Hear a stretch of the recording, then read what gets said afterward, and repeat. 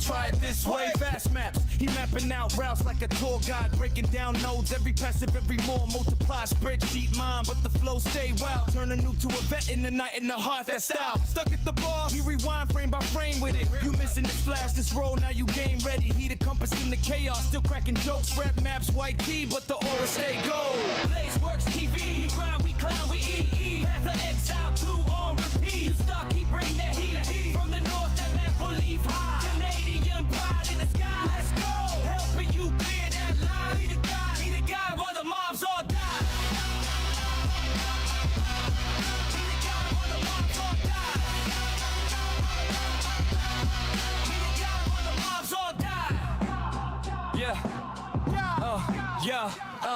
Big Ray, big talk, interviews on the main screen. Other creators in the call, whole dream team. How you build your league, star panel on flame, breaking down loot, league, mech every layer of the game. Hot takes, but the respect stay mutual. He hosts like a pro, keep the convo beautiful. When I on chat, other locked on the guest, give him room, ass deep cuts, pull the best, from Toronto to the west. You can feel that flag, little red on the cap, white cross on the tag. Yeah, I'm proud where I'm from. He say that live, but the love worldwide every time he goes live. Yeah, Blaze works TV, we grind, we climb, we eat. Have an Exile 2 on repeat. You stuck, he bring that hit from the north, believe high. Canadian pride in the sky, let's go. Helping you clear that line. He the guy while the mobs all die. Yo, media. What up, Burb? What up, R-Jack? we are so back. What up, Burb? The nurse in the fog, he the waypoint lit. If your bill feel wrong, he will tweak that quick. From Act 1 rocks to the Endgame. We're so freaking back. Your home run flip. Blaze works TV, we grind, we climb, we eat. Have an Exile 2 on repeat. You stuck, he bring that heat from the north, that believe high. Canadian pride in the sky, let's go. How you boys doing today?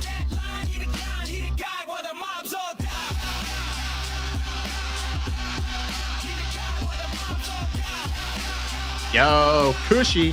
What up, Cushy? Good morning, bud. Blaze works.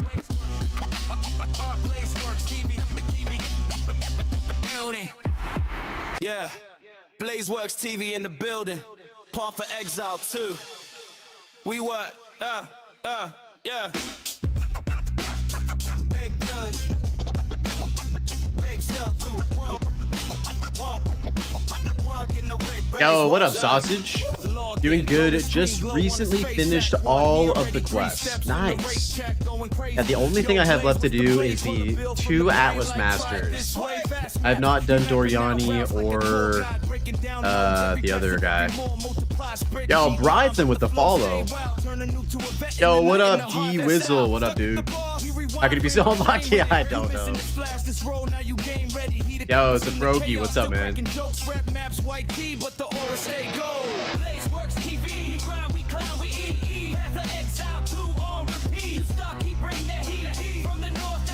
Oh, you forgot about Temple. Temple was actually the second league mechanic I did. I did Abyss, and then I went right to the Temple after.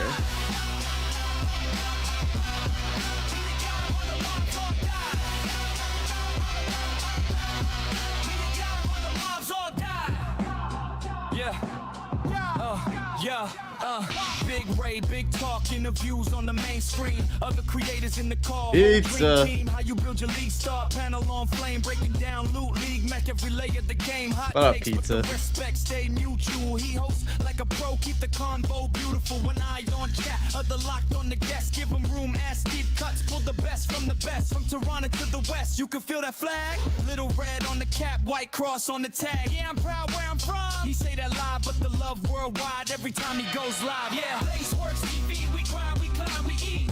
Have an Exile 2 on repeat. You stuck. All right. Good morning, everybody. Good to see you guys. Welcome in, Sausage, Pizza, Zafrogi, Mr. Burb, the Wizzle, Mr. Media, Classic Kush, R-Jack. Good to see you guys. It's good to be back. Yeah, just to kind of fill you guys in. So the last time I streamed was last week. I believe it was on Thursday. Not even Thursday, so it was Wednesday. I almost haven't streamed for a full week.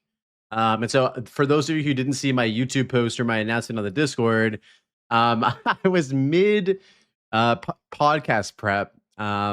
Was preparing for the podcast with Miso, and then my internet goes out, and I'm like, what the fuck? And so I go outside, and there are these guys basically extending our driveway, and the internet cord is just chopped into 3 pieces, and I'm like, oh my god. So needless to say, I was down enormously, and I was forced to touch grass. Um, against my will. But yeah, we got it figured out. The technician was here on Saturday. So we're good now. We're up and running. I feel like the internet's actually running better too. So that's nice.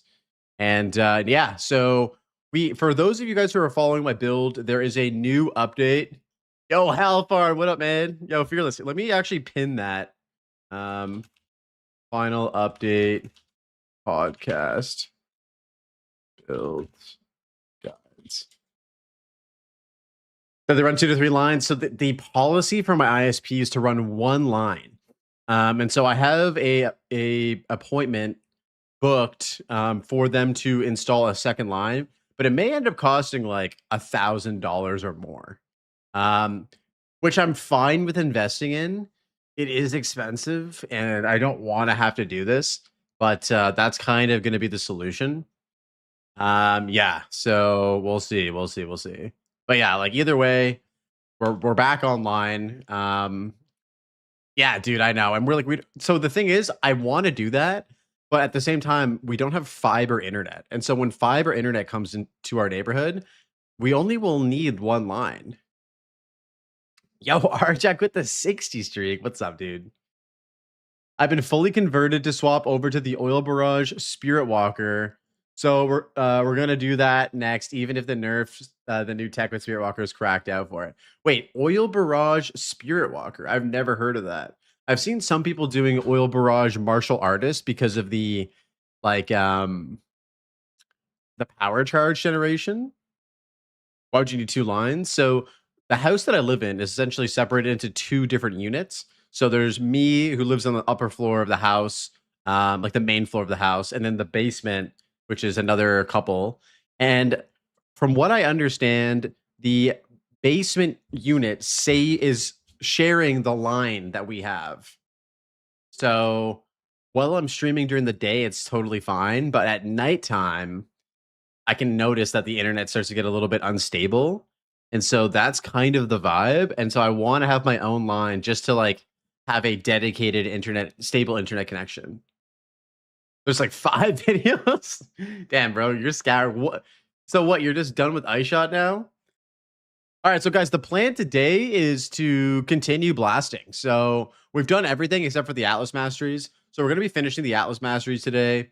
That's the last thing I have to do on this character or on this account for SSF. And then, yeah, we're just going to try and farm. We want to get like Rakiata's Flow, maybe get a Constricting Command, maybe get a new Heart of the Well.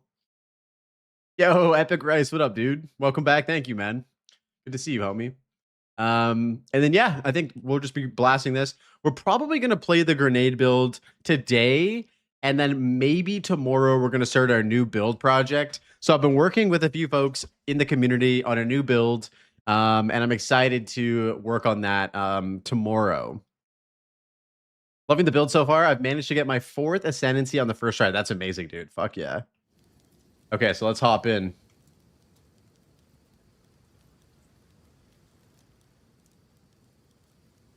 Let us hop in. Dude, also, guys, how sick does the challenge armor look? I feel like it looks especially nice on the mercenary. There may be a solution that can at least help with stability. We can chat about it later. Yes, dude, that would be awesome. Yeah, if you have any, like, info on that, I'm down. Okay. All right, so here we are, level 96. We are completely decked out in the challenge armor. It's better than Burger King. Dude, I think it's way better than the Burger King. The Burger King set, along with most of the PoE1 sets, feel a little bit not grounded. Like, they feel like too fantastical for me. They look cool, but I really think that it looks better in PoE2. So yeah, let's hop into it. I was gonna your Breach Lord drip. Oh shit, okay. I have not seen that. Yo, what up? What up, Jeff? It would look better at one. What do you mean, dude? If you get to 1K depth, you're like covered in dirt. You're covered in like crap. Your armor's gonna get all dirty. Okay, we also made this crossbow yesterday, and it actually I think will be an upgrade.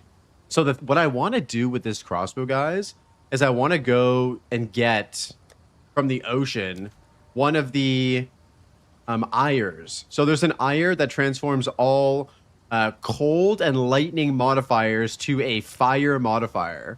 And so if we do that, we're going to have double T2 fire and tier 4 fire damage on this crossbow. And I think that's going to be extremely potent for this build. So I also kind of want to farm that. Maybe we'll do a little bit of ocean and see what we can find. Hopefully the next PoE1 League is the last one. Oh, no, dude. I don't think so. I think they're going to announce some big PoE1 stuff at ExileCon. Another day, no surround attack. Oh, dude. What the heck? What are you trying to do to farm it? Are you doing, like, ground city farming or what? What's your farming strategy? What is that thing you just mentioned called? Okay, so the thing I just mentioned is called an Ire. So this is a very rare crafting currency. It takes up a rune slot. And so what you need to do is, if I wanted to use this, I would drag it into this rune or into this rune socket, and it would convert all of my, whatever it says here, fire and cold into lightning mods. So it would convert this fire and cold damage into a flat lightning mods, which is very powerful. And so because Explosive Grenade converts most of its damage into fire damage, flat fire damage is very, very strong. Also, the whole build is just based around fire damage as well. Not rituals. I did find a Viper Cap and it disappeared. I don't have enough chance orbs to farm them. Ah, I see. If you just play a bunch and salvage all of your unique items, you should get a lot of chance shards. I went through and did a round of, I believe, 12 chance orbs yesterday on all heavy belts. I kind of want to target like a Viper Cap too. Let me add that to my filter really quick. Because I would love to stick around with the Constricted Command. I feel like Constricted Command is just so good. Okay. Let's go in here. Customize. Chancing. We want to get rid of the Ornate Bell because that sucks now. We want to get the Viper Cap. Okay. Export to PoE. Download. We'll go into our loot filter folder. And we called this one 5. We're going to do this as 5+. Okay. Is it the Blazing Flux? No, the Blazing Flux is for resistances, Iron. So the Blazing Flux will convert all of your elemental resistances to fire resistance. So the Ires are the ones that we use for flat damage on weapons.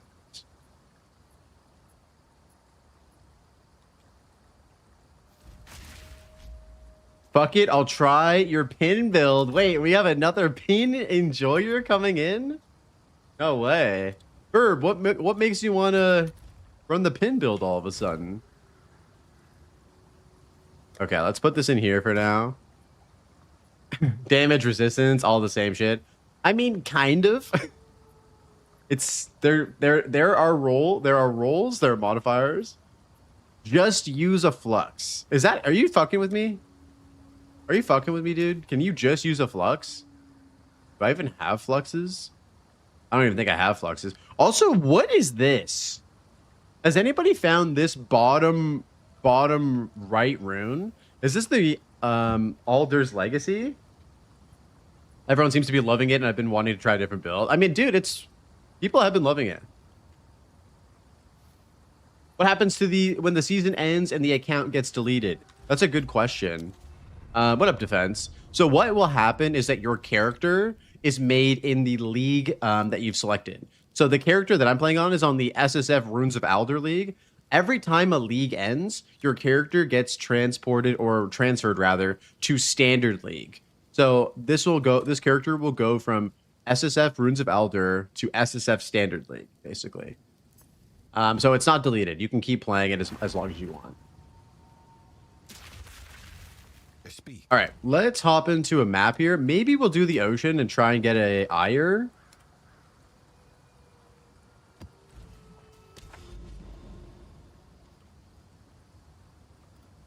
Oh, but actually, we were very close to this. Now, let's continue on and do this Corrupted Nexus first. That is something that we need to do. We need to get all of our Doriani points unlocked. Give it up.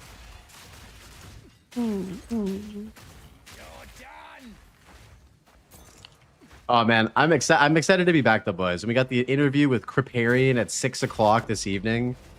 It's gonna be a lovely time today.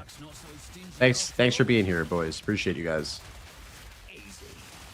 Also, in some exciting other news, we just applied for the Twitch Partner Program 2 days ago on Sunday. So in order to be able to apply for that, we had to hit 75 average viewers for 2 months. This has been one of the big goals for the year for me. I have like a specific number of subscribers that I'd like to get on YouTube. That number being around 7,500 for the year. So I'm hoping to be able to achieve that. And then my other goal was to get Twitch Partner. I know I keep saying it, but you're seriously moving up in the world. Oh, dude, we're just trying to make a good video and a good stream, one stream at a time, brother. That's it. Thanks for not leaving us forever. Wait, what? Crip interview? Yeah, Crip interview tonight, dude, at 6 p.m. Crip interview tonight at 6. So I actually got in touch with Crip from, oh god. From Talkative Try. Oh, we have a boss in here. That's fun. He's dead. Oh, and he had 4 essences. I hate that. Yeah, I got in touch with him through Talkative Try, my boy. And I wanted to, first of all, reach out to Crip because he was the one who plugged my build in his initial Best SSF League Starter video. And that video resulted in a ton of new people coming to my YouTube channel, my stream.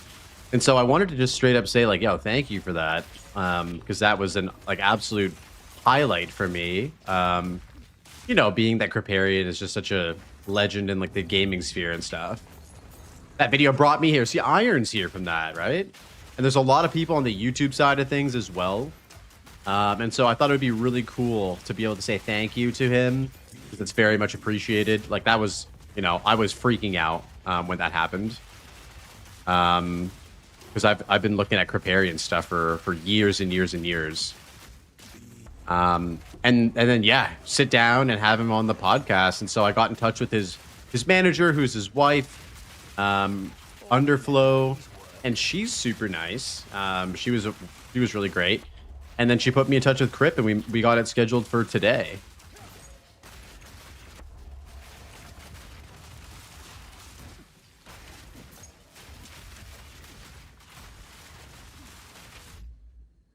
Yo, Squishy, what's up, dude? Welcome back from the Dark Ages, brother. I literally went through the same thing with construction guys after breaking my fiber line twice in 2 weeks. Okay, you win.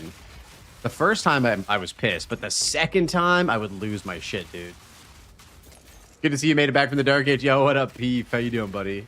Thank you, man. Yeah, we're back. We're back from the Stone Ages.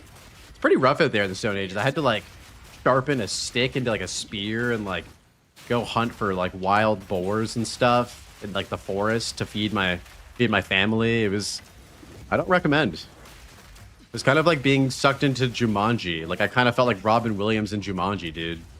Just coming back to the world, man. Hey, where's this boss? Where's the boss? Oh, he's right there.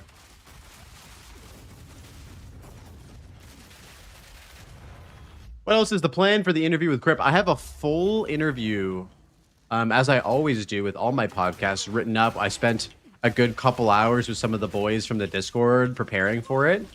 I also finished it up tonight. We're going to be talking about a lot of things. We're going to be talking about life. We're going to be talking about gaming, Path of Exile 2, obviously, Path of Exile 1. Yeah, there's a ton there. I don't want to take up too much of his time because I know he's a busy guy, but Yeah, like we have a really good interview plan with him. Super proud of this one.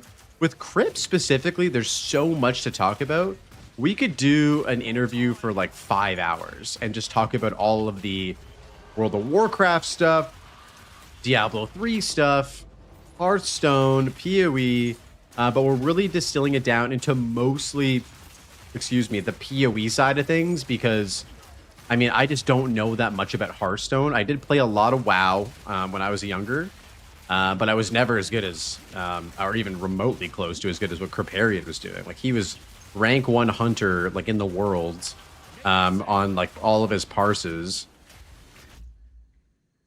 No, I didn't have to do that, Riff. What up, Riff Raff? How you doing, buddy?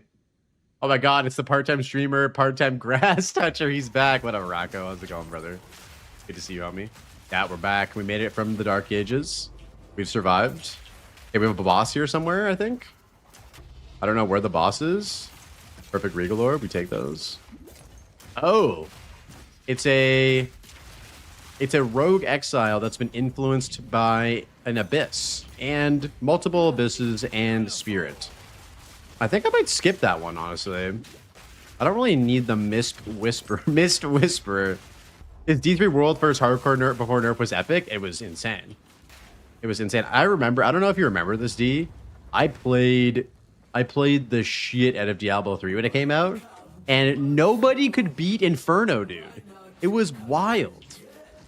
And then Crip beats it on hardcore, and I believe he beat it on a barbarian as well, which was considered to be one of the like worst classes in the game at the time, because you had to get hit a lot. Whereas, you know, a lot of people back in those days were playing Demon Hunter, because Demon Hunter could kind of build glass cannon. And yeah, they had to nerf the game. He was rushing to do it before the nerf. Yeah, it's such a Giga Chad move. I mean, he's been an advocate for hardcore quite a lot. Heart of the Well, I don't think he's influenced by the Abyss. Pretty sure. Or else I would definitely do it. Who's next?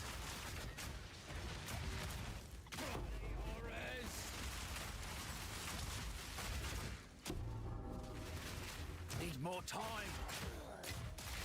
Yeah, he also had played PoE 1 since beta, so 13 years ago.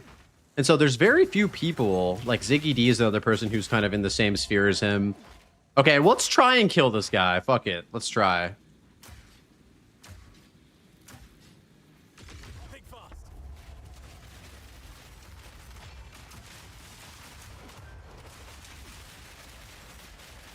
Let's make some noise. Need more time.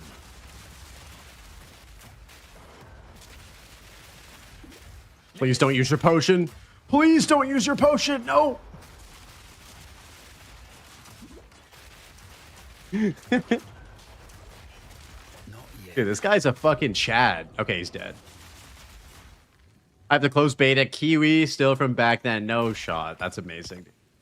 We put it to full. You aren't playing hard HC. Don't be a Sally. We did it. We did it. We got him. We got him down. Yeah, I don't know what I was doing back in 2000 and... When would that have been? 2013? I guess I was playing Diablo 3 when that came out. And then I was one of the people that played a lot of Diablo 3 and then moved on to, I believe StarCraft 2 was out at that time. And I played a lot of StarCraft 2. And then I went to university and didn't really play too much like PC gaming. I was too busy being a kid back then. How old were you in 2013? So I was born in 1992. And so in 2013, that is the 2002 would be 10 years. Yeah, I was like 19, 20. Wait, 9? The goat is back. Yeah, what up, Yusef? How you doing, buddy? Good to see you. We're back, bro. We are back, and we are doing better than ever. We got internet now. One shout out to Mark's Christmas being ruined by Temple. That was so funny. Have you guys watched the interview from yesterday? The interview was really good. There was actually a really big emphasis on hardcore as well, which I was very happy about. Burb is you're 21. Oh my god, you actually might be one of the youngest people in my community, dude. Yeah, really good plan to fix as always. It was cool to hear that the monsters that I've been really struggling with in the game, like the breach monster, is something that's been killing the most people in the entire league. I've been saying since I've experienced those breach monsters this league, that guy is fucking overtuned as shit. Like, he was one-shotting me all the time as a white monster. Not even like the rare monsters that spawn after you finish the unstable breaches. I feel out of place. No, dude. We have people from all ages in here. It's all good. We have some folks who are like in their 50s, you know? Like Arjack. He's like, you know, he's pushing 70. Arjack's out here pushing 80 years old and he's still doing his thing, blasting, brother. This is a child's channel. First message, yes. No, it's not. Yo, Lyriquin, welcome in, man. I hadn't noticed, but I have 85 chaos res with the chonk. I'm sure it's chaos damage that's killing. It is. It's 100% chaos damage. Like, the folks who I talked to who had, like, CI were like, yeah, that guy's easy. And I'm like, oh, it's because you're not taking any damage. But he can shotgun as well, which is a big problem. I watched the interview live and hearing Ziz snitch on people doing OP strats this league on Temple was stupid. Like, why do you need to tell the devs look down on people doing something they enjoy? You should shut that down. I think with regards to the Temple, like as Mark mentioned, it's definitely a sore spot. Like Mark even said the Temple literally ruined his Christmas last year. And so I think Ziz wants to highlight something that they can potentially nip in the bud before it gets too late. Because that's kind of what happened with the Temple last league, right? It was because it was a thing that happened during the holidays, they weren't able to act quickly enough in order to nerf it, and it became incredibly broken. It actually ruined the league for a lot of people. And so I don't think that it was a bad thing that that Ziz was basically telling them that, yo, like the Temple still might be a little bit broken. Like it's, you know, at the end of the day, I don't think there's anything wrong with that. I would rather I mean, I'm playing SSF, so I don't really care either way, but I think that for me personally, I would rather the game be in as a balanced place as it can be so that more people can enjoy the game. And the FOMO that comes with having to feel like you need to farm the Temple really can ruin people's experiences with the game. And so they wanted to avoid that. Shut that shit down. It's not healthy for the game. Yeah, I agree. You're loving Rune Forge crossbows. You're still using a remastered Raptor. Oh, that's sick. It ruined Mark's Christmas, yeah. Hey, can you explain how you have so much spirit for the Pin2Win build for the rage passives? Yes.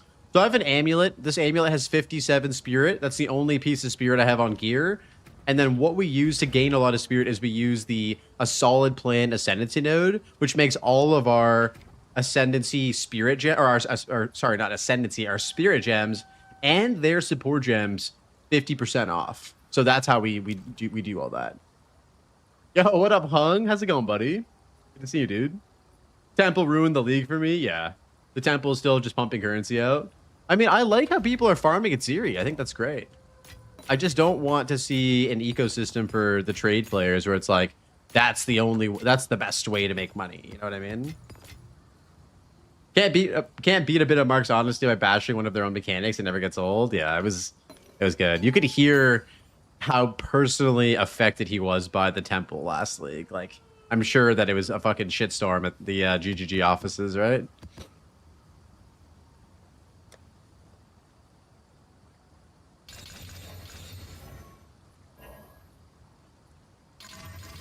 All right, so let's make these 6 modded. For those of you who are playing my build, there are some... Bro, you still have the quest from Expedition. Which quest? I know I haven't done the rune forging for unique items. I don't know where the quest is, Ace. Where's the quest? I've experienced my first bug in a build I played. At least the bug I can notice consistently. What's the bug? No problem, Ellen. King's March? Okay, let's go to King's March. Okay. For me, the Temple Rune last league, I knew it was not intended, but if you wanted to play, you needed to do it. Oh, like Act 4 King's March, you mean?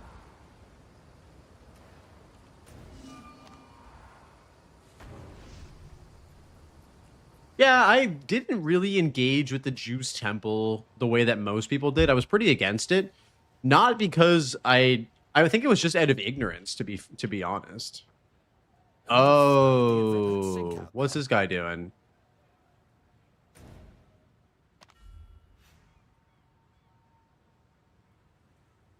Wait, did I finish the quest? I should have read that. Welcome. A pleasure, as always. Oh yeah, I forgot you can also buy runes from this guy. Not today. You should just be able to put a unique in. I want to do the upgraded Calgurian uniques. That's the thing that I can't do. Like, I have this staff called Duality, but if I put this in here... Oh, I can do it now. Yo, should we upgrade this? Look at this quarterstaff, by the way. So you gain finality for 5 seconds per combo expended. And so finality makes it so you have 100% increased critical hit chance with final strikes and makes your strike skills skip to their final strike. So that includes Ice Strike, Tempest Flurry, you know, stuff like that. So this is pretty cool. I had mine before the campaign ended. Yeah, it's from Act 4. I just totally skipped it like a dum-dum. If all my minions die, I'm locked out of commanding my Djinns? Oh, that's not good at all. What the hell? Did you try turning it on and off again? Okay, sorry. Mine is Joe Mark. You may have to do the map pieces. Yeah, my first round, I had skipped a ton and had to go back, dude. I had to as well. Yes, upgrade. All 3 outcomes were great. Okay, so what do we need? 20 Exceptional Verisium and Orloth's Crest. I don't think we have an Orloth's Crest. We may just do this Corrupted Nexus and then go back to the ocean for a bit. So we have an Uhtred's and Varana's and a Medved's. We don't have the Orloth. We need to go kill Orloth. So we're going to go do that shortly. Oh, that's T1 actually. Let's save that. One of the most important things from the interview... dude, this song is a banger. Holy shit. One of the most important things from the interview, guys, was listening to Mark talk about how he makes money crafting items out of maps. I think a lot of people, especially people who don't play SSF, don't pick up nearly enough gear. And listening to Mark explain that he goes in with 120 Scrolls of Wisdom. And so for reference, I go in with usually 80 Scrolls of Wisdom in every map. And I'm constantly picking up bases.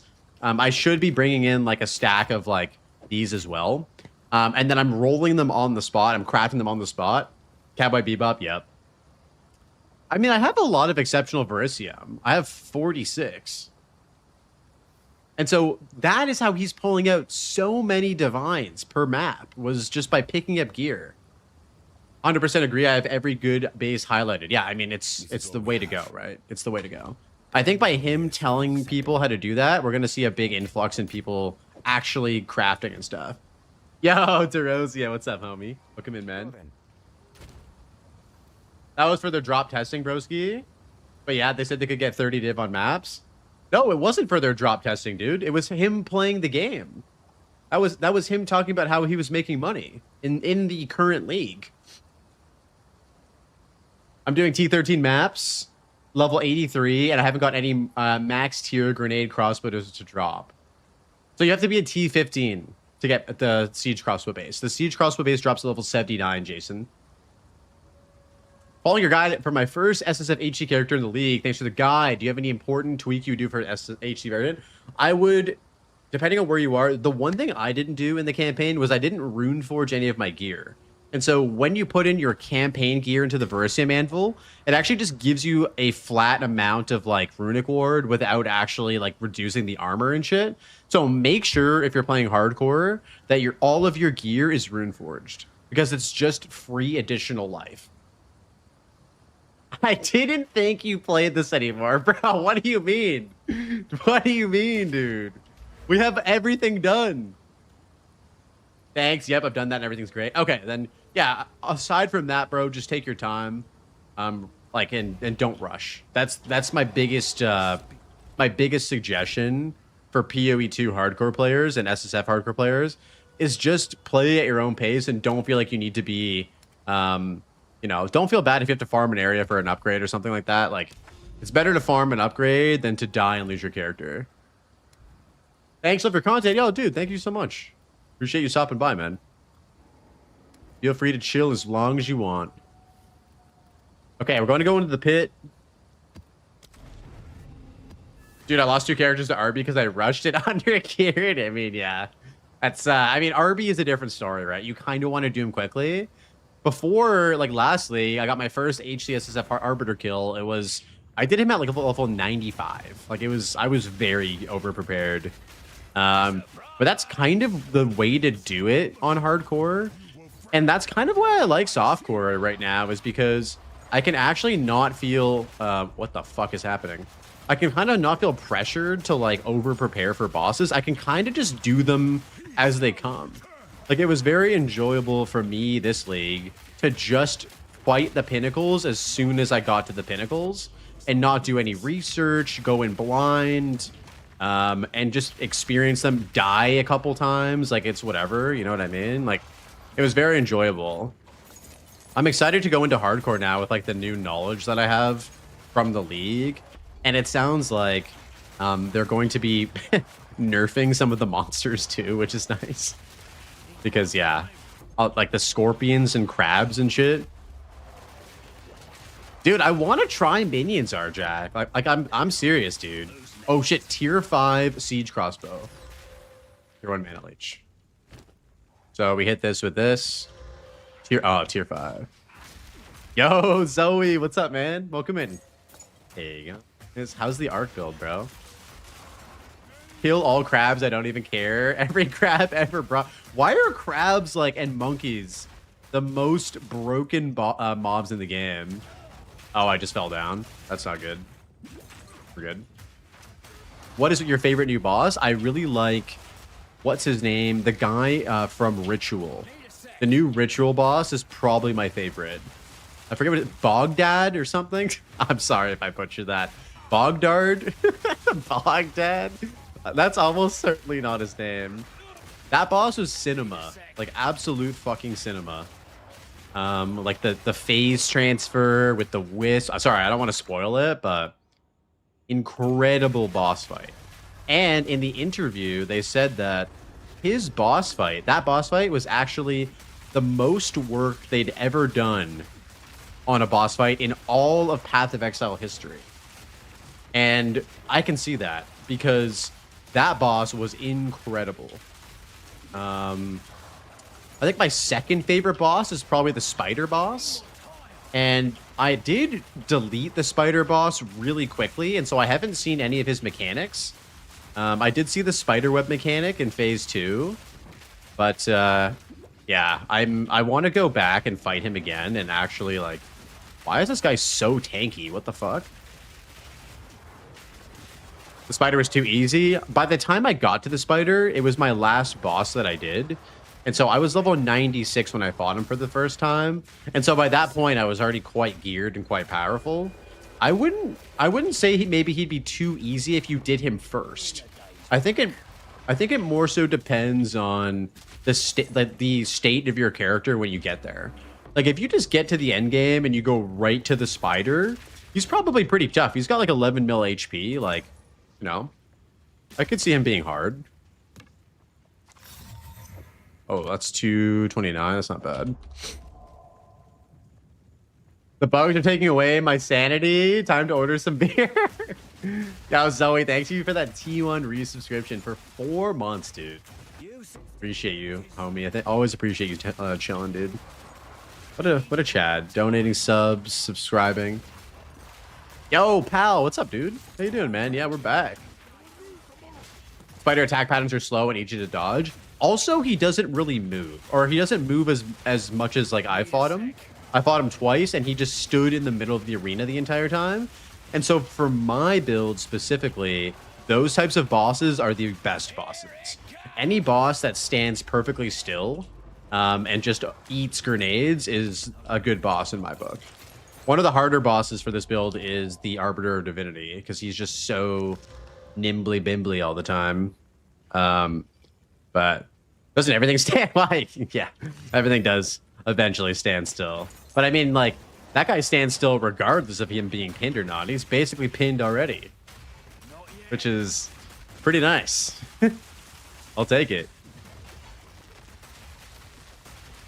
We'll take that any day.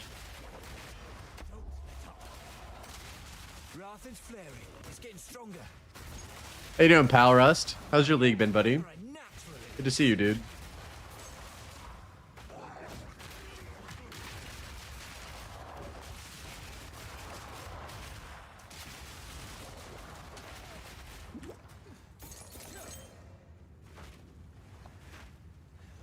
Brachus the Juggernaut. That's the guy with the big thighs, right? That sounded wrong. That's the big boss, right? With the big legs. Yo, Arhan, what's up, dude? Good morning, man. How you doing? You guys know what I mean. The big-legged guy. The guy that's like, you don't bring sunlight.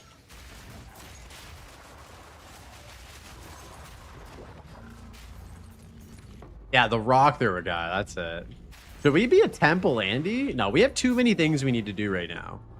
We need to go and get some stuff from the ocean.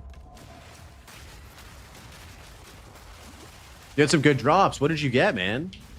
I want to try and get Rocky out his flow today. I've only done one Jade Isle so far.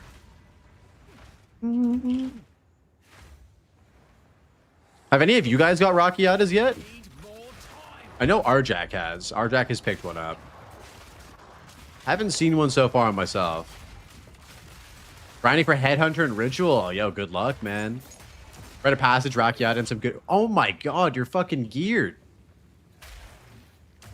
Blaze starting his Achillean arc? I don't exactly know what that means, but I'm here for it. Achilles was pretty cool until he got his heel split. You got Mage Blood? Oh my god. Arjak is a minion player, and that doesn't count. Arjak, are you gonna take that? Not yet. Are you gonna take that from twice? What up, twice? How you doing, buddy? Most of the time. He's right. I'm not people. No, you're a person. If you were people, that would mean that you have multiple personalities, which is an undesirable thing. Unless you enjoy having two personalities, and then that if it works for you, it works for you. Also, I've gotten 2 fracturing orbs by doing ritual. Have you guys got fracturing orbs from doing ritual? Like, whenever when the ritual ends and it gives you like a little reward, like for just completing like the one ritual, 2 fracturing orbs. And I haven't done like any cleanse maps.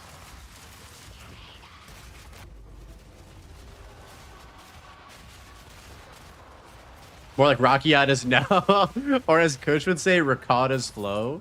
Dude, Kush always says ricotta, like ricotta cheese, and it fucking makes me crack up every time, dude.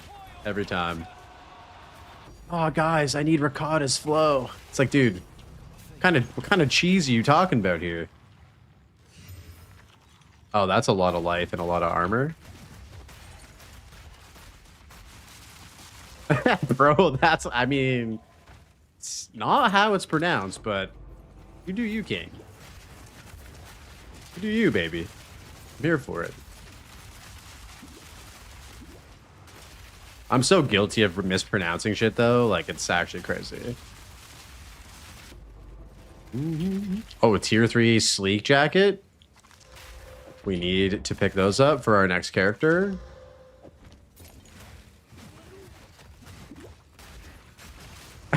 Getting schooled by Blaze of all people. That's how you know it's bad, dude. Rocco knows straight up how bad my pronunciation is. Yo, what's up, Kira? How you doing, buddy? Happy Tuesday, bro. How you doing? How's the build? You're in T15 maps now, right? Are you getting loot? Are we acquiring thy loot? I could go for a Rakiatas today or a Rite of Passage, one of the two. I think if I was to ask for any Rakiatas though, or sorry, any Rite of Passage, I would go for the Ox. The Ox for pure defense. You know, you get your max life increased by 20%. You get, I believe you get stun threshold as well. I forget what the final one is with the Ox. You're using the Ox. Okay, what does the Ox give you? Dope. Do you like the new maps? Yeah, I like a lot of them. The one that I don't like is the... There's a few that I don't like. Some of the, like, kind of more close maps I don't like that much. Like, the canal one that's kind of like the waterways. That one kind of sucks, doesn't it? The Stampede is also mini defense. Yes. Cat is the best. Cat is really good for damage. Cat is insanely good for damage. I would just take more survivability, I think, at this point. Like, my damage is pretty solid.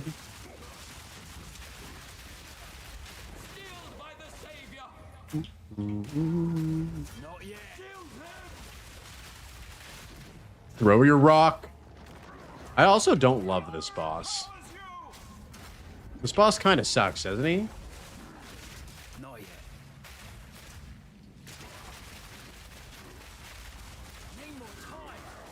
Any boss that has a shield and goes invulnerable is just kind of annoying.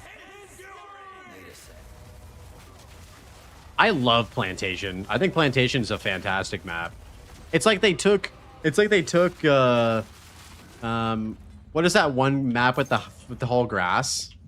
They took that map and just made it so much better. Currently getting back up in tiers, trying to figure out where the companions are at overall right now. Oh, are we incorporating some companions into the build? I didn't realize that. 90% are decent. Yeah, I agree. I think 90% is a good number. I would go with that. Raised fields. That's it. Give me one sec.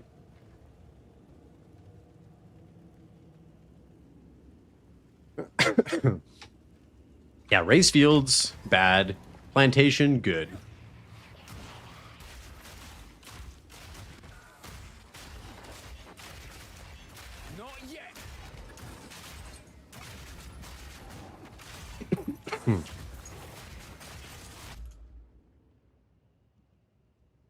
Excuse me.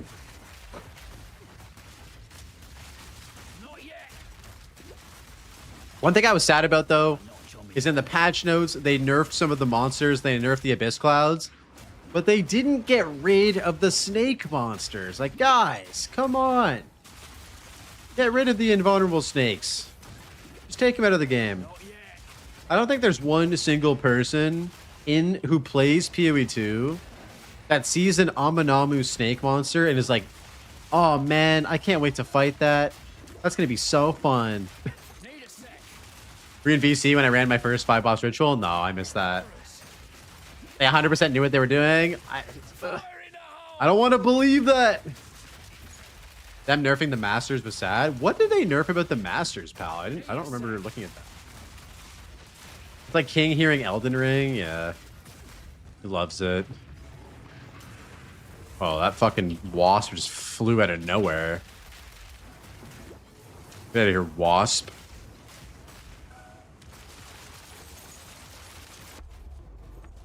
Ornate plate. Tier 1 armor. Thorns damage? No, dude. What is that?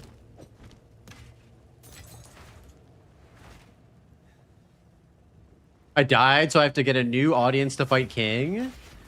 Oh, no. Good morning, Blaze. How giga rich are you? I mean, I play SSF, so I don't know. Not really sure. Angormus crying. Yeah, don't show Angormus that armor. I'm already in trouble with Angormus for getting thorns on my speedrunning gear. Ooh, tier 5 Val gloves. Oh no.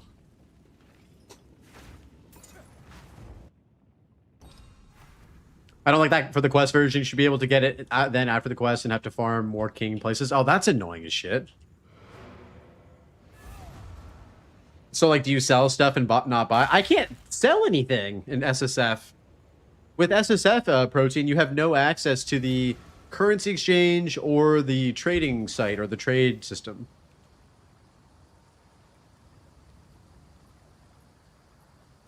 But I think that if I did, I wouldn't have that much money. I would probably be pretty poor. I have like 16 divines. Oh, I didn't know if you were on the official league or the self-imposing. Yes, official league for sure. I love my official SSF. Although I do think it'd be cool to be like SSF with a currency exchange. That would be a fun like kind of middle ground. What do you need? What do you guys think about that? Do you think that could work? He sells his soul to the streamer client to make up for it. Okay, we don't talk about that, all right? We don't talk about those shady deals. I serve. That's called trade. That's not SSF at all, though. I know. It would be like SSF light. You know what I mean? It'd be like SSF light. We couldn't call it SSF. We would have to call it something else. Yo, Master Keith with the follow. Welcome in, bro. I think SSF with recom would be... Oh my god. He's bringing up recom. He's bringing recom up. No, true. Vendor for currencies might be a middle ground. Vendor recipes would also be... like, if we had some vendor recipes, that might even just completely nullify the need for currency exchange, honestly. It probably would. I serve. Oh, what was this? New to the channel, just saw some great PoE2 content on YouTube. Yo, thanks for coming in, Mr. Keith. Welcome in, dude. Appreciate you checking out the YouTube stuff. I have many services. Double res with T1 chaos. Life regen. I mean, that's a belt we want to hold on to as well. I think we call it trade minus. I like that. Yeah, someone make trade minus for us, please.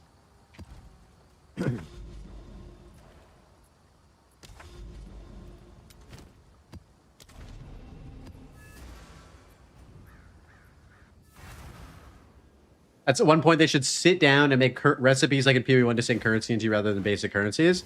I think I would totally be down with a vendor recipe system. What about you guys? Do you think that would be broken or do you think that would be fine? My first instinct is to say that I think it would be fine. It works really, really well in PoE1. Yo, Bill. Yes, we beat the Internet Pinnacle boss for now. We still have some ways to go, but at least we're online, dude. Oh my god, we got a fucking speed shrine right before the breach? Yes, dude. You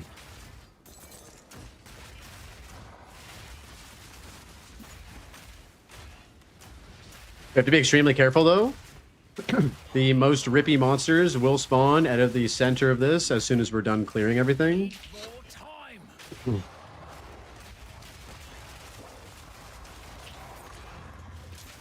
What I like to do is hit them with a couple preemptive flash grenades when they pop out like this, and then just dump explosive grenades on them and then just kill everything immediately.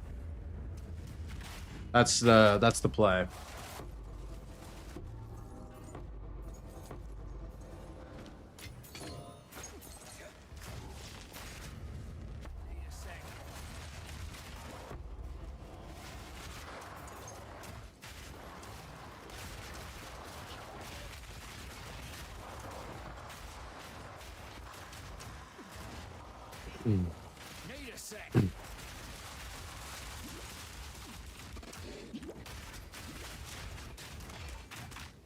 Huh? What's up, Gongli? Bro, what is that message, dude? What did you just... What did he say? What up, Gongli? I gotta go to IRL minions to take care of. See you another time. Yo, D-Whistle, thanks for stopping by, bro. Have fun with the IRL minions. Make sure to get some plus levels. Get those minions stronger, you know what I'm saying? Not yet. Randy Savage lines. Ah. That went right over my head. Like, so far over it, my head. Although, I didn't really ever watch, like, wrestling and shit. I just hate getting wrecked by the that hates. Yeah, that guy's tough, man. I don't like that guy. Wait. Oh, we have an influenced rogue exile here, boys. Influenced rogue exile right here, boys. This is a heart of the well. Guaranteed. This will be our third one of the league. Are we going to get a 5 mod one, though? We have a 5% chance.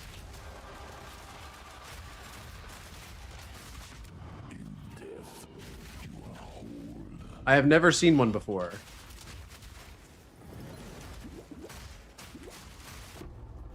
Oh, we're taking damage, though? We got to back the fuck up? Need a sec.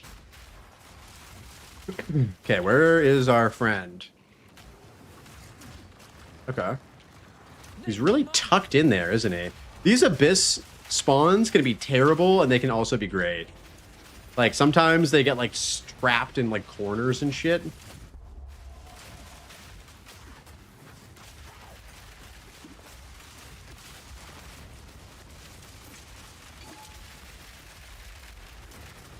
Not yet.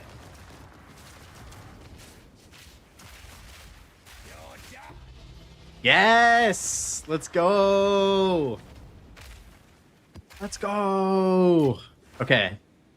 The question now is, do we actually send it on this without echoes? I think we have 1 echo. The only thing we have is 1 echo. I kind of wish we had like 3 more. You know what I mean? Save for echoes? Okay, yeah, we'll save for echoes. I just get so antsy for this. It's so, I think it's so fun IDing or unveiling Heart of the Wells. That was an ethical fight. Fuck it YOLO. Okay, we can fuck it YOLO after this map. We can fuck it YOLO after this map. We really do need a good one, though. It would be the smart decision to not YOLO it.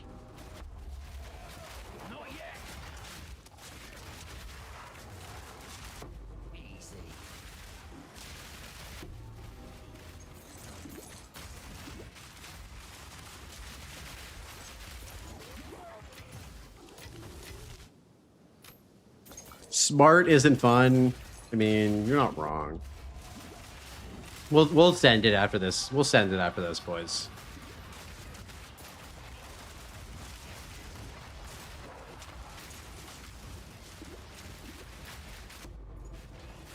Oh, we're gonna get an echo right here, right? I'm on trade and I even farmed my own echoes. Dude, I had a lot of echoes earlier. I was doing triple Abyss tablets and I think I walked away from a gaming session with like 7 or 8 echoes, which was pretty good. Yes? Okay, we'll do it for you guys. I know you guys want to see that shit.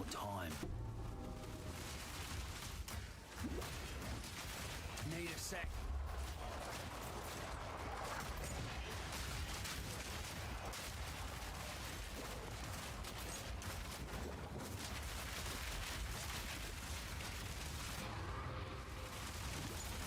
They nerf the rates now? Like, you mean the drop rates of them? Oh no. Why would they do that? Not yet.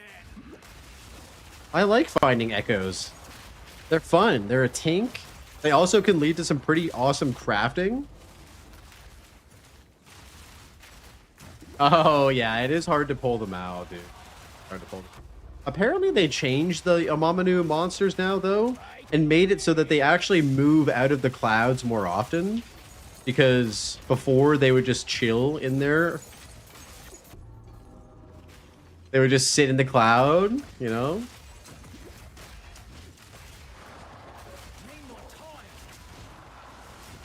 I'm personally more of a fan when my monsters don't hang out in clouds, personally.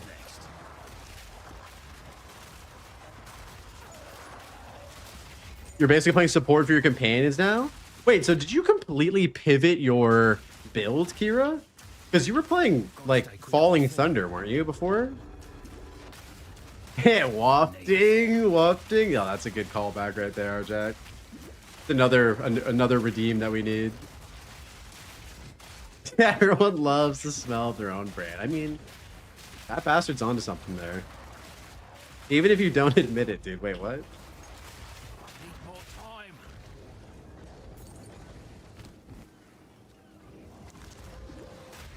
The song's a banger? I mean, you would say that. This is the playlist you made.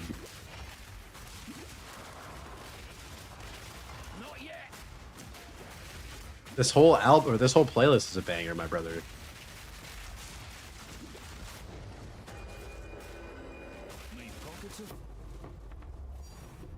Oh.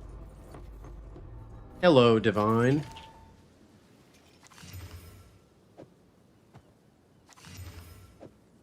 Oh my god, those are terrible.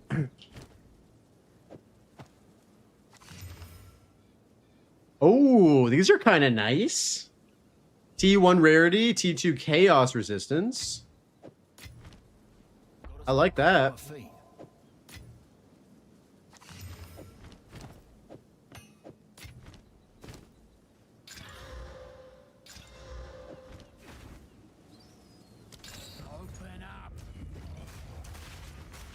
This isn't code? Wait, what?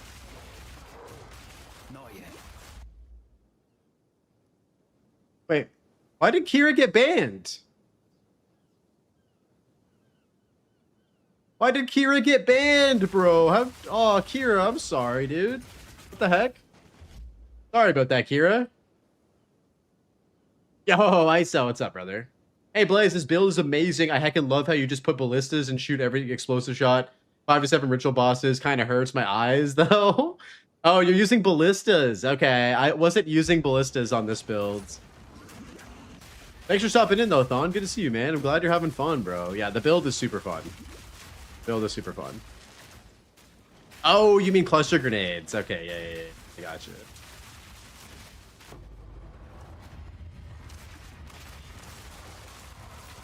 Yeah, thank you so much, Thon. I'm glad you're having fun, buddy. Fancy seeing you here. I would love to get Constricted Command. I just highlighted Viper Caps on my loot filter. We have 5 Chance Orbs.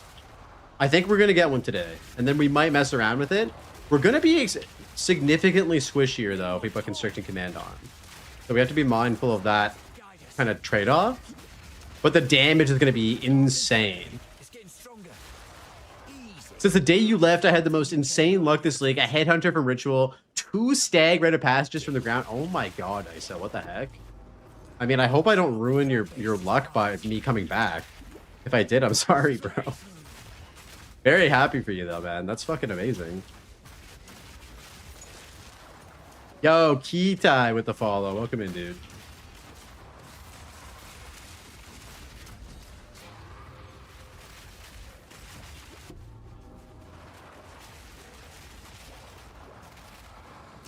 Double wisp essence. Where is he? He went invisible? Okay, he's dead.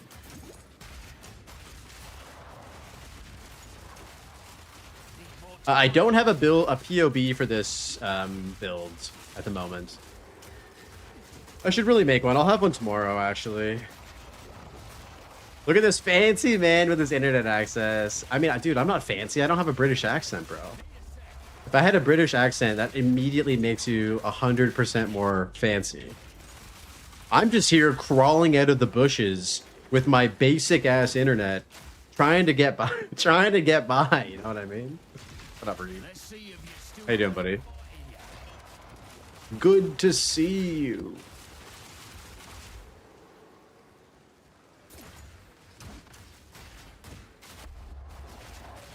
Trying to farm a mage blood from Ritual? Dude, I want to do that too. Hey, I just saw your YouTube update video, mate, and wanted to say, send some flowers. Really great content. Yo, Kitai, thank you, man. That means a lot, bro. Thanks for stopping by. Appreciate the kind words, my dude. In 'em? Win 'em? Oh, he's empowered? That's fine.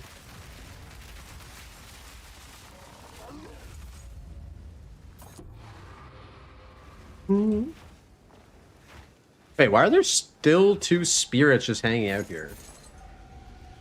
Come on, boys. Let me show you where the next rare monster is. Right here. Get on them! The only reason why I want to engage with wisps in general is just for that tiny chance that a rite of passage can drop. You know what I mean? I mean, a divine is fine too, I guess. Need more time.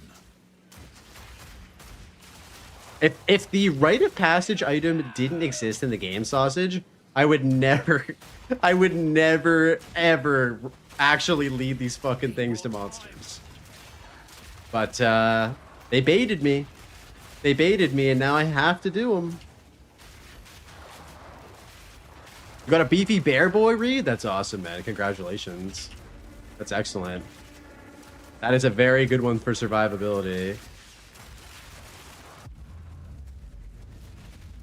Oh, right. This map has corruption. Forgot. Level tier 5 layered vest. We should pick that up for sure. Tier 2 regen. We don't need that.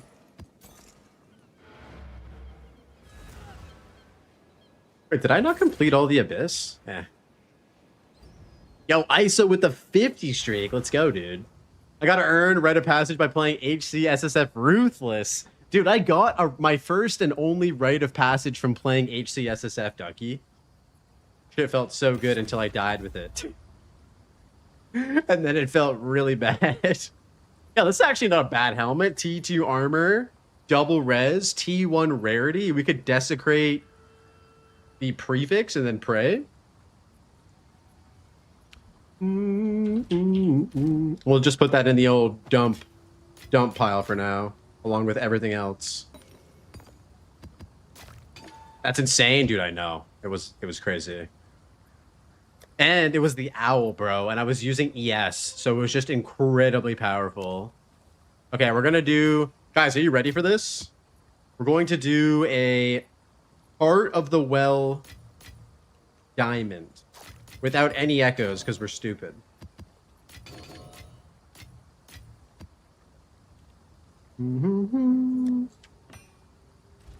I serve. Acceptable.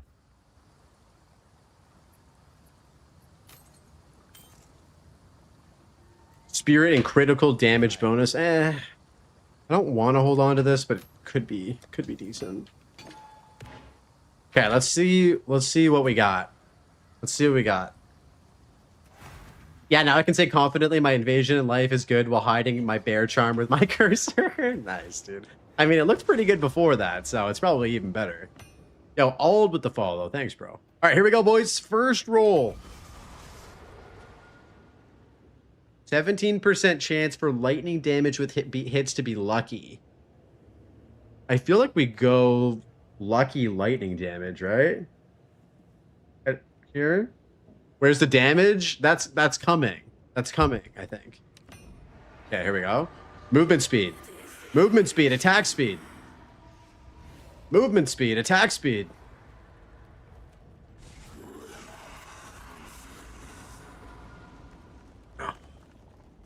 It's bricked! It's bricked! It's bricked! It fucking bricked, bro. Oh. It's bricked, dude. 5% chance to increase ailments.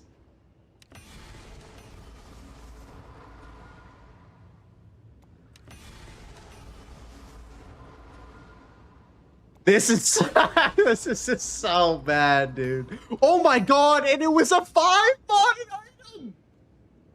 Guys! This was a 5-modded item and I didn't realize it. Holy shit, we actually just threw. Alright, guys. Yeah, this stream was fun. I'll see you guys tomorrow. TV in the Yeah, building. I'll be live same Path of time tomorrow, Exile guys. Good night. God damn it, bro. Oh my fucking god.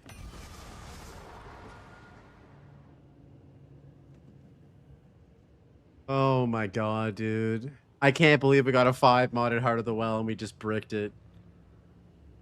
We did it for I did it for you guys, you know? I did it for you. Classic streamer blaming chat for all of his failures. I've become what I feared most. Oh my god, man has working internet. Yo, Halsey, what up? Halsey, I'm so glad you came in right at this very moment and not 2 minutes earlier. because we just absolutely bricked a 5 modded Heart of the Well. Because chat made me go in without any echoes because they're impatient. True.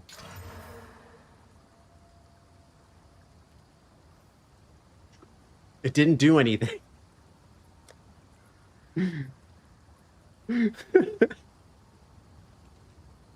Yo, Reed with the 2 gifted. Thanks, buddy. Appreciate that. Okay, I feel so much better now. Reed brought me back to life with 2 gifted. That's all it took. The last message I saw was, where's the unsub button? Bonus proc -1 Valor. Yeah. Holy, just placing my bell, you did 5 mil damage. Oh my god. You became a spider in your kitchen sink. That's what I fear most. Oh, I hate those guys. I hate those guys. Not a spider fan, I'm not gonna lie. What am I doing here? Yeah, let's put this away and never look at it again. Actually, you know what I'm gonna do with this? I'm doing this, guys. This is what we're doing here. See you later. See you later.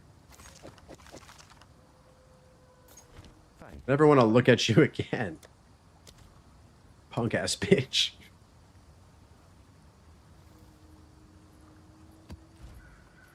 The cat doesn't kill spiders for me? No, Mike. Have you not seen my cat, bro? My cat is... He's a special boy. To say the least. He's a very special young man.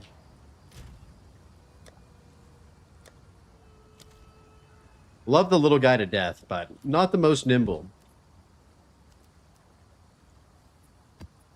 How's Pedro? Pedro's good, dude. Pedro's really good. You miss him? Aw. Yeah, he's at the other house where I used to live. He's with my mum. I'm trying to build a fire build for Gembling Bear, and I'm struggling how to figure out how to make fire effective on the passive tree. I mean, Lex had a really cool video, Protein, about doing a chaos conversion fire shield wall build. And then, like, the day after he put the video out, they nerfed it. Which I thought was a really cool build. He did, like, big ignites that got converted to chaos damage with... What's that ring that converts fire damage to chaos? Black fire, that's it. Yeah. So apparently... Oh, shit. Apparently... Wait, hold on. Oh, we got an Orloth Saga. This is good. We need that. We need to fight Orloth. Gembling Flame Blast is the hot shit right now? Really? I'm so, like, not up to speed with, like, the meta or what's happening right now. Reed, I have a question to ask. When are you going to do your next character? When HC? I want to do one more build, Inky, before we do HC. I have one more secret build that I want to try and pull off. Now that this one's basically done. So we're going to do that.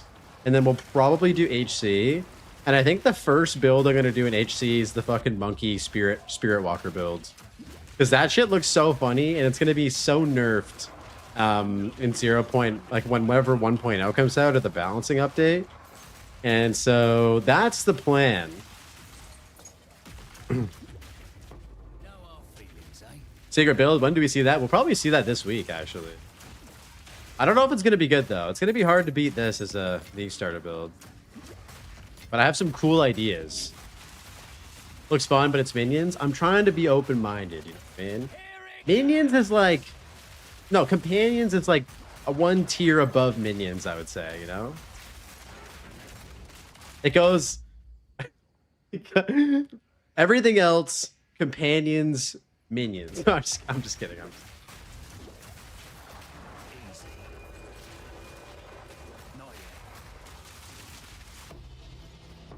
Orloth Saga. Let's...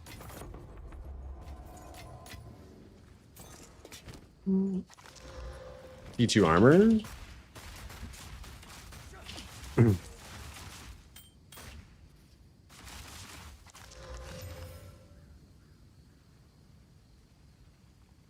Oh no, that dropped corrupted. That could have been good.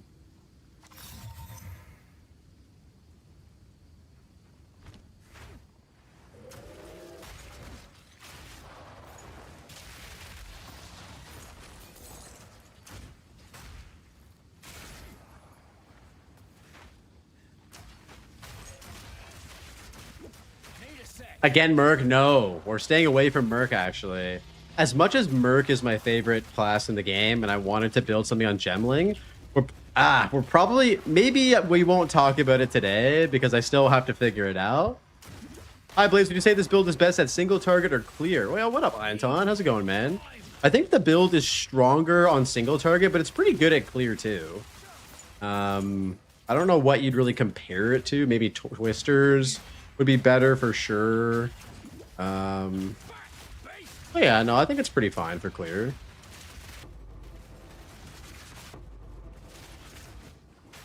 We're just chilling. We're not trying to speed through these maps or anything. We're just vibing out today.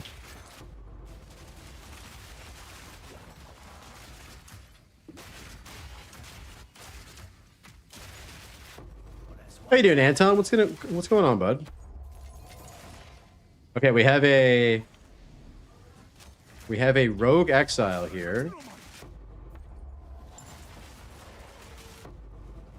So much for map content. What do you mean? We're mapping.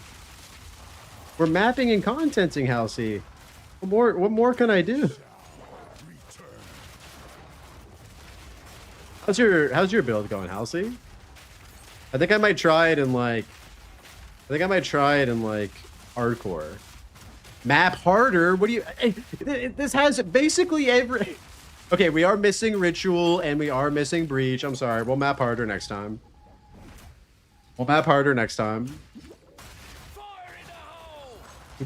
That's the thing. When you have like a fully juiced Atlas tree and shit, like when you have this, every map just becomes a map that takes you forever. Because you have so much shit to do. Good. Currently determined to make Delirium good and drop Voices. Oh, shit. You're going for Voices. Damn. Okay. Does Voices drop from the Delirium Pinnacle boss then? You block mechanics with the triple tablet strat? Oh. See, I tried doing that and it didn't work for me. Like, I don't know. I know that does... sorry, not Ziggy. That Zizarin talked about that yesterday. So I was running for the longest time just doing triple Abyss tablets. And I was still getting the odd Ritual, the odd Breach in there, the odd Delirium Mirror. Like, I don't know. It felt like I wasn't able to, like, fully block other shit.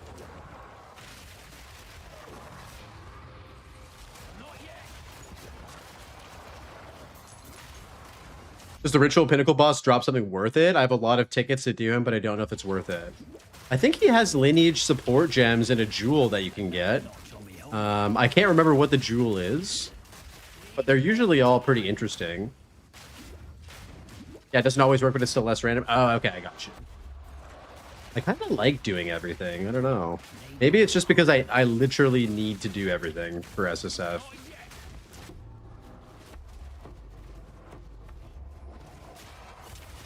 But yeah, I kind of want to go to the ocean. Like, we're just about to finish up doing a Corrupted Nexus map to get another Doriani point. And then I want to go into the ocean and do some grand expeditions and hopefully get some rare crafting currency. Oh my god, now the game is rubbing it in my face that I didn't have echoes for that fucking 5 modded jewel, dude. God damn it. They talked about it, yeah, and Jonathan and Mark said it shouldn't draw, but a lot of people said it does. It seems buggy. Yeah, I definitely think it seems a little buggy. Because I've been getting a ton of League mechanics, even though I'm triple tableting sometimes with only one mechanic.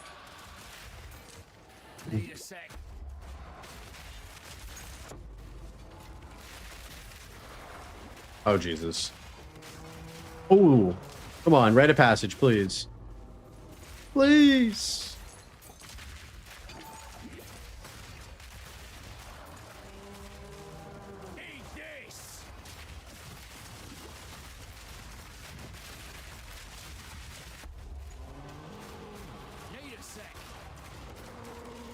Mark hit us with the works on my machine. Did you watch the whole interview yesterday, Halsey? It was pretty good.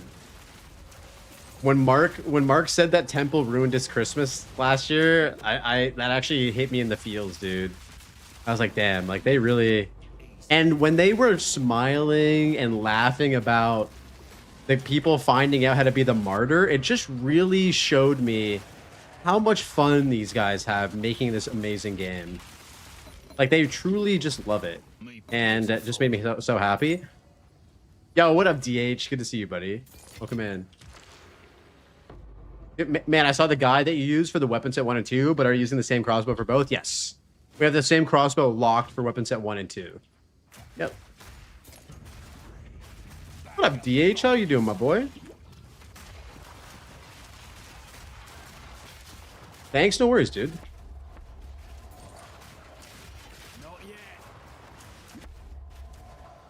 When you craft a good crossbow in SSF, is it just high IPD with greater abrasion and then desecrate? You can do that, yeah. That's a good way to like guarantee that you'll get like a decent fizz roll. You can also perfect or greater regal orb and YOLO it. And because if you add the essence of abrasion prefix, you will not be able to add the plus levels to attack skills perfect essence if you don't have that. And so you have to be mindful that like you are going to be using up your single crafted modifier on the tier 3 flat fizz, which is, you know, it's fine. But I mean, the best base to craft on is really like a really high flat damage elemental or a high percentage IPD, and then an item that has already +4, +3, even +5 if you can find that already as a suffix, which is incredibly rare. Yeah, I might need to adjust my filter now. We're getting a little out of hand here.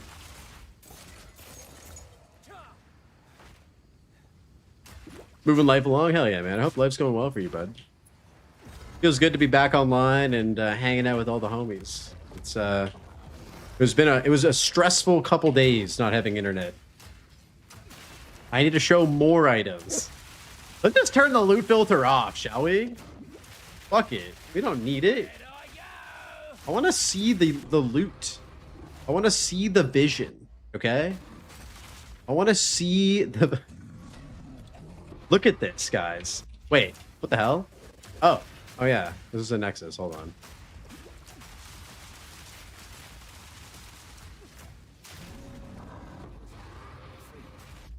Let's see what the game looks like without a loot filter on. Okay, let's go back over here. Oh, yeah. I can't see anything. I can't see anything.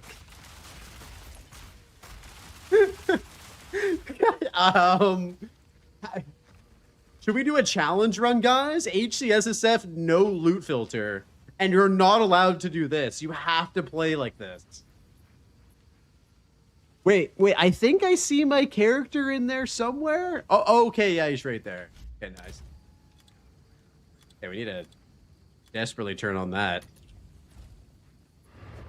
People really complain about no loot in this game. Yeah. Hi, I love your build. I am struggling on T10 to 13. I have almost level 84. I don't know what I can get more unstuck. What are you stuck with, Camille? Are you stuck on damage or defenses? Give me a little bit more info as to what you're stuck with. I can try and help you. Maps are irradiated. Oh, shit.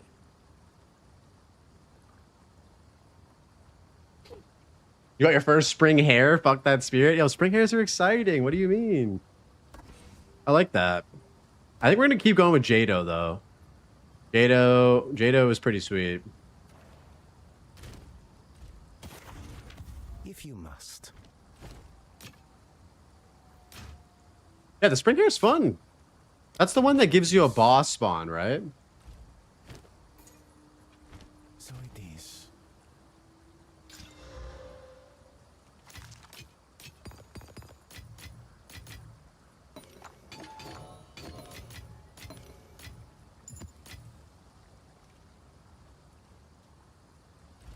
I have many, sir. Fine. I run Jado all the time. Too dumb to remember to swap. That's the thing. I always forget about swapping too. Like, who's the one who's really good for targeting lineage gems? Is it Doriani or is it Hilda? Oh, the spring hair keeps reviving with more possessions. That one's fun too. Dude, you can get some crazy loot from that one. Where's our girl Hilda at? Where's our girl Hilda at? Wait, do we have another Hilda point that we haven't used yet? No, we don't.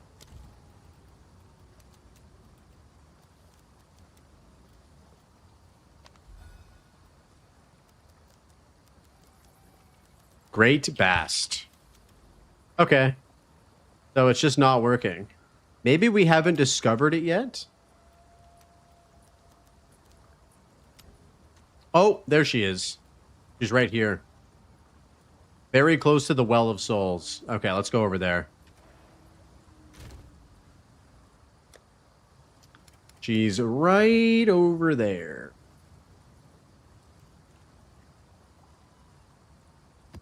Temporal chains, sure. Cliffside or Fractured Lake. Oh, we can actually start. Oh, I really like this. You can move from the ocean to land as well if you want. Yeah, let's do the megaliths tier 15. Maybe we won't do temporal chains for this though, because we're going to be in close proximity with these bad boys. Let's roll a couple maps. Jado's lineage gems, Doriani's chance at double pinnacles. Oh, double pinnacle uniques. Okay, got it. That is another goal for today, is just to finish up the masteries as well. Reed, are you done everything now?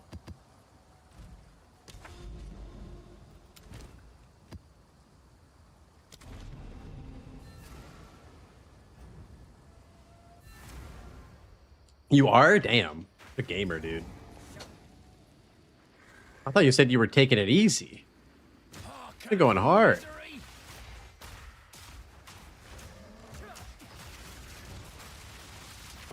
For this map, do you have to activate the summoning stones, or do you just go to the middle of the map?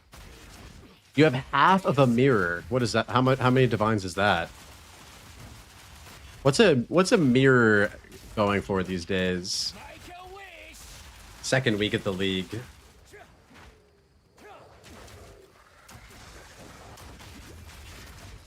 One down. Who's next?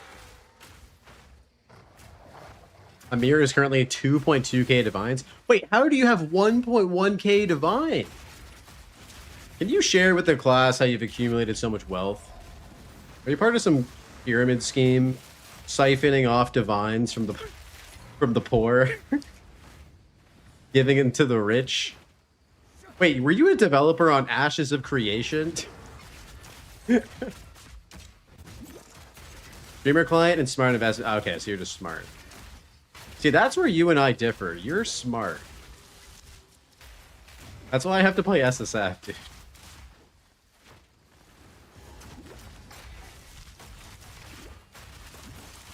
Oh, that's sick.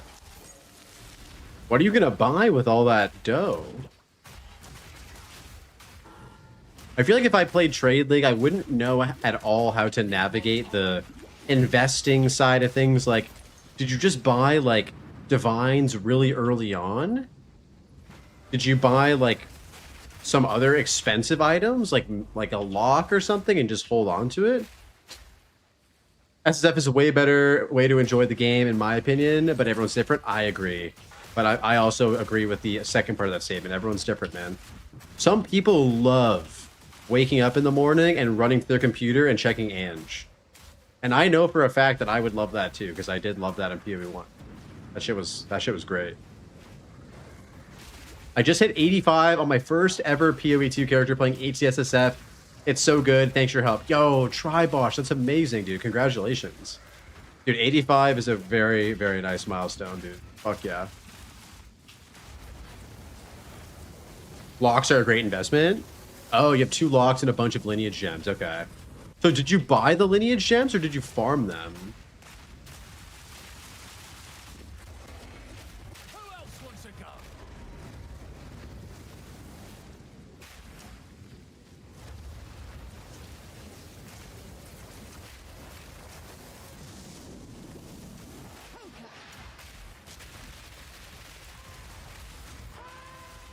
A mix? Okay, I got you.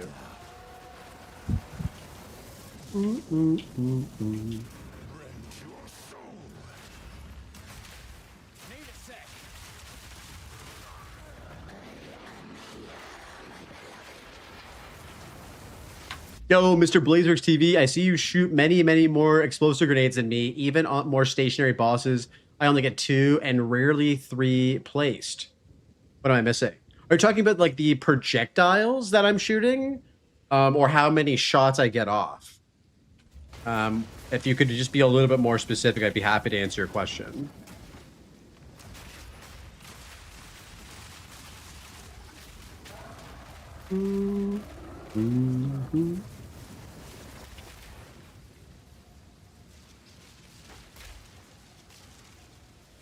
Oh, we should also do this too, just for the extra DPS. Not that we really need it, but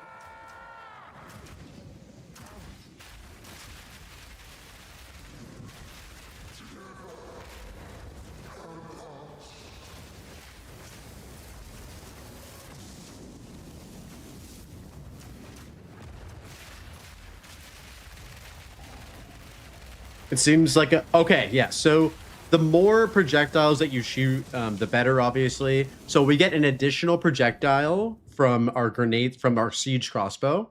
So that's how you get an additional one there. And then the other one that we get is actually from this cluster bombs. So cluster bombs also makes it so that grenades fire an additional projectile. And so with multi-shot in on our explosive grenade, we shoot an additional 2 projectiles, which gives us 4. And then, sorry, it gives us 3, then 4, and then 5 with cluster bombs. Surprise!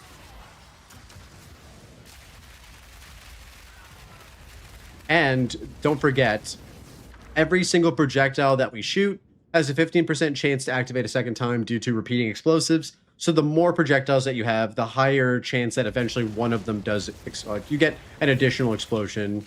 You know, and then when things really pop off is when more than one explodes at the same time, or double the explosions.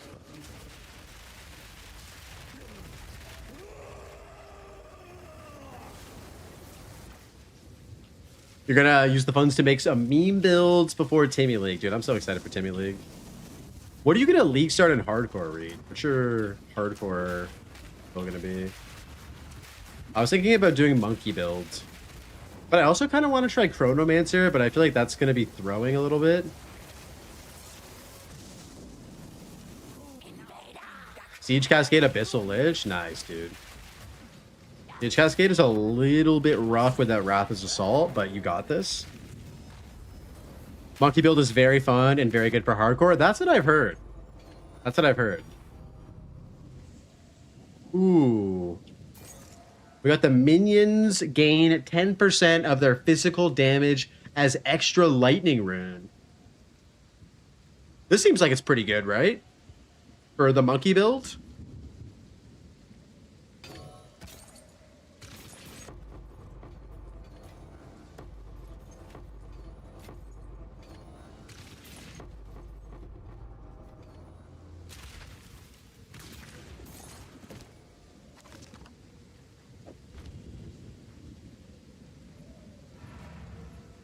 Gazzy has it in his. The Ronnie Coleman. Yo, when I'm asleep, how you doing, buddy? The Ronnie Coleman build. Yo, what up, Emoba? How you doing? Did you change your name, Emoba? I swear you, or are you? Am I misremembering who you are? I have many services. I may just be dumb and misremembering something. Then fine. Full damage, freeze, build up. I serve. No. Our gold is worth more. Oh, then.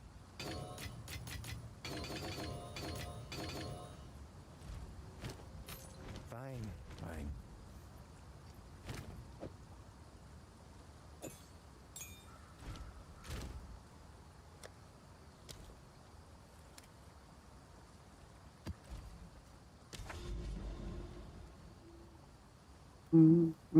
Bastille.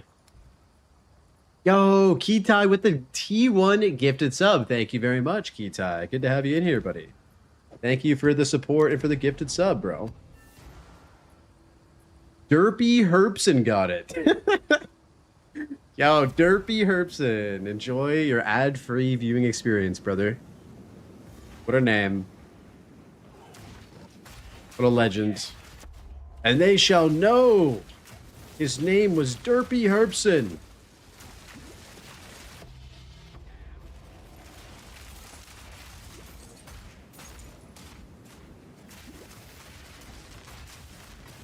$1 million. Yo, we need to have an Austin Powers night. Maybe this weekend.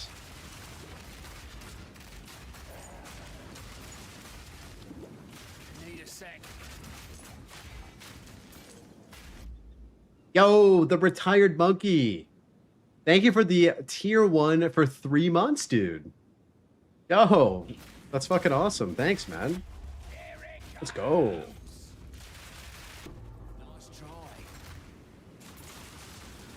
The retired monkey. Yo, what did the monkey do before he retired? What was his occupation? Was he a scientist? Was he an astronaut? Was he a janitor, dude? Need a sec. Pee-wee crashed after I killed the map boss. Oh no, dude. Yo, Archak, did Vulcan fix your crashing and stuff? I'm curious if Vulcan was the fix, because if you're crashing a lot, Pizza, I may recommend you to try using Vulcan instead of DirectX. He owned a cloud-based phone company. Ah, so he retired early. He got bank and he retired early.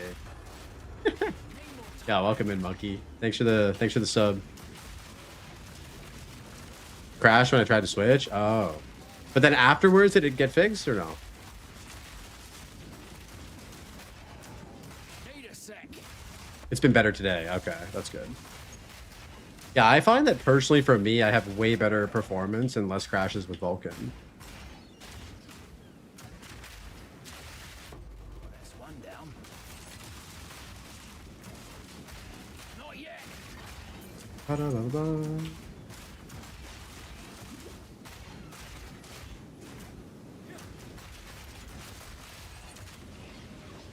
What level do you recommend doing the 4th Ascendancy? It really depends on your damage and your gear. You can do it as early as level like 80. I would highly recommend that you are fully honor resistance capped through relics. So you need to have 75 honor resistance with relics and decent damage, and probably 25 to 30% movement speed boots are your minimum requirements.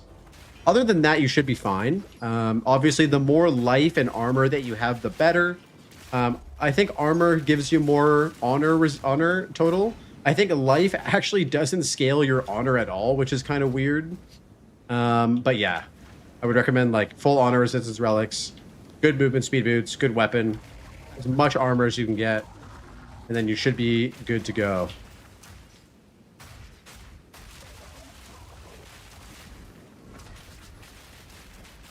Need more time.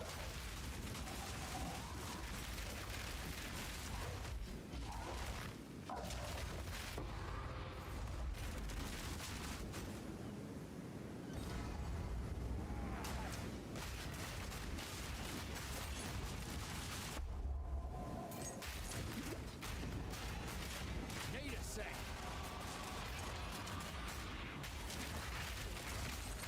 No problem, Tribosh. Good luck on that, man. The 4th Ascendancy makes us really tanky.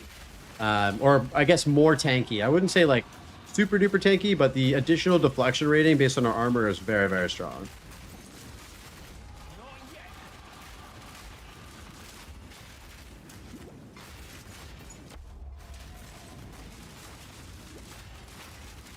Well, that's one down. Not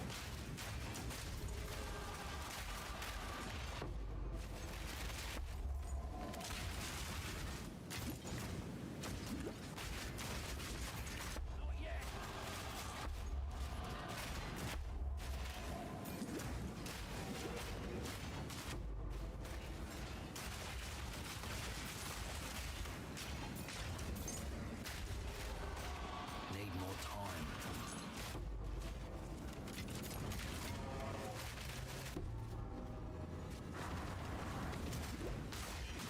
Can you quickly summarize your bossing rotation? I'm struggling to get the pin to kick in out early, then miss with the splody nades. Also, do adhesive support help with targeting the nades better? I wouldn't use adhesive support, Monkey, because you're missing out on additional damage. And so I would not trade out the additional damage for the like kind of the utility of adhesive nades.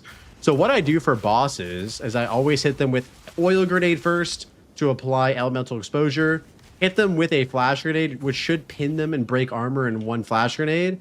And then you can get a couple of rounds of explosive grenades off. Usually 2 or 3, depending on the boss and how much they move around. And then that's it. Just oil grenade, flash grenade to pin, and then drop the explosive grenades on them. And then, of course, you want to be detonating those with explosive shot to detonate. Just the corrupted boss drop you 20 jewels. Dude, that's so sick. What the heck? What's that from? Is that from your Atlas tree?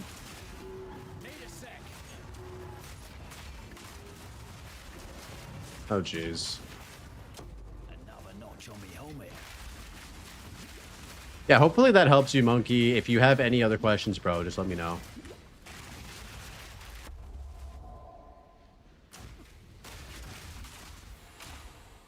I think it's that loot bug that Mark talked about in the interview. Really? Oh shit. Okay. Wait, where are? Okay, fuck these spirits. We leave.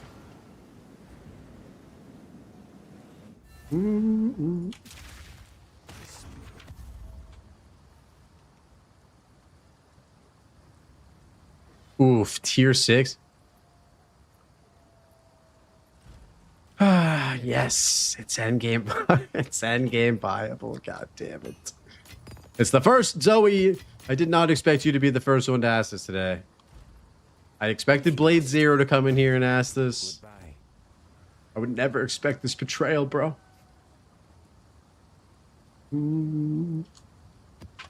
Chilled ground. I guess we do it. I guess we do it.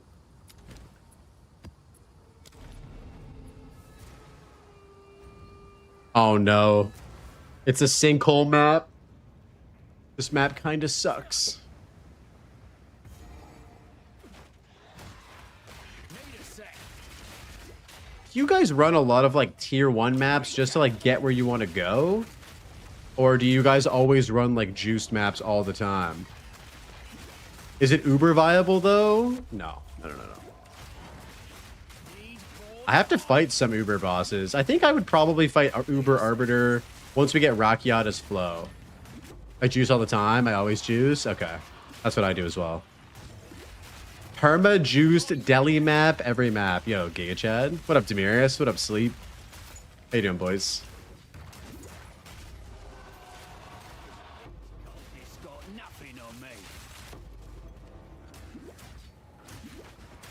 Damn, I haven't heard that one in a while. That one doesn't get old. Speaking of Miso, we got a chat with him this Friday. Prepping for your SSF journey. Yo, nice, dude. That is a good question. I still don't know the answer to that one. Yuri, you let me know when you figured that one out.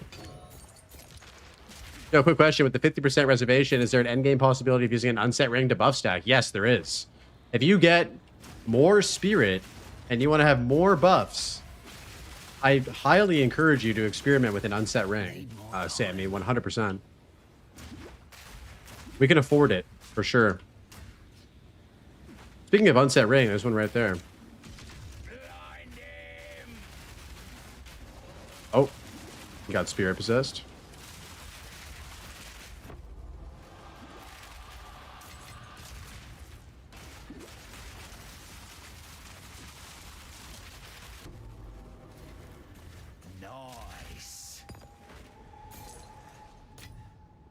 Try did say that I was hotter than Miso, which was, I mean, he had to preface by saying that we're both not his type, which I thought was interesting.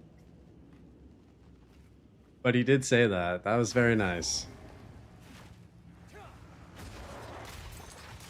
I don't know why it all of a sudden became a looks competition, boy. Like, when is the, you know, when is the PoE beauty pageant happening? Why did it all of a sudden become about looks? Or has it always been about looks this whole time?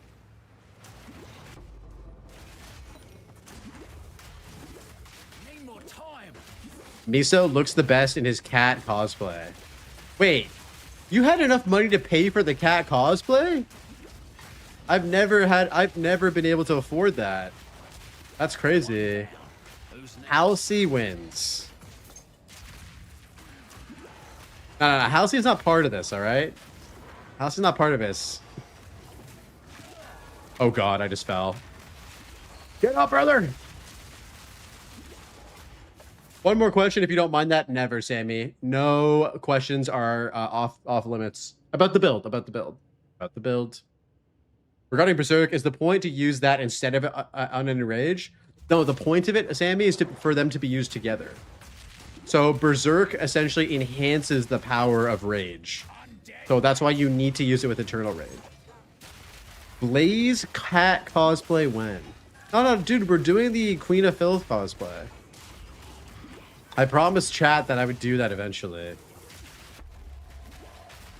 I'm a female gamer and she's my favorite female streamer. That's awesome. I love her streams. Halsey is awesome.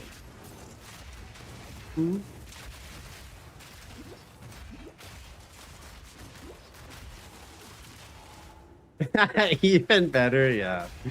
We have to rent like a sumo suit and shit. It's gonna be crazy, dude. Story time with Halsey is my favorite. Yeah, she's got a good thing going on with the story time stuff. I need to watch her newest video, actually. Maybe I'll put that on before I go to sleep tonight and just have her stories put me to bed. That's the intended purpose of those videos, right? Is to help you fall asleep. It's like listening to like rainforest sounds, you know, or something.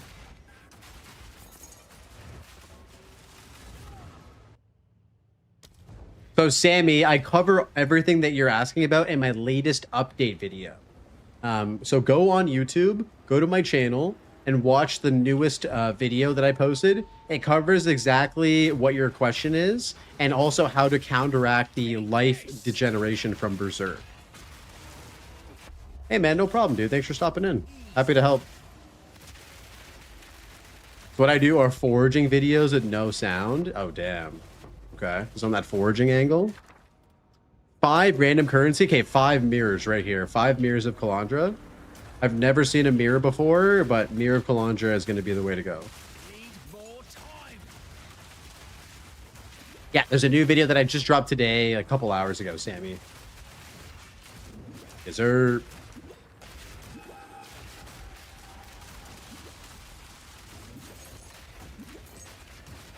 Imagine if someone actually gets 5 mirrors.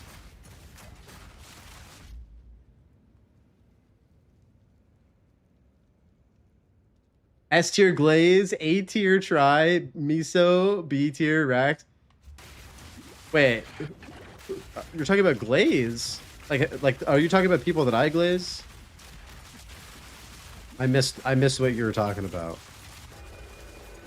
5 augmentation, don't say that. Okay, ready, guys? Ready? I'm gonna hide behind the remnant so you can't even see my character. All you can see is the mirror.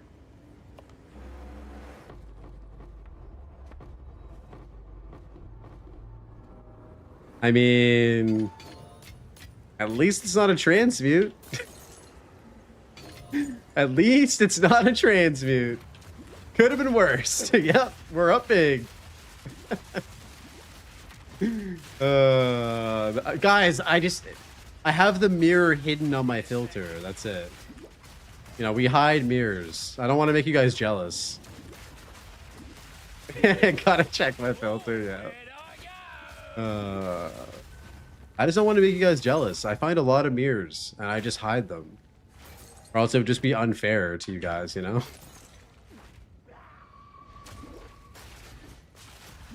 Yeah, you didn't deer call it before. Is that the trick? Sleep? Is that how you acquired all your wealth this league? You've just been deer calling like crazy before every random currency remnant? I gotta try that out next time.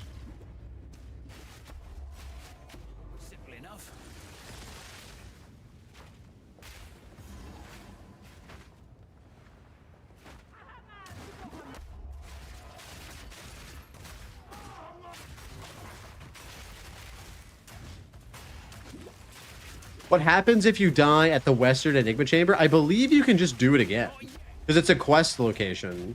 So if you die, you just run it back. If you die, you just run it back. Not that I would know, because I don't die on this character at all. But, you know. Surely you just run it back, right?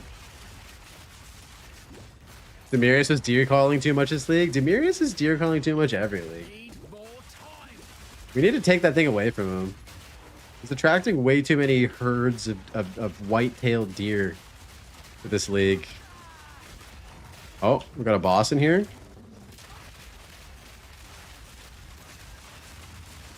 Yeah, she's dead. Wait.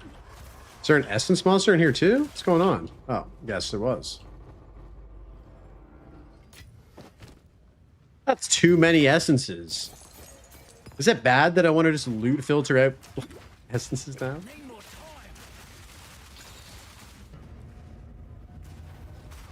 Fun fact, if you die at Arbiter and HCSSF, you just go in and fight it again on your next character. I mean, yeah. You just have to run it all the way back, like from the beach. You just respawn at the beach and go again.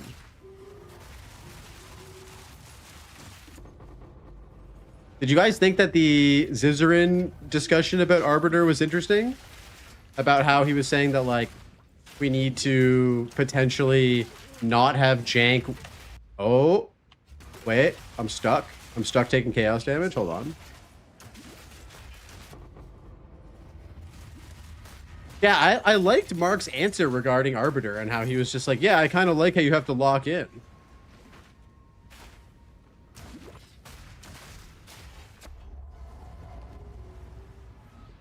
Challenger!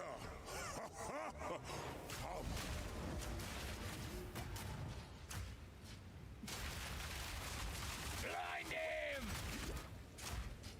Need more time. Too wiggly for you. Oh, we have to do mechanics. Arbiter needs a buff for the non-one shot. Knows your fate. That is the most demurious answer I've ever heard in my life. Yourself if you can.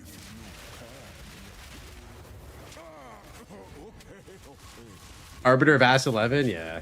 Wait, why are we taking damage? The good old Arbiter of Ass 11.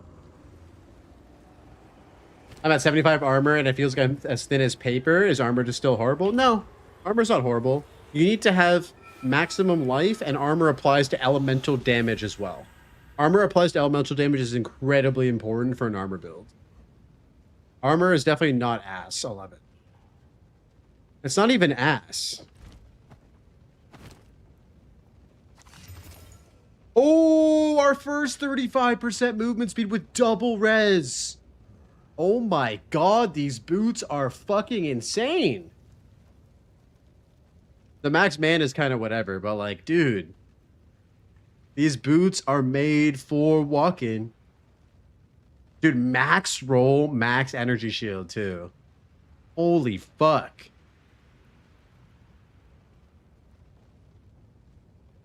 I'm applying 100% of my armor to Ellie. Yeah. They're nice. These are some nice shoes. Those are some nice shoes. Let's see if we can run it back to back. Yeah, we didn't run it back to back. Gotta stay quick on my feet. Fine, I'll pick up this wand. Not the second Miss Sandals Vander. Yo, what up, Dad of Exile? What's up, brother? Good to see you, man. Welcome in. I just dropped a triple T1 evasion body armor with 2 open surfaces. Oh my god, all that's amazing.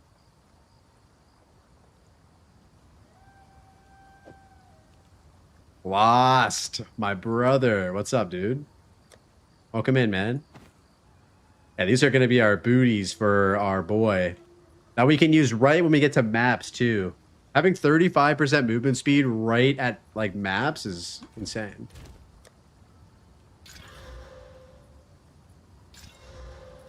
What up, Lost? How's your day going, bud? Go then. Tier 4 Fizz. Could be worse. Strength.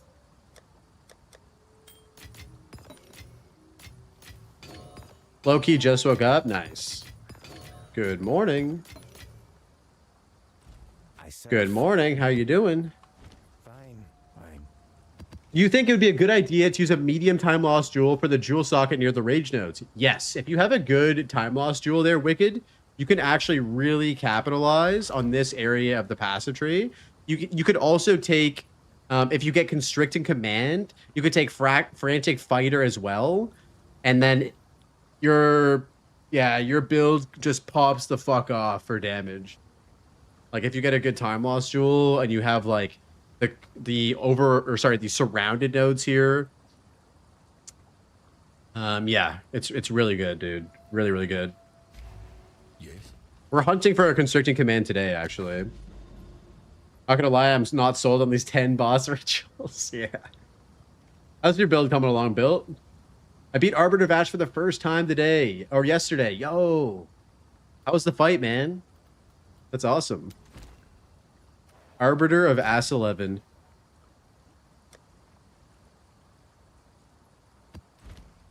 It is epic. The only thing about Surrounded was I was worried about attacking from too far away. So as long as you get a constricting command, and so take a look at the constricting command helmet, Wicked, if you haven't seen that one. It gives you a requirement of a lot less monsters to be considered surrounded. If you get a perfect roll of it, you'll only need one monster to be in your presence, and that will make you surrounded. As SSF, we should focus mostly on Abyss for Desecration. Abyss is incredibly important for SSF. It's the first league mechanic I recommend prioritizing.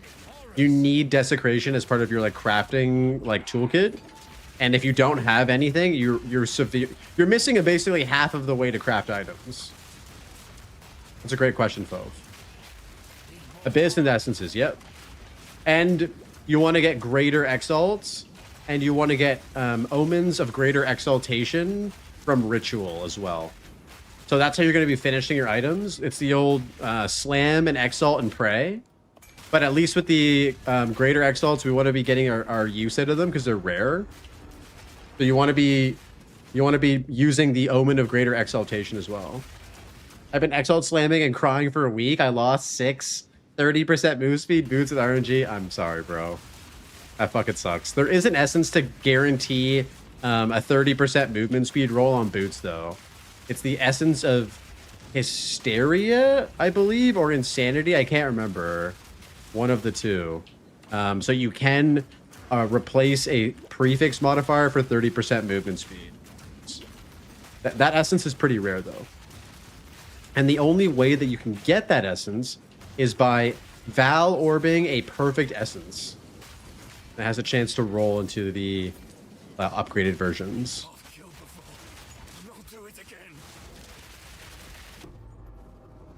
Ooh. Gamba and Prage. Yep.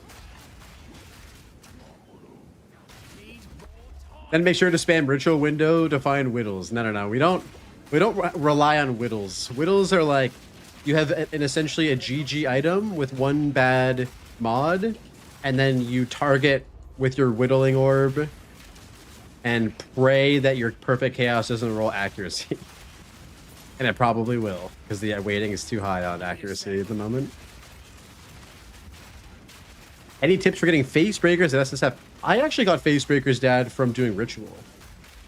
So I would recommend doing ritual for that. I also have dropped a pair of face breakers as well.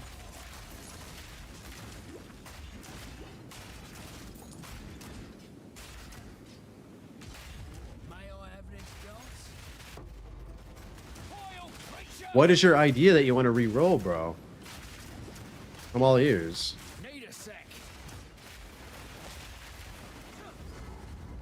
Chronomancer with face breakers. Okay. Okay. This boy's cooking. Did they fix your cable? Nice. Yes, we got it fixed on Saturday. What up, Implying? How you doing, bud? You know what rage we have to be with in order to consider it surrounded? So if you have an item that has the presence text on it, you can, I believe, alt click it to see your radius. Oh, Jesus Christ. It's a lot of damage. Oh, he was a great beast. That's why. Hilda. What do we got I next? must warn you. Are you sure you? I'll levitate. Don't you? Oh, the Great Beast thing is super It's on the close. Be strong. Hell yeah.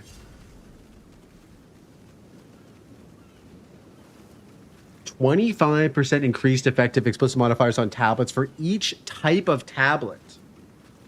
Oh, shit. I like that. I'm a tablet enjoyer myself.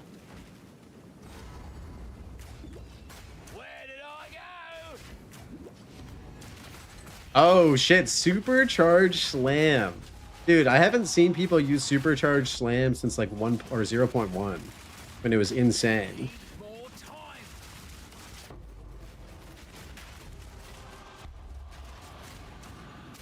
Hey, man. If anybody can make it work, it's you, brother. You got this. Well, that's one down. Need a sec.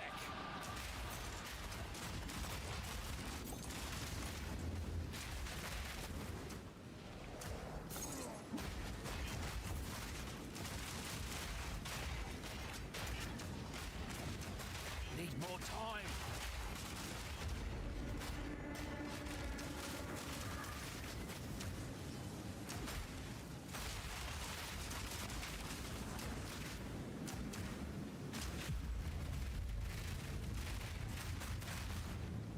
You get ragdolled everywhere. No one's touching that skill. Oh, is it kind of like a Perfect Strike vibe? Where you're just standing there like, and then as you're doing that, like monsters just come flying in and moving you around and shit. It's worse. Huh? How's it worse? Oh, wait a minute. These gloves actually might be an upgrade. These gloves actually might be an upgrade. We just have to desecrate. We're going to lose some damage, but we're going to gain life.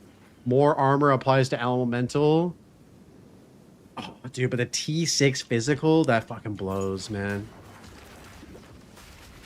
Yo, Fallout, thank you for your build. I'm currently using Permafrost and Frag Rounds on the PS5. Frag Rounds are buggy and sometimes won't do what you do. Recommend farming first so I can transition to this. You really can just play this right from the beginning, bro. You can just play right from the beach with grenades.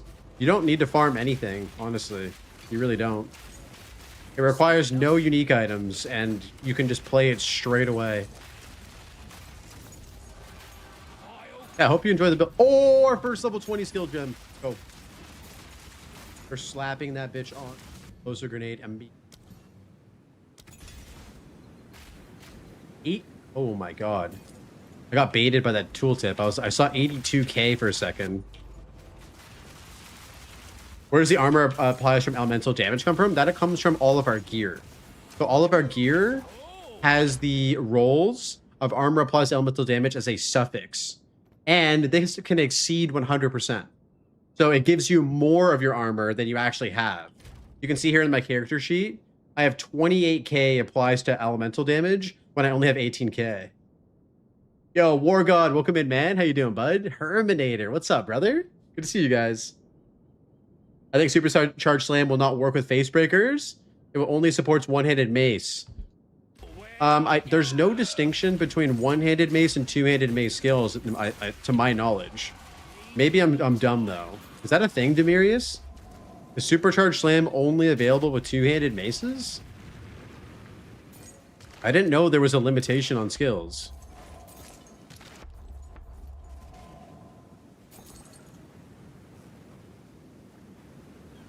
Oh, so it does need two-handers. Okay, I'm dumb.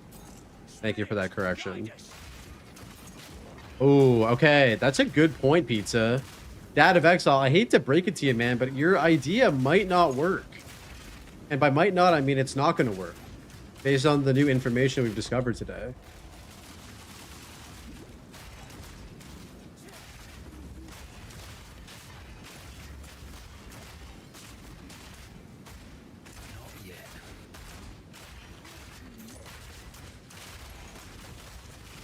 Oh, was chat overlaid while I was explaining that? Okay, hold on. Let me turn it off real quick. Okay, so you can see here, armor applies to elemental damage is a higher armor value than what I have for total armor, and that's because I have over 100% armor applies to elemental damage. So that's what I was mentioning before.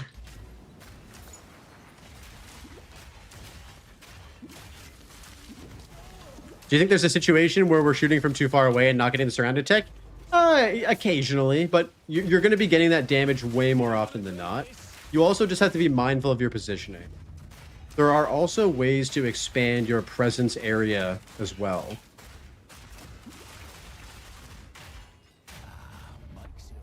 You can actually expand your presence area. If you Val Orb and Corrupt your Constricting Command, one of the enchants can be expanded area of presence by like 40% or something like that. Are you going to do a second build? If so, any ideas? We have a second build planned. Not ready to share it quite yet because you can... I haven't fully built it out in POB. I need to get some of my smarter friends to like help me cook it up. But we have an idea, and I have a lot of good items for it too. I've been saving items for it. I surf.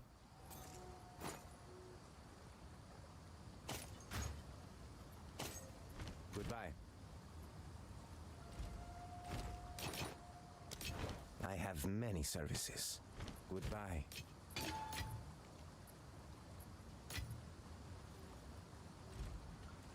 Yo, what's up, Aircode? How you doing, buddy? Welcome in, dude. All gold is worth more. Wait, we just sold all my shit? Goodbye. I thought I was talking to my stash. I gotta put the kid to bed, then it's ritual farming time? Okay.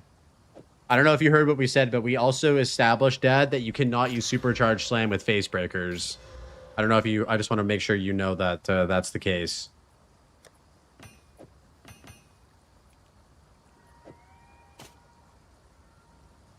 You're back. What's up? Yo, Dunder. What's up, man? Good to see you. Yeah, we learned that because face breakers counts as a one-handed mace, you're technically unable to use supercharged slam because you need a two-hander. Yeah, I didn't even know that, dude. I didn't even know that until today. It is actually super unfortunate.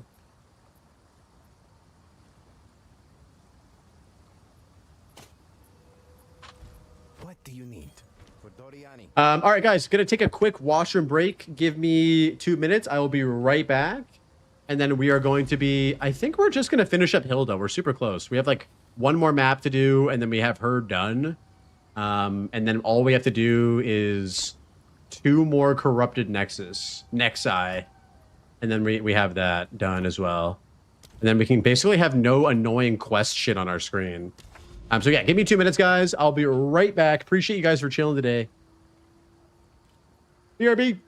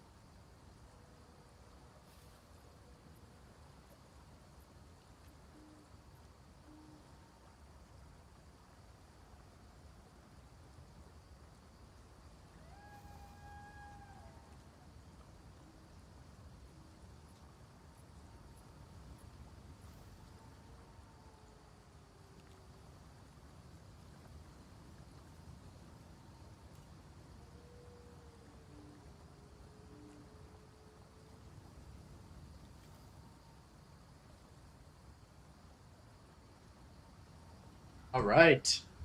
Appreciate you guys chilling. Beer calling. That's a new one.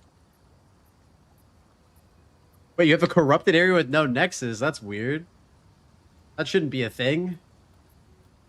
Okay, we got Spider Woods here. We need an Abyss tablet. And maybe we'll do a Ritual tablet, depending on what XP things we got. We only have one Abyssal tablet. Why is it so hard to get Abyss tablets, dudes?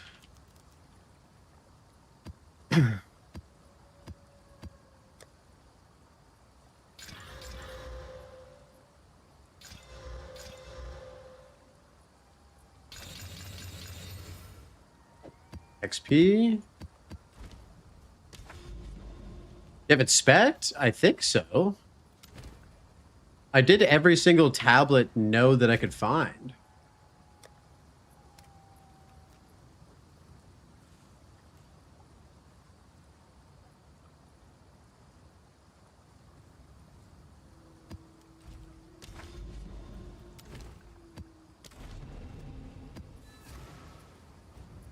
Pretty sure I've spec'd into it like hard. The only tablet I have more than Abyss is tablet. Do you have a ton of Abyss tablets too? Fuck, bro. Darkness can be contained, but not defeated. That cage grows weaker every day. Here it comes!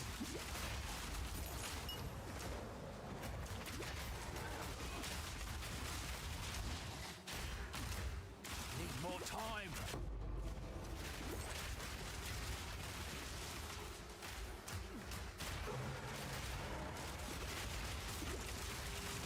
Do the Abyss area maps? I haven't. So wait, is there more Abyss areas than this area? Like, are there more abyssal fissures out in the open world that I just haven't found yet?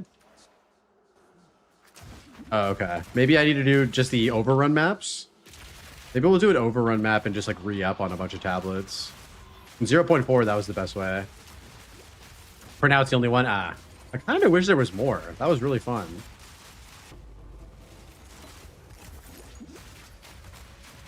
One down. Who's next? Need a sec.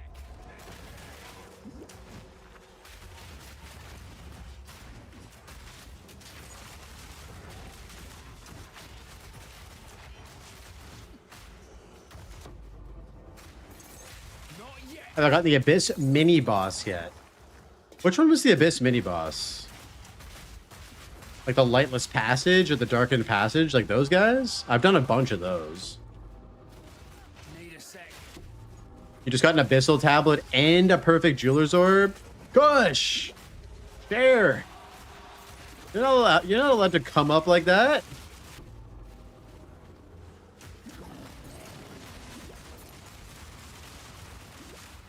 Okay, these snakes with the degen auras and Shroud Walker can absolutely fuck right off. These guys can absolutely fuck off.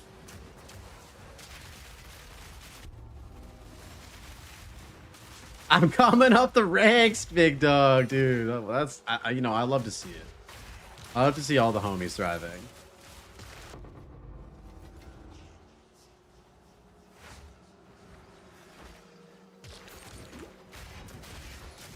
Not yet.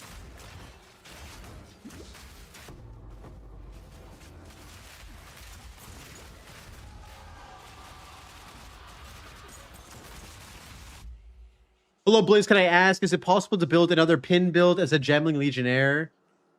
You can build pin on a Gemling Legionnaire. You can build pin on any character using the pin support gem. The only thing is that you're not going to get the enhanced pin. So where the Tactician shines is you get this. So this means that all of our projectiles, so all of our grenades will deal pin or establish pin, as well as making it so that pinned enemies cannot cannot move or do any actions as well. Can you show your second weapon? I have the same weapon in both weapon sets. So this crossbow is locked to both weapon sets. Oh, I still have BRB. That's my bad. Is this BRB there by mistake? Yes, it's there by mistake. That's my bad.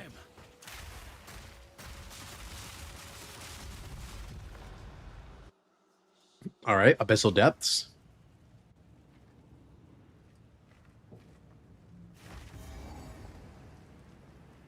Vile creature! You're done!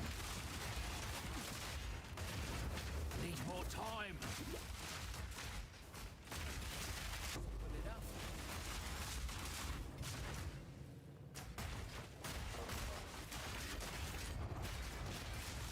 Not yet.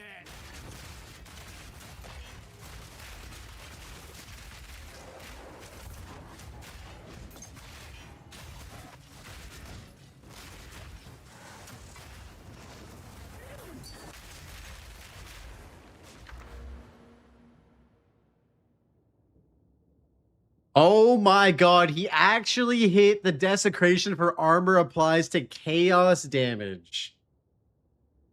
So this is a really good helmet. Where this helmet falls short is it doesn't have life on it. The trade-off though is that you hit the best desecration for the helmet in the game. So that is extremely lucky. This is a great helmet. Really high armor value. The rarity is nice. I think you would prefer a resistance if you can, unless you're resistance capped, and you would prefer a high roll of health. But overall, this is a terrific helmet. This is very, very good. Dunder, my boy. I've spent many a desecration currency trying to get that roll on a helmet. There's a rune for HP from armor on a helmet. Really? What the hell? What's that rune called? I've not seen that one ever. Maybe I have it though, and I just didn't know. You defile us once more. Ooh, collarbone? Yes. My pockets are Yeah, I think we pump up the vibes here a little bit.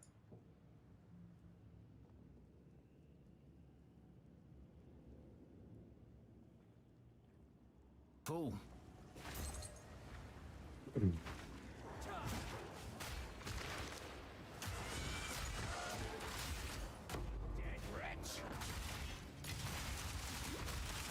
I went with plants. It's fun enough, but I'm not really feeling it. Oh no, what don't you like about the plant build?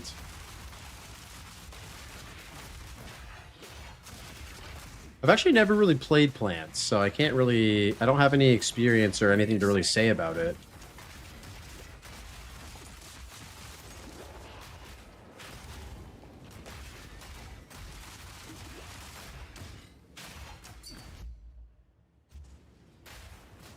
Emergent Vigor is the rune. Oh, okay.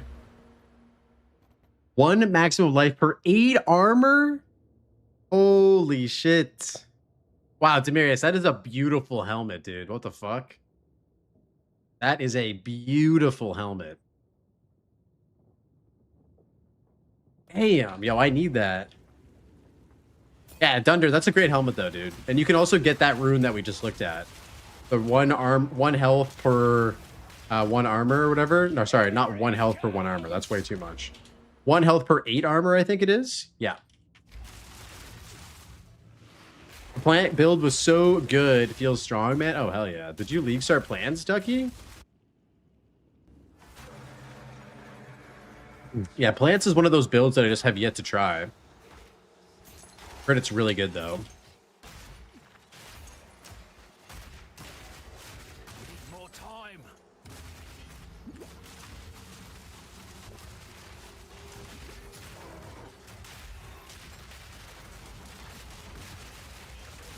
Hey, big dog. Yo, what up, Ed? How you doing, bud? Actually, the first message. Another notch on me. I follow your build. It's been fun. Oh, hell yeah, dude. That's awesome. Whereabouts are you at, Ed, in your progression? You in, like, endgame, late endgame, still in the campaign? You're having some issues with the detonation time on cluster grenade. So, to solve the detonation time issue, make sure you have short fuse 1. Make sure that you do not have cluster bombs set to both weapon sets. You want to make sure that cluster bomb is only set to weapon set 1. And those 2 things should help it immensely. Oh, perfect Julius art. My build is also kind of similar. Oh shit, hell yeah. Valiko's Vice and you're using Witch Hunter for max hit. Oh, sick. Fuck yeah. But you're playing nades. Valiko's Vice converts fire to lightning damage, right? If I'm not mistaken. I should probably set up my weapon set. So I have a full video on weapon sets. Ed, if you're not really familiar with the system, it can definitely be a little bit confusing. Check out my YouTube channel. There's a video that explains everything about weapon sets, and that should help you get a little bit more familiar with what I do in the build.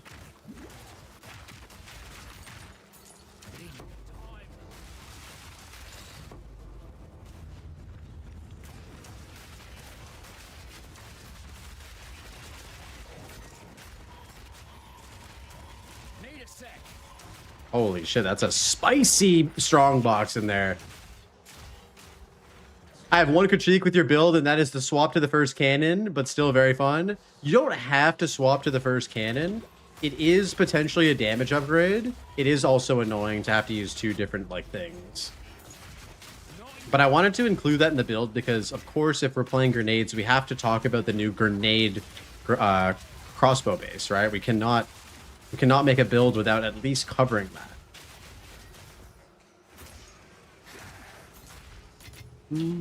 What up, White King? How you doing, buddy? Oh, shit, we can activate this again? Hold on, let me cook.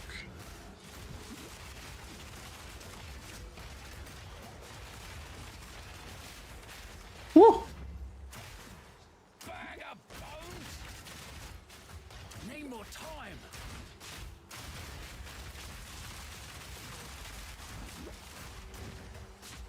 I tried the cannon base. It's less damage if you don't go full physical damage and have the 1 to 2 grenade mod on the suffix. And I did not get lucky with that, unfortunately. Oh, that part of the guy was hard to follow. What part of that was hard to follow for you? Was it just the weapon set stuff?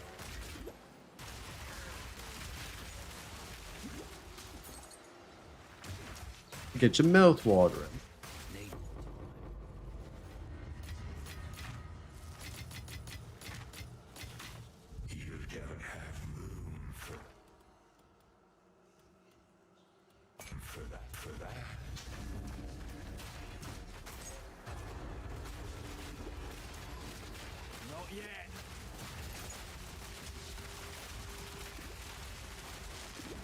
Yeah, I had to push to tier 15 maps with a Trarthan cannon with +2 and like a very bad physical roll. Like I was down bad for a weapon for a long time.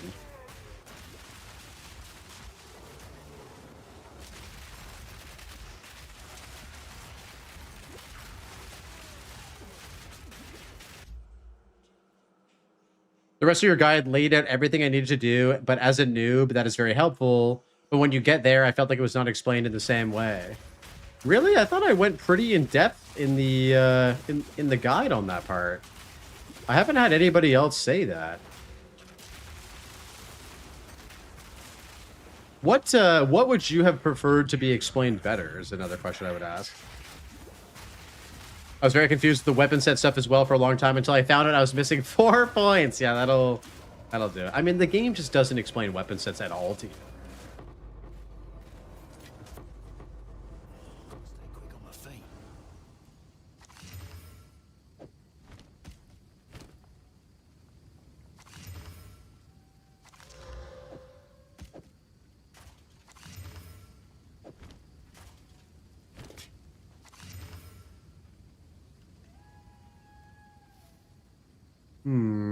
No armor applies to elemental damage, unfortunately.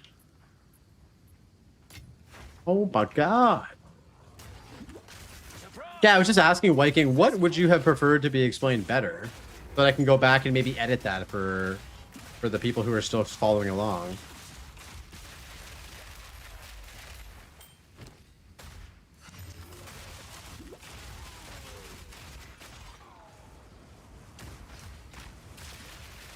Another notch on me helmet.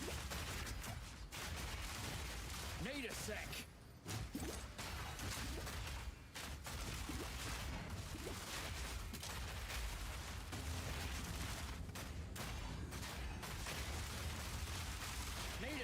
Yo, what up, protagonist? How you doing, buddy?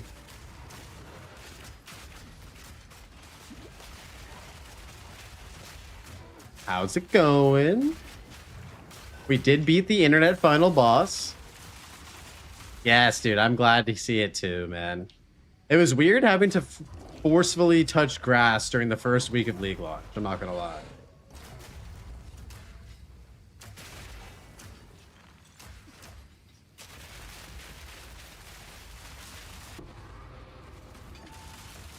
No room. Dreaming quarterstaff.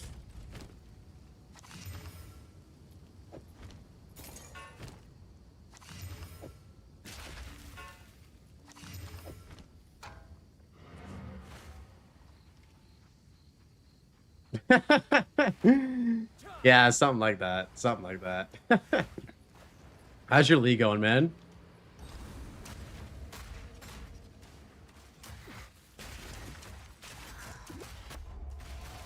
Not yet.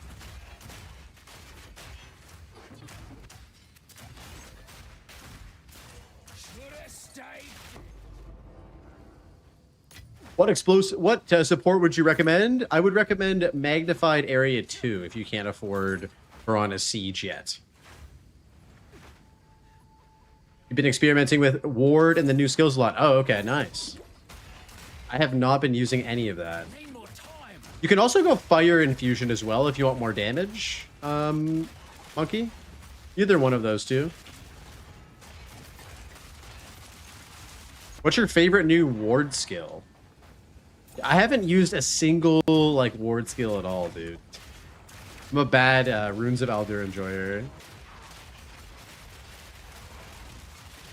Not yet. Blinded. Two things come to mind with the switch from straight armor to armor evasion. I felt like it wasn't explained. I didn't figure it out until I was looking at your gear. The second was to do with when you could roll a good weapon and have to save your life because I was really struggling in hardcore. So, okay.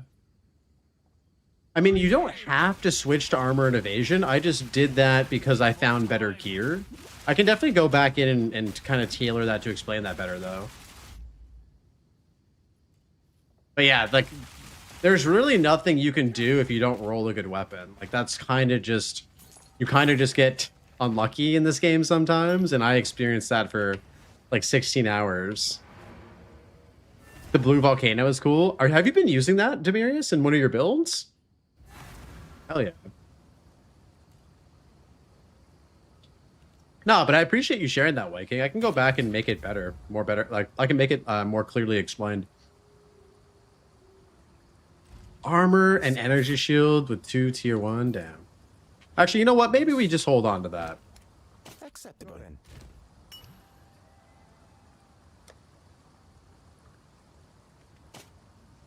Blaze, random question. Do you have a full keyboard? Yes, I do have a full keyboard, although I wish I didn't.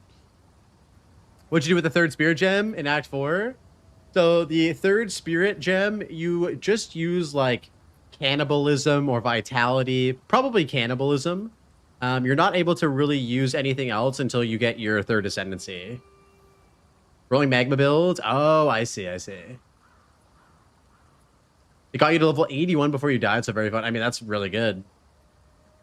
The number pad is good, dude. Especially when you're like doing like calculations and shit like that. Like, it's nice to have for sure.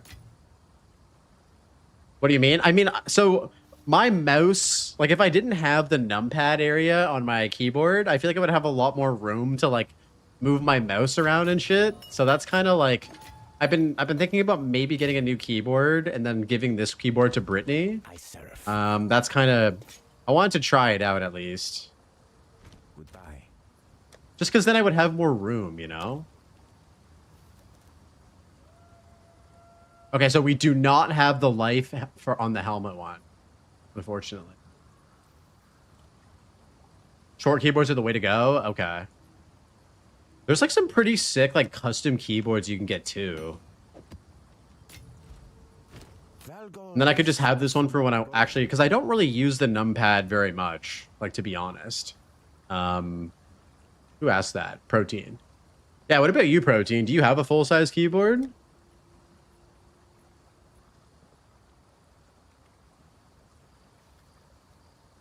I'm maybe biased because of my job, but the number keys are a long row is not bis. You do? I'm a full keyboard kind of gal. True. I actually need the extra buttons for some of the games I play. Really? Like what? Building my own custom keyboard was the best decision I've ever made. True. Okay, I'm sold.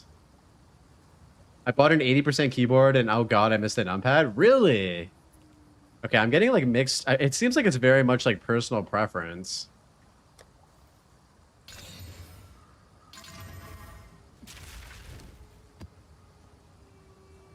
You need them for Warcraft 3. Fuck, bro. I haven't played Warcraft 3 since I was like 16, dude. I'm overdue for a Warcraft 3 run, to be honest. Smaller keyboard equals more space for beer and pizza. I mean, priorities. You guys missed the numpad but want the numpad experience. Consider getting an MMO mouse. I love my mouse though. I can't use any other mouse. I'm a G502 boy for life, dude.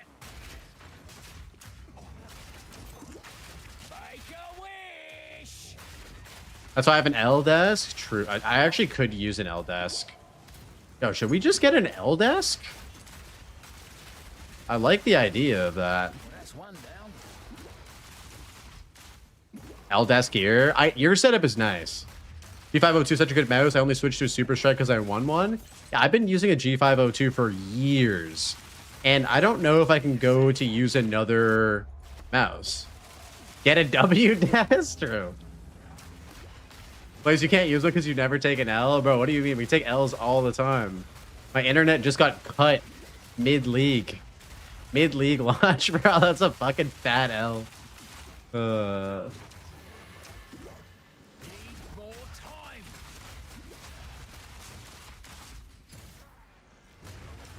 Razer, Death Adder V2 the GOAT? Okay. I mean, I stand by the Logitech gaming stuff for the peripherals. I like it. Oh my god, what the fuck just happened? You guys see that?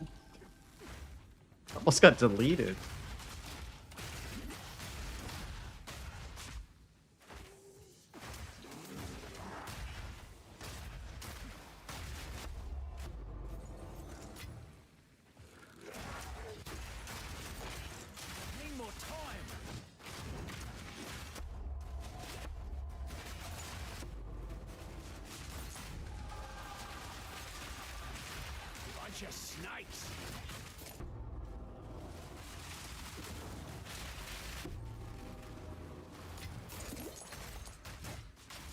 How many deaths do you have now? That's a good question.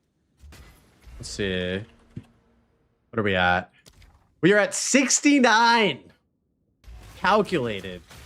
Absolutely calculated. I was at 67 for a bit, and I was like, no. We need to boost that up a bit. We need to boost those numbers up. Those are rookie numbers.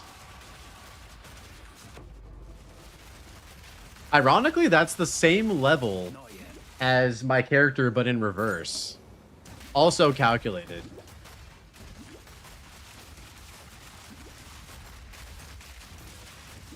Oh, we'll be pushing level 80 maps in hardcore as well this league, brother.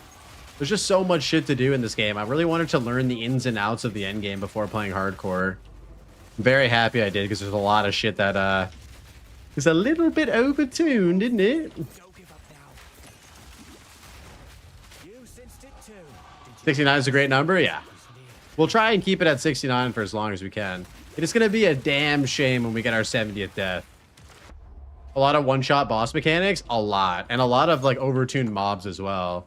The crabs of Ass 11. Yeah, the crabs, dude. The fucking breach monsters as well that, like, shotgun you and one-shot you. Like, I would have crashed out.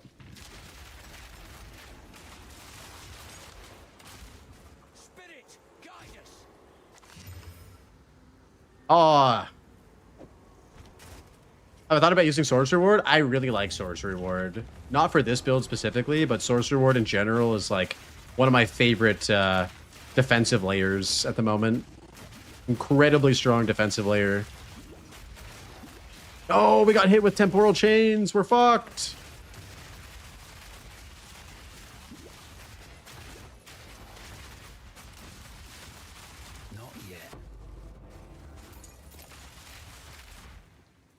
with so much armor defenses, why not for this build? Because then we have to play Witch Hunter, and that kind of defeats the purpose of what this build is. This build is meant to be on a Tactician. You can play Nade's Witch Hunter if you want. You just don't get super Giga Pin, and you don't get cheap Spirit Gems. Good thing you came by when you did. I really like what Mark said. They will keep it that way, and I 100% agree with you. If you're a hardcore, either inform yourself or as you do, play normal SSF first. Yeah, I mean, a lot of people... Ooh, Blazing Flux. A lot of people who normally play hardcore played softcore this league just to figure it out. You know what I mean? Like, nothing wrong with that. I'm having fun, though. It's been super chill. Oh, no, Folk, you're good, dude. You're all good.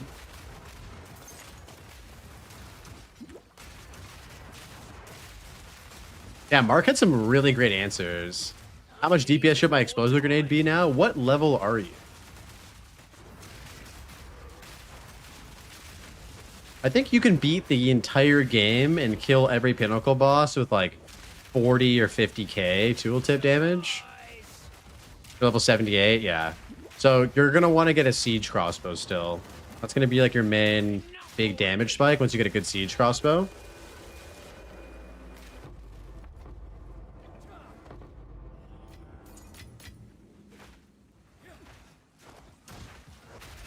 So, today's finally the day. Oh god, that guy has a lot of things on him. Double essence, double spirit.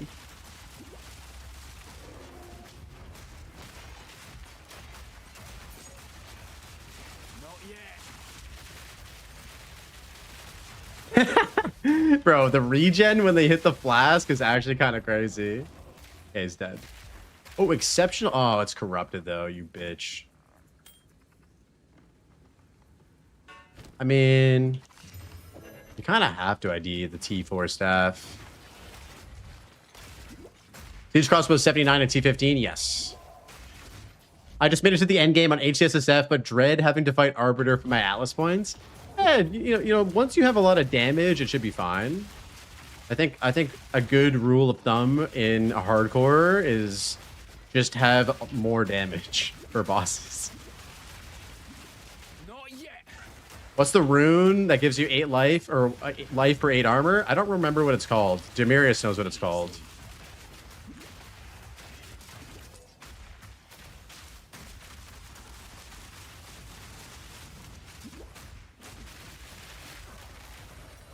But I have not seen it yet, and it is incredibly good.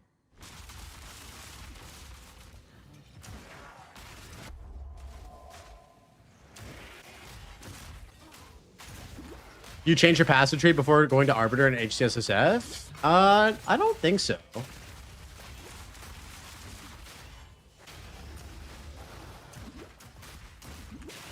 Firing now.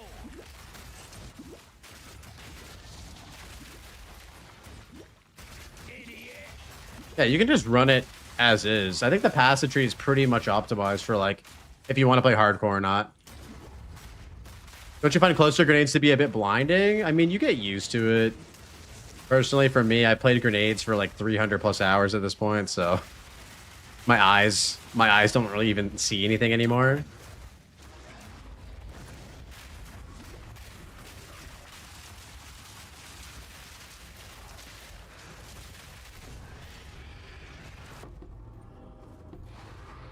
I can't believe me. Well, that there.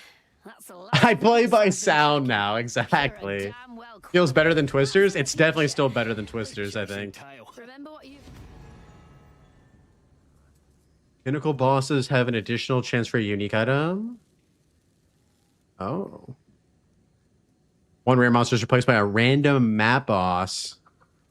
Oh shit, okay. Am I going to be mad or are grenades falling into the pit at the Bone Tyrant? Even if they fall into the pit, they'll still detonate. It looks weird, but you can still detonate them. I don't know how to activate my weapon set. Did you watch the weapon set video? 2 whittlings in 1 ritual? What the fuck? I played grenades in 0.3 and I felt like I needed a welding mask. Yeah, your eyes weren't used to it yet. I don't really know what to do for this.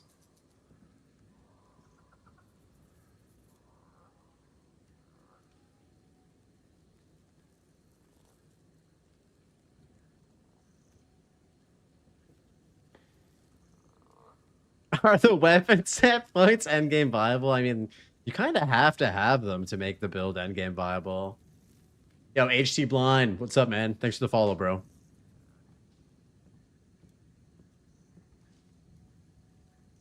I don't even know. Do we just go for like more unique monsters?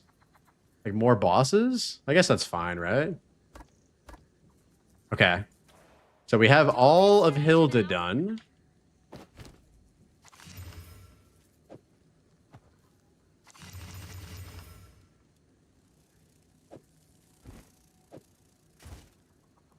Ooh, another 35% movement speed boot.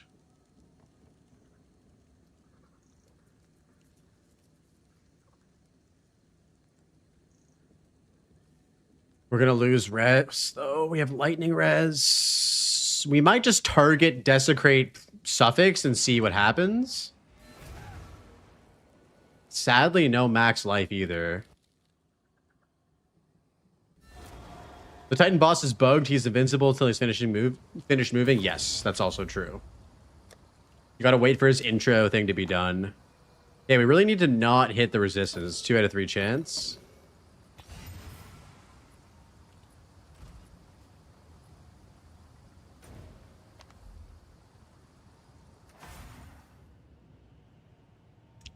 All of that stuff. All right, what's it going to be? Wait, should we echo this? I don't know. We saved that. We saved that. 36 cold res. Glazeworks TV. But bro, come on, man. I love GGG. They're great. Wait, said that. Even after watching their interview with Ziz, I'm like, man, these guys play their game so much. Like, watching Mark just break down everything about the game, it's like, they're so in tune with the players and what's happening in the game. Like, it just feels very unique to a few developers, you know?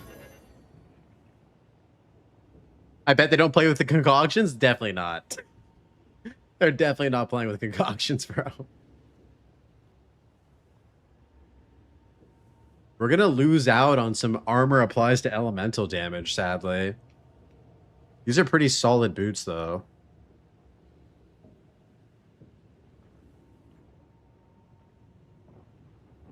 No melee players. I don't know. Assigning weapon set points have been such a hassle on the controller. I don't know if it's bug or not, but you have to place one weapon set 1 and then one weapon set 2. You can't do multiple in a row. Really? That sucks, man. 700 armor on boots is legit. It's good, but we don't have armor applies to elemental damage, which sucks. We get an additional 300 armor, though. I mean, they are very good boots. We're gonna lose life and armor applies to elemental damage, though. We might just put these away.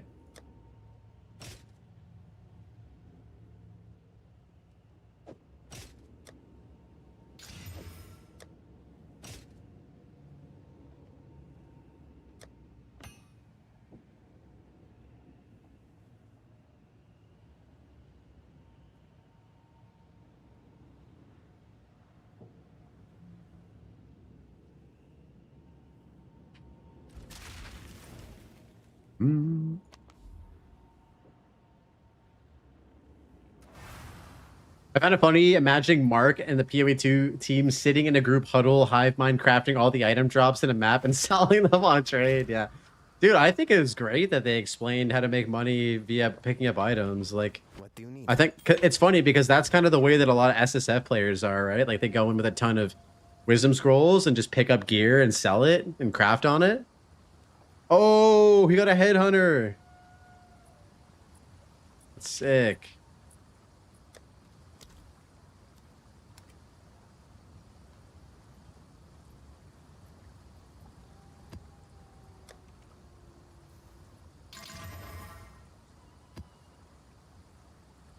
Circle craft, that's it.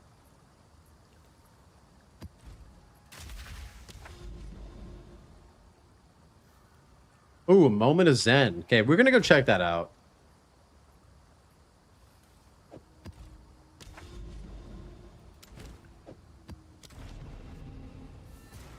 Is there a difference between +3 projectiles and +3 attack skills?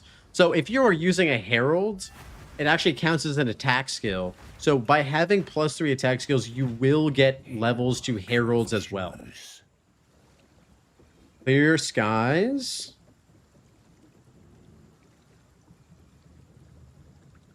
And not an ideal nameless seer, unfortunately.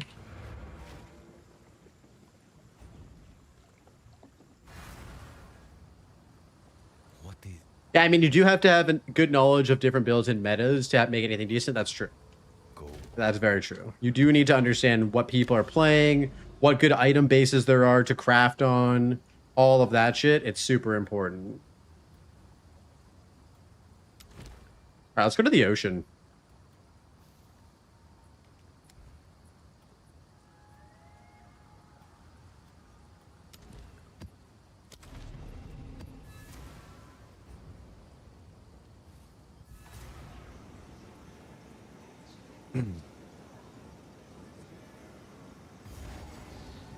Oh, I actually didn't realize that I haven't moved my face cam back over. My bad, boys.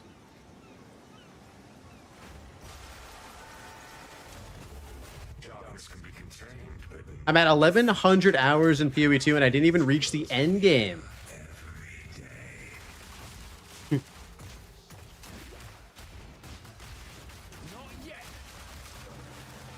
Nah, man, I don't think that's bad, dude. Like, I don't know. Bad compared to what? If you're enjoying playing the campaign and making new characters, like, that's totally fine. I don't know, the beauty of, like, PoE is that you can play your way. You don't have to play the way that other people tell you to play or whatever. Like, you can play trade, SSF, hardcore. You can be a campaign Andy. You can be an endgame min-maxer. You can spend your whole time playing in your hideout. Like, I don't know. Giga chat, YouTube chatter? Yeah, absolutely.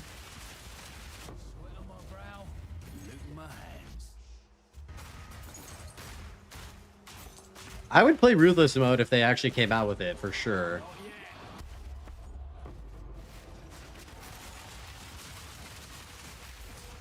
I would try it.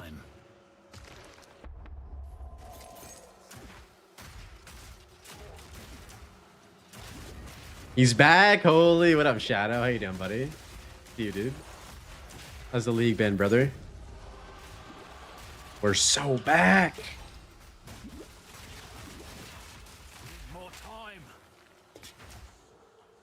Man, now I want to have a Giga Chat helmet like Demirius and the other guy.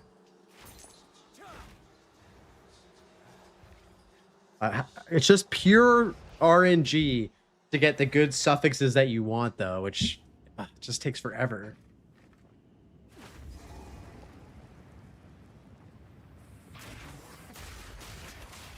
When early access launched, I played Warrior and got stuck on Jamun Ra and really didn't start grinding until 0.3. Dude, a lot of people got stuck on Jamun Ra. He was hard as fuck.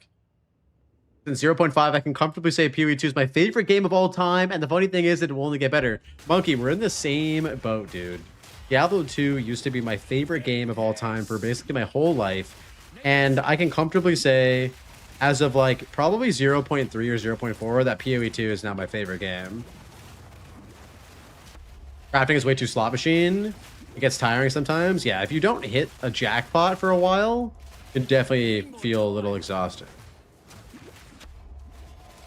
Playing Shattering Palm Ice Crystals has been very fun. Is that the local hole build? Is that the build local hole did? I have the Ice Crystal Amulet. Yo, Dapper. What's up, man? How are you, buddy? How's the league been? Yo, Dapper coming in with the 6 months at tier 1. My guy, good to see you, brother. Dude, Dapper, I think about you all the time, not in like a weird way. It's just like people always compliment the hideout, dude. Still to this day, people are like, "Yo, what hideout do you have, bro?" That's it. And so I'm always like, "Man, my boy Dapper cooked on that one." How's your league been, man? What have you been up to?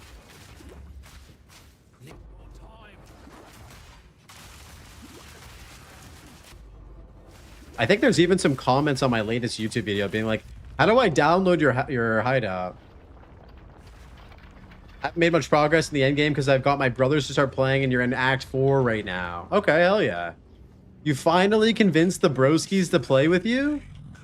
I know it took you, you've been working on that for a while, so congratulations. Need a sec.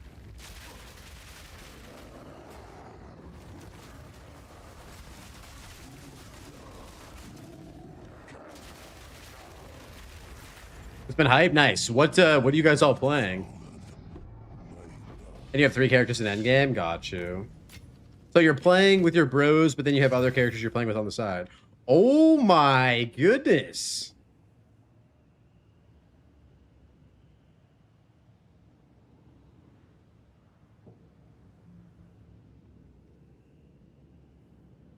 Tier 2 crit? Almost max roll?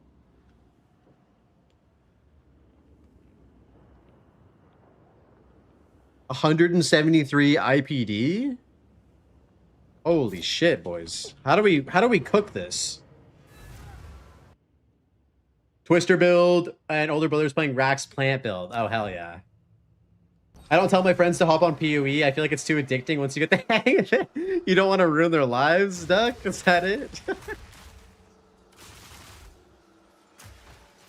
Is it desecration for flat Ellie? Yeah. Or we could do flat fizz, one of the two. We also need to fracture that crit. I hope your brothers make it to endgame, dude.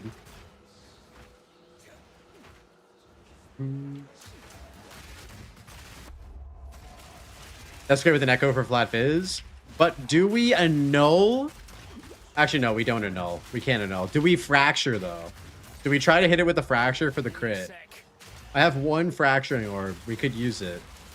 It might be worth it, actually. We could cook some crazy shit with this. Because if we fracture it, then we can get plus gem levels on the suffix as well.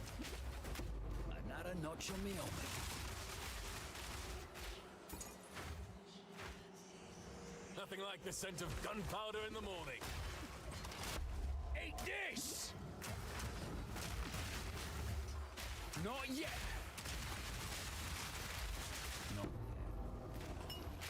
Oh, Argent's medal. Oh, hell yeah. What do we do with the piles of Verisium? So you can use those for rune forging. You can also go to the NPC with the tuning fork. I forget what his name is. And just gamble for random runes with Verisium. I still need to do that because I have like 2 rows of my quad tab filled.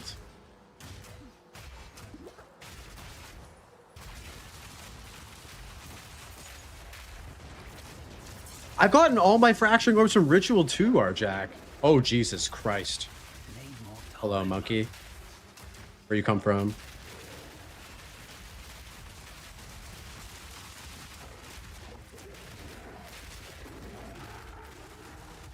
Can you get special runes? I honestly don't know. I honestly don't know. We're going to try it out, maybe. We have so much Verisium. I haven't even done any cleansed areas, and I've gotten 2 or 3 fracturing orbs just from doing ritual for some reason.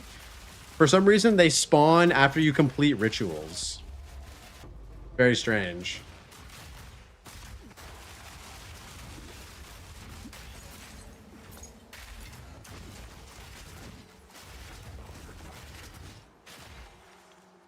Oh, we got a big purple rune here. +1 to all spell levels, 5% movement speed. We don't have this one, actually, I don't think. And the Bow's Fire additional arrow, we do have that one as well. I think we're going to go with the movement speed. Need more time. Yo, what up, Vicious? Welcome in, dude. What mechanics have you been grinding? I've done everything. I beat all the trees. Now I want to just do more ocean farming because of all like the crazy runes. And there's some stuff that I haven't found yet that I really want to find. But I started off with Abyss, then went to Temple. I saved like Delirium for kind of near the end because I don't really fuck with Delirium that hard. Quit monkeying around. Divine. Yo, this is a pretty juicy, like, random map expedition. What do you do to make the redemption crossbow if you can find it? I haven't used it yet, so I don't know how I would build off of it. Give me one sec, guys. Before we do this expedition, I just need to use the washroom really quickly.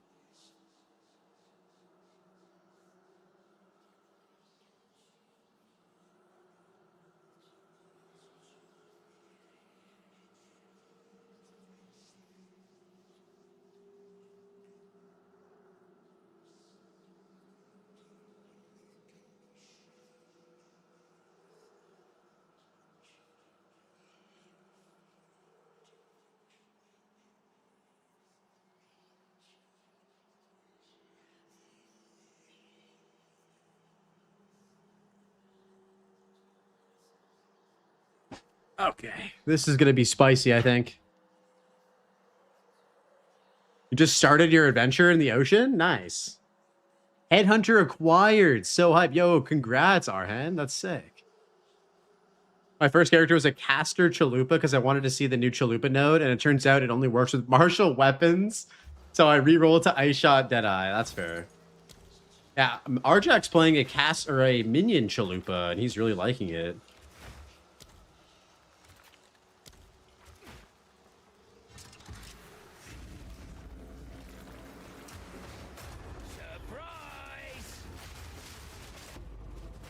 Have you fought any mobs with 15 spirit mods yet? I haven't seen those yet, dude. They look fucking terrifying. Is that a bug or is that like intentional?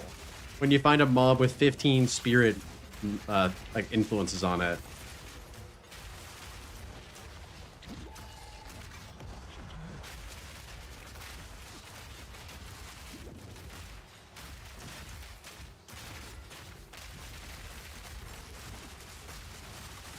Not yet.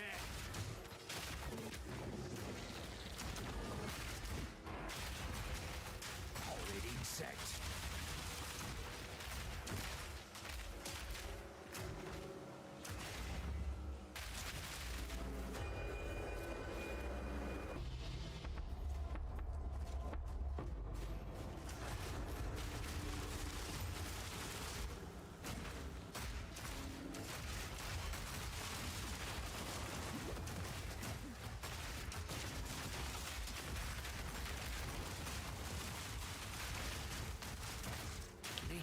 Yo, Old and Gray, what's up, man? Dude, good to see you, brother. 0.5 has been excellent, my friend. How about yourself? What have you been playing? Where are you at? What are your thoughts? I'm curious to hear it. Yeah, good to see you, dude. It's been a minute.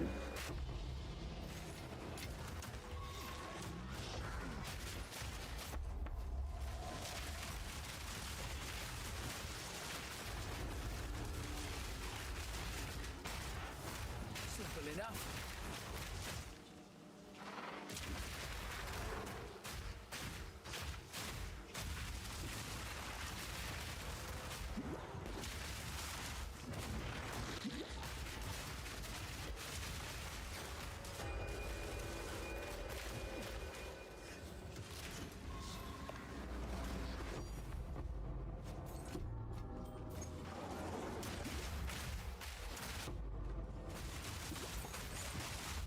Loving it. I've been a companion Andy for League, so this has been a huge one for me. Not sure how it gets better for me. True, dude. If you're a companion Andy, you are eating good this league. I haven't tried the monkey build. I think I might try doing the Spirit Walker companion stuff in hardcore. But damn, dude. Yeah, you're eating well. Glad to hear it, man. Not yet.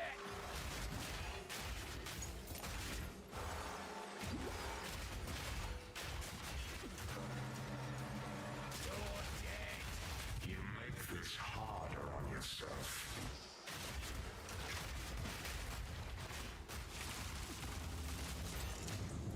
Need a sec.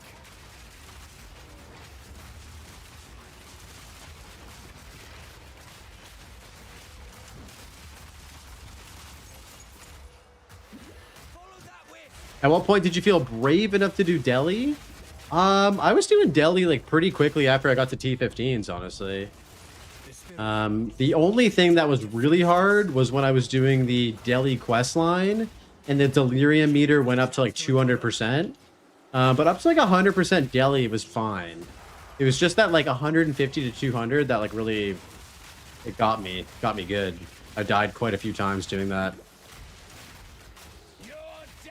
Yo, local with a huge raid. What's up, man? Thank you so much, dude.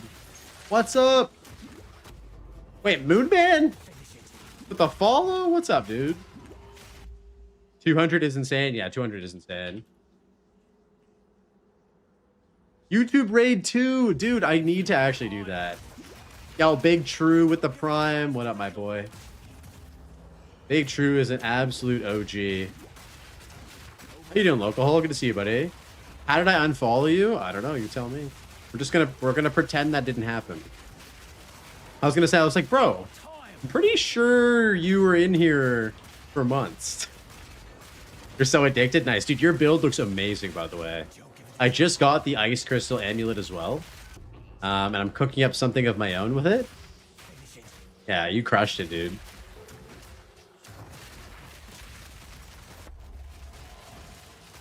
Wait, we can raid on YouTube now? Apparently, we can.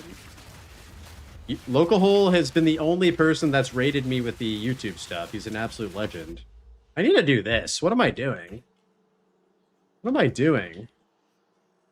We need to VIP this man immediately. It's so complicated to raid on YouTube. I know you can do it. I just don't know how to do it. Sorry that it took me so long to VIP you, bro. I feel like I should have done that a long time ago. Better late than never, though. The delirium quests go crazy at the end. I was beginning to think my build sucked once I finished when I was cruising. Yeah, I was struggling with the 200% for sure. That shit is rough. It's definitely like the hardest content in the game, I would say. Like what you do, stay safe, good soul. Hey, much love, Baz. Appreciate you, dude. I didn't notice? Okay, good. Okay. Yeah, we were just chilling. We're done everything now. Probably gonna start a new build tomorrow, actually.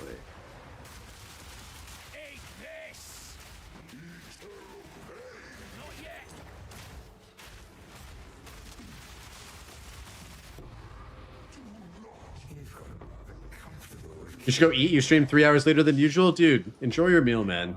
Thank you for the raid. Oh god, is the boss gonna spawn in this ritual? Uh-oh. Hello, hello, hello, Cyclone. Or should I say the artist formerly known as Cyclone? What's up, buddy? I'm gonna get fucking curb stomped here. I think I'm gonna get curb stomped here.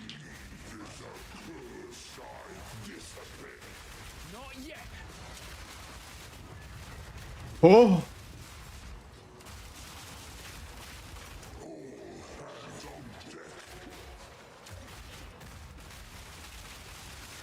Dude, during this delirious, not a good time.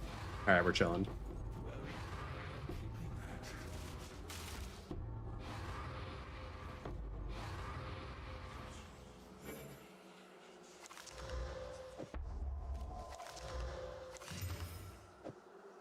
Dude, we gotta cook this talisman. What's your favorite Atlas Master so far? I'm a Jado main for sure. I'm a Jado main for sure. What about you?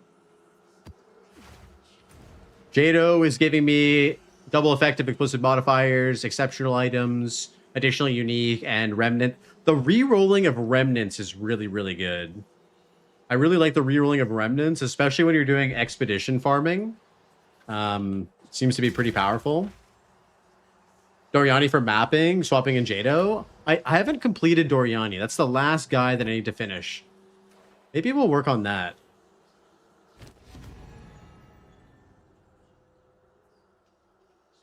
I'm surprised you're not using the tablet effect for each different tablet. I actually just unlocked that one. That one's really good.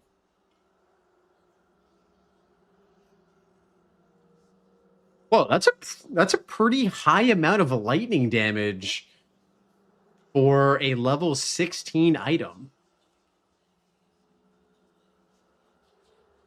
You're done with the Atlas since day 3, but not Hilda? Yeah, there's always a little bit of shit to... Oh!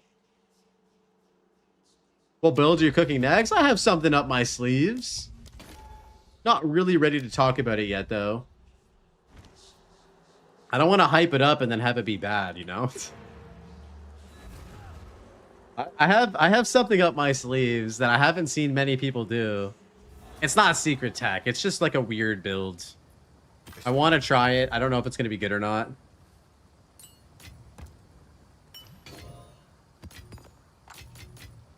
The real ones know, you know? It's not a bad little tri-res. Oh, a gemling. Yeah, what kind of gemling are you going to make? I feel like gemling is so cool because you can do so many different things with it. It feels so versatile. There are 3 good-looking builds on gemling. Okay. I haven't really been looking at anybody's builds, so I'm not really too sure. Deal. Bring any tomes you find. I love Druid. Druid's pretty cool. Druid is very cool. Glacial Lance Gemling looks fire or ice. It looks cool is what you should say, Ald. It looks cool. All right, do we go for the 1 out of 5 fracture for crit chance?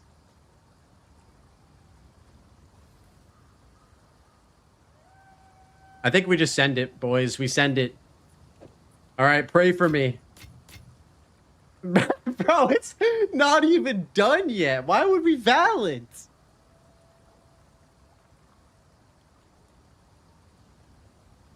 Yo, that sounds cool, definitive.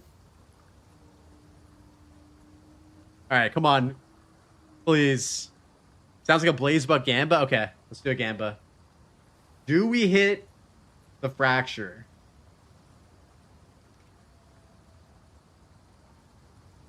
The odds of actually hitting the fracture are really good, really bad. So, all right, there you go, boys. Check the rolls first. I mean, I don't really want to re-roll this because the crit chance is pretty high. 4.35 is really good.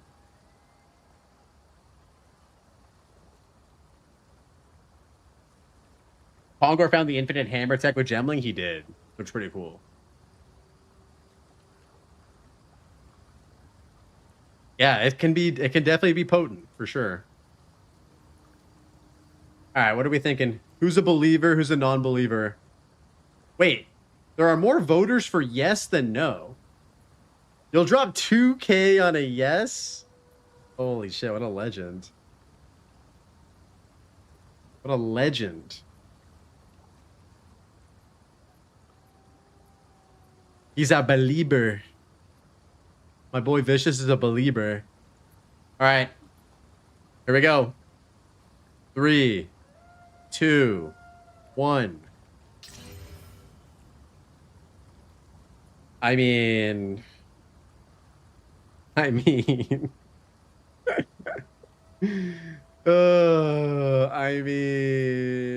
it's not what we wanted. I think we still send it on this, and then we just hit the 2 out of 3 chance for the. Yeah, it could have been worse. It could have been worse. We could have hit the stun build up or the accuracy and light radius. Are you from Canada? Yes, I'm from Canada. Yep, that was an accurate thing. All right, let's continue on with this craft. Let's just see it through. So we have max suffixes, so we don't need to target prefix, and then we have an echo. If we hit flat fizz here, it could be pretty good. Like a good roll of flat fizz. It's really all we want. Okay, let's see. Let's see. Let's see.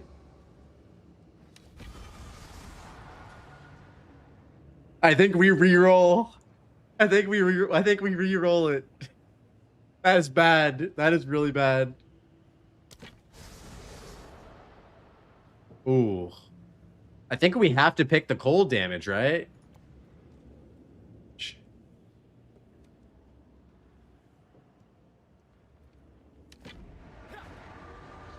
Maybe it's an Omen of Light angle?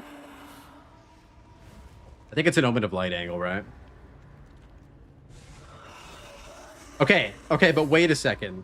Guys, wait a second. I need to do this first. I need to do this first before... We need to know if this is worth Omen of Lighting. And the only way we're going to know is if we hit it with the Battle Essence and we get rid of the accuracy and light radius for the stun build up. Alright?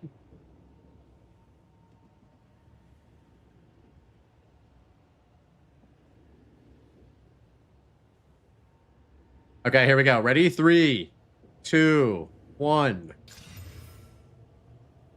No! God damn it, bro. No, dude. Okay, okay, okay. GG. GG. Crafting in a nutshell, ladies and gentlemen.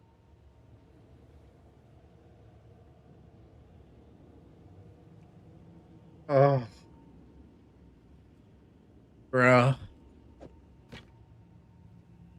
Throw it on the ground in disgust.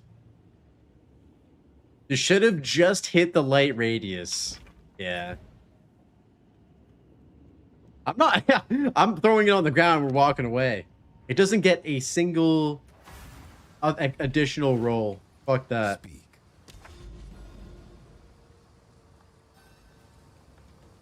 Oh, that hurts. That hurts.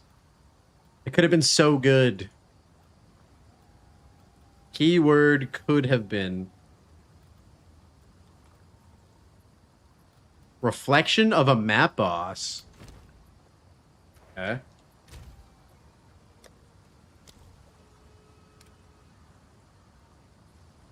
Extra damage is chaos? Sure. It'll be fine. And damn, we were so close. It was a 2 out of 3 chance, you know? It is what it is. I'm coping right now. I think I'm grieving a little bit over that item. Wait, she has 4 unique items.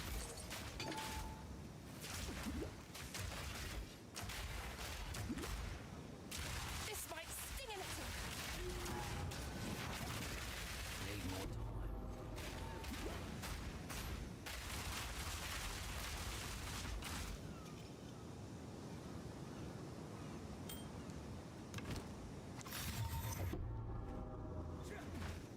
You bricked your 60 div Amy on a 2 out of 3? My man. Okay, we're in the same boat. Did you see if they announced the PoE1 league yesterday? Dude, I saw that. I'm like, bro, I don't even want to think about PoE1 right now. That might change getting closer to July, but like, I'm like so locked in to play PoE2 right now. Like, there's more builds that I want to make. I want to find all the runes. Like, there's so much shit to do.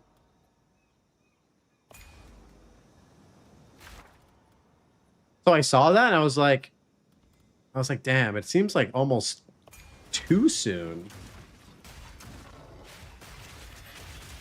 You guys, any of you guys feel the same way?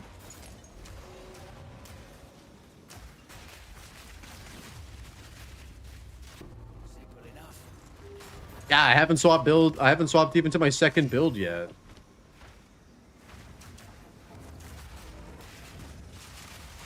Just in time? Yeah. I'll probably play it though, because I want to get the challenge set. I want to get every challenge set now in PoE1.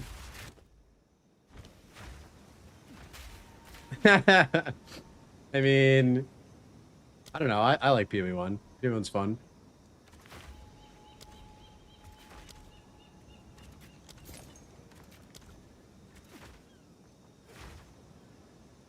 You tried to swap your build last night. You bricked your build so bad it ran out of gold, and I deleted. Wait, you deleted your character? No, dude. Which encounters do you avoid when leveling from 80 to 95? I would be careful in Delirium. I would be careful with Breach. I think those two are probably the most rippy encounters. Also, be very careful in the ocean doing the remnant stuff. The remnant stuff is incredibly rippy.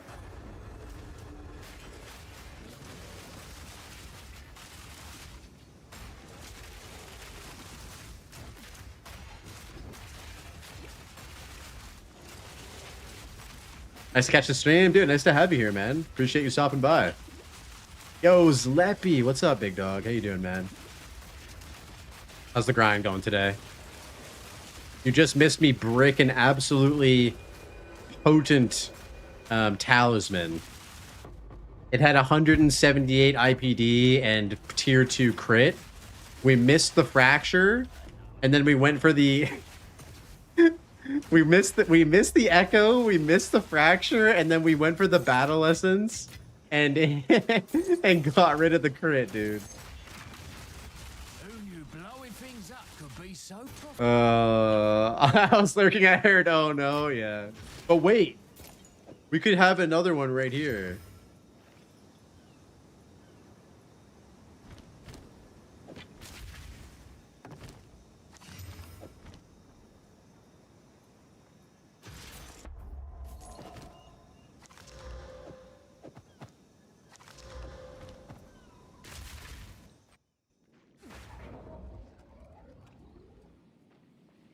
You can sell trade, everyone selling deli tabs for dirt cheap. Oh shit, true. Okay.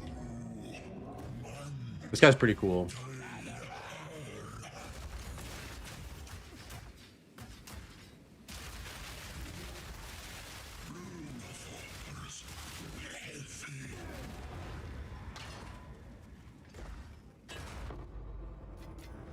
Oh yeah, he gives exceptional Verisium as well. Yo, back from your new update vid. So much good info in there. Nice. I'm glad you enjoyed it, Sammy. Yeah, that one should answer a bunch of questions that you had earlier about a bunch of stuff. Let me know if you have any more questions, dude. I'm happy to help.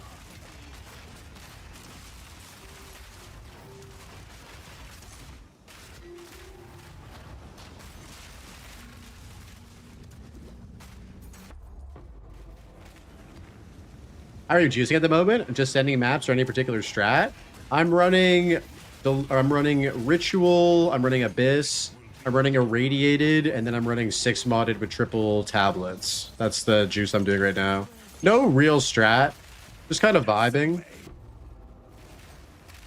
Just kind of vibing. What about you? What's your strat?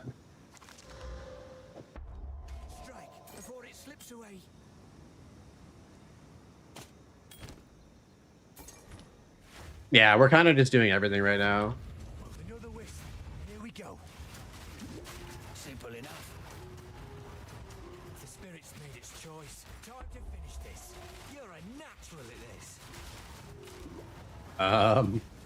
The fuck is happening in there?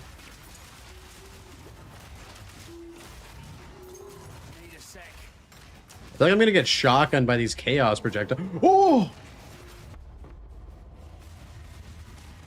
My tooltip went from 15k to 35 thanks to your advice and the guys in your community. Huge thanks. So much to do now. Dude, that's awesome, man. Good shit. Yeah, bro. Like, the community we have here is awesome. They're super helpful. People like Arjack, like Hal, even, you know, Demirius when he's not angry. We're all down to help each other out, man. That's what we're about around here for sure. Yo, what up, Rod, man? Good to see you, bud. Not me. Zoe, you help people out, too. I'm rage. No, you're not. You're the least rage bait, bro. Wait, Demirius is not angry? Guys, believe it or not, I've seen Demirius not angry. Especially with this new PoE2 league. I think he actually might like it.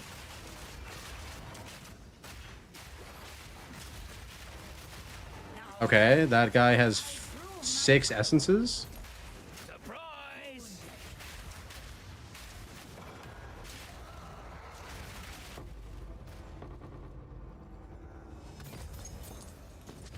Tier 2 sleek jacket. Oh.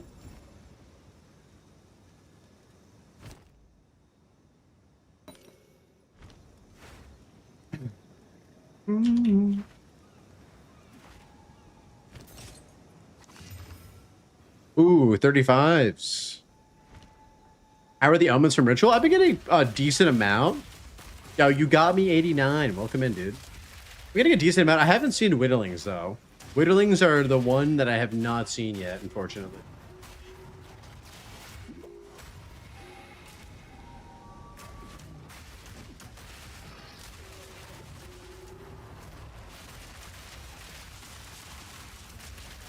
You need tier 16s? Really? I thought they changed it so that you can get them in tier 15 now. I'm pretty sure I saw that in one of the patch notes, that they brought it down to tier 15 maps.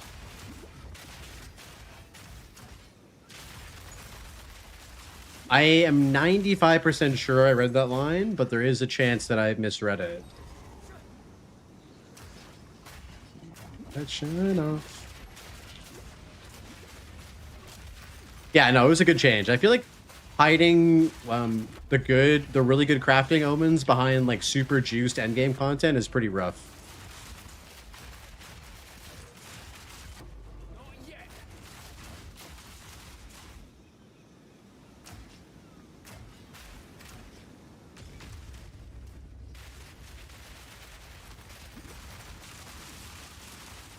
Oh, Reva.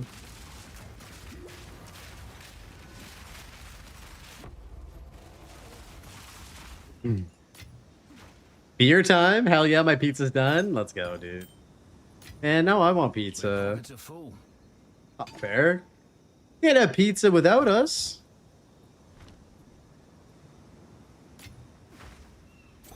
Why is it that Rogue Exiles always use the most like scuffed gear? You think that they would have like better gear at like tier 15 juice maps, you know? Oh god.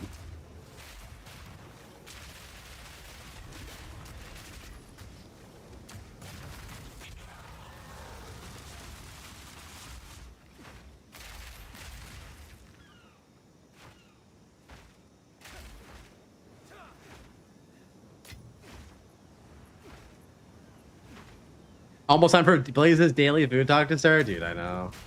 But the thought of pizza is making me want to.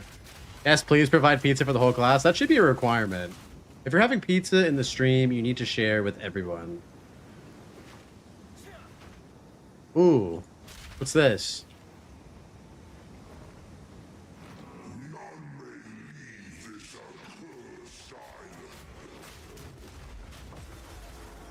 Oh my god.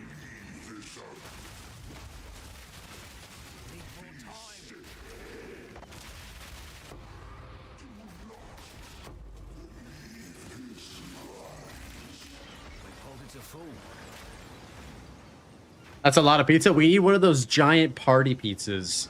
We might need a few giant party pizzas. What does this do? Oh. Select one map. Okay, let's do this map, I guess.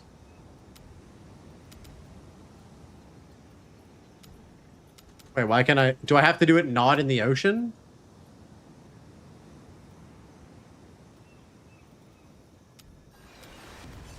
Ah, okay, okay. So this whole area is cooking now. BRB making 158 pizzas. Are there any affordable uniques I can incorporate into the build in Trade League?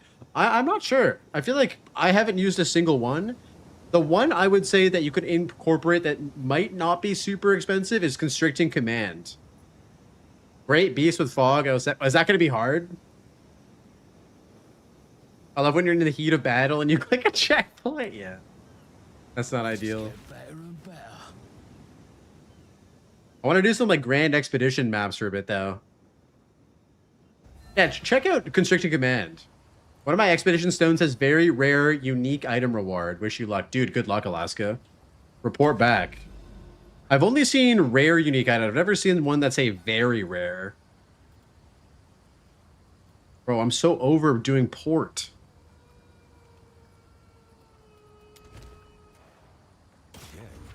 I surf.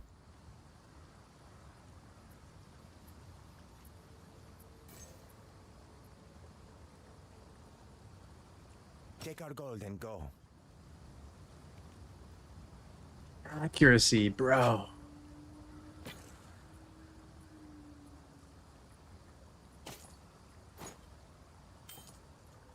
The deal is made.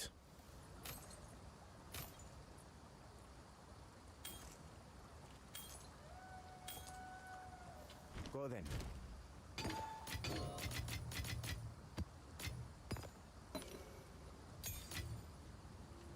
Wait, do I have too much Verisium? Oh, guys, I have 50k. What should we do with this? Should we just gamble a bit?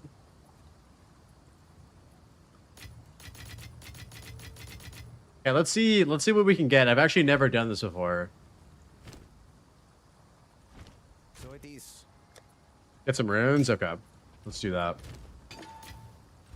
I serve. For Dorian. Can Pharaoh actually give rare runes? We're gonna find out right now. Did we put Pharaoh in our hideout?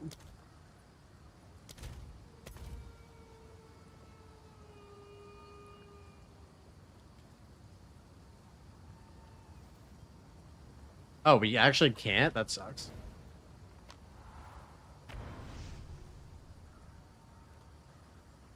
Has anybody actually gambled anything good from Pharaoh before? Like, can he drop any of, like, the super rare, like, expedition runes? Alright, let's see. What's up, brother?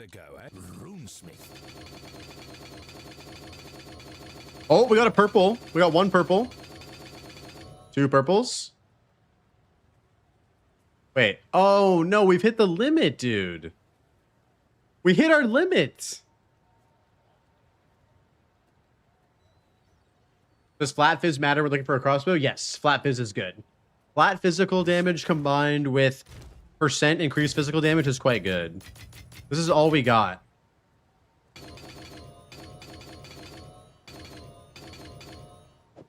Not ideal.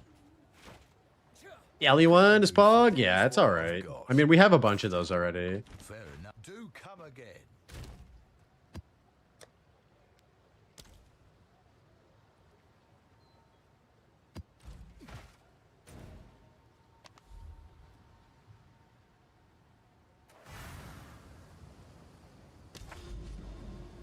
I noticed yours doesn't have percent fizz. Mine doesn't have any physical or percent fizz. Mine has pretty high lightning and fire damage, which is also really strong. If you don't have high IPD, but you do get double or like a couple really good flat elemental damage rolls, it's still a really good crossbow. And I just found out you can gamble for runes.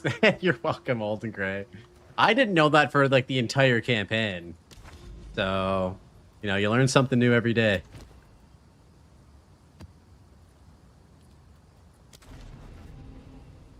I'm confused what lightning damage does for the build. Is it just for shock? Shock is incredibly important.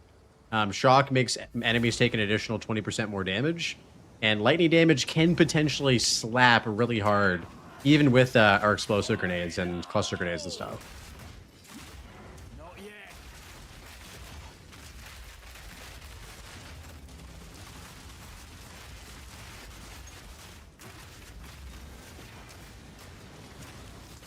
Need more time.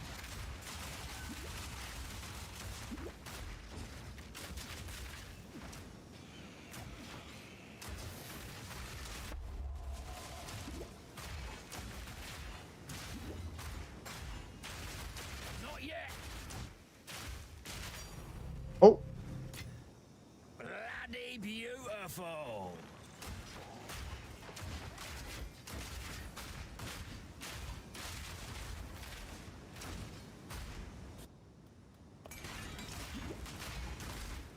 Need a sec.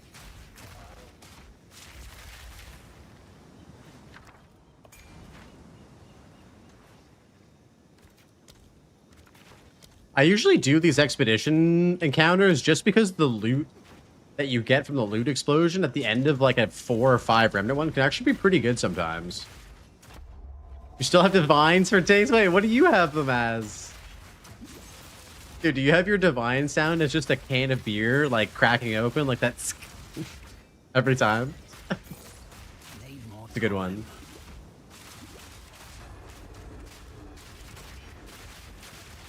I just had my ritual shit out 7 wisps. Oh my god. Not yet. No, you mean they're not that rare anymore? Oh. I mean, I like to get the little, you know, the hit of dopamine with from the tank, you know? I don't find like that many of them. I know they're more common than this league for sure, but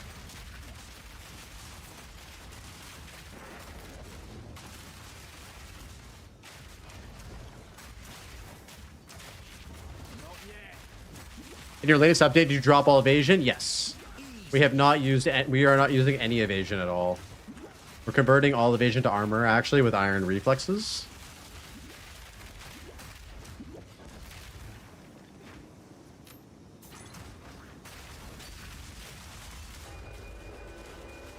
Panther Idol. 10% of armor applies to chaos damage. Yo, that's sick, dude. I want that. What the fuck? Damn, and you can get that on body armor only. Okay. Body armor only. Do you have that one, Demirius?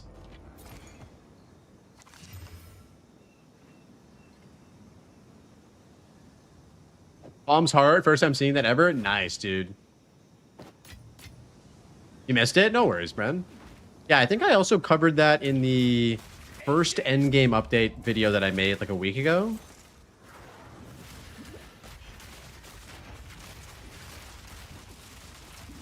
Tribosh, look at the mobilytics guide as well. The mobilytics guide has been updated to my current armor setup, defensive setup, as well as skill gems, gear, support gems, passive tree choices, and all that. Yeah, the helmet is a solid roll for sure.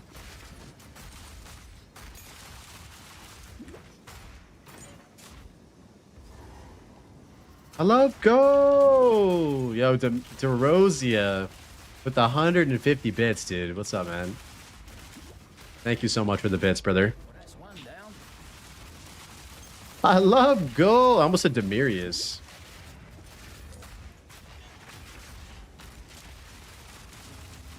Oh, biddies.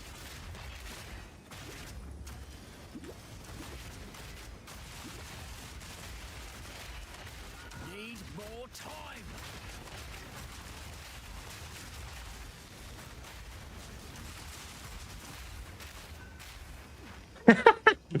Dude, that emote looks extra special, gigantified.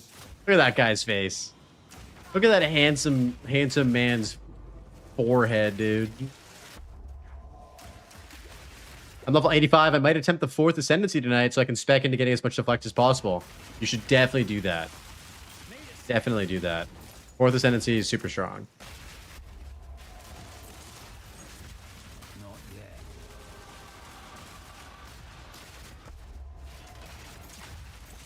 Forehead.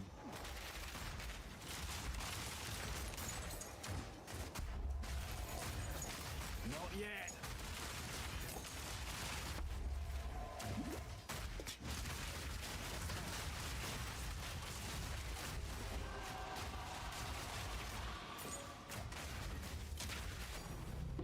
Okay, maybe he was right. Maybe divines are too common. Kim Jong Blaze works. Holy. That's crazy, dude. That's crazy, bro. They're confusing Kim Jong with Mao. He might be. He might be.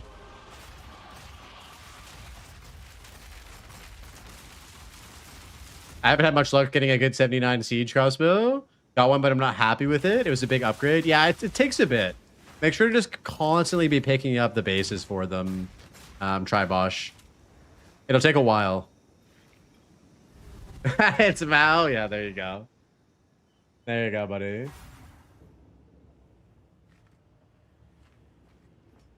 Hello, I'm having the best time from the build. I never had this good of a start from the beginning to the end game, and now my question is, when I use your endgame 1 build and playing since day 1, and it was never this easy.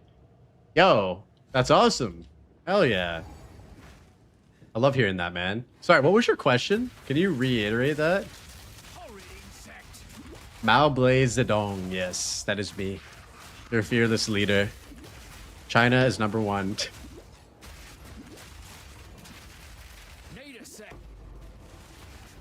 Yeah, we have quite a few enjoyers coming in today. Oh, a collarbone? Yes. Quite a few enjoyers coming in today. Love to see it. Warms my cold black heart. Wait, what? Wait, what? Another notch on me helmet. Need more time.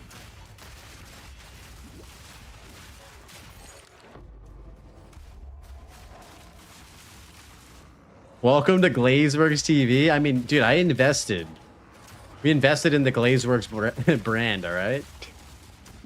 It's paying off. Hate defines us all.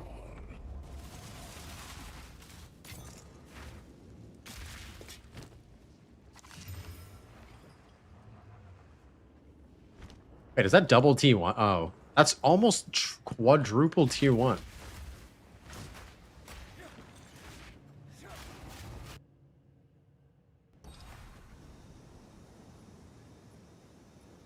I'm a regular archaeologist.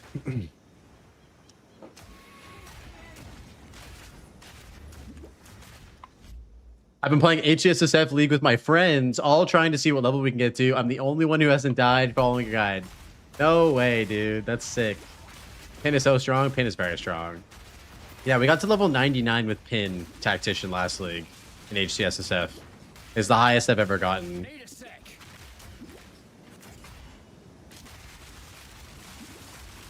It's called Endgame Update 1 when I have to use it. So try going from the Trarthan Cannon section right to the current Endgame setup. That's what I would say. Rawez. I don't know how to pronounce your name. I'm sorry. Single shot is all it takes. Wait. No. No. Blind him. One down. Panther Idol. No way.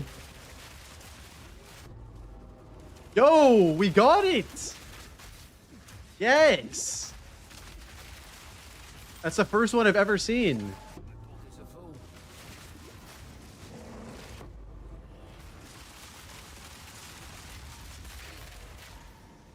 There's a fool. That's fantastic.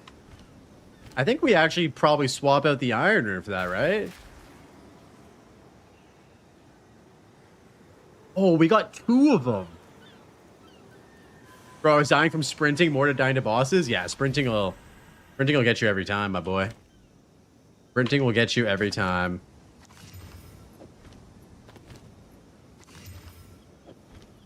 PoE 2 having the exact opposite development cycle as HD2. PoE 2 started off really rocky with big patches, really launched the game forward in a big way. It did. It really did. I've never played Helldivers 2, though. I don't know if that's the game you're talking about, but I've heard good things. Talk about it 10 minutes later than it draws? I know, dude. It's crazy. Any plans to switch from the Tactician to the Grenadier? No. We're staying Tactician for sure. Tactician with Pin is just, you know, it's just winning, dude. You just win. Enjoy it while it lasts. All right, bro. You act like you know what's going to get nerfed, all right? This is not going to get nerfed. This is ethical. This is an ethical build. All right? I have many service.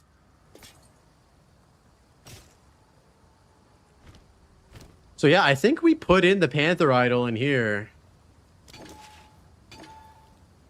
Now we get 10% of armor applies to chaos damage. That's so good.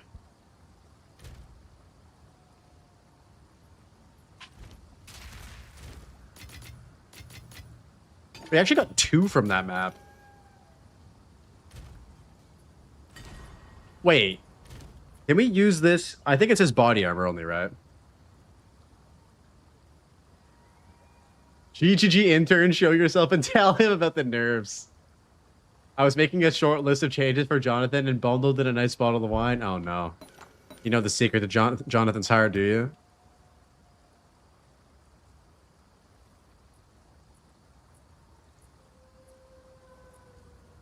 Yeah, this is kind of a sexy little ring here. Double res, dex, T2, T4 damage with chaos damage. Will the increased chaos damage on this ring affect the additional chaos damage that I do with the Rune of Agony? This might be a silly question. Will Siege Crossbow show up on your loot with the endgame filter? Yes, it'll be highlighted as well. It'll make a special noise when it drops. Yeah, it will? Okay.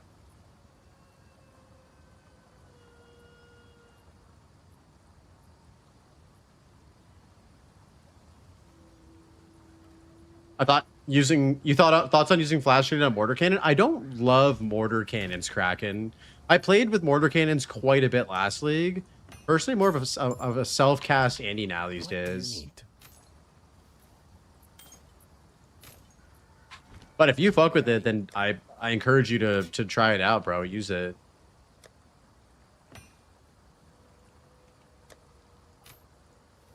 Yeah, that Rogue Exile dropped some pretty good shit.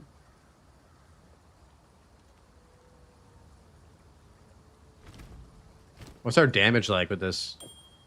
Here, we lose a little bit of damage.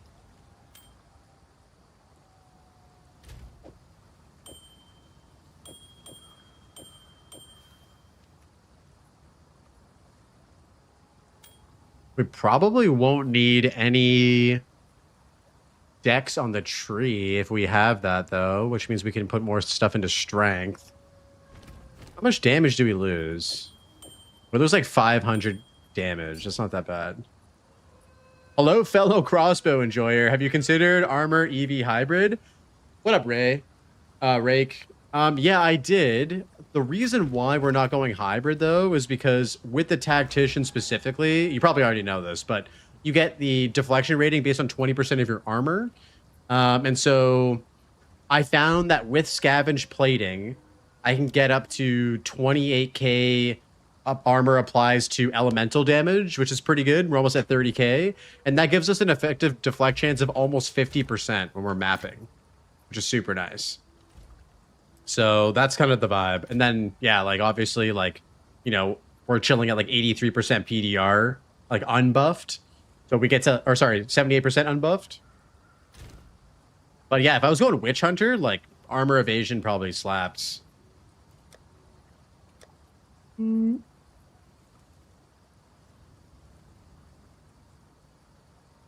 have you been playing, bro? You're playing a crossbow as well? Oh, you're playing Gemling. Yo, nice, dude. Fuck yeah. 80% armor, 55% evasion. Yo, that sounds cozy, bro. And are you using nades? Or are you using some sort of like crossbow bolt builds? More physical damage or elemental damage on the crossbow? So if you have flat physical damage, you want to get increased physical damage percentage. If you don't have increased physical damage percentage, you could go flat. Like this crossbow here, it's pretty good. Explosive shot plus storm blast bolts. Oh shit, okay, hell yeah. Yeah, I gotta stop by your stream and see what you're cooking up over there.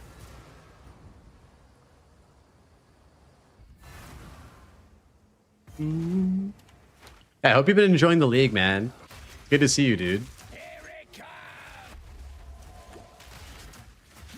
Another notch on me helmet. Need more time. Dude, just give me rite of passage one time, please. Why are so many people listing white tablets as transmutes?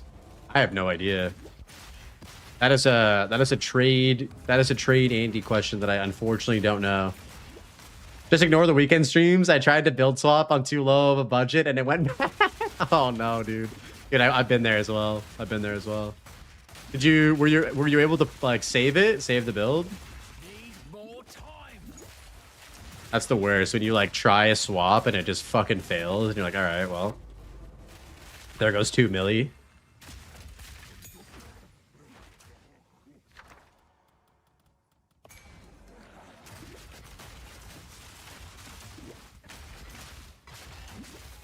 Play as the dude I was looking at, just and look at the crossbow, just slam with some random exalts. Yo, send it to me, Safe. Level 20 skill gem. Let's fucking go. Holy shit. Minus 4 million gold and 300 divines? Jesus.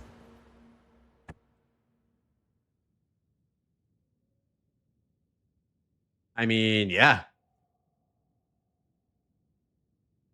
And you only have one socket, and it's unqualitied. Dude, yeah, this is good. This is really good. What's the tooltip damage on what you're using right now with this? Yeah, the 2 additional bolts is kind of funny. I've never seen 2 additional bolts. Yeah, that's fucking amazing, bro. Holy shit. I'm assuming you're not playing nades, or are you playing nades? Because like the siege crossbow base is obviously like, oh, it's cannonade. What the? I just took in this is cannonade. Holy shit. I didn't even realize it wasn't siege. Bro, that's insane. I completely went over my head.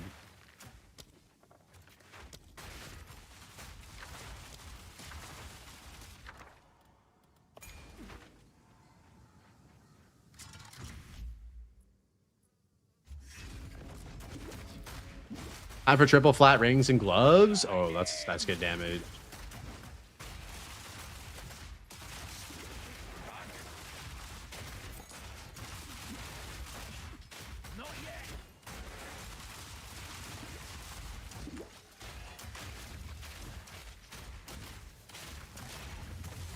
Yeah, I'm not sure. That desecration's quite good. But yeah, it would be sort of a POV angle.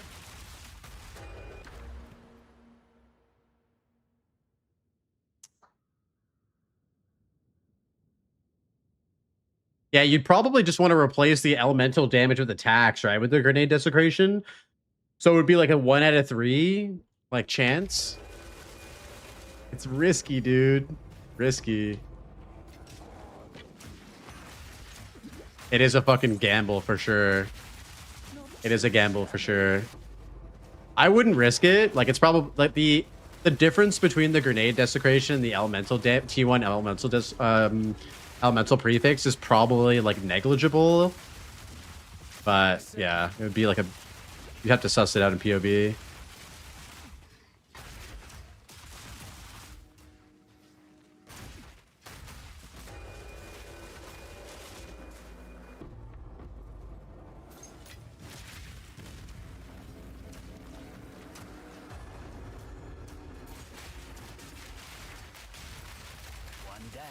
Who's next?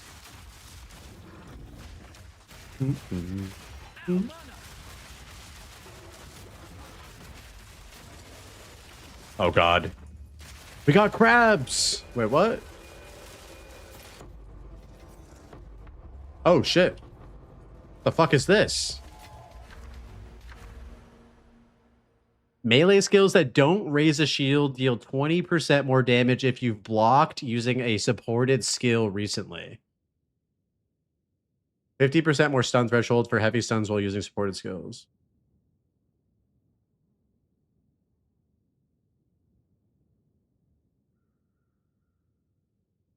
So, would you use this on shield wall with resonating shield? I'm just like, what would you use this with? I'm like, how do you cook with this? 20% more damage is multiplicative though. So like it could be potent, right? You don't really get to see multiplicative damage scaling in too many places in this game.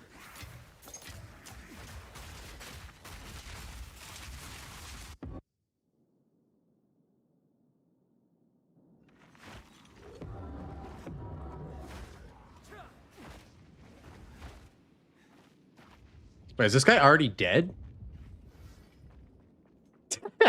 Bro, I came in here and he was already dead. What the fuck?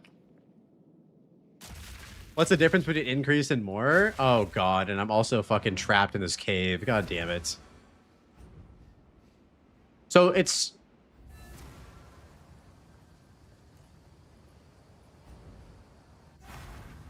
All right, bro. Okay, this is unfair. I'm actually stuck in this cave, dude.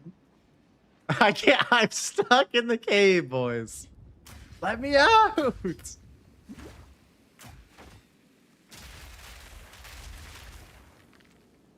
my new home, dude. They won't even let me decorate it. What the heck? We're stuck. What if we log in and out? Try it again. What's up, homie? How you doing, brother? I know, I might have to rip the map, unfortunately. That fucking blows, dude. We're popping off in that map.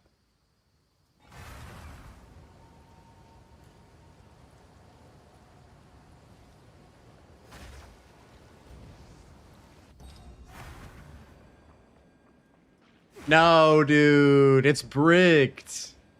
This is the first time I've ever had that. I go into the cave, the boss is already dead, and I can't leave. That's so unfair. If you must. We did get a level 20 skill gem, though, so that's pretty fucking sick.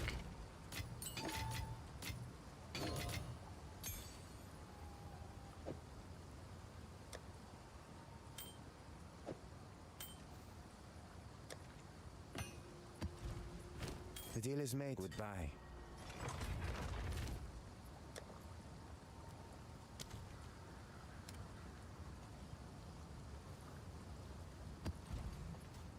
But yeah, on that armor evasion discussion, I can get sprint and trip and juice up and breach and not die. That's the nice thing about armor, isn't it, Rake? Where like if you actually fall, because everyone's gonna fall and trip and fucking take the L, you can survive. Whereas if you just have evasion energy shield and you fall, you're just fucked.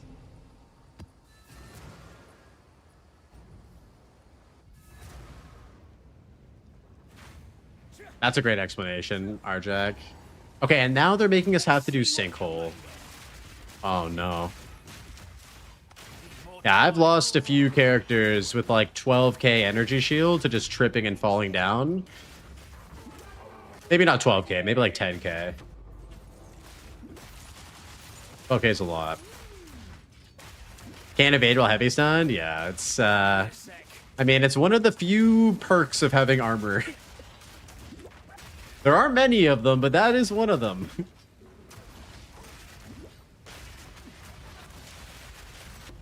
We can get a Oh, you want to martyr an HC trade? Nice, dude.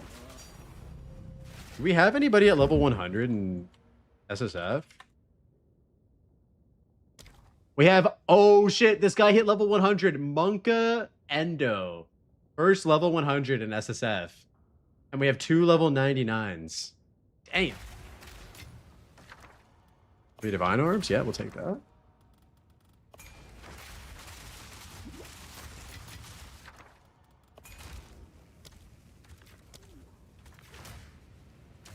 He martyred last night? Oh, shit, really? Yeah, Karn did it in Standard. I think Zleppy's talking about, like, actual, like, Runes of Aldur League martyring.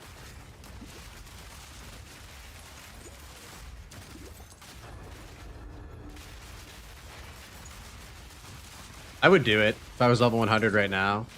I think that guy should do it so I can get an extra point. When I'm not stunned, I also evade 50% of all hits. I mean, that is pretty fucking amazing. What, do you have deflect as well, Rake? What's your deflect? Deflect is pretty fucking sick as well. Oh no, we got hit by temporal chains. Fuck me. Yeah, we're good. Not much, true. Dude, the armor applies to chaos damage. Idol is so good. I don't know if you have any of these, Rake, but I just found one of these as well. Because I don't have the desecration on my helmet. I've tried, trust me. I've tried to get it.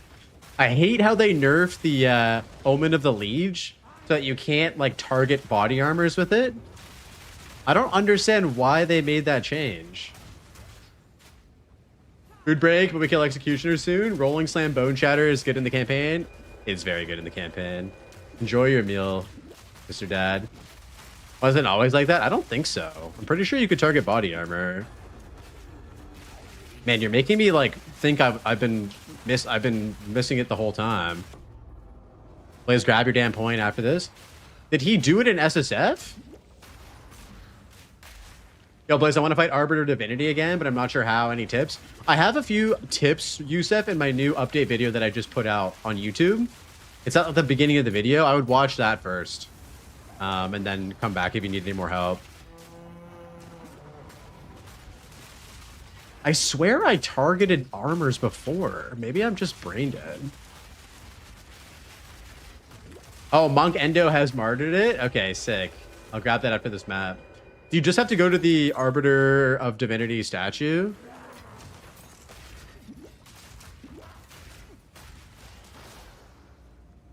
You're also chaos capped as well? I mean, yeah. Then you're chilling. Then you are chilling. Do I have this already? Let's have a look then. I think I do, but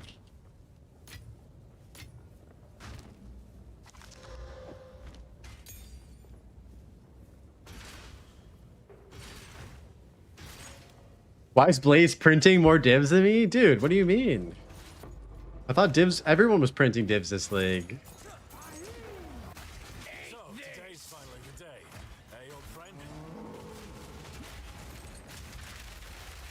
Not yet.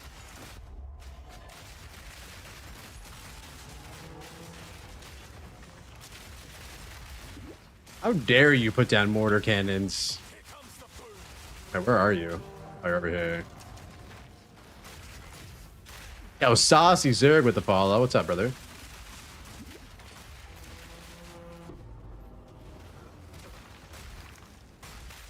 Tier 4 unset?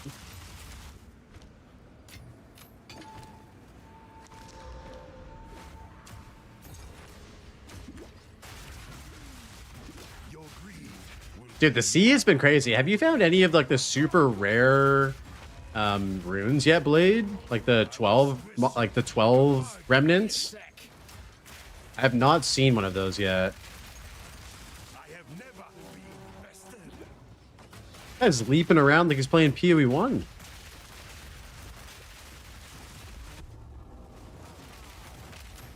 Tier 5 sleek jacket. Tier 3, what the? I'm sure you were tired of hearing it, but you should, but shout out and TY to you again for the Pin2Win guide. I got to finally enjoy the endgame for the first time as a new player. Yo, Saucy, never tired of hearing the positive feedback from the build, man. Anytime, dude. Thank you so much for stopping by, bro. I hope you enjoyed the endgame, man. Never tired of that shit.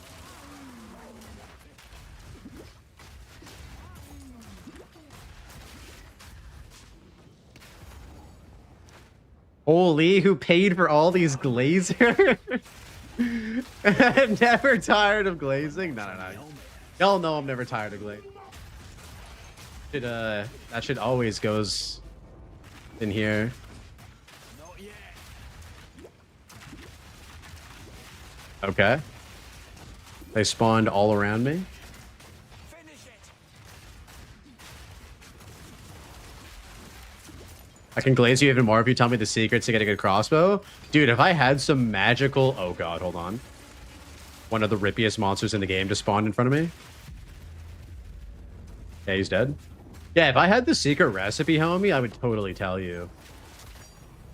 Oh, perfect exalt. I think that might be the first one I've ever found in this league so far. It really... The secret is just a... Bro, I don't have a fucking hotness target, dude. But if I did have one, it'd be Dead Rabbit. I'm not trying to be harder than everybody, but like, no. There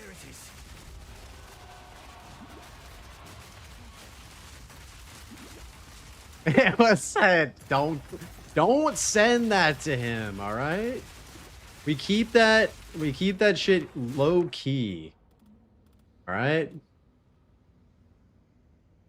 Hey Blaze, how you doing? I'm blasting the league, not much Twitch, but the Beach Boys seem to be blasting too. Dude, Scrone, good to see you, man. Welcome in. I'm so happy to hear that you're enjoying the league, brother. Yeah, the Beach Boys are crushing it as always. Those are my dogs. I just realized my 4th Ascendancy is the Trial of Chaos. Is it Rippy? You can do the 4th Ascendancy on the Trial of Secamus as well, Tribosh. Yes, baby. First set of Matriarch, Patriarch down. And you got a first perfect Jeweler's Orb. Yo, Sammy, congrats. That's fucking sick. And now you get to fight the Arbiter of Divinity. Let's go. Fire in the hole! Spirits picked its prey. Cut it down. Not yet. We're wearing it down. Don't let up. Easy. Don't lose focus. Stay quick on my feet for the Wrathen to claim.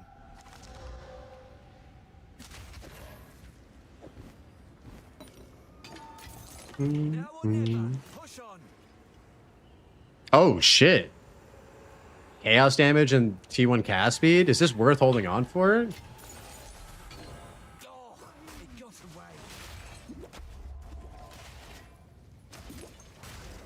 Not yet. I can't hear you over the sound of clipping and sending to Rabbit. Oh no, dude. Oh, my boy Rabby.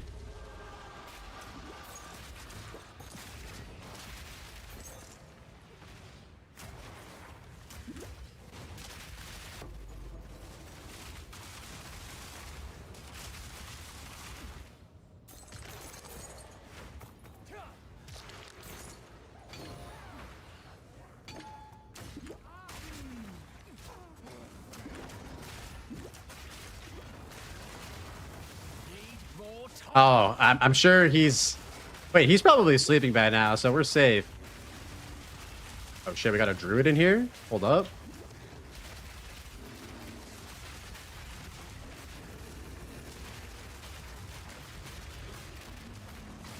Andy Dufresne.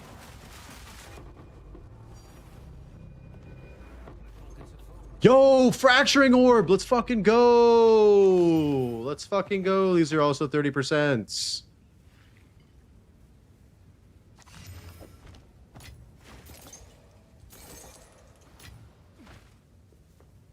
Rabbit is next on the list. It's 9 p.m. for him, so oh god, he's awake for sure. God damn it. What have we done?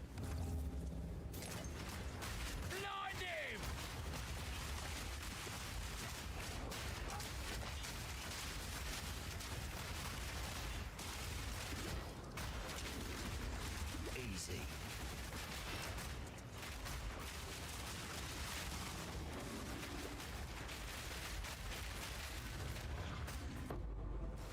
The new paralyzing staff bait looks cooler than the MTX I bought. It does look fucking sick. And GGG has some amazing artists that work for them. Truly some of the best in the biz. And I really hope they add transmog in for 0 or 1.0. Like, that is one feature I would absolutely die for. Because there's so much dope shit in this game that I just never get to use. Because it just doesn't fit with my build and stuff, you know?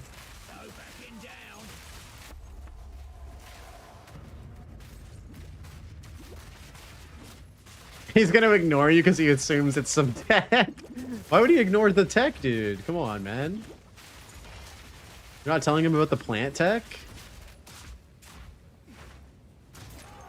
Not yet.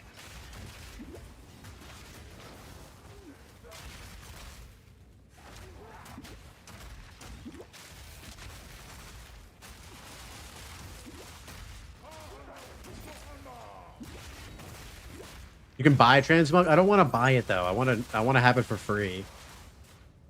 I don't like the whole like buying one item for money thing. It kind of sucks, in my opinion. Yama sees your soul.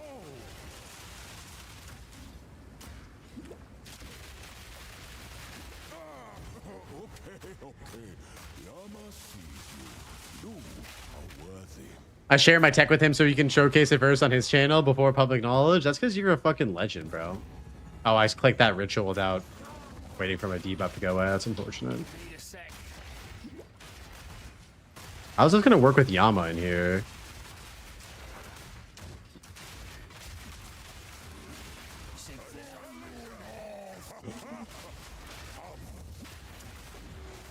Oh my lord.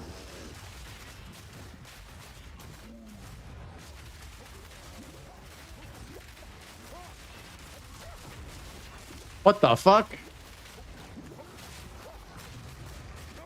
Okay. That was spicy. Oh my god, 2 fracturing orbs and 1 map. Yo, that's so good. Let's have something hot today. New molten skin character.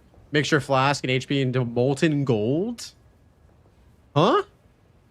If we could reuse the skin transfer, I would totally be down to buy one. Yo, that's what I'm saying. It'd be so sick if you could just go to your wardrobe and just equip whatever after you bought it. Someone check his PC, dude. My PC's fine. You don't need to look in there. We need to fracture some shit. It's 100 coin MTX. Okay, I got you. I don't have any coins. I just bought all the stash tabs. I serve. So it is.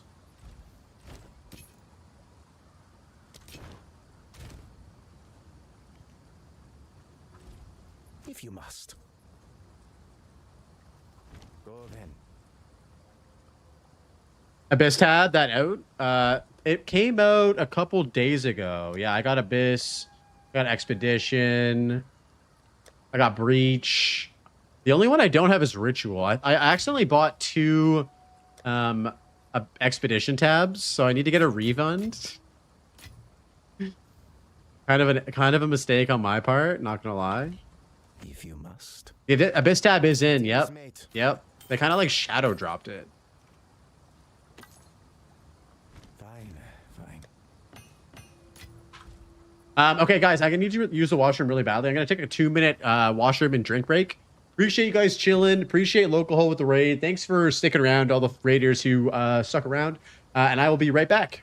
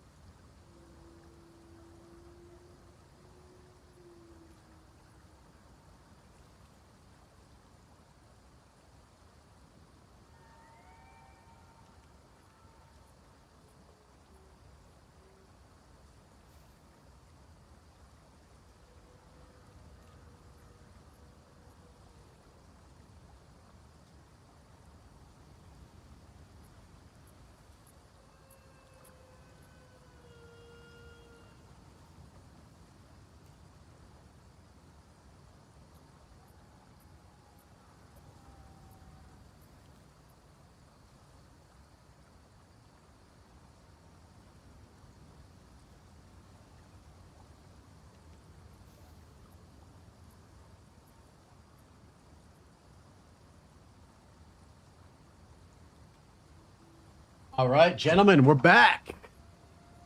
Streamer client has been installed. Wait, what? Playlist? I got you on the playlist.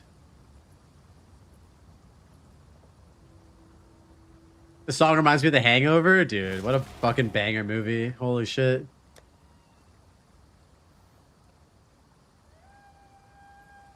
Oh, that's a tough one, man. Why don't you, I'll leave that one up to you guys to answer.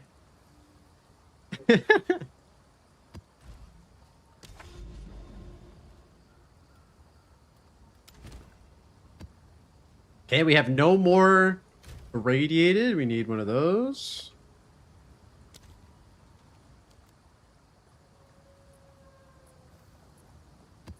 One additional rare modifier is really good.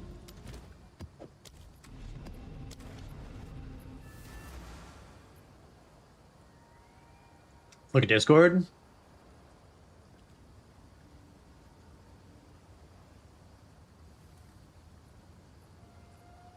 Oh.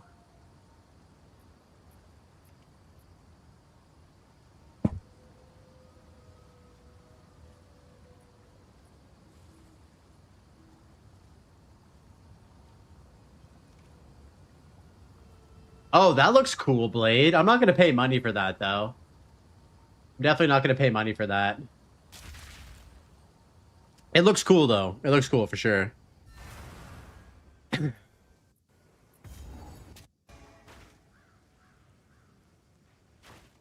Wait, what's going on? Fire now! Wake animal! Oh, I never noticed that the grass catches on fire in this map. Did you guys ever see that? Hey people, so work sucks. Give me a 1 if I should call out sick tomorrow and play PoE 2. I mean, brother, priorities, man. You gotta work. You know, you gotta work to be able to play PoE 2. You gotta play PoE 2 so you can work. You know what I mean? What up, Table? How you doing, buddy? Did you end up getting the Arbiter Divinity down? Okay, chat. It looks like chat is saying skip work. I was the responsible one.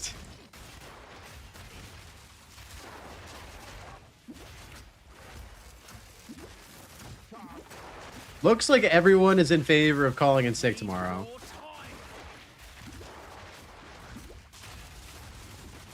I got PTO? Okay, log in, brother. Log in.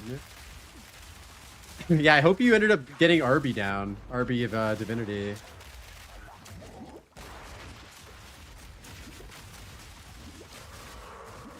Two days from the big 30 streak? Holy. Blade, you're a legend, dude. Yeah, we have some pretty big streaks in the community right now. I think Arjack's at 75. Someone else is at 50 today.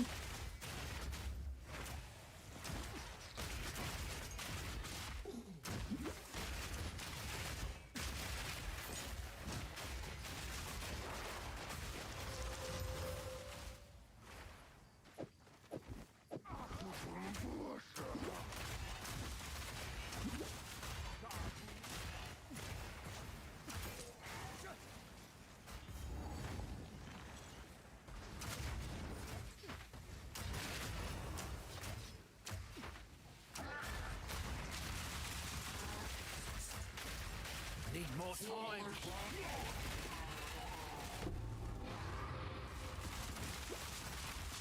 You had 100 at Rabbits, and then he went to play.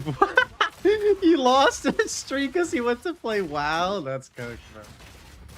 You're not a diehard Rabbit fan no matter what game he plays? Bro, come on, man. Wait, was he playing WoW or was he playing Fellowship? I remember he was playing Fellowship for a bit. I don't remember if he was playing WoW or not.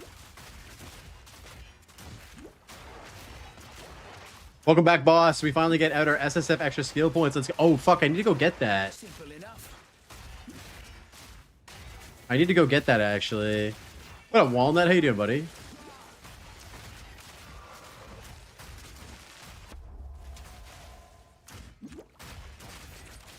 Need a sec. I know, you're an OG on Rabbit's channel for sure.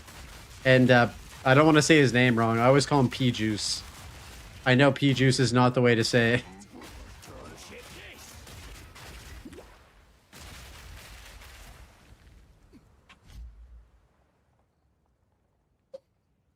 Yo, Terrigo, what's up, dude? How you doing, man?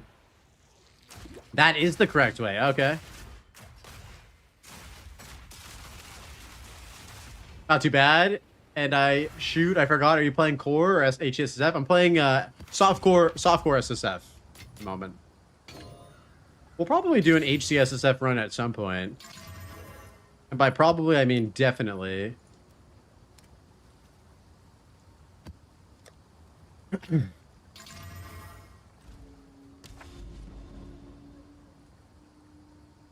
Yeah, it does not stack, unfortunately.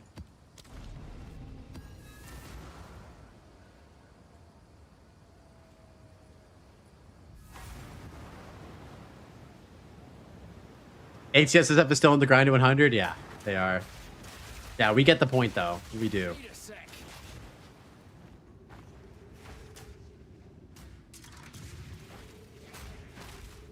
Yo, what up? Atomic, good to see you, man. You met with the new tattoo artist in the Bathurst area? Nice. What are you getting?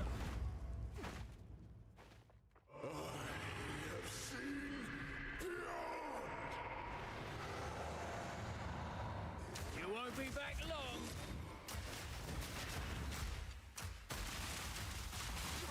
No escape. I call upon the stars. Okay, I'm curious as to what the concept you're going for now is.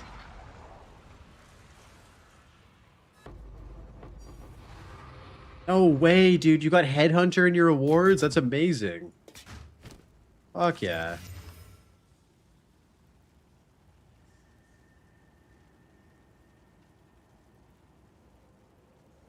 Okay, maybe we try to hit this with a suffix desecration and just pray. We don't hit armor, applies to ally damage. Yeah, let's try.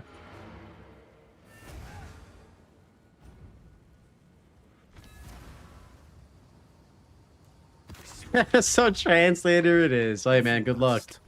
Hope it goes well.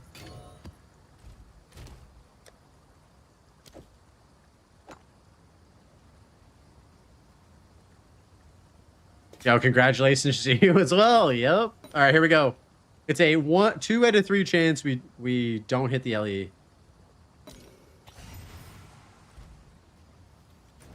Dude, I cannot hit 2 out of 3s right now. That's fucking crazy. That's fucking crazy, dude. Take a look. Whoa, what the heck? Where do you want to get that? Jono, what's up, brother? How you doing, man?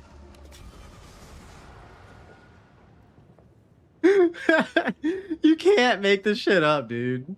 You hit the desecration on the fucking thing and then it gives you it back. But worse. Your whole leg? Damn, dude. Alright. You do you, baby boy.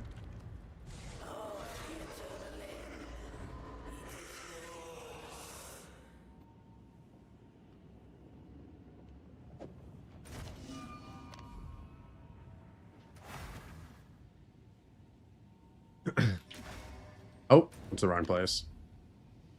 Man, I'm kind of overdue for a new tattoo as well, actually. I'm good, man. I'm just trying to fix my PoE 2 build. Your league seems to be going well. It's going very well, actually. Look what I bought.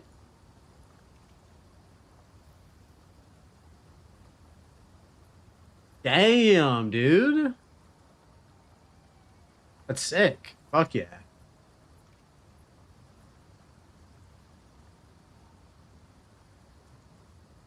She has no portfolio? I mean, that's a red flag.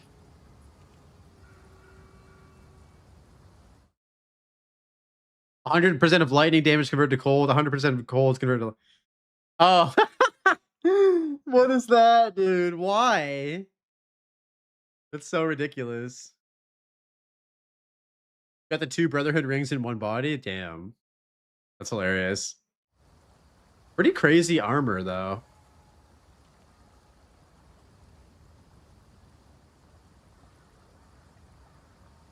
That's such a weird armor, dude.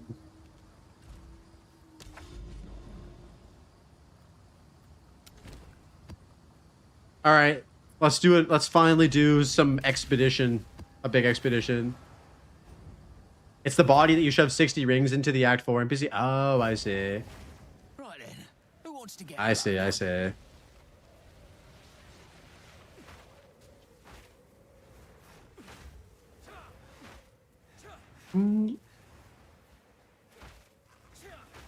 Wait, hello? I mean, it seems like they have a ton of roles that they can have, right? I got 5 Abyssal Echoes, but 0 Collarbones. What's going on? Collarbones seem rarer than Echoes, in my opinion. Terror, we found a 5 mod Heart of the Well today, and we completely bricked it, dude, unfortunately. I'm still sad about it. 5% chance to find one. We find it, and then we just sent it without any echoes.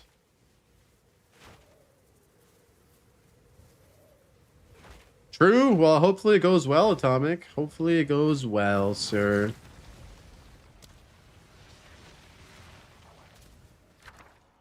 Unique jewelry. Yep. Take that. Didn't listen to the old man. No, I listened to chat. Chat baited me as usual.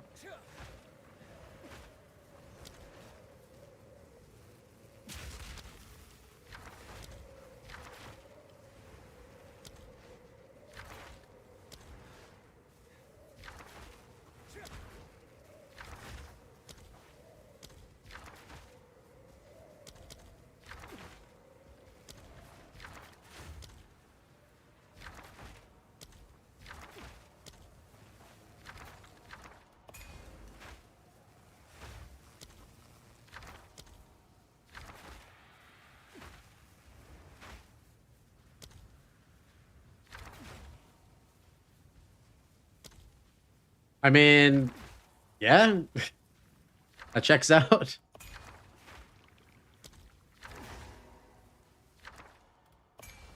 Oh, wait, that's a masterwork rune. Hold up.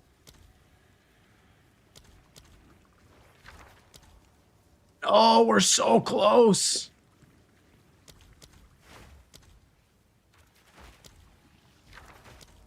There we go.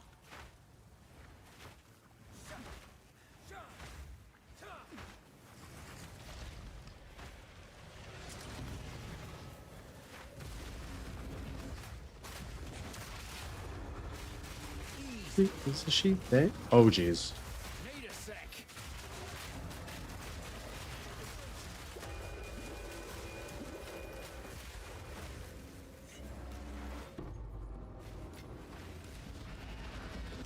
Make a wish.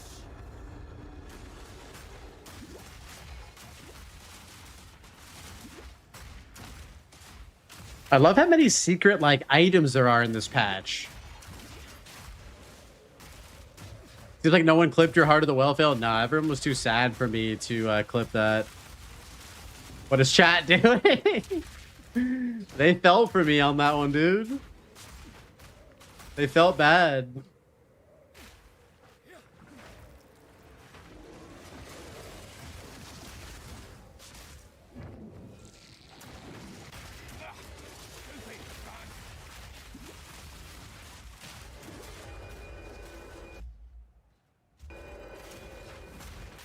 Need a sec. I need Heart of the Well with extra cold damage. I have a really good one for the next build. But not for this build, unfortunately.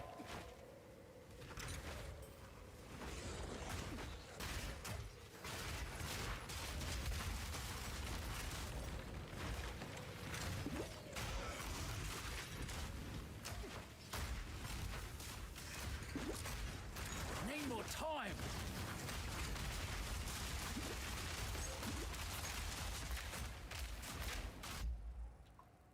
Yo, Maddie, what's up, dude? Yo, thank you for the T1 gifted sub, brother. How you doing, Maddie? Good to see you, dog. What's good? What's good? Dude, with all these gifted subs, I can finally buy better internet. We're all on our way to better internet, boys. Good to have the stream back. Good to be back, brother. Good to be back. Good to see you as well.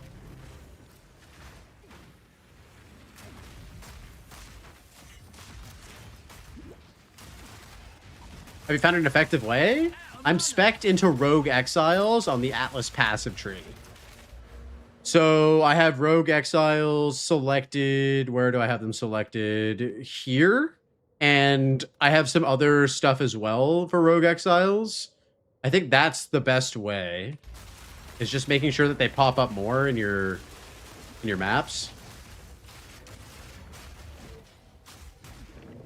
Need a sec.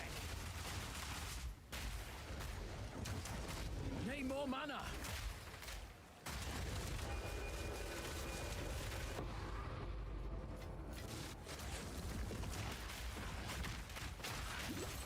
What the oh my god, there's so many little spiders. That actually bricked my PC for a second. Another notch on me helmet. Do they need to be in Abyss? Yes, they need to spawn right beside an Abyss. So it's kind of RNG a little bit. There's better ways to target them. There's an Omen that makes them spawn in pairs. There's also tablets that can have modifiers with like map is one additional extra Rogue Exile. So if you do triple Abyssal tablets, and then those Abyssal tablets have Rogue Exiles on them, it'll actually like significantly improve your chances of getting one. Need more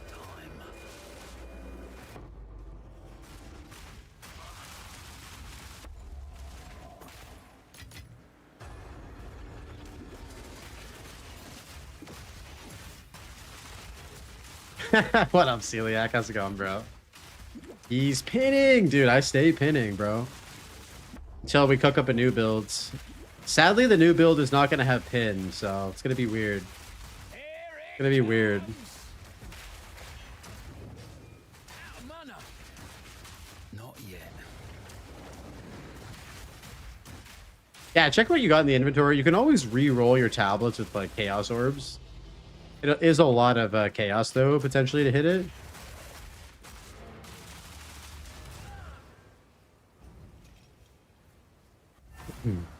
Is this SSF? Yes, this is SSF. Can I upgrade the Panther Idol?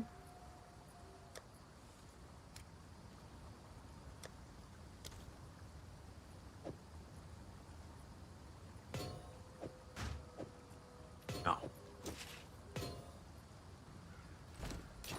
Go then. I got a Val City map without Val beacons, but I must complete the Val beacons to finish the map. That is me getting stuck in the cave. This league has got a few bugs, to say the least.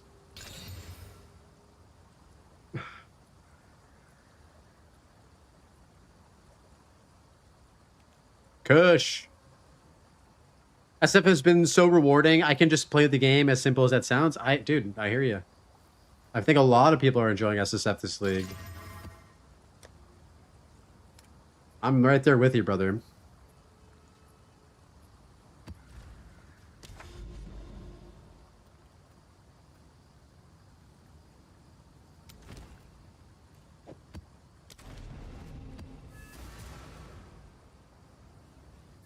All right, come on. 2 more levels and we hit our first damage node? Yeah. Holy.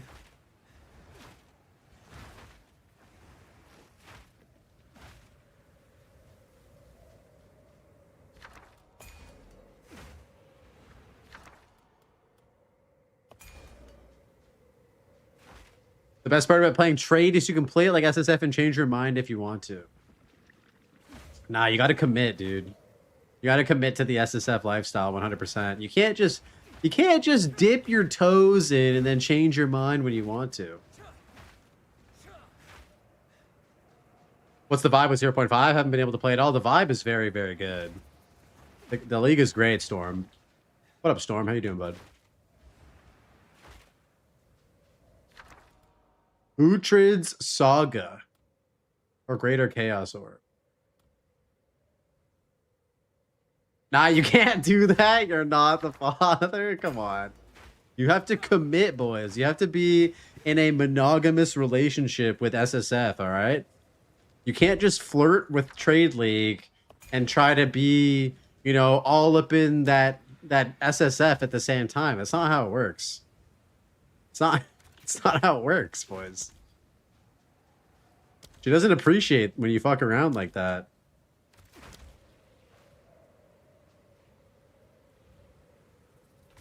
Oh, you know the answer to that.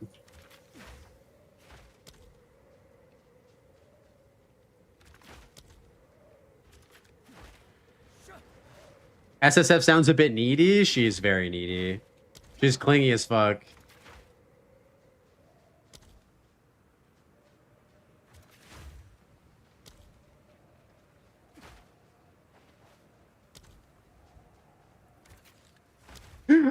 Bro, the fucking SSF versus trade combo is always so funny, bro.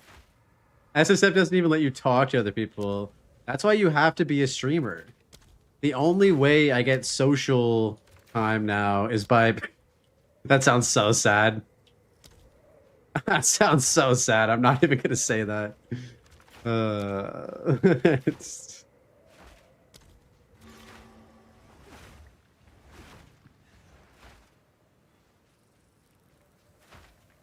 Coach, I'm not reading that message, bro. Jesus Christ. Oh, I do love a good explosion. Don't be sorry, bro. That's what they're there for. You got channel points? Use them, bud. I think the assassin one is still my favorite redeem of all of them. That one never gets old. Eat this.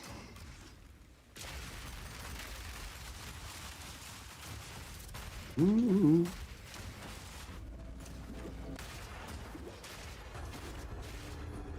Off machine. The moment where Dad of Exile discovers all of the Austin powers and redeems in the chat. It's a good day.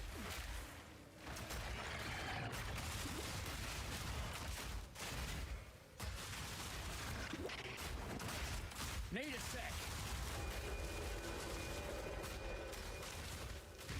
Has a lot of on death effects. Holy moly. Yo, 3 divine orbs.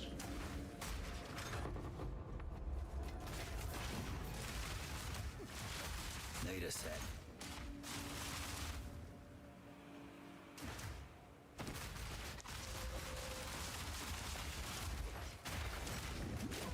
Need more time. You do. You sold that Abyss tablet for 5 and 0? Was it just a regular Abyss tablet or was it a unique one?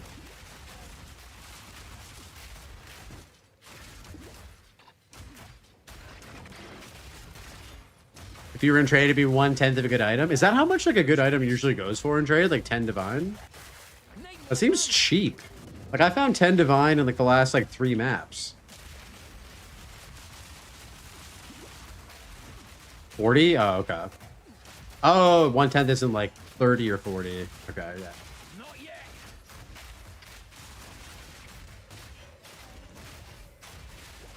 Need a sec. that bro, we do the same thing here all the time. I'm constantly getting rage baited by people to play Trade League, and the Trade League Andes are getting rage baited to play HCSSF. It's just a beautiful vicious cycle.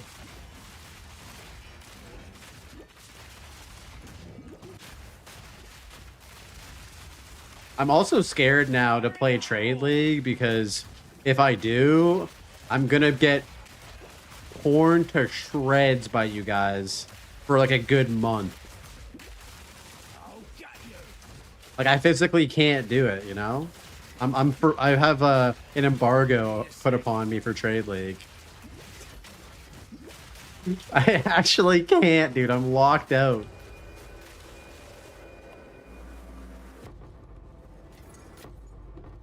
Yeah, what up, Kadachi? How's it going, bro?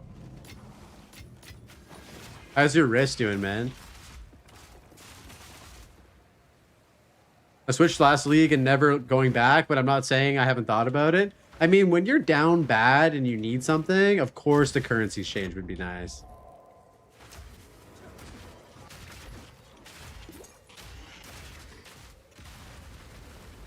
I'm cursed. Your power went out on your second corrupted nexus after the first quest got bugged. Oh, dude, what is going on? That's terrible luck. Simple enough.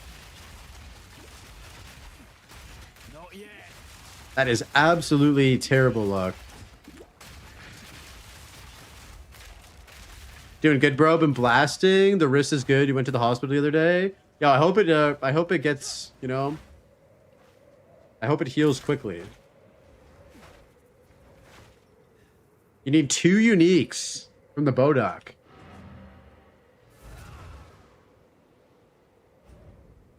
Nah, bro, if you're down bad, just go play Temple and it's Zeri Rush. Is that what everyone's doing for money? I saw Rabbit was doing that earlier. If you must. Is that just big cash right now? What about it's Zeri Rush and gives you so much money? I have many, sir. For money, totally not the cutscene. Yeah, it kind of sounds like Rabbit just wants to see boobas all day. He's like, oh no, I didn't drop my lineage support gem. I guess I have to watch Zeri get in the bathwater for the 100th time. Not complaining about it though.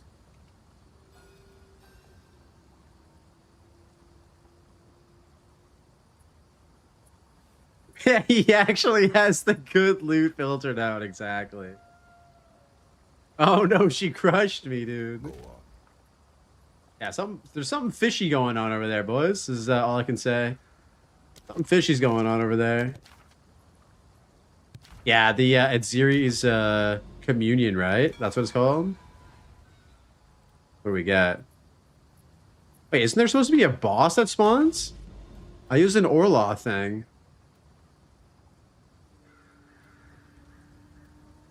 Monsters have 100% increased effectiveness. Surely that's not Rippy. Oh no, I forgot to use it. You have to use it, guys. You have to right click the shit. I didn't do that because I'm stupid.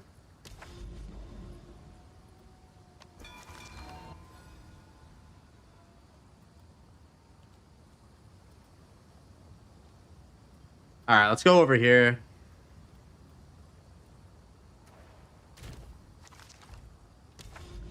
Can't confirm. Gem studded feels so much better compared to the +2 strength ascendancy node. Okay. Okay. He's a gem studded man.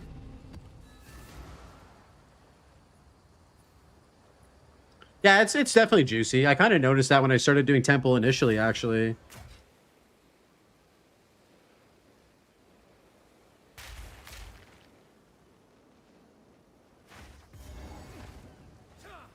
Who would have thought that Temple would have been still one of the best ways to make money 6 months later? Dead wretch.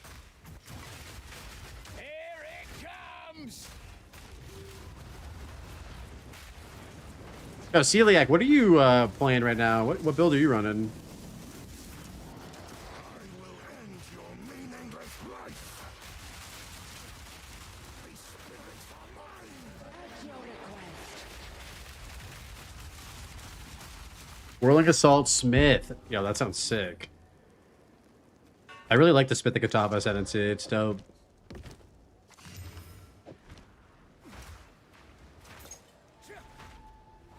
I feel like I'm overdue for a Smith run. I haven't played Smith since 0.2, actually. When it came out.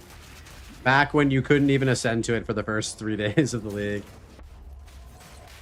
Didn't they dead on hit when you hit 200 times every click? Holy shit, dude. Yeah, because the fire spell on hit, right? Fuck, that sounds sick. How much int do you have to run like DD on or the fire on hit? You have to have a shit ton of int.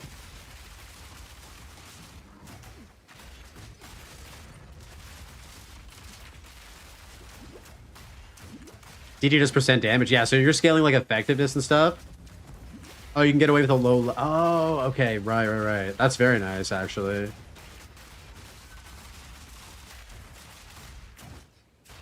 But it's your go-to warrior class every league. Oh, it seems like he can run it at low level because I forgot that DD scales off of monster like health percentage, right? So it doesn't really matter. I guess the higher level, obviously, the better, because I would assume you get a higher percentage. But If you're doing juice content, like you should be able to still like pop off with that. Need more time. Any recommendation for a warrior or titan build guide? I want to make a new character for the Captain America shield, but I've never played warrior before. What skill to use? Yo, Al, that's a good question. My buddy Lex has a great guide out right now for warriors. I always like to recommend his content. I'll share his channel with you. You can go check him out if you want. He's the warrior main, bro. Check him out.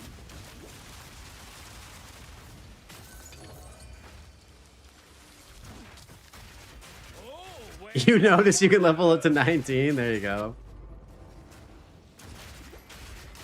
Subbed. Good shit, man. Appreciate you, Froggy. Show the homie some love. We're gonna have him back on the podcast again eventually. We're long overdue for a Yap sesh.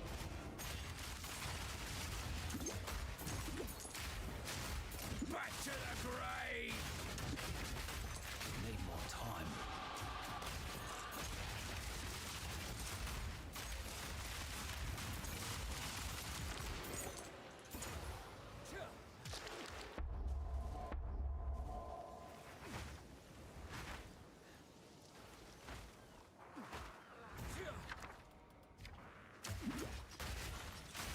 One down. Who's next? I guess we'll do this just for the Orb of Chance.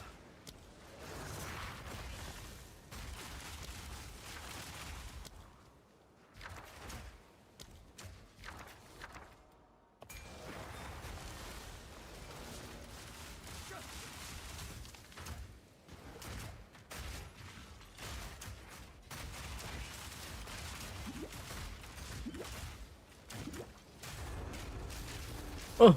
Not yet.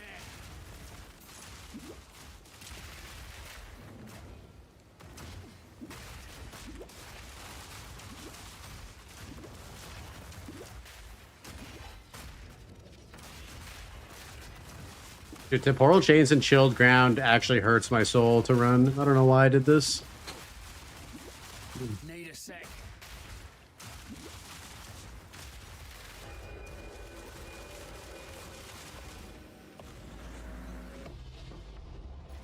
Wait, did I not pick this chance orb? I'm dumb, dude. Need a sec. I'm a regular archaeologist.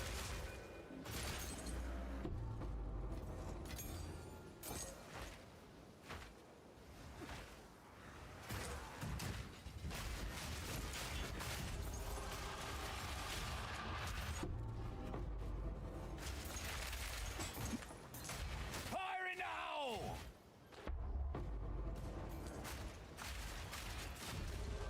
Need more time.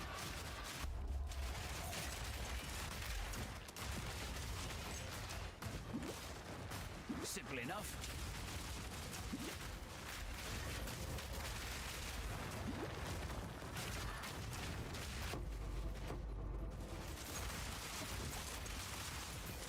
I'm sorry, bro. That's so annoying.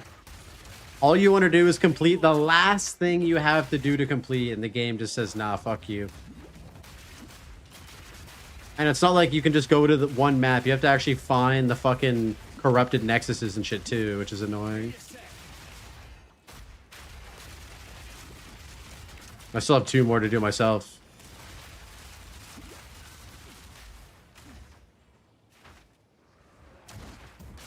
Need more time.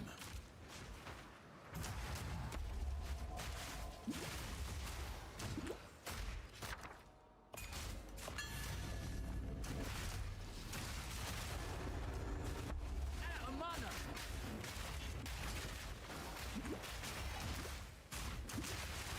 They nerfed Jado. How did they nerf Jado? Not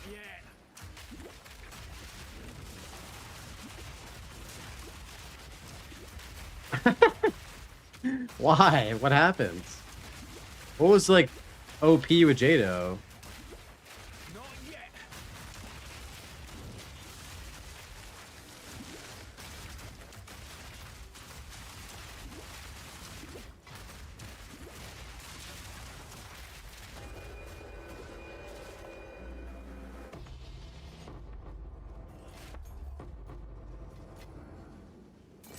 This Crip interview is going to be a banger. I can feel it. Dude, we have a pretty good interview lined up. I'm excited, man.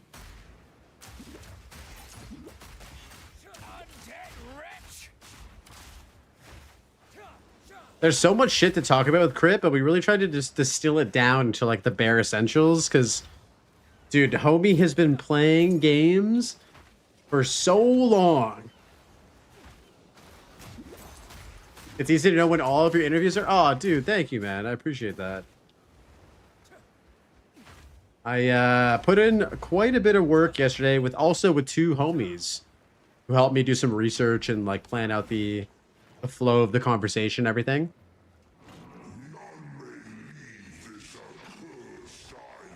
Try this on for size.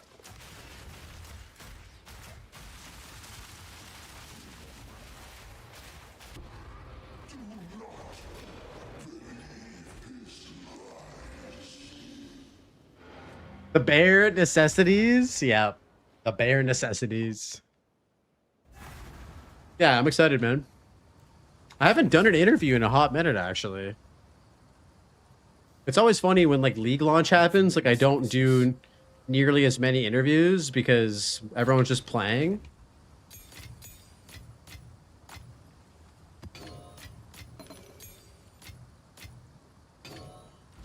If you must, goodbye.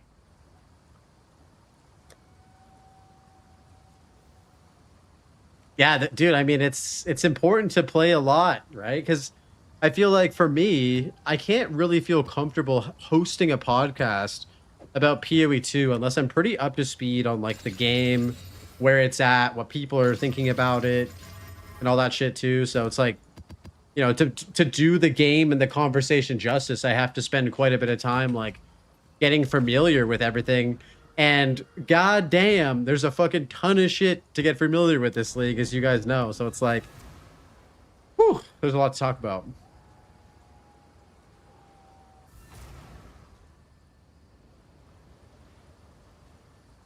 W streamer, good luck with the interview later, homie. Yo, Lugo, thank you so much, man. Appreciate you stopping by. Appreciate the kind words as well. Such a great patch. Yeah, it's so good, dude. This is definitely peak PoE2 for sure.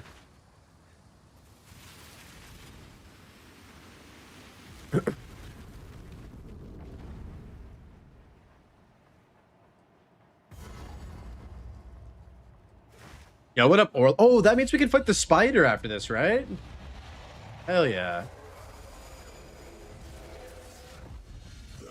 Can he drop like 2 spider tokens since we're juicing him?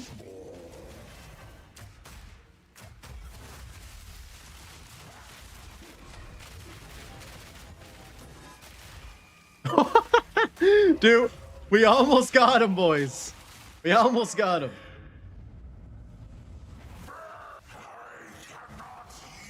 I'm about to crash out over it that hates. Yeah, I mean, you gotta stay the fuck back from those guys. Like, that is mandatory. You have redemption yet? Dude, I haven't gotten redemption yet. I haven't found it. Ooh, we got a Crest of the Sun as well. That's very, very nice. And we got 2 Shattered Triskelions. All right, boys, we're going to do some spider gaming.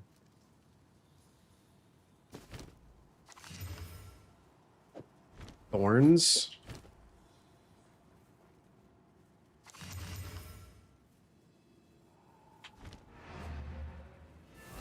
It's a great patch, but was released with far more bugs and problems than I expected. I mean, every patch that they do has bugs, right? And I think, like, I expected, personally for me, a shit ton because they added so much shit. I think, like, the ratio of bugs to content is always, like, somewhere in, like, the... There's a close relationship between the amount of shit they add and the amount of bugs that happen. And... God damn, they added a ton of shit.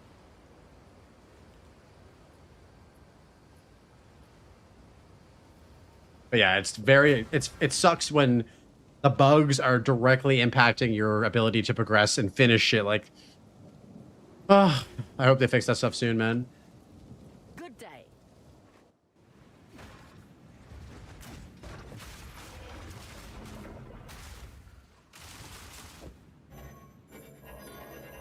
Oh yeah, like this bug where you can't You can't put it in, dude.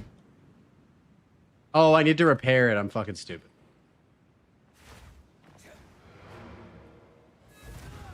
Yeah, my bad. My bad, Pelly. What up, Pelly? How you doing, bro? Yeah, let's reforge that. I can't put it in, dude. Oh, baby, it's spider time? Yes, sir. Hey, thanks for the build guide. I got bored of Trade League after doing everything and rerolled into SSF with this build. Yo, nice, man. Hell yeah. Appreciate you stopping by, dude. I hope you're having a good time in SSF. Damn, Arbiter of Divinity pretty, though? Yeah, he's pretty badass.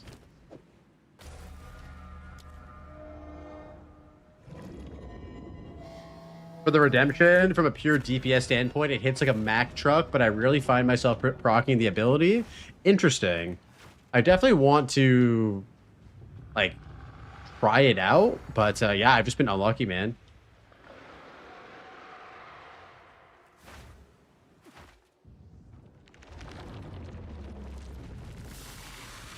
Dude, the animation for that looks so sick.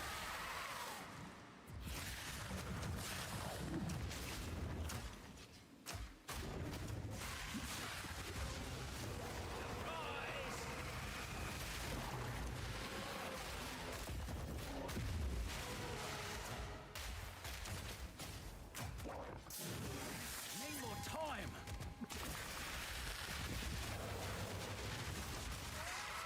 I think we bugged it. You guys see that I hit for like 8 million in one hit? That was weird.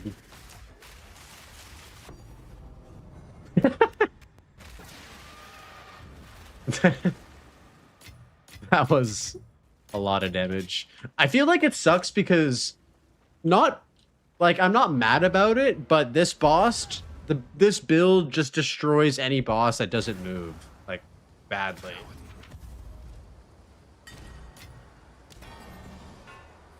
Okay, we got duality again. That's our second one.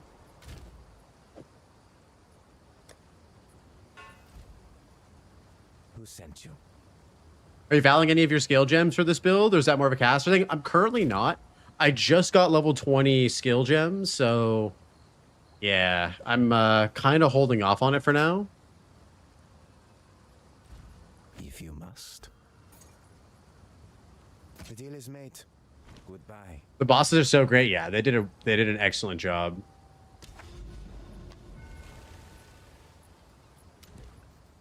Do you have the same condition? If you shoot a cluster grenade, it will just detonate in a big explosion instead of many small ones. This is super weird. It happens every now and again, not all the time. I had that earlier, Rock. But I think I was like in the interlude. Have you seen what duality can turn into once you upgrade it? No, I haven't. Should we upgrade mine? I have 2 of them. I'm super down. I think I have all the materials needed as well.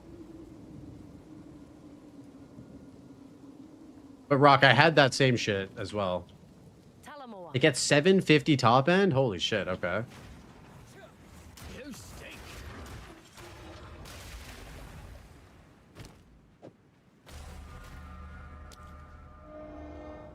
Oh, wow, there's 3 different outcomes for it. I didn't know. Okay, well, we'll send it on one. I'm down.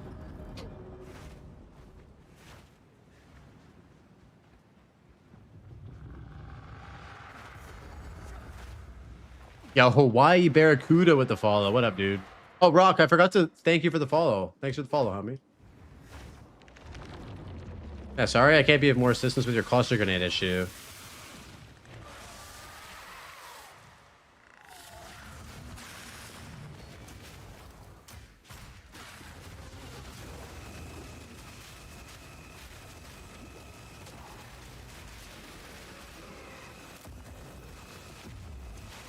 Spider. Oh, he's got a red attack? What does that do? Oh, shit, he actually moves. I thought he just stood in the middle the whole time. Oh! Okay, he's cracked.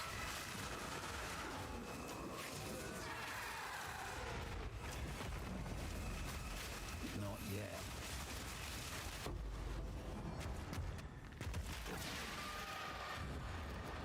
Your item filter has been nice this league. Yo, you're welcome, dude. Hell yeah. I'm glad it's good. Hey, good luck, Rock. Thanks for stopping by, man. What does this one turn into? The eyes of the rune feather.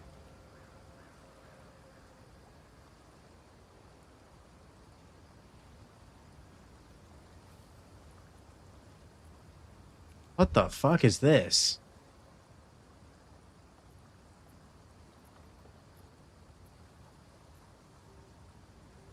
Rune feather is a debuff that raises power of affected targets by 5.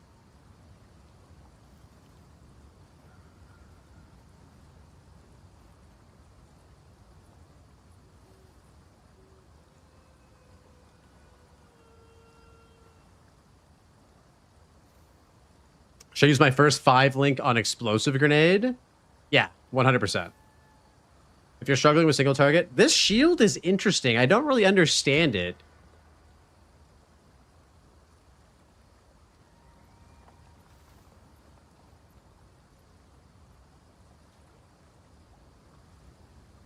Yo, Troy, thanks for the raid, man. Yo, I got all the raids coming in today. What up, Troy? How you doing, man? Appreciate that, homies. Welcome in, guys. Nah, you can't see what these turn into because these are like the like legendary Verisium items. It's ass. Okay. Good, dude. How's 0.5 going? It's going excellent, man. This is like my favorite league launch I've ever had, bro. It's been incredible. I serve. Go then. How about yourself? You don't know the recipe? Oh, no. All right, let's put this in and see what this does.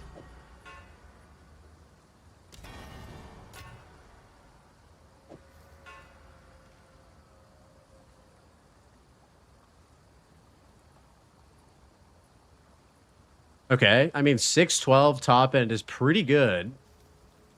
We could divine this up a bit too. You got the base DPS increase. Is this good?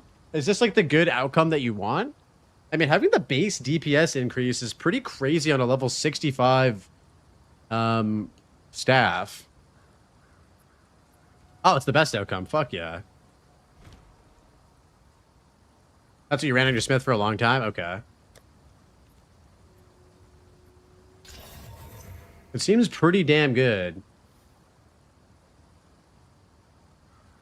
What does finality do? Good question. So, finality is a buff that grants 100% increased critical chance with final strikes, making your strike skills skip to their final strike if they have one. Yo, Rob, thanks for the lurk, dude. Good to see you, man. So I'm guessing that Whirling Assault has a final strike, or does it not? I know that Ice Strike has one. I know that Tempest Flurry has one. What are the other ones that have like a final strike? Doesn't affect Rolling Strike at all. Okay, Ice Strike and Tempest Flurry. That's it. Okay, yeah. Interesting. So when you have finality after using, like, let's say you use like whatever, a combo boosted Falling Thunder, then every single Ice Strike will have 100% increased crit chance, and it will always hit the final strike, which has more damage. I know there's additional support gems to support like a final strike of a skill as well. You get 800 guard when you throw a bell down. That's pretty fucking crazy. All right. Interesting. I really like this whole like upgrading unique items situation that we have going on here. I have many services. So it is. Yeah, you could do Ice Strike, you could do Tempest Flurry. You don't even need to use the finality thing, like what Celiac was saying. You could just use Whirling Assault. Yo, Zero, what's up, man? How you doing? I was trying to figure out a way to make Bone Shatter, Movement, Expend combo to get Permaguard. Oh, that's interesting. My boy's cooking. Guys, look at this. Look at this Venters that we have. How fucking sick is this?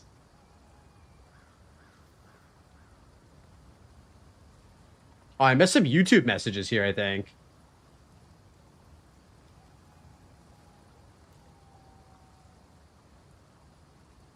Nah, John, it's not a bug, dude. John Gardner, it's not a bug. It's only for like the spider boss, legendary, or sorry, unique items. Because they have multiple different outcomes. That's why it doesn't show you. Like, what do you think about the martyr mechanic? The martyr mechanic's fucking amazing.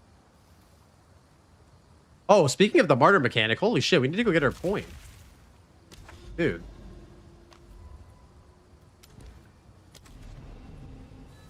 I wish they'd do more with the upgrading tower. Lower levels, though. I feel like upgrading them doesn't do much. Yeah. Some of them are really good, and some of them are still ass, even if you, like, upgrade them. I hear ya. Okay, so how do I get this? So I just go up the tower?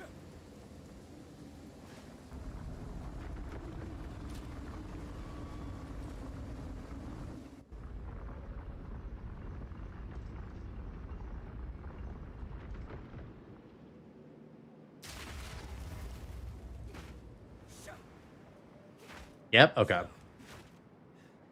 Pay your respects.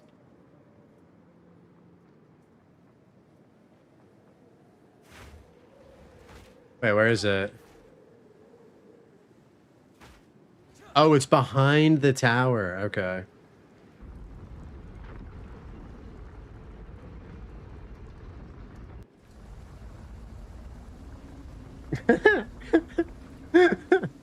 Which fucking place is it? Yeah, I'm looking for the passive, the extra passive, bro.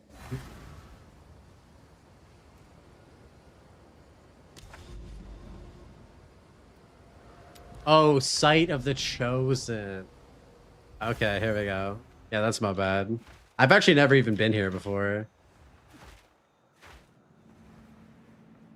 Give yourself for the greater good. Are you using 2 crossbows for this build? No, I'm using 1 crossbow locked to both weapon sets.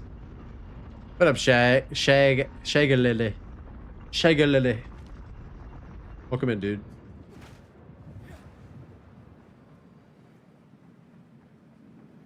Okay. Yo, thanks for the follow, bro. Oh, shit.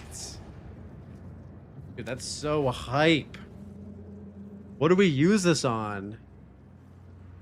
Imagine if this counted for weapon set 1 and 2. How fucking insane would that be?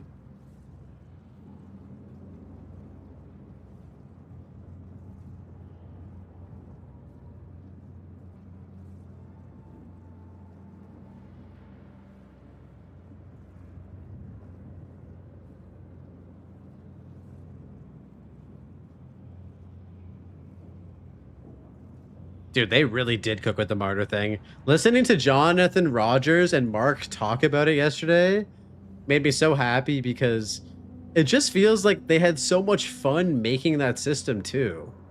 Like they were so excited to when people found it. Do we just go for damage?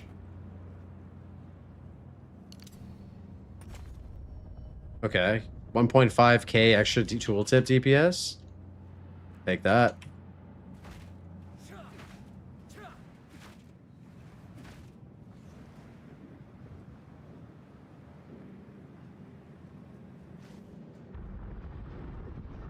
Yeah, they're just so incredibly passionate about the game. Please works. I have 3 characters. Do you keep currency in your stash tab if you migrate? And leave a copy for SSF or just to take it all from 1 character. So if you migrate all of your characters from 1 league to another, all of your currency gets brought over.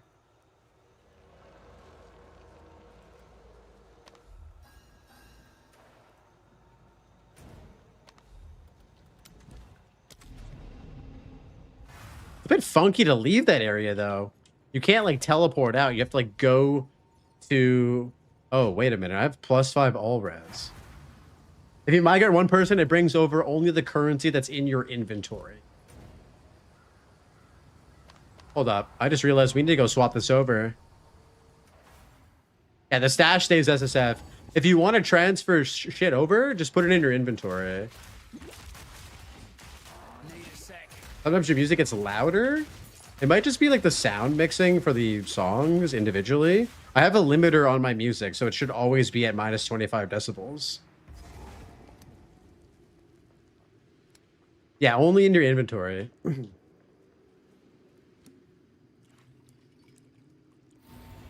Wait, what if we do increased cooldown recovery? Let's try that.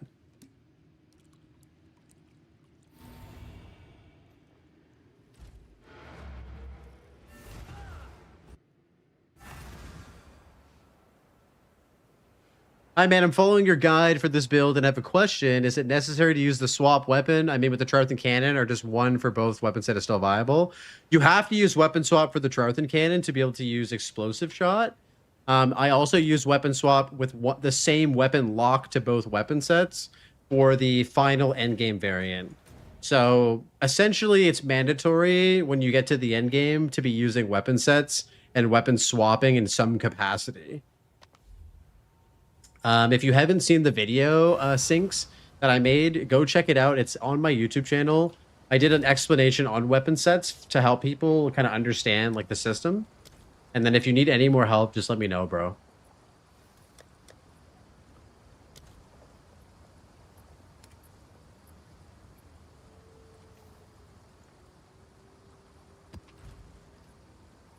Man, how cool is that martyr system? That's fucking amazing.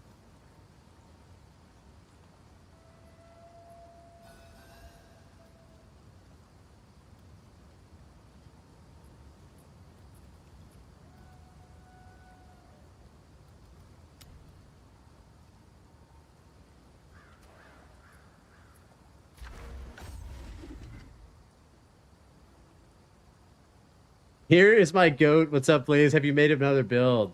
Oh, what do you make for another build? I haven't publicly disclosed what we're making for the next build yet. It's a secret. Man, we haven't found any of these unique runes, and it's bothering me. How do you discover these?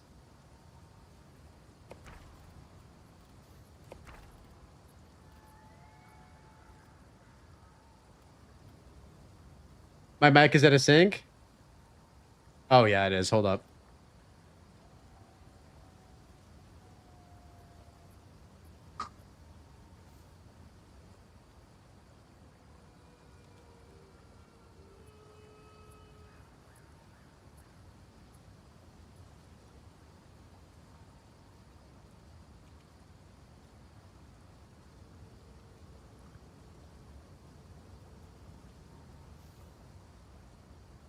You've made a great build, very well done and easy to follow. However, one problem I had, and maybe this was just me, is I switched to the endgame build too early, so I was using level 14 skills. I mean, yes, that was something that you definitely did, and it was a bit of a mistake. But you can always swap back to the Charthan cannon version. Oh, the 14 jewels. Yes, they were. So that issue was fixed very early on. But if you didn't update the filter, then unfortunately, they did get hidden. I'm sorry about that. Was definitely a mistake on my behalf. Had the wrong value set for the zone levels. How do you get that UI for runes? I just press B.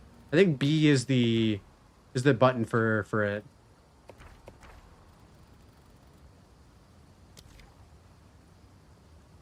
Hello, what up, Myers? How's it going, bud? Speak. All right, I guess we just keep running logbooks. Fuck it.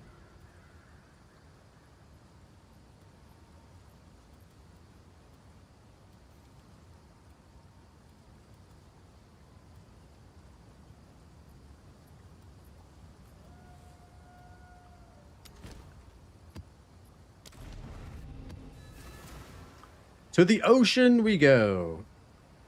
Good maps are so cool. I finally reached them. Yo, congrats. Yeah, they're fucking dope.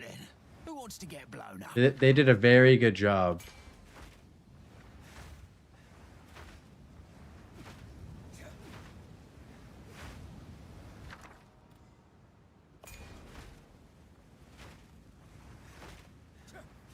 The Craggy Peninsula has a lot of increased rarity.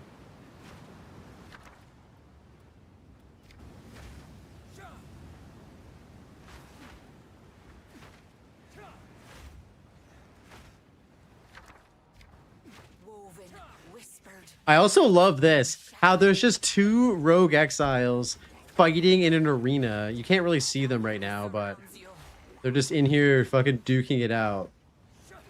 It's pretty fun.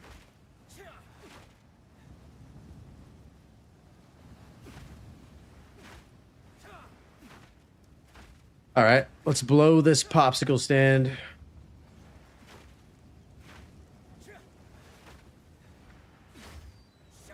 Maybe we should go down in that cave as well.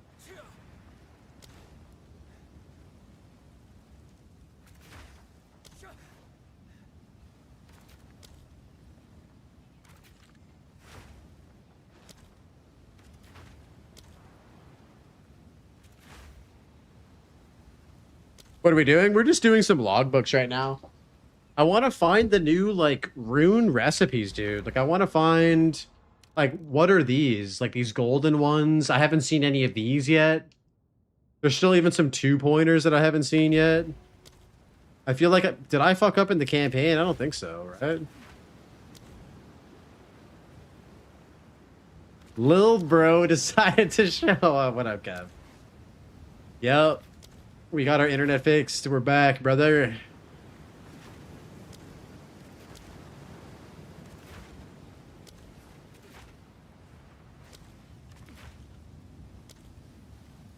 So far, so good. I mean, we're online. It's a huge W. One of the days I was tethered to my cell phone, and it was so fucking bad. Did you get the alloys? I have all the alloys. Yeah, Rob. I have all the alloys. I did the whole... I have the alloy achievement.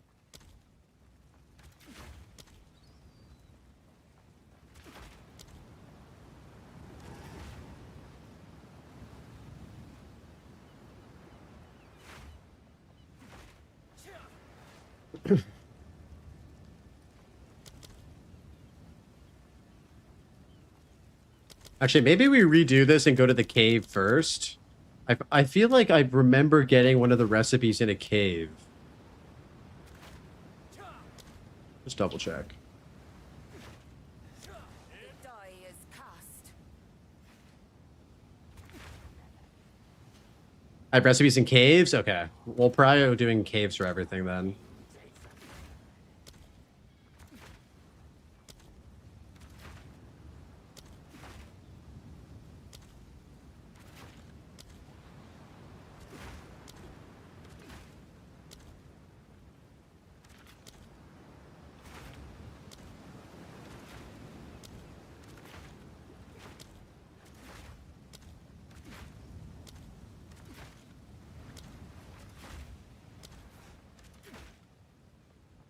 Yo, Maximus, what up, man? Thank you so much, dude. Feels good to be back. How you doing, bro?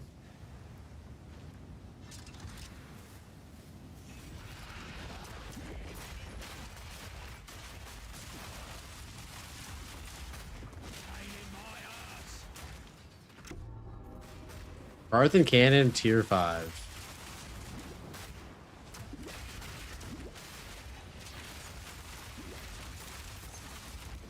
Hold on, what's in here? Surely there's a recipe in here, right?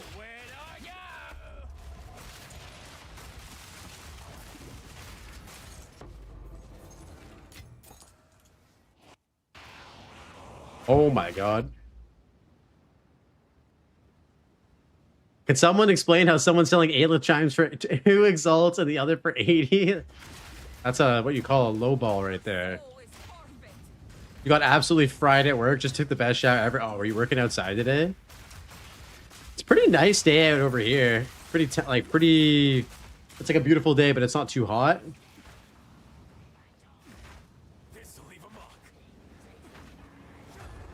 Track name for this? Jurassic Finish First by Jurassic 5. Darkness surrounds you. I think that's what it's called, right? Yeah, Jurassic Finish First. My bad, my bad.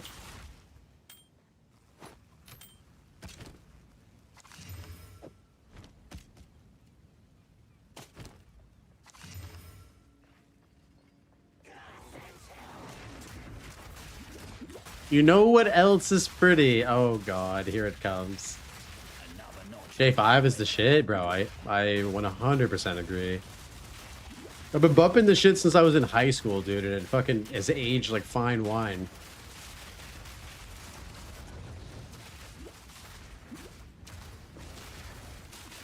Not yet.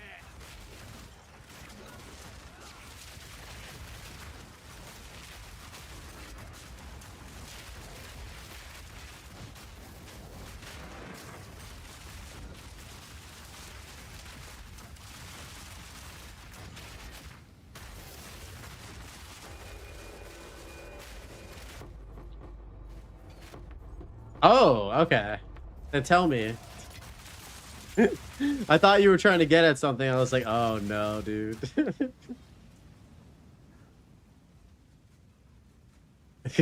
No, not that, Bill.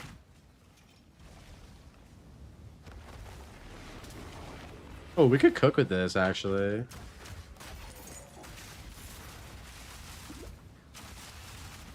Said it. You said it.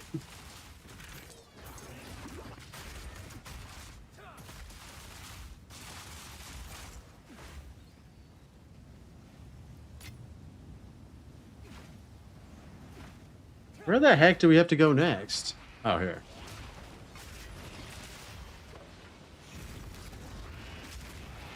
This is such a classic gem as well.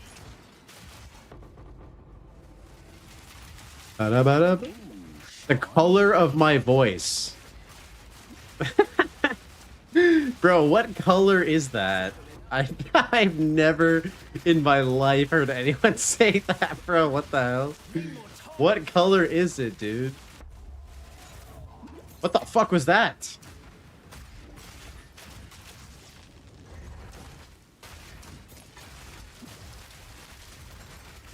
Pretty isn't a color, Rob. I need like green, blue, turquoise, magenta. Don't say fucking magenta, bro, please.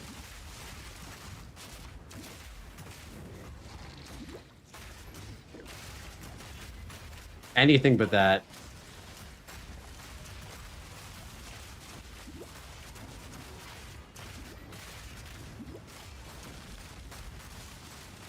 Fuck magenta? Yeah, I mean, I don't, I would rather see other colors through my irises.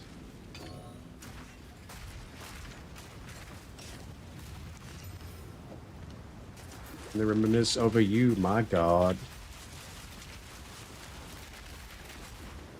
Blazeworks, how do I find juiced Barya on the market? I have no idea, bro. I don't use the trade site. Arjack, if you're here, maybe you could help this dude. What's a juiced Barya? I don't even know what the fuck that is. Here it comes. Yo, Blaze, I hit 100k damage for explosive grenade? Holy fuck. Are you using constricting command? How did you get 100k? And you're not doing it with that constricting command. Wow. Should have been an excavator. You must have a nasty crossbow. Yo, send me your crossbow, dude. I want to see. I just hit like 75. Oh, you're doing the chaos nades build with redemption. That's fucking dope. What do you need? So are you converting all fire damage with original sin then? Take our gold and go. So it is.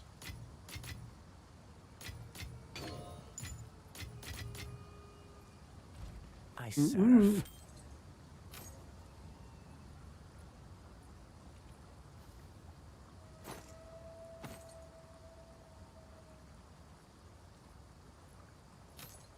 Acceptable. I was going to switch to Zoph's Pyre. Original Sin actually half my damage. Really? What is Zoph's Pyre again? Is that a unique item or a lineage support gem? Let me look that up real quick.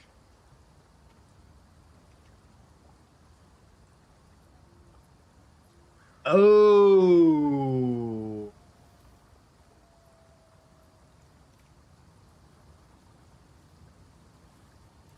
Yo, I need this. What the fuck? Does that drop from Zesht? Holy shit, dude. 40% of fire damage has extra chaos?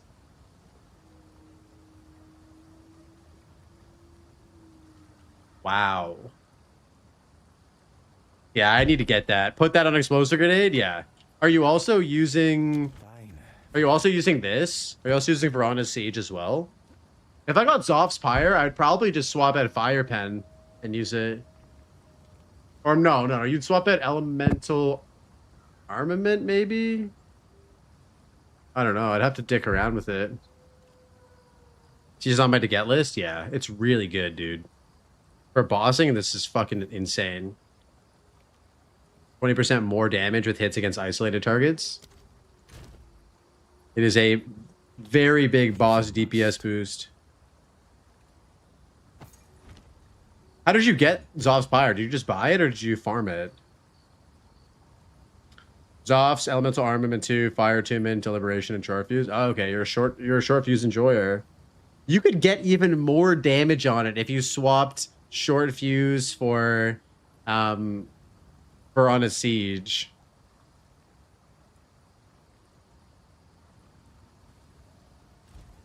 What do you need? Acceptable. Fine. All right, guys, I'll be right back. Gonna grab another drink. I think I need another energy drink. I'm feeling a little sleepy. All right, be right back. 2 minutes. Appreciate y'all.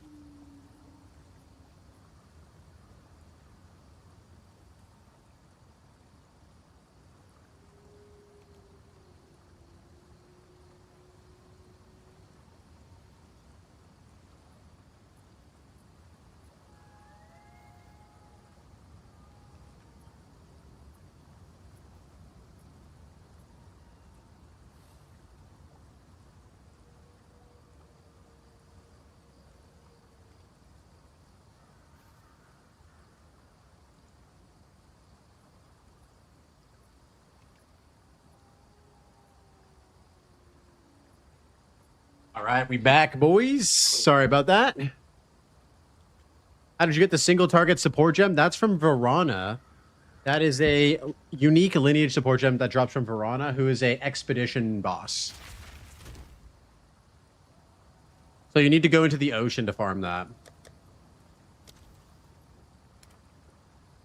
You can target farm Verana if you get the Verana Saga item here.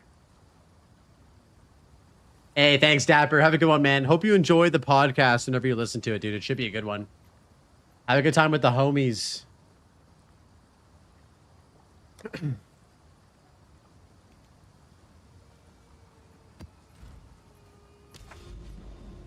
Yeah, peace out, homie. Good to see you, dude. Did you get a chance to watch the interview with Ziz and GGG? Yes, it was really good. It was really, really good. We had a watch party last night with it. No problem, Sammy. Also, also the rumor that says Last to Fall is for Verana. Okay. Last to Fall. Do we have one of those?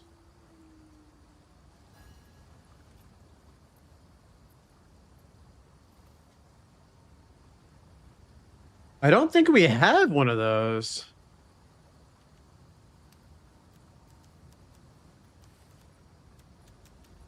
Nah, we don't.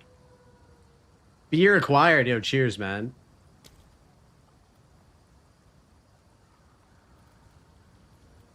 Yo, Zen, what's up, dude?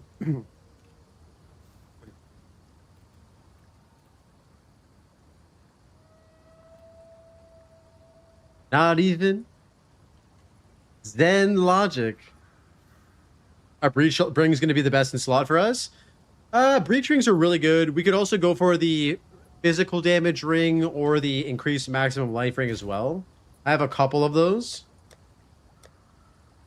This ring's really good. Oh, we could actually fracture this. It's T1 flat fizz.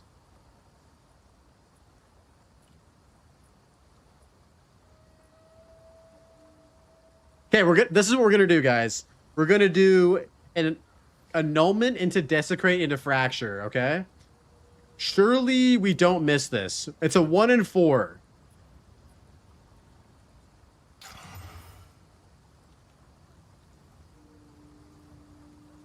Come on, man. Every time, dude. 1 in 4 and we still get bodied, bro.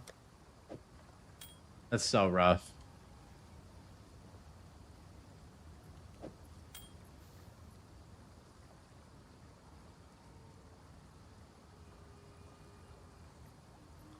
Slam it back. Dude, getting T1 flat fizz on a ring is not just a slam it back angle.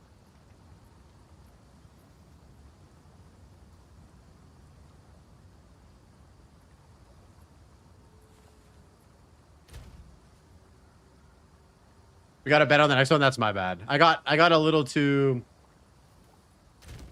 little too overzealous there.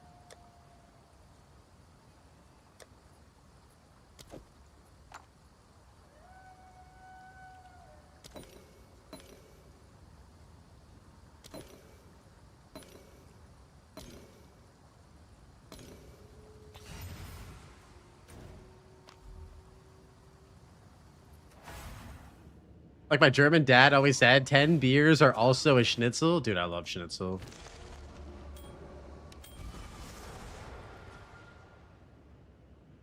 Wait, did I just get super unlucky? Yo, Gray Rat. Thanks for the follow, man. Welcome in. That's good.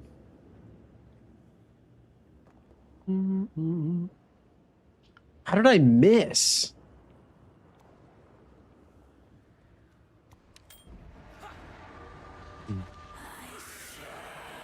The RNG gods have not been good to us today.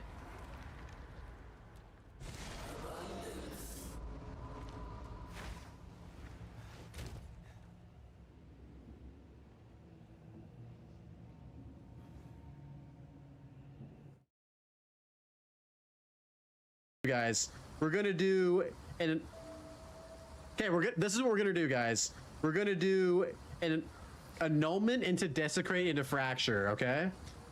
Surely we don't miss this. It's a 1 in 4.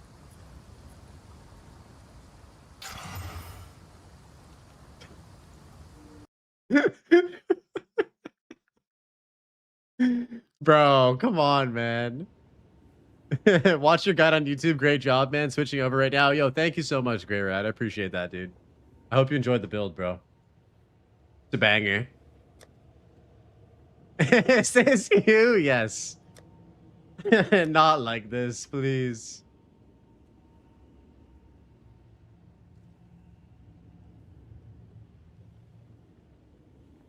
What's the best way to farm fractured orbs? I've been getting a lot of them from doing ritual.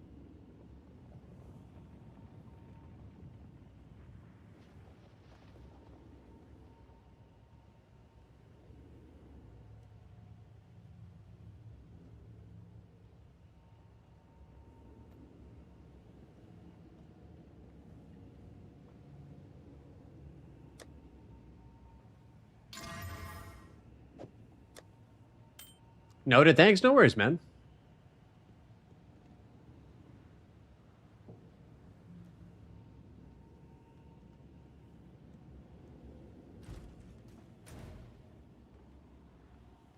Nah, Thunder. It happens, dude. It happens. You gotta. Crafting this league is just praying to RNGesus, and sometimes he'll bless you, and sometimes he'll curse you. It's all you can do.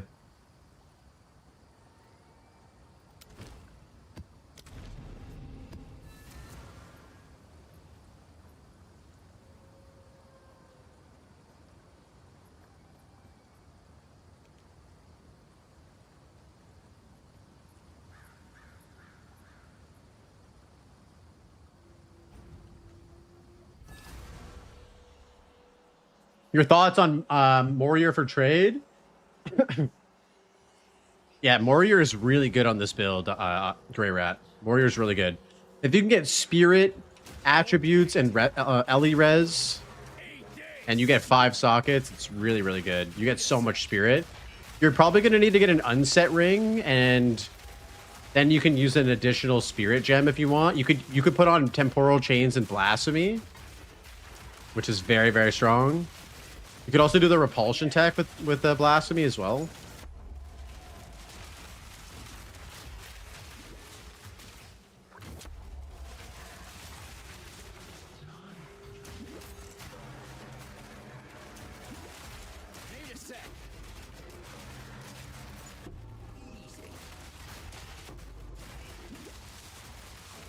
Here's the most wanted streamer. Good to see you again, buddy. How's it going? Yeah, what up, Math? Good to see you, dude.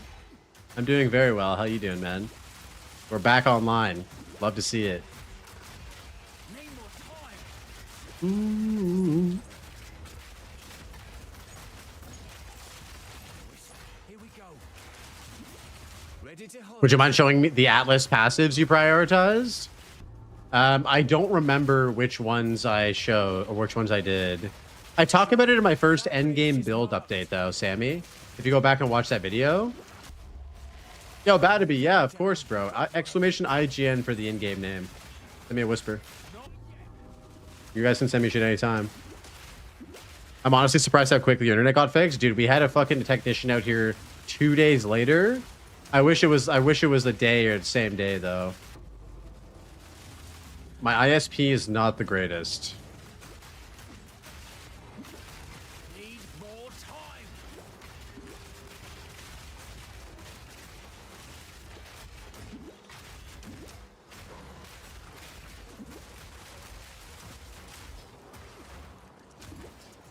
What makes your health gold? It's MTX. It's not the size of the ISP. It's how you use it. Whatever, Yeti. True. Oh my god, bro. What is this? That is a fucking juicer weapon, dude. Holy shit, bro. No SSF, yeah. That is insane, brother. It's not SSF. It doesn't exist. Yeah. God damn. Have you thought about using the ire to convert the lightning and cold to fire damage? Because then you could get T1 fire and T2 fire. It could be interesting. Yeah, that is disgusting, bro. Holy shit. With the grenade activation desecration onslaught, like that is the luckiest like exalt slamming I've ever seen. You couldn't auto shock with no lighting. You'd have to apply shocked mark or whatever, charged mark. If you apply charged mark, you can get shocked ground on the ground, which will shock your bosses. There's ways around it, but I know what you mean. Surprise! Oh, he's delirious and spirit. That's fine.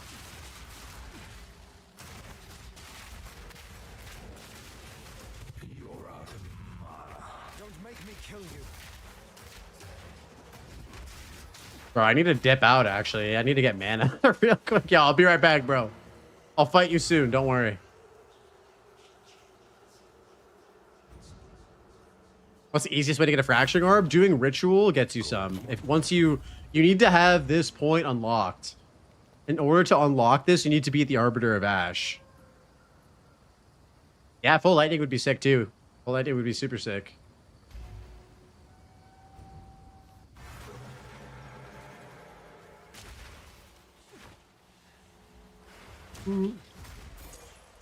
Oh fuck, I forgot to actually use the well.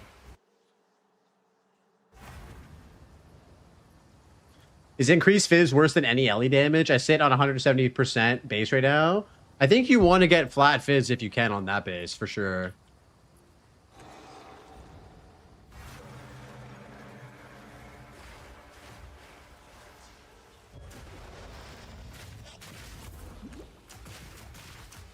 There is still time to walk away.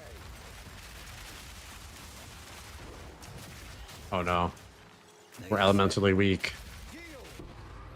Jesus, that guy was tanky.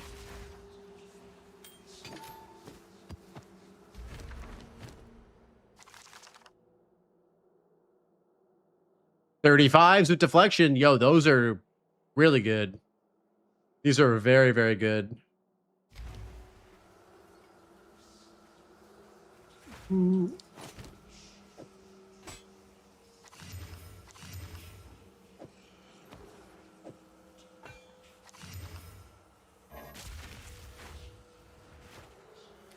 Can we fit in another brick today? Okay, bro, come on. Surely we're gonna hit a win sometime today, right? That's how RNG works, right? The worse RNG you have, the better chance you have of hitting something good later. It's only a matter of time, right? More time.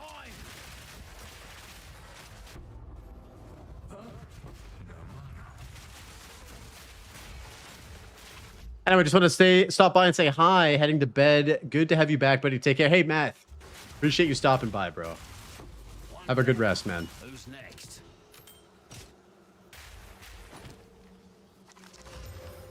Wait, these guys are raining 35s on me. That's crazy. Some say it's a skill. For sure. Like, eventually I'll get a constricting command in ritual. Yeah. It's just a matter of time, right? Great to hang out. I'll tune in for the interview later. See ya. Okay, Path of Exile. Catch you later, man.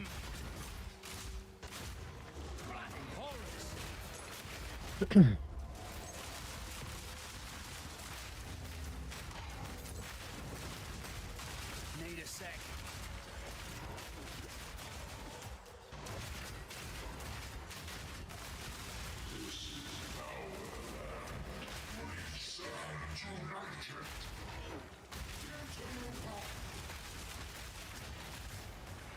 And I always thought that the, like, Delirium Fire Whip attack did more damage, but it feels like it's doing, like, nothing.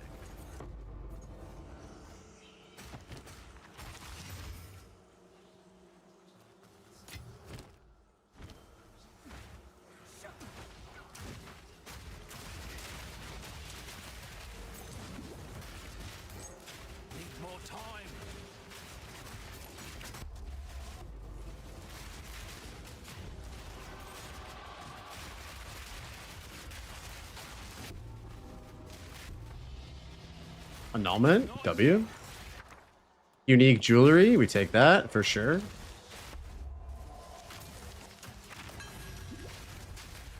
I want one of those purple wisps from Act 4 Cultist guy. Yeah, that'd be sick. That would be sick. Holy shit, what is happening? Hello?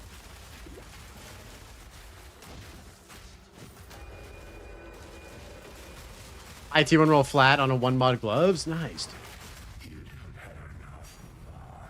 Echo. W. So far, 28% delirious doesn't feel too bad.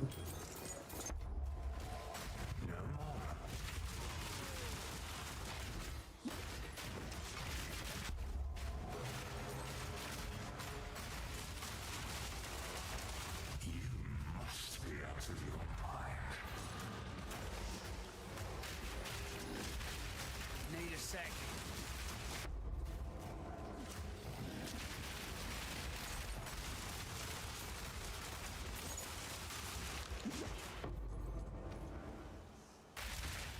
You don't have room for that.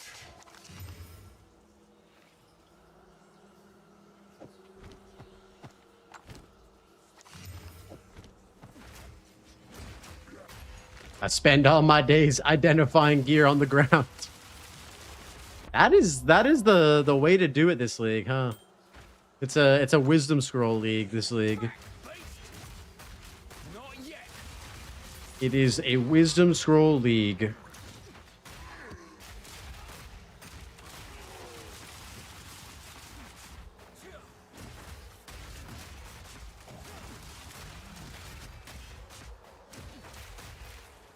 Man, now I want a +5 projectile crossbow. I have not even seen a +5 once yet.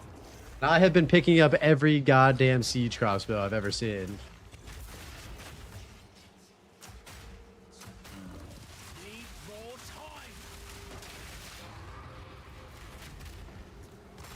Are you sure you're still the hero? Your mind is gone.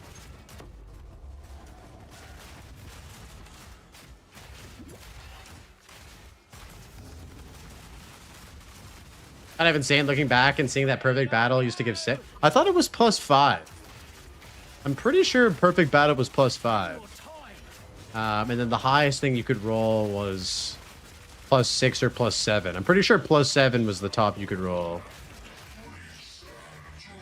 If I remember correctly. I could be wrong though.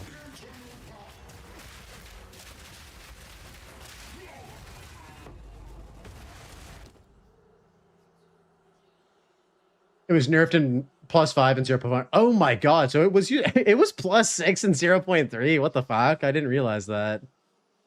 Damn.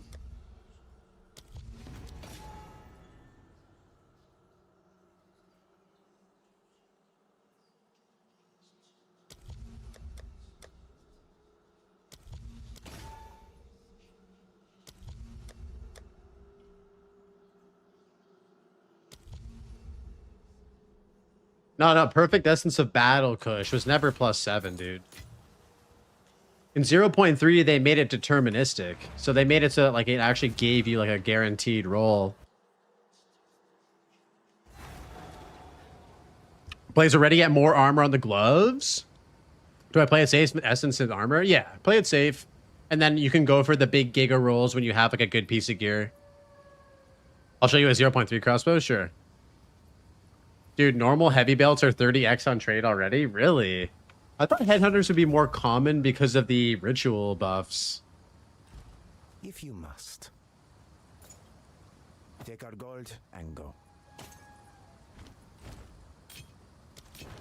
For Doriani.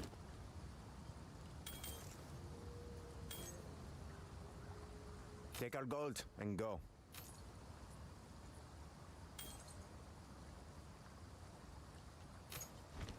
So it is. They made headhunter more rare. Oh shit, okay. For Doriani. Didn't realize that.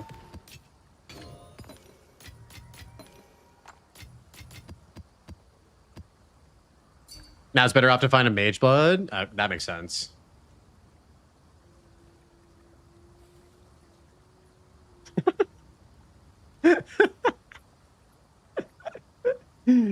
Oh my god. Look at how disgusting this is. +8 projectiles. 5.37% crit. Jesus. Gunslinger John.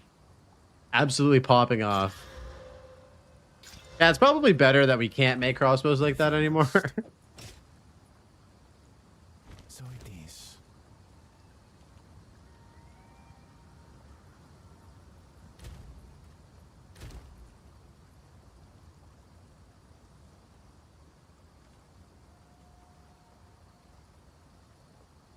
Yeah, that is true. Temple was a headhunter printer.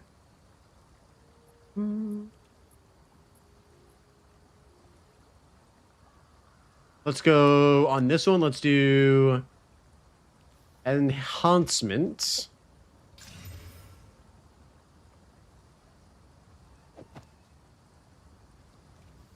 And then we'll do desecration prefix. Excuse me.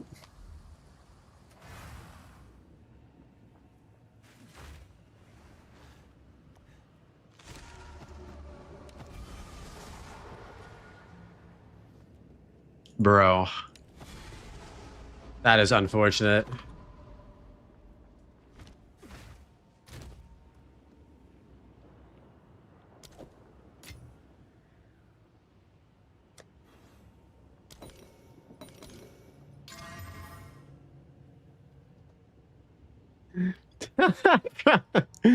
Dude, I completely got cooked on these. That sucks.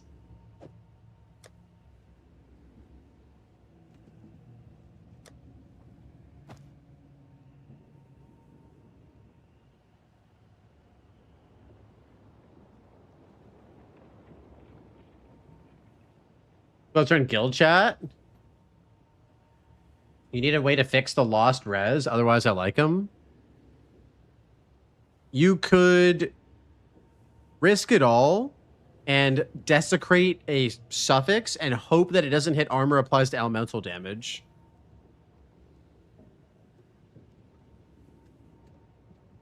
Yeah, that would be the only way, I think.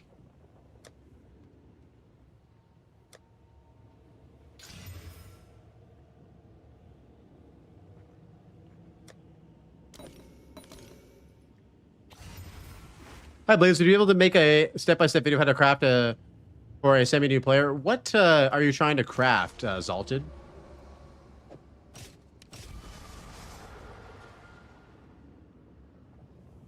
Do we go with the dodge roll distance? I didn't even know you could roll that.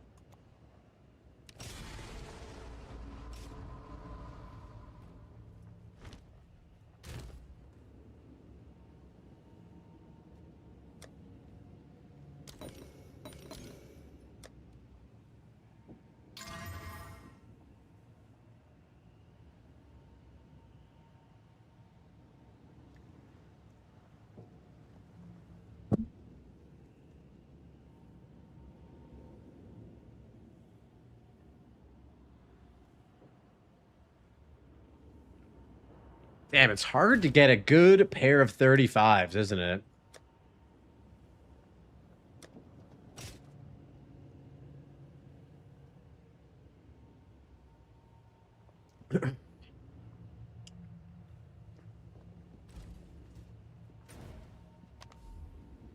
What guarantees suffix hit? You need to keep a lookout for it. It's the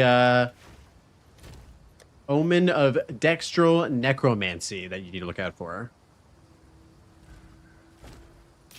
For Doriani.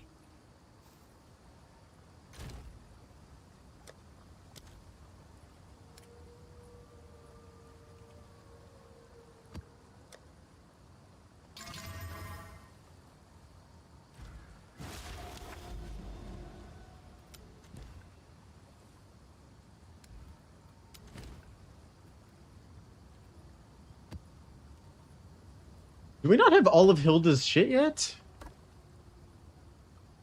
We do. Can you get 5 points into all these guys, or is it 4? I thought it was just 4.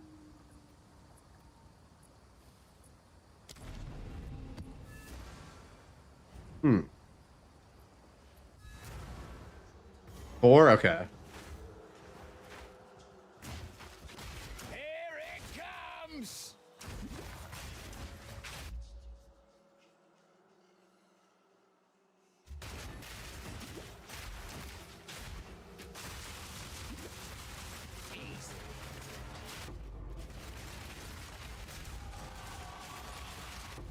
More time. Vile creature. Jump. Holy shit. Give me 1 sec, Braces. Hi, I was fortunate enough to drop a Headhunter as a monk. I was running CI, but now with Headhunter, I can't regen ES with the unique belt and flask. Do you know any alternatives? I mean, you could not run CI? Is that possible? Are you comfortable with going back to evasion and energy shield hybrid? Ghost dance? Mage blood? Okay. Yeah, maybe swap it out for a mage blood and sell the headhunter.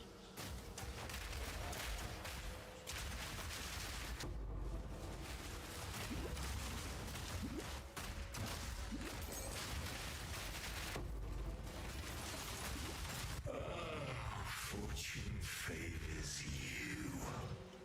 Oh, they're pretty much the same price. Okay, that's not bad.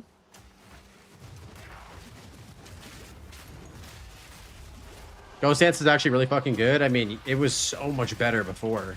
It got nerfed this league.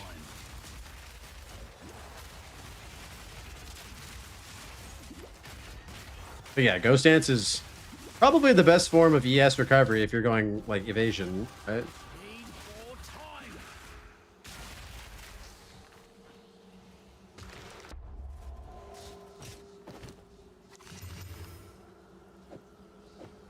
It's not that bad? Oh, hell yeah. Okay. I'm glad they didn't gut it.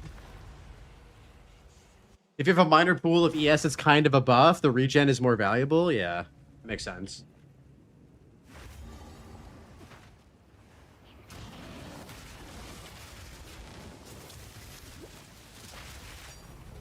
Holy. Not yet.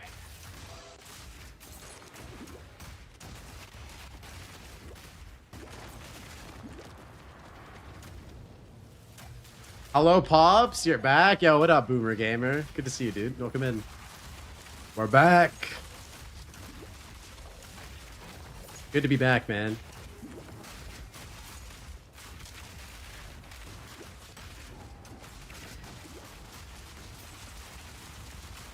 Oh, you're using chevrons. Okay. Yeah, that's gonna be tough to replace.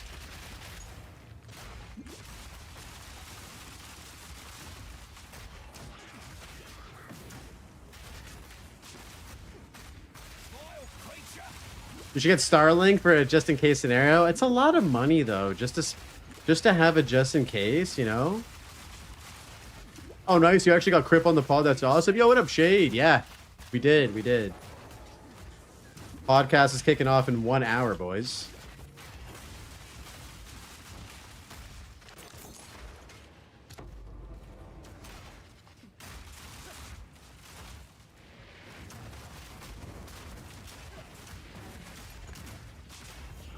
Surprise!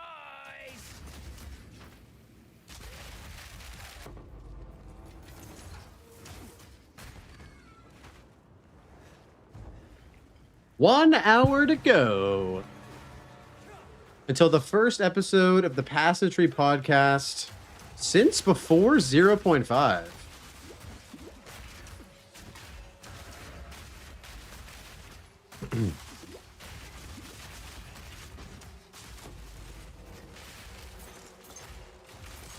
You're gonna suggest that when you message? Yes. Yo, Manic. What's up, dude? Thanks for the raid, man. You boys are just in time. We're going to be interviewing Kriparian in like an hour if you guys want to stick around. What up, dude? Hit you with a shout out. How many I's is that? MANIIIK. How we doing, dude? We're doing good, man. We're just blasting some PoE 2. How you doing? Welcome in. Hope you had a good stream.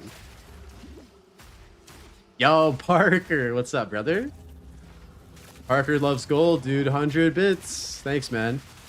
Appreciate the 100 bits, Parker. Welcome in, bro.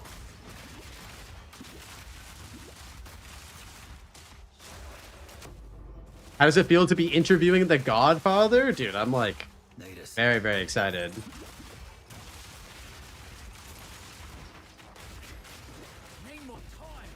I followed you a minute ago when I found your Pin2Win Merc. It was my league starter. Thank you. It was such a good league starter, brother. Yo, let's go, dude. Another Grenadier joins the ranks. You love to see it. Fuck yeah. You're playing SSF or are you playing trade? Because like you could pimp the fuck out of this build if you play trade league. Like, I don't know. I feel like for me, I've done everything SSF and it's been great, but like, dude, if you play trade league, you could just do disgusting amounts of damage. You actually just watched the Endgame version Bleed Siege Cascade? Nice. Hell yeah. Yeah, I had so much fun doing nades. Welcome. Yeah, I had so much fun playing nades that I just kind of stuck with it. Like 100k chaos nades? Exactly, dude. Exactly. And you don't even have Verona Siege yet.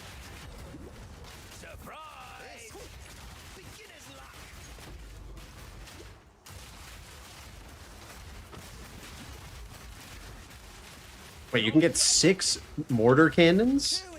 Holy shit. Oh no, we're out of fucking mana. Hold up.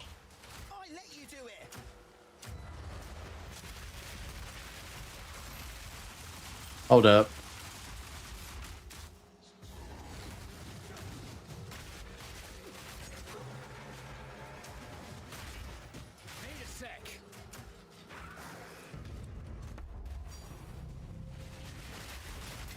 Tink.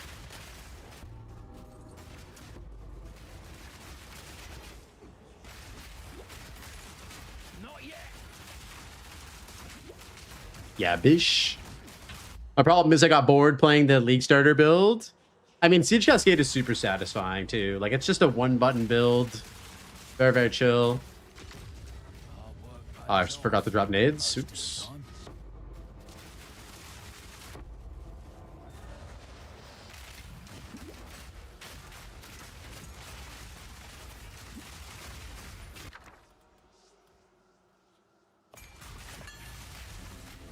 The screen popping from Herald of Blood is so satisfying. It is, dude. I'm a weirdo too. I actually like the sound effect of Herald of Blood as well. The like squishy, like explosion.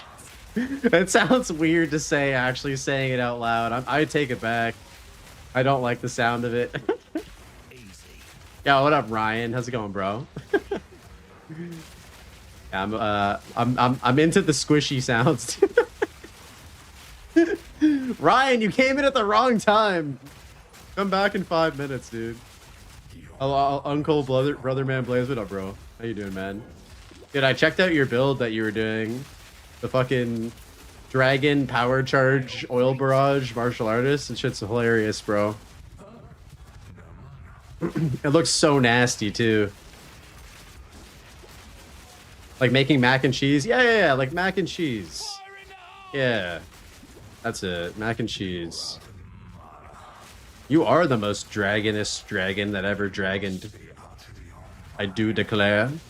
I do declare you are the dragoniest of dragons. Alright. You like it? I didn't mean to say that out loud, guys. Okay? Let's chill out a bit. It's fine. We're trying to cook up a Chilua grenade, Archon grenade build. My interest is peaked. This guy said grenade build. I didn't hear the rest of it, but he said nades. Yo, +2 melee? Okay. We do need that for the next build. Heads up, guys. We're playing melee next build. It's gonna be We're not going to be pinning and winning next build, unfortunately.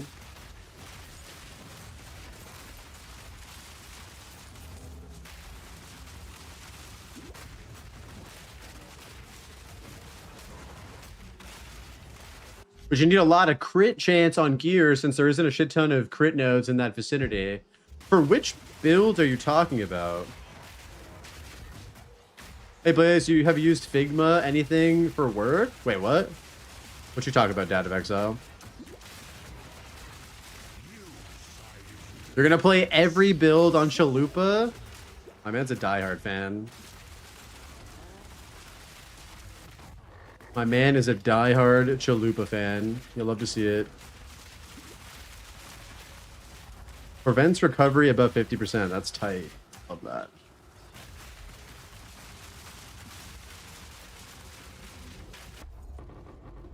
I was like, why are we doing no damage? And then I realized we're at 70% delirious.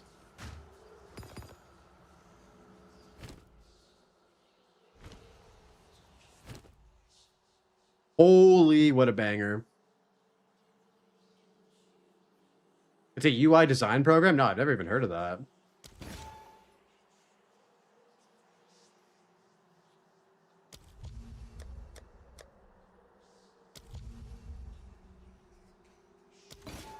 Who? Who?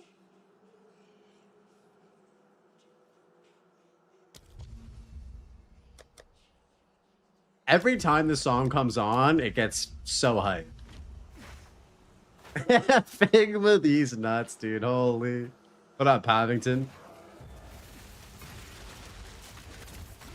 Eat this! Easy.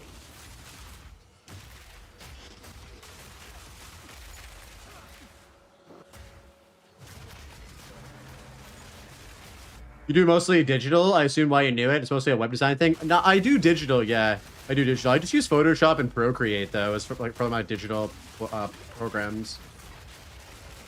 Yo, Chaos. What's up, brother? Welcome in, dude.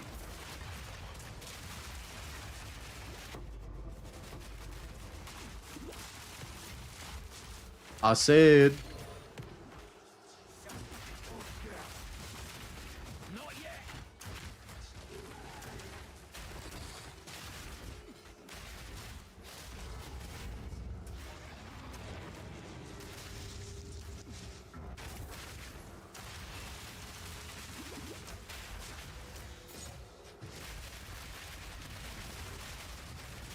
Oh, this motherfucker's a great beast, too. I forgot about that.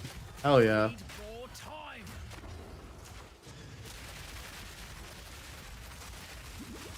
Not yet.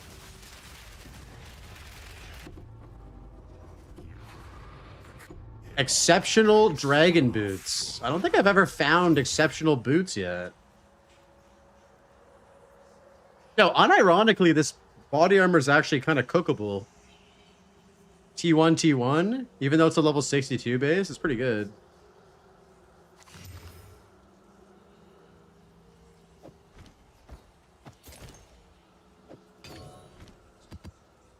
That would only slow you down.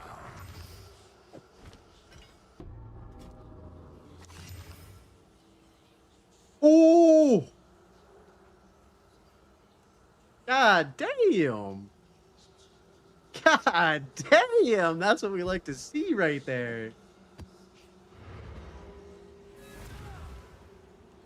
Surely we won't break this.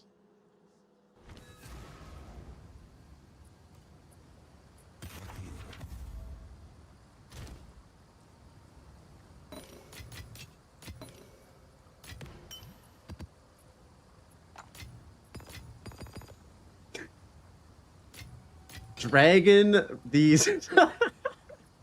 Yeti, are you gonna take that, bro? You must. For Doriani.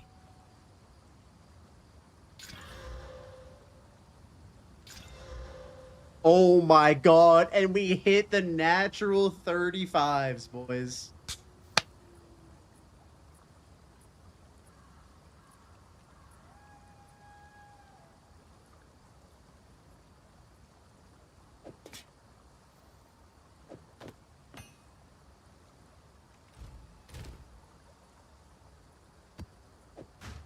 That's like the first good thing we've gotten all day today. Okay, we have to cook these. We have to cook these items now. I think we go... I think we have to desecrate Suffix and pray that we hit either armor applies to elemental resistance or elemental damage or the chaos. Let's do that. And then we might echo this actually, because this could be really fucking poggers.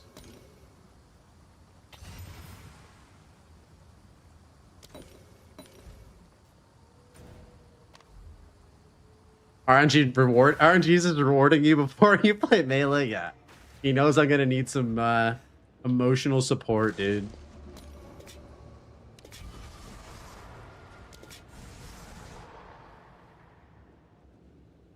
Come on.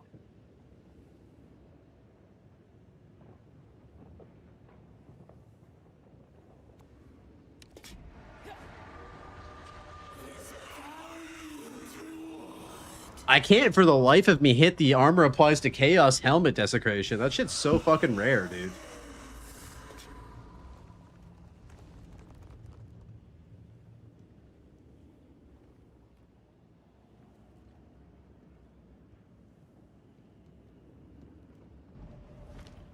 I don't even know if it's worth finishing this item off, honestly.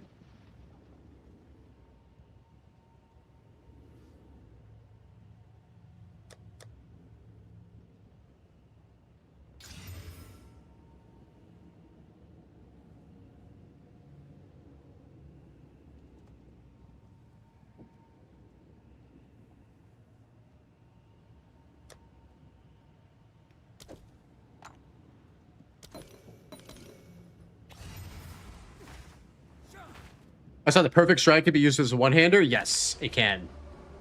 I think that is the play if you want to play with base breakers. Holy moly.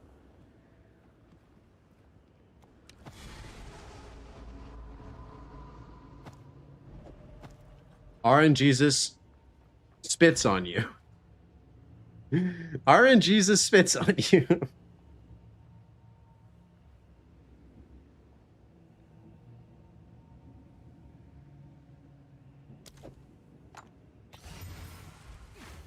But we're going to hit 2-1 attack speed right here. And 40 lightning res is pretty good.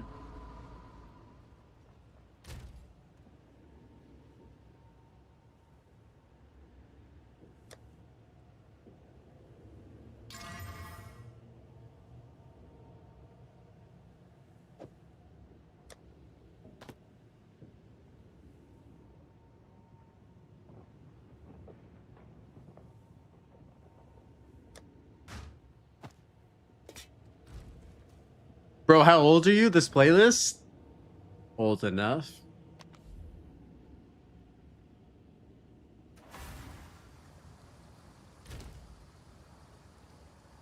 This whole playlist should give away my age to the point where you shouldn't even need to ask. That's how you know I'm an old man. That's how you know I'm an old man, Boomer. I'm 33, bro. I turned 34 this year. Turning 34. How's your back? Oh, dude, it fucking hurts. Onk status? Hold on a second, Zinc. What the heck? We don't be using the U word around here, all right? Just because I'm pushing 40 doesn't mean I deserve to be called Onk status. That's crazy, dude.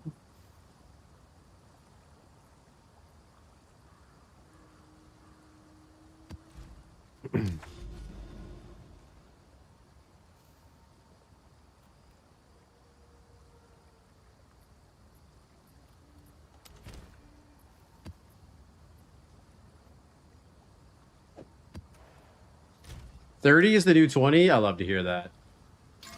Easy now, y'all. Some of us are actually 40. No, everybody knows we welcome, you know, all ages around. Wait, no. That sounds weird. No. Trying to be inclusive, and now it's just sounding fucking weird, dude. Pretty and experienced. Wait, who said experienced? Abort, yo, abort mission. Yeah, like 25 plus. Except for if your name is Burb. Burb is chill.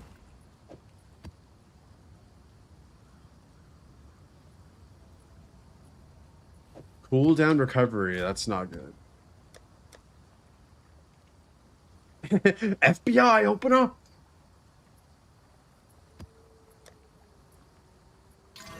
Man, I'm so hungry. I have a nice steak sitting in the fridge after the podcast. Gonna barbecue the shit out of that with some mashed potatoes, broccoli. Oof. What are you guys eating for dinner tonight? Hit me with your best dinner plans.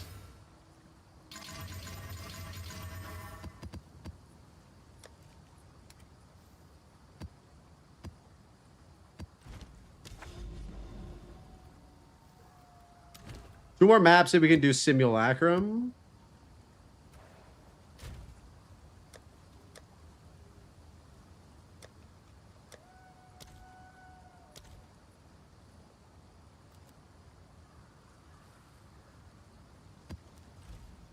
Vodka with some cigarettes. Okay, love that. That's healthy and delicious. Mashed potatoes, steak, and broccoli at Blaze's house. Yo, how did you know I was having broccoli? Wait, did I say I was having broccoli? Poison glazed venison meatballs on noodles with veg. Oh my god. Carbonara sauce from scratch. Yo, dude, carbonara sauce from scratch is so good. I always fuck it up though. Every time I do the egg, I always cook it for too long, and the egg starts to like curl a bit or whatever. I don't know. I'm a bad carbonara creator.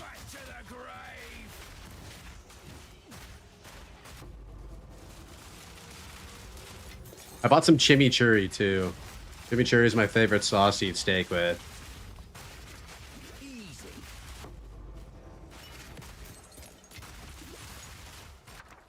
It's all about patience. True. Yeah, I'm usually a pretty patient cook, but what do you mean, like patience wise? Do you have to cook it slow? Not yet.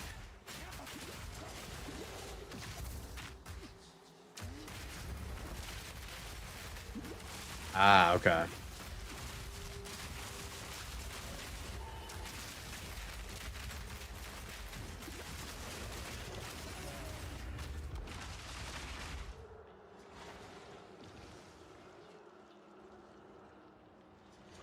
I think we got crabbed. I think we got crabbed. No, dude. We got crabbed, bros. Don't talk shit about 2K life, all right? It's fine, bro. It's fine.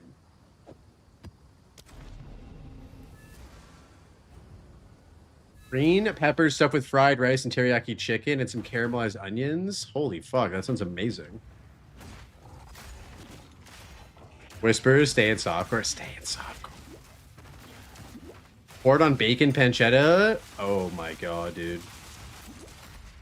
Bro, those crabs have survived 1 billion nerfs? Seriously. We just need 1,000,000,001 nerfs. Need more time.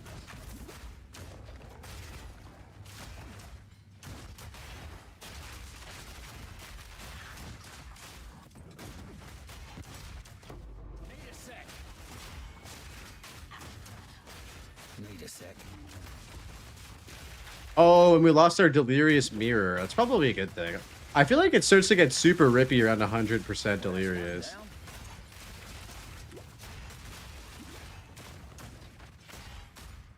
Need more time.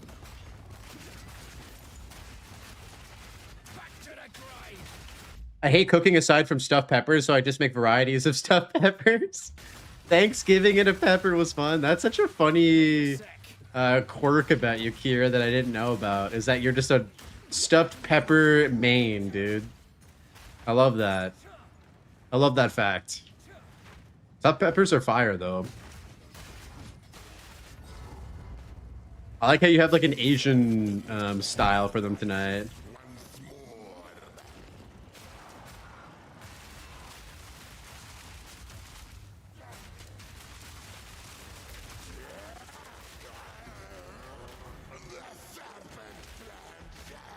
We're also making spam moose beef for my kids. What is that?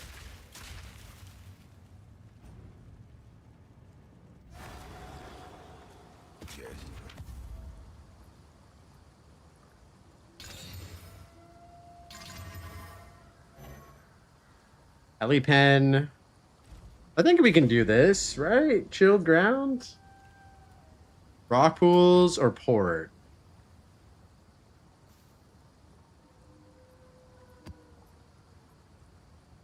No, dude, we're out of abyss tablets. Fuck. What should we run instead? Okay, talk. Yeah, it's that time of day. You know what it is. It's like almost 5:30. I love cooking. I hate the dishes. I hear you, brother. I mean, dude, we're already in a grand mirror, though. Why would we do deli? We could do a unique tablet.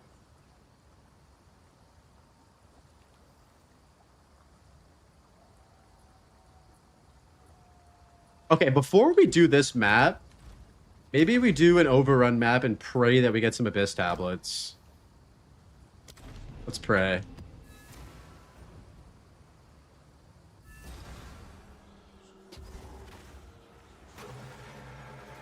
I heard Ritual is good in Grand Mirror. I've been running Ritual tabs nonstop because I really enjoy the mechanic. I think it's my second favorite mechanic after Abyss. Surely, though, we'll get at least one Abyss tablet from an overrun map, right, boys?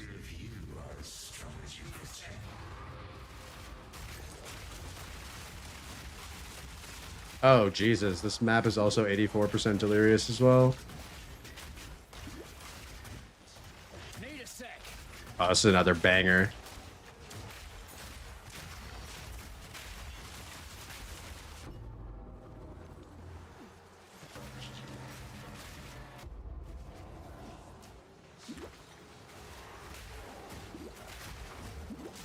Need a sec.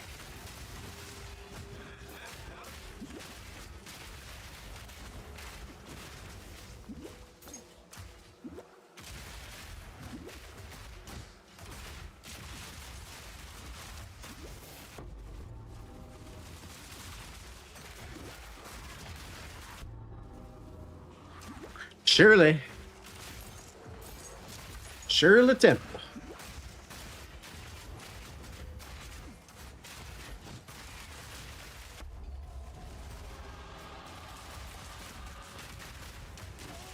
Oh my lord, what is that? Not yet.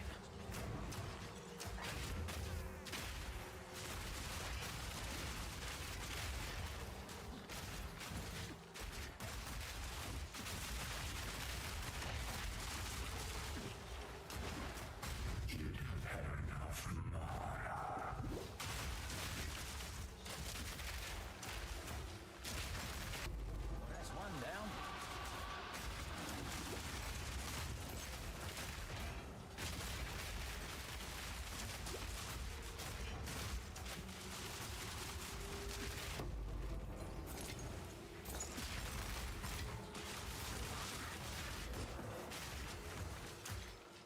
Oh shit, I didn't even realize we had the Loathsome Mire in here as well. Maybe we get an absolutely cracked amulet.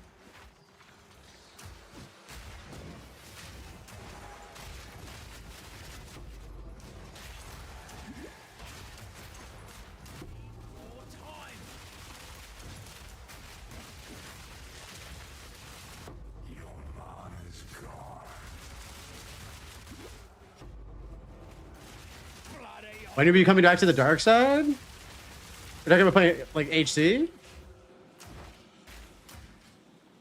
I'm pretty certain after I do one more build, I'll probably play HC. I have another build that I want to do, and I have a lot of gear for it. And then it's probably time to play monkey builds. The Lonesome Mire will make you forget about Dre shit. I don't want that to happen.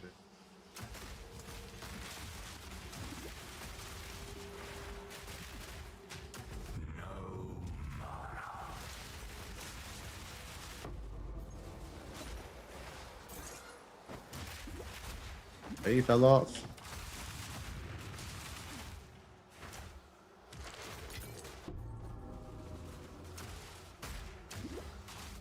Minions are pretty cozy, too cozy for me.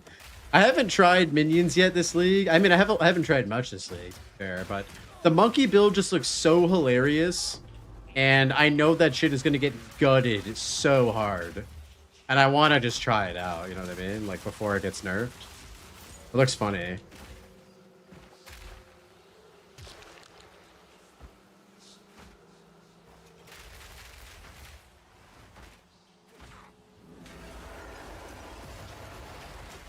Hello? Go inside, my boy. Go inside, my boy. Not what you were expecting to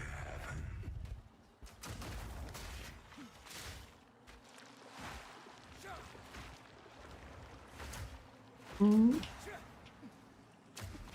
Got a picture of the monkey with good mods. It's like Pokemon. I don't even know how to do that. Like, how do you get the monkey with like crit and shit on it? Like crit damage and haste and shit.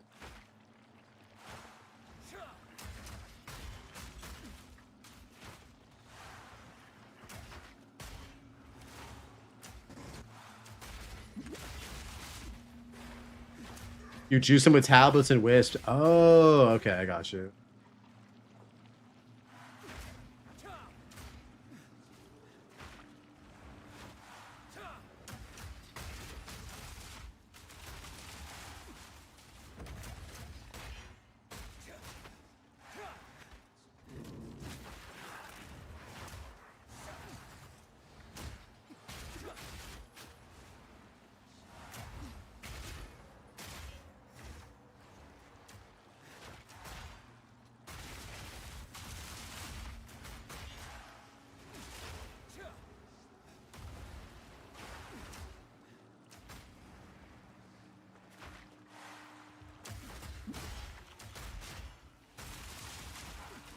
The water's not moving. Man, some of these are so easy to find, and the other ones are so hard.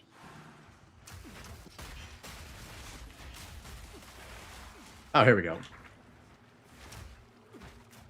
All right, what's it gonna be?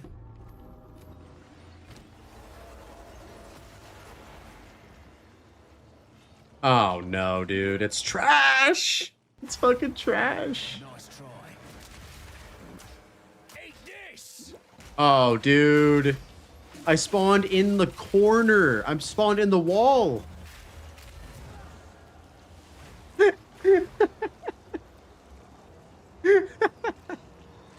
Dude, I literally can't move. That's such such bullshit, bro. Can I go back in and back out, maybe?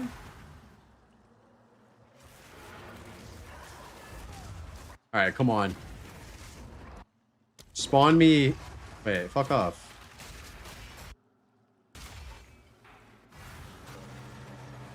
Oh my god, bro. Come on, dude.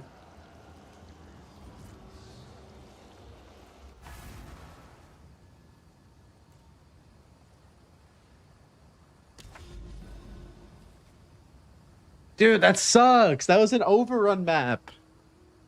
Come on. Le bugs. They are unfortunate.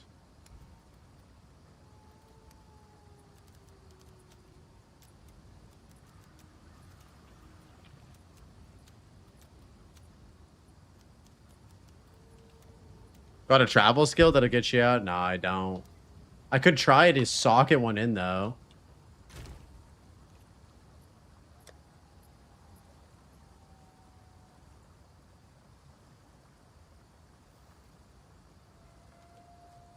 Dude, you know the buffalo chicken dip that everyone's mom learned to make?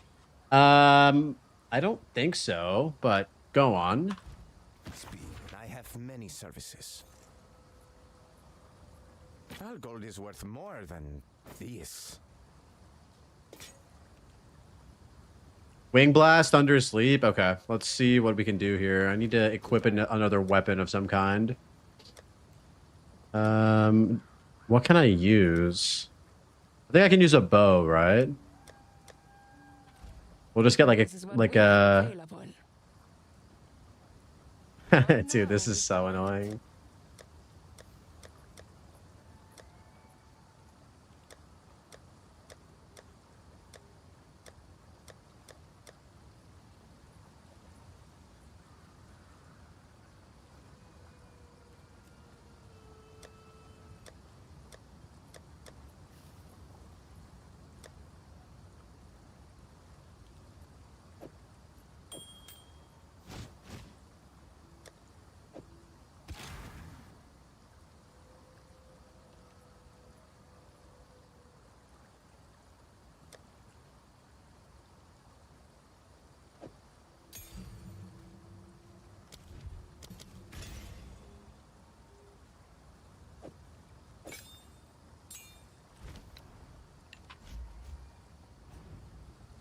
All right, let's see if this works. I'm free. Bro, that was so bad, dude. Come on. I had to put on a bow just to be able to escape shot out of the shit that I found myself in.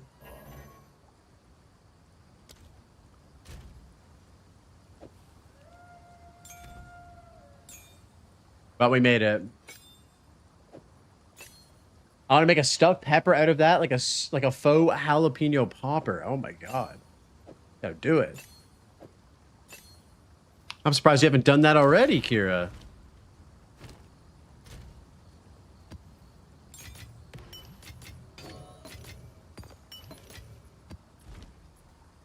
Yes. You can stuff pepper literally anything. It's just a pepper filled with whatever you please. Okay, no, you can't do that. You can't do that, dude. That's illegal.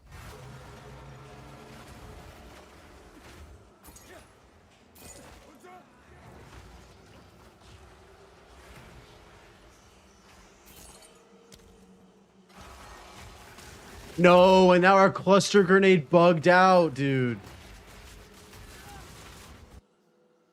That's so... Have you guys ever had this? Where the weapon set skills bug out sometimes?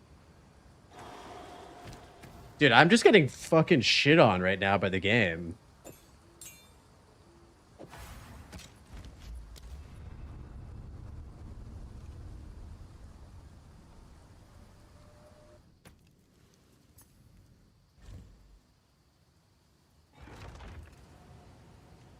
You haven't? Okay. Yeah, it's a thing, Protein, that's happened sometimes when you use weapon swap. There we go.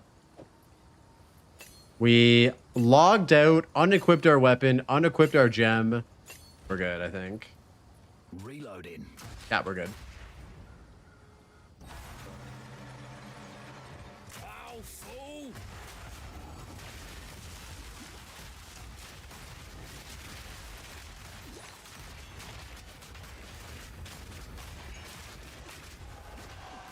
Need more time. One down. Who's next?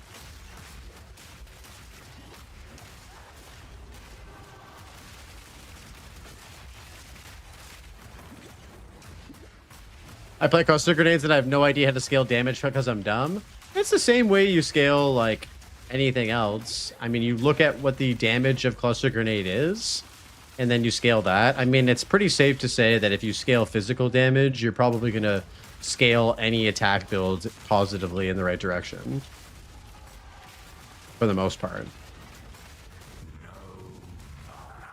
I got a bugger if I put support gems in Eternal Rage, it disables itself at the start of map. That's so weird. What the hell? What a cat chat.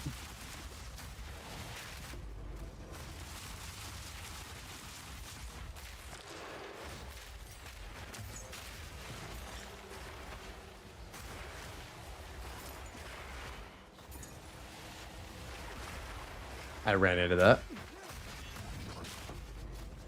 Not yet.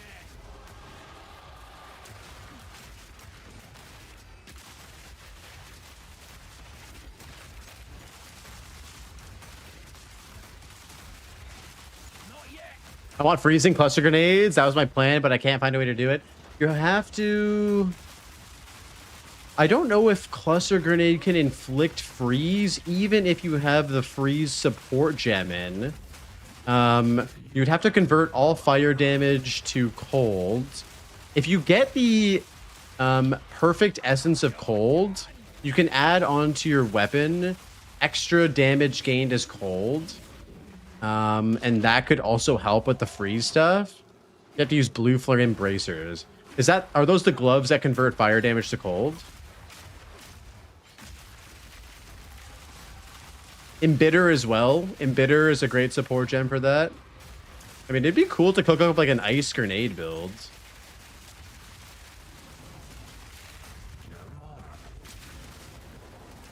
I like where your head's at, though. Another notch on the helmet.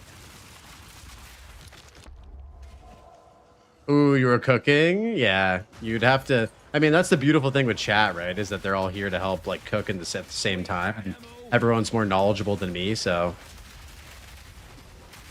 it's probably possible. But I don't know if it'd be good though. It'd be super satisfying to see everything exploding and freezing. You could also use Herald of Ice with the armor break tech, maybe, to like clear better.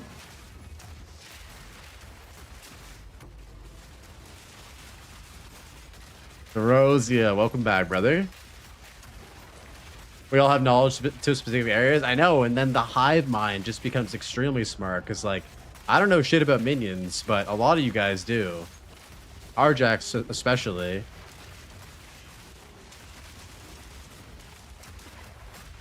Yo, owe me with the follow. Welcome in, dude.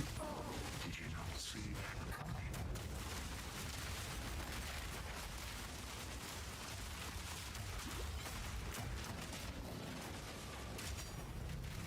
Tink. I know nothing about anything. I walked blindly. Man, you know what they say, DeRosia? Ignorance is bliss, dude. You're probably the happiest guy on earth. You don't know about any of the bad shit happening.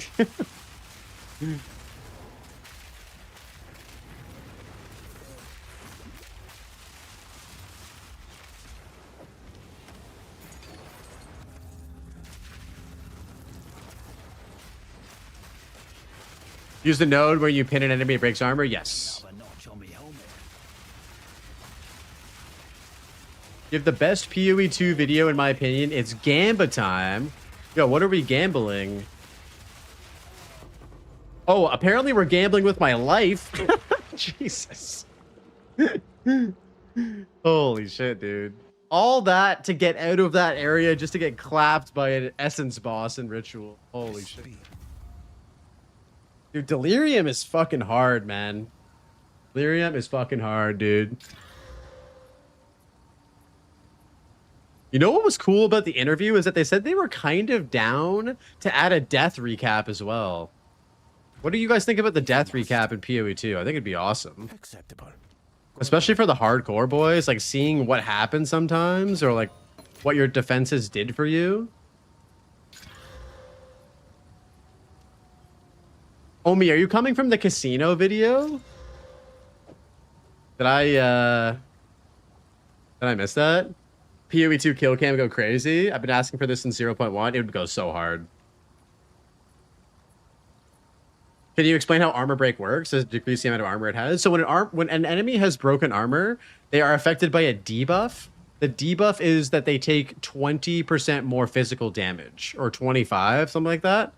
And so essentially when you break an enemy's armor, they essentially just take a ton more damage.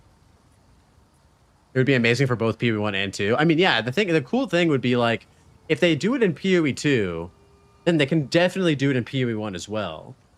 I feel like when it comes to HC skill recap, or the kill recap, I was just going to say skill issue. Oh my God, bro, that's toxic.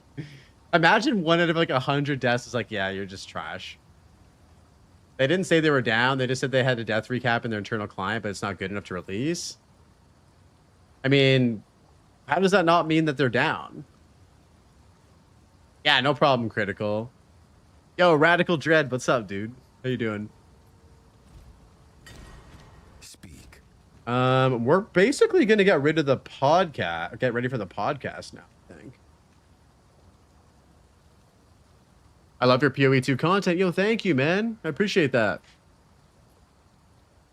They said they want to, it's just not there yet. Yeah, I think by them having it on an internal client, it's like they're clearly working on something.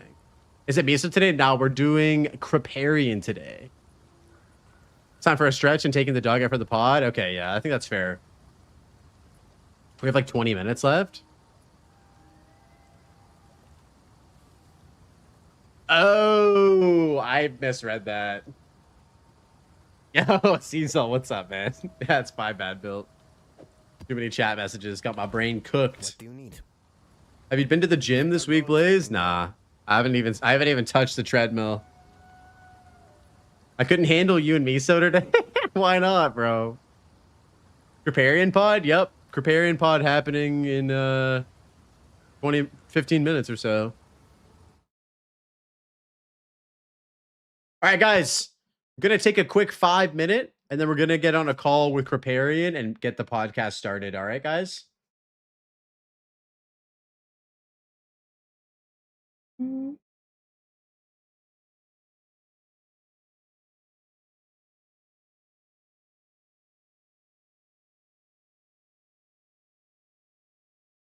Doing fine. I checked your endgame build guide. That tactician is doing some damage, and yeah, right. Pin is not OP cap. No, Pin's fine, dude. Pin's fine. We don't talk about Pin. All right. Best overlay in the biz. Yo, thank you, man. All right, give me 5 seconds. Give me a couple minutes, guys. I'll be right back. Gonna bathroom, drink, all that stuff before the podcast. Stay tuned though, because the podcast is going down soon. BRB.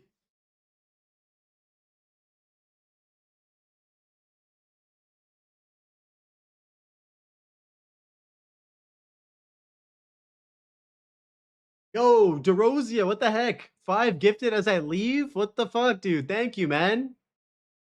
Legend. I'll thank you again when I get back.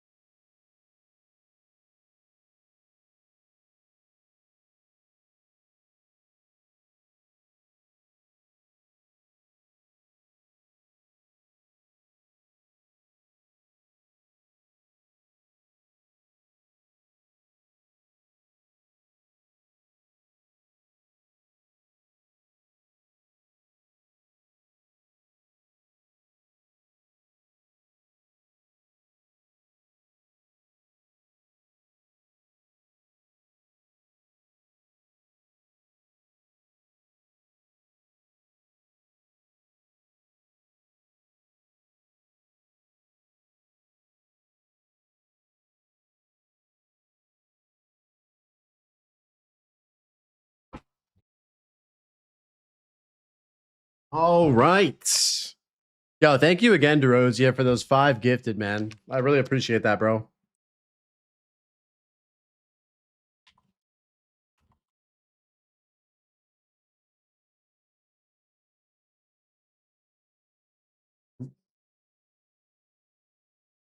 Music choice in this channel is S tier. Yo, thanks, man. I just changed it as soon as you said that to elevator music. My bad.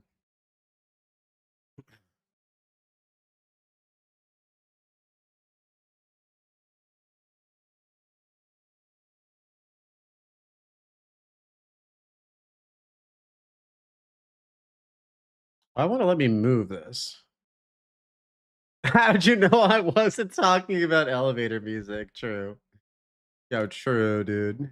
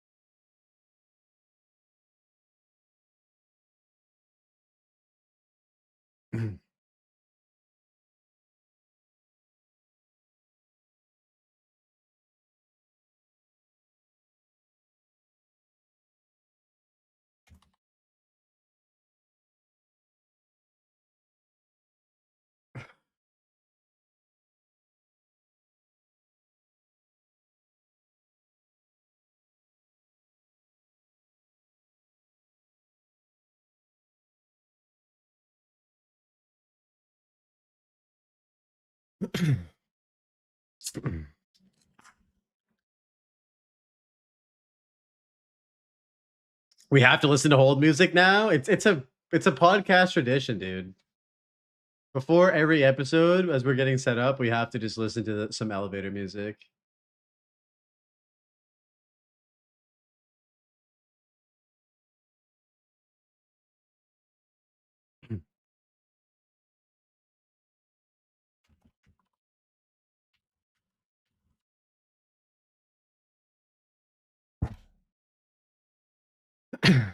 Elevator drum and bass. I didn't realize that was a thing.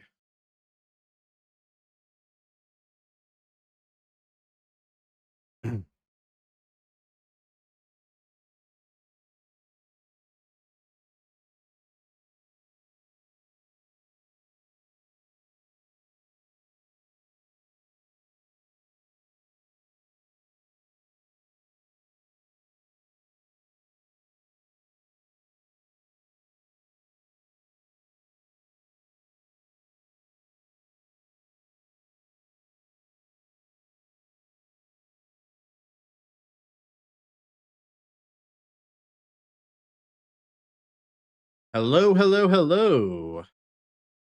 Hey there. You are quite loud, but I'll fix you. It's fine. How's it going, man? Pretty good. All right, let me get this set up really quick.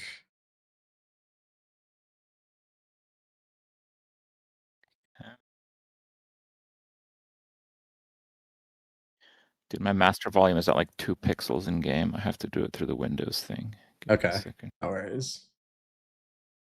I don't know why, but like the sound is so off on like the different programs that I use. Audio is a mystery to me. I barely have it figured out on my end. Okay.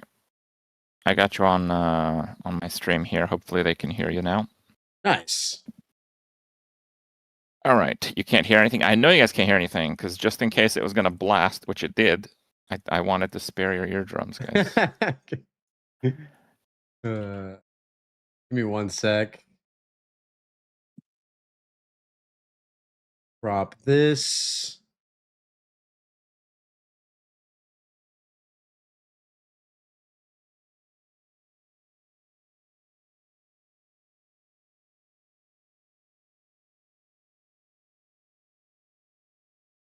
Okay, I think that works. You're going to be a little bit pixelated on my end. I also did a screen share on Discord in case you want to see what the interface looks like. You can see it. Yeah, it should be fine. Do you want to do a collab? So if people want to see the interview as a whole scene. Okay, I do that. Okay, here, let me invite you to that. Mm. How's your day going, man?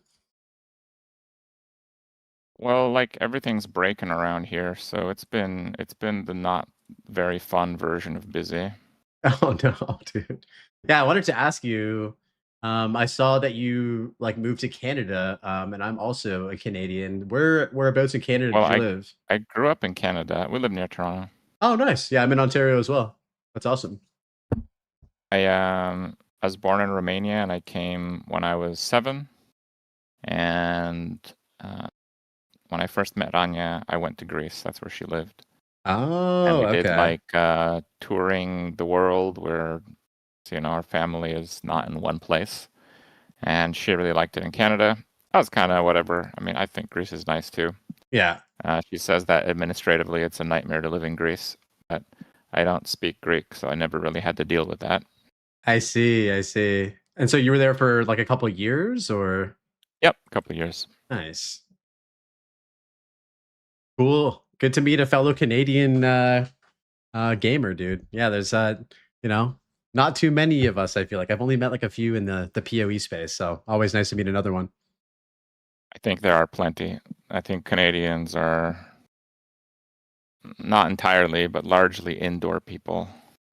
Well, especially during the winter time. I don't know if you're into like outdoor activities in the winter, but for some folks it gets a little bit too much. I think Yep.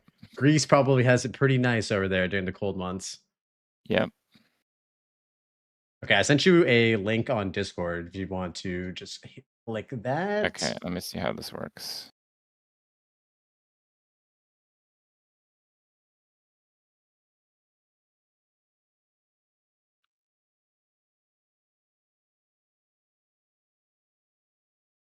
Okay.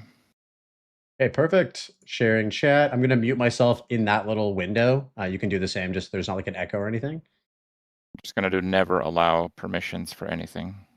Yeah, that's totally fine. Okay. Sweet.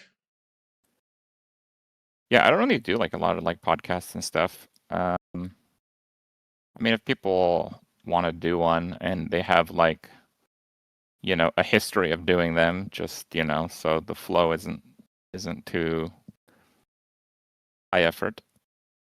Yeah, no, I'm on board. It's really cool that you wanted to come on, man. I'm super stoked to chat with you, and yeah, I love just hearing everyone's stories. And as I was doing my research into yourself, as I do for every person on the podcast, there's just so much to talk about. I feel like if we did like a full comprehensive breakdown of everything, it would have taken like an entire night. So I tried to really distill things down so that it's not like you know, we're not going to go into all the nitty gritty of everything because there's a lot to talk about. But yeah, I'm excited, man.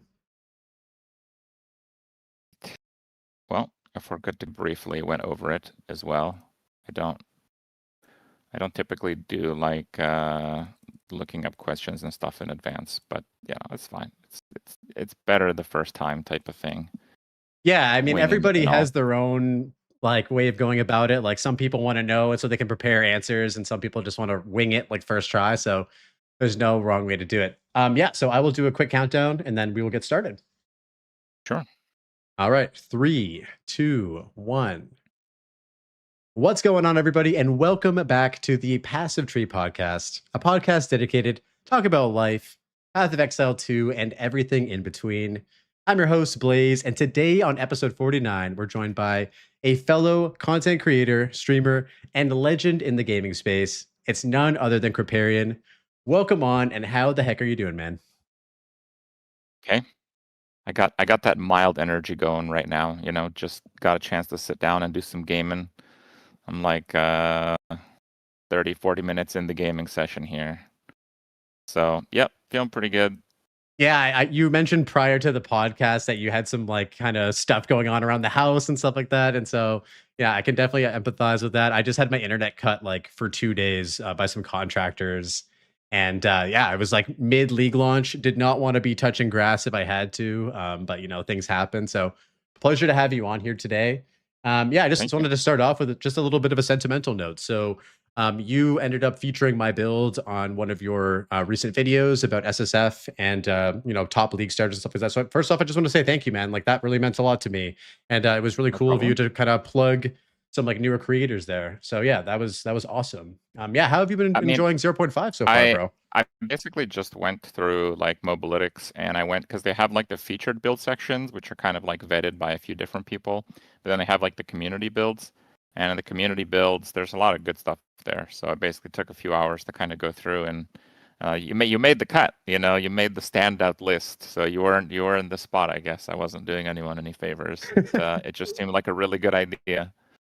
Yeah, I mean, I didn't expect for my league start to be like this. And, when a person such as yourself, Crip, recommends a build, you have such a large following, right? And so it resulted in quite a few people coming into my channel, into my stream. And I know I have a couple folks now who were like, oh, like Crip was actually the person that referred me to you. And so it's really cool for you to do that and then come on the podcast, man. It was just it resulted in such an amazing league start. So yeah, thank you so much.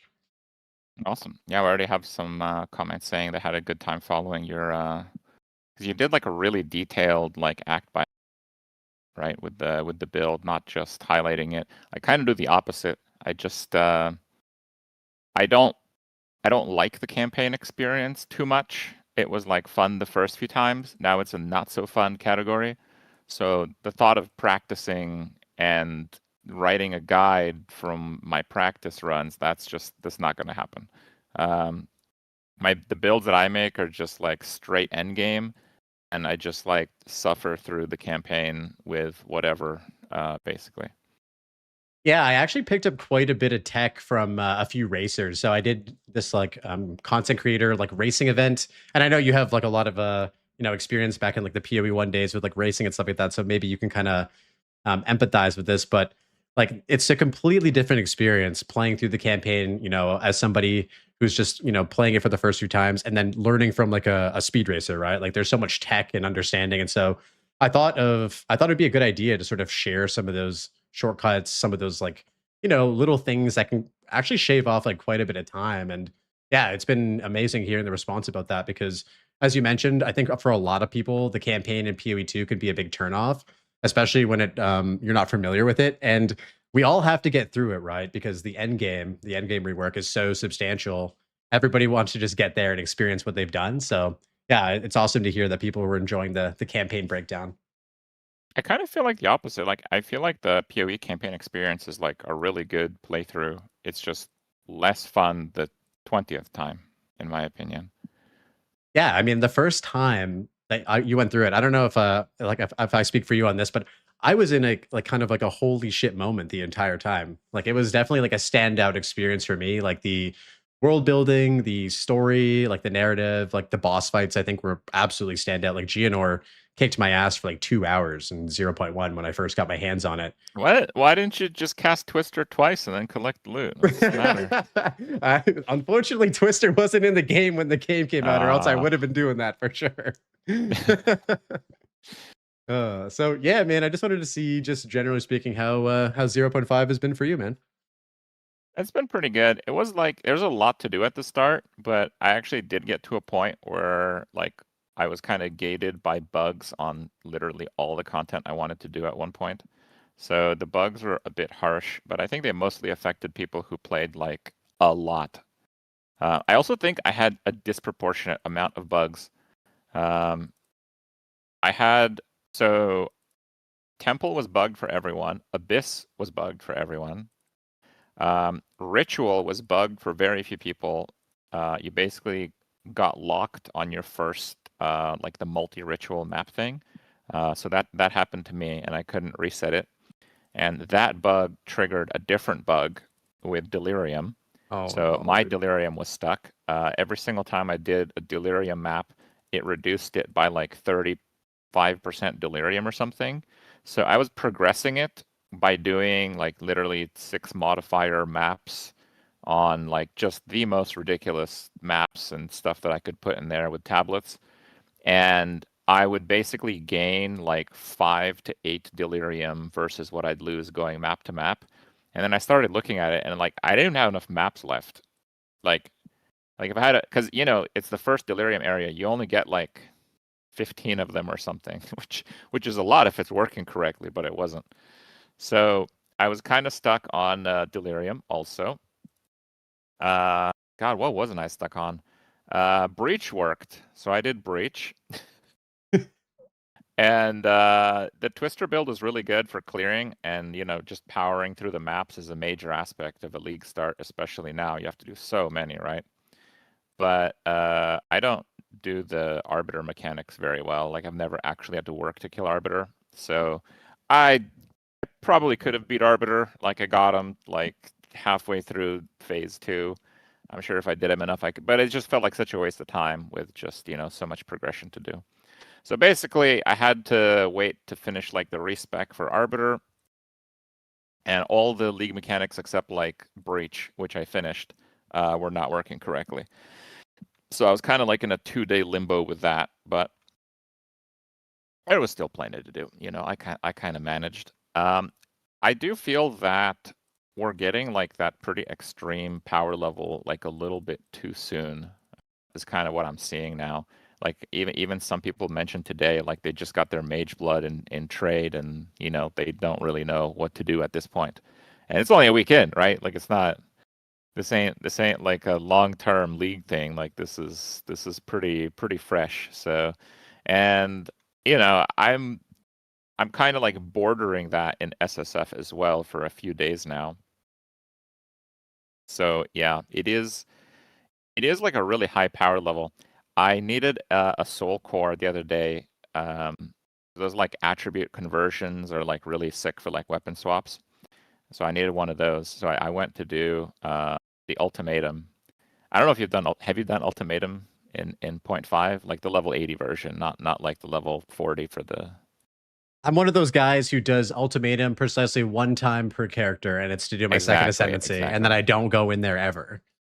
The rewards are like so dated, it's kind of shocking. Like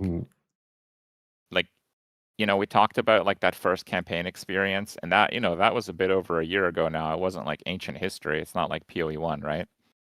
It's kind of crazy how much they power crept the game. Like it's something that really hit me yesterday when I was doing ultimatum.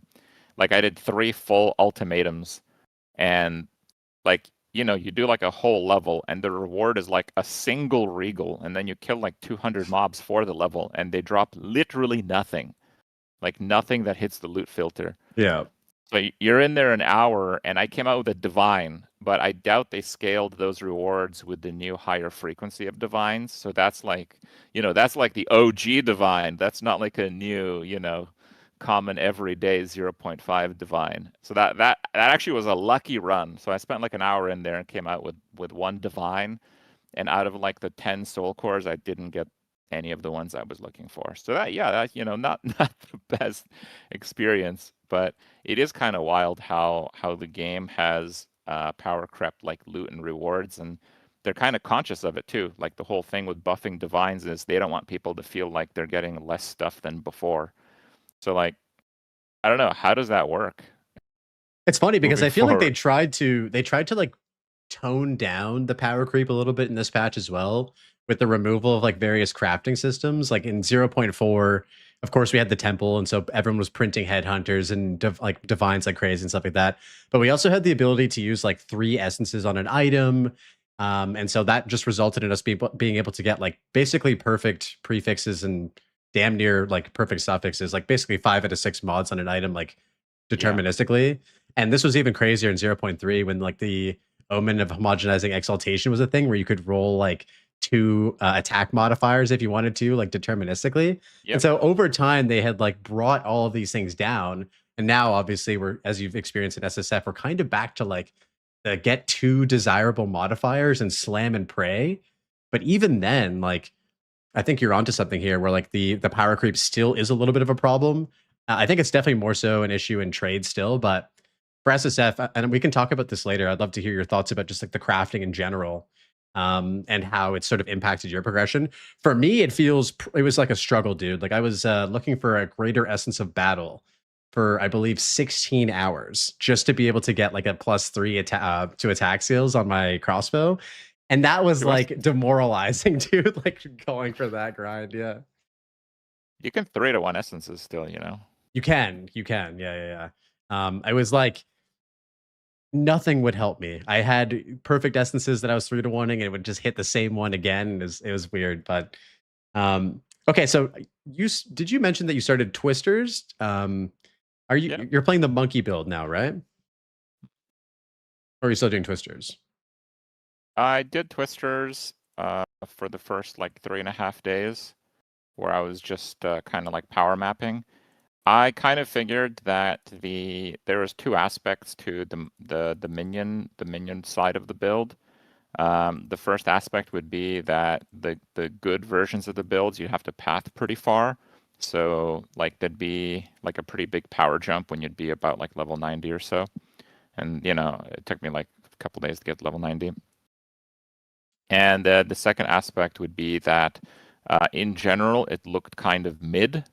But what they did and didn't tell us is they kind of they basically took the framework of the bosses and added like kind of like a special line for each of the bosses. Like for example, the shark has as an extra modifier compared to the boss version, it does like 200% bleed magnitude, like more magnitude. So basically all of them are kind of whatever, except the monkey, and the monkey has 25% base crit and 250 base crit multi, instead of minions that normally have 5 crit and 30 multi. Like minions actually typically have lower crit multi than baseline for players. So it's like, upon realizing this, I'm like, oh, okay, I guess monkey is good then. They just kind of penciled it in. So I wasn't like prepared to go the build, but I know that's always like a thing you have to be conscious for. You know, there's never been a league where like everything goes absolutely according to plan. There's just too many wild cards, too much new content. So yeah, I like to have a few things that I'm considering, and I knew minions would be a thing that I'd consider. So yeah, upon learning the penciled in giga buffs, particularly on the monkey, around day 2, I started investing in future minion gear rather than making the Twisters build more powerful. And because of that, I started leaning into like speed clearing, like, you know, 2 affix blue maps for like Atlas points and things like that, instead of actually doing juiced content. I mean, the build wasn't that good because I kind of stopped gearing out the Twister build after like the first day and a half or so. Interesting. So you saw essentially the like hidden line on the monkey that was like 25 base crit and insane crit damage. And I'm not gonna lie, dude, the build looks insanely fun. I don't expect that line of you know, the buff to the monkey to be in like the 1.0 release, because it just looks so insane. And it feels like a little bit far removed from the game, in my opinion. That being said, though, it's like I want to try it. I think in hardcore it looks especially interesting. And I've never really been one to enjoy like minions or companions per se. Do you think that like, you know, they said that interaction and that like stat line was intentional, but combined with like, you know, getting powers on the monkey as well, like you can get like, you know, obviously rare modifiers and stuff like that. Like, do you think that is sort of like a thing that they should keep in the game, or do you think that it's just like utterly overpowered and broken? So when they first teased the thing like a month ago, they had the wisps line on the skill to tame bosses, and then on the official like preview of Spirit Walker, they removed the wisps from the boss, and then when it went live, the wisps came back. So what I think happened is they just realized that without like the wisps, without penciling in ridiculous stats, the build is just kind of bad. So I think they pretty much just last minute buffed it so it wouldn't be like a crappy ascendancy on release. And I think because this probably all happened in the last few moments before the new league, I doubt it got very much testing.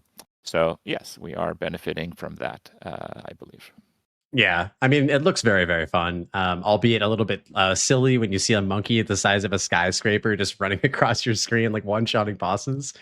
Um, we talked about some of the issues that you've had with 0.5. Obviously, like the league has been plagued with bugs. I feel like generally speaking, the more content that's added, like the less amount they're able to like catch everything. And so with the 0.5 being such a massive update, it wasn't surprising to me that there were so many bugs, and they have been pretty good about like on a pretty frequent basis fixing a lot of these issues. What have been Mhm. some things that you've experienced that they've absolutely nailed in your opinion? Um, I feel like they kind of added a meaningful change to the leagues. I was a bit of a doubter on their announcement. They're like, "Oh, we're totally changing all the different league mechanics." I'm like, "Yeah, been there before, right?" But I didn't really expect such a significant change, and especially so with the lead up to how like you get into these mechanics. I also thought the whole idea of specking into 100% of the trees sounds really stupid, but it kind of grew on me a little bit, especially with how they do like the unlocks, like you have to actually do the content. And I think that also works pretty well in SSF because, in SSF you kind of actually do need to do the content. They also kind of kept true to like the core idea behind their league mechanics. While they redesigned them, they still made absolute sure that each of the different like major mechanics has its own reward that cannot be acquired from anything else. So if you play trade, you can still specialize on like one, I guess. But in SSF, this is a really cool thing because it always like pushes you to interact with the wholeness of the game. There's been periods in PoE1 where I think that's still true for the most part. Like you would do like I think they crawled this back actually a little bit, but basically you could basically get everything from like Delirium. I think at some point in PoE1, or just about everything, like minus like Harvest or something like that. But in Ruthless and PoE1, they had this idea where literally every single mechanic is isolated with its own rewards. So if you want that league's stuff, you got to do the mechanic. And I think that works pretty well. And even though they changed so much of how you interact with the different league mechanics, I'm glad they kind of kept that true and even expanded on it a little bit. Like the crafting system with Breach, it's not just like the catalysts and stuff now. It's like the womb gifts giving you like exclusive stats. And there's like so much of this stuff too. Even the runes of Kalgur or whatever the thing is called, like the basically expedition, right? I don't think we've even gotten to like really interpret what that is giving us. Like I've only gotten like a few of these runes, but there are runes that like enable new modifiers. I'm sure there's going to be like some crazy shenanigans with that kind of stuff. Like there's like destruction modifiers or something like that that you enable by like perma-socketing a rune into an item. So like, I don't know, there's just like so much of it. And I'm really glad they kind of kept their core philosophy to how they do league mechanics. Yeah, I completely agree. I think despite like, crafting feeling a little bit more challenging in 0.5, I think the SSF landscape and ecosystem is the best that it's ever been. And I think it's so nice to feel like there's so much to do in order to achieve like an end goal. And like, as somebody who basically explicitly plays SSF, like, these crafting projects that I have now require like, going to every single league mechanic basically to do everything. And it's great, and it feels very like intentional and thoughtful. Like from Temple being sort of the way that you can like finish an item up to 30% quality, or as you mentioned, the Runes of Aldur providing like these weird like meta mods and stuff that I haven't even found yet. It's just they've done a really really great job with just creating this kind of ecosystem that forces you to like explore the entire game. And you're right, they kind of dialed that back in with PoE1 as well. I know that for a while you could basically just get a lot of things from specific mechanics. but like even in PoE1 in Mirage League, like they kind of dialed back that. Doing like Delve, for instance, is the only way that you can get like fossils now, and I know that wasn't the same way for a while. So Yeah. it's cool to see that they've sort of like reined that in and made it really, really fun. Yeah, I think that's a great point. I would love to rewind with you, as I do with every guest, actually, before we go any deeper into PoE and gaming, and talk a bit about your early gaming history and lore, if you're cool with that. Sure. Okay, so starting off with a big first question, when did you first fall in love with video games? I think the first game I really liked was Lemmings. My dad in Romania worked for like the university in like engineering department, but because like computers and stuff were new, it kind of included like the early computer stuff. So we had I think it's a 486 computer, which is like a piece of shit that works off of the gigantic floppies, but it's got like some rudimentary games. And Lemmings is like a game where you basically tell like the front lemming to go somewhere, and like there's like a bunch of lemmings that follow it, and you need them to not go over the cliff, basically. I remember more than that about the game. I hadn't really revisited at a later time, but apparently, yeah. So I think I was about 3.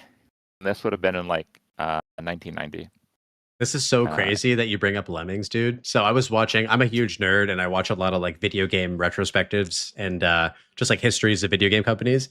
And I was watching a documentary or a video, I guess, but it was essentially a documentary about Rockstar Games. And I didn't realize that Lemmings was essentially their first project. I forget what the studio's name was prior to their. It was like DGM or something, or like it was like 3 letters. You know what I mean? And so it's crazy that you talk about this. I'd never played it. This is Grand Theft Auto Rockstar? Yeah, this is Grand Theft Auto Rockstar. Before they were Rockstar, they made Lemmings. And they made a ton of Lemmings, like a bit different expansion packs and stuff like that. Yeah, they had a lot of Lemmings games. I know that. Yeah. So it's pretty crazy to hear you talk about Lemmings. Okay, so 3 years old, Lemmings, old computer. I feel like that's a super underrated game that people are probably going to be excited to hear about. What were some other games that kind of fly under people's radars that you think you'd like to highlight from like your childhood that people maybe didn't know about? I don't know. I played so many different games, and culture in the 90s was a lot more unified. There was like the mainstream, and now it's like much more diverse. Like I was really big into like card games and stuff. Like I think I bought like every single Magic the Gathering game. Like Magic the Gathering Chandelier was I think in like 1997 or something, which is like an unbelievable game for that time. Like I played like the Pokemon games. Everyone played the Pokemon games, but my favorite Pokemon game was Pokemon, the trading card game, the game, which came out around the same time as Pokemon Red Blue, and you literally played with the card game that they made, and you like went along and you beat masters to get like booster packs, and like that experience is like the best way to like play a card game. It's like actually emulating a real life card game within a video game.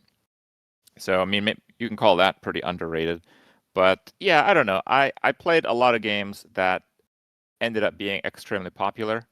Like when I was really young, I kind of had a pretty good idea about like the companies that made good stuff.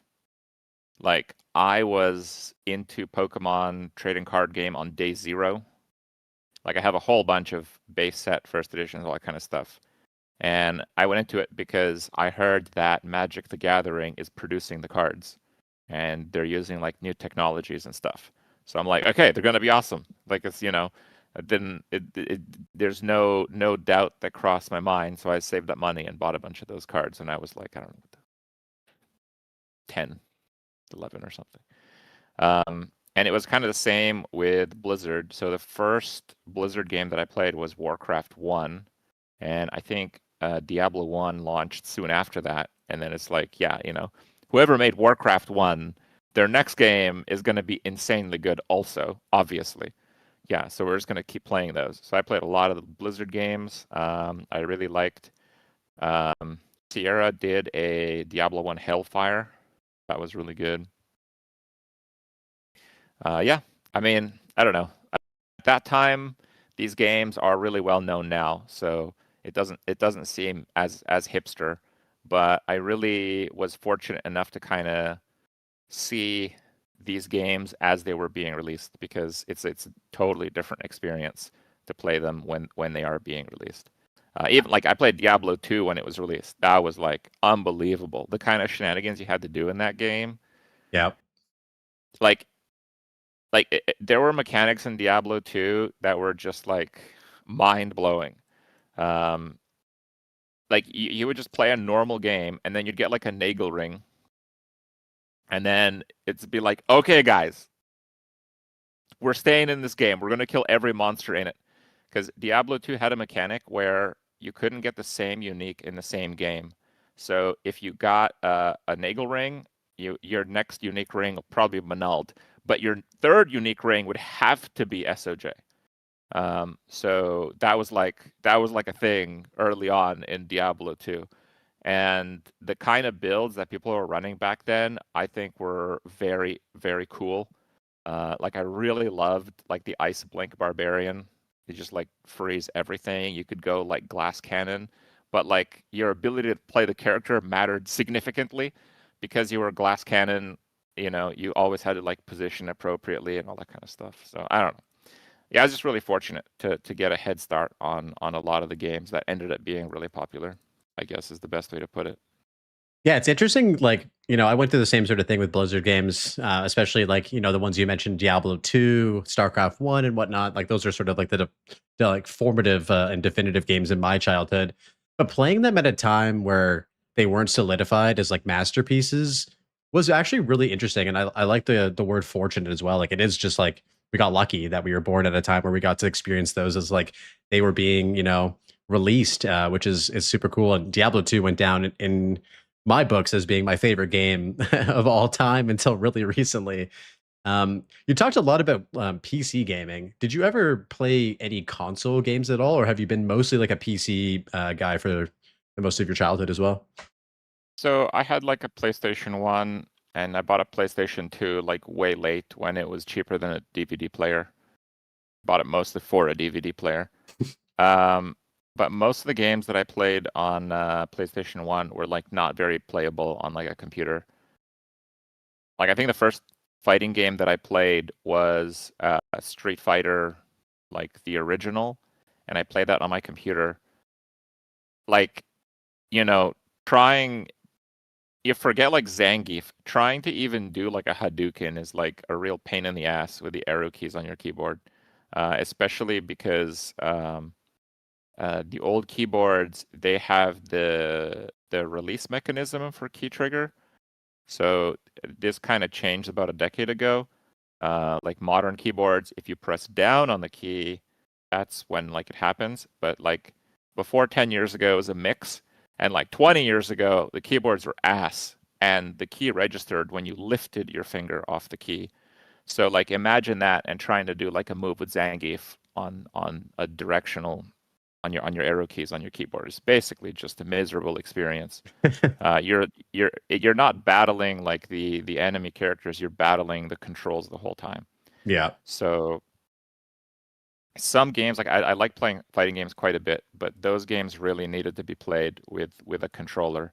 And the concept of a controller for a computer was not something I was aware of PlayStation 1 times. Yeah, that's totally fair. There was like a lot of really great games for the PlayStation. So my family is there's roots in Indonesia, and so I remember one year my uncle and I spent a lot of time at my uncle's house and get kids. So my cousins, they came back with a PlayStation from Indonesia, and they had this like binder of illegally like made video games. It was basically like every single PlayStation game you could ever have. And so, like, some deep cuts, like, Worms Armageddon was one game that we just played the absolute shit out of for Oh yeah, hours I and remember hours and that. hours. That's good. Yeah, it was a great system. So yeah, you've been a gamer since you were 3 years old, as you mentioned. I'm curious about a specific turning point in your life, and so up to your young adult life, just been a gamer. What was the game that inspired you to make your first like YouTube video and put yourself online? Well, I made videos before YouTube, and that game was Dark Age of Camelot. Okay. So this is pre-YouTube. Dark Age of Camelot was probably like the popular MMO. Like there was like EverQuest, so this is after EverQuest. I didn't play EverQuest. There are a few others. MMOs are like pretty popular around that time. And Dark Age of Camelot was probably like one of the most, or at least more successful MMOs before World of Warcraft. So I played that a lot. And one thing that people like to do in Dark Age of Camelot is just show PvP content and blast your favorite music. So I really liked those videos. They had most of the interaction between players outside the game happen on like forums. For Dark Age of Camelot, these like VN boards, I think it was called. And people had like their own homebrew hosting websites for like videos, and they would be like shared on these forums. So they were like, you kind of had to know where they were, but I really liked going through and watching people play, and I learned not just about like what goes into a cool video, but I also learned like a lot of my music tastes comes from that time because I was exposed to so much of it, and at a time where otherwise you don't really experience, like unless you have a massive friend group, you don't really experience the tastes of other people. Again, pre-YouTube. Yeah, I feel like those types of videos, like the PvP montages, never played Dark Age of Camelot, but there was stuff like I remember when I was a kid, like RuneScape PvP montages that had like a very specific type of music to them. And it just like instantly transports you back. Another thing that transported me back was actually going through your YouTube channel and seeing your oldest video. And your oldest video that's publicly available is from, I believe it's 13 or 14 years ago. It might even be a little bit longer than that. And it It's was definitely older than that. okay, maybe it might even be 17 years ago. I'm getting my It's about dates 16, mixed yeah. up. Yeah. And it's your channel intro for your World of Warcraft, basically content that you were doing at that time. And so was World of Warcraft like the first step that you took into moving it over into YouTube? Well, yeah. At that point, it was pretty tricky to like do gaming content. You couldn't monetize it, first of all.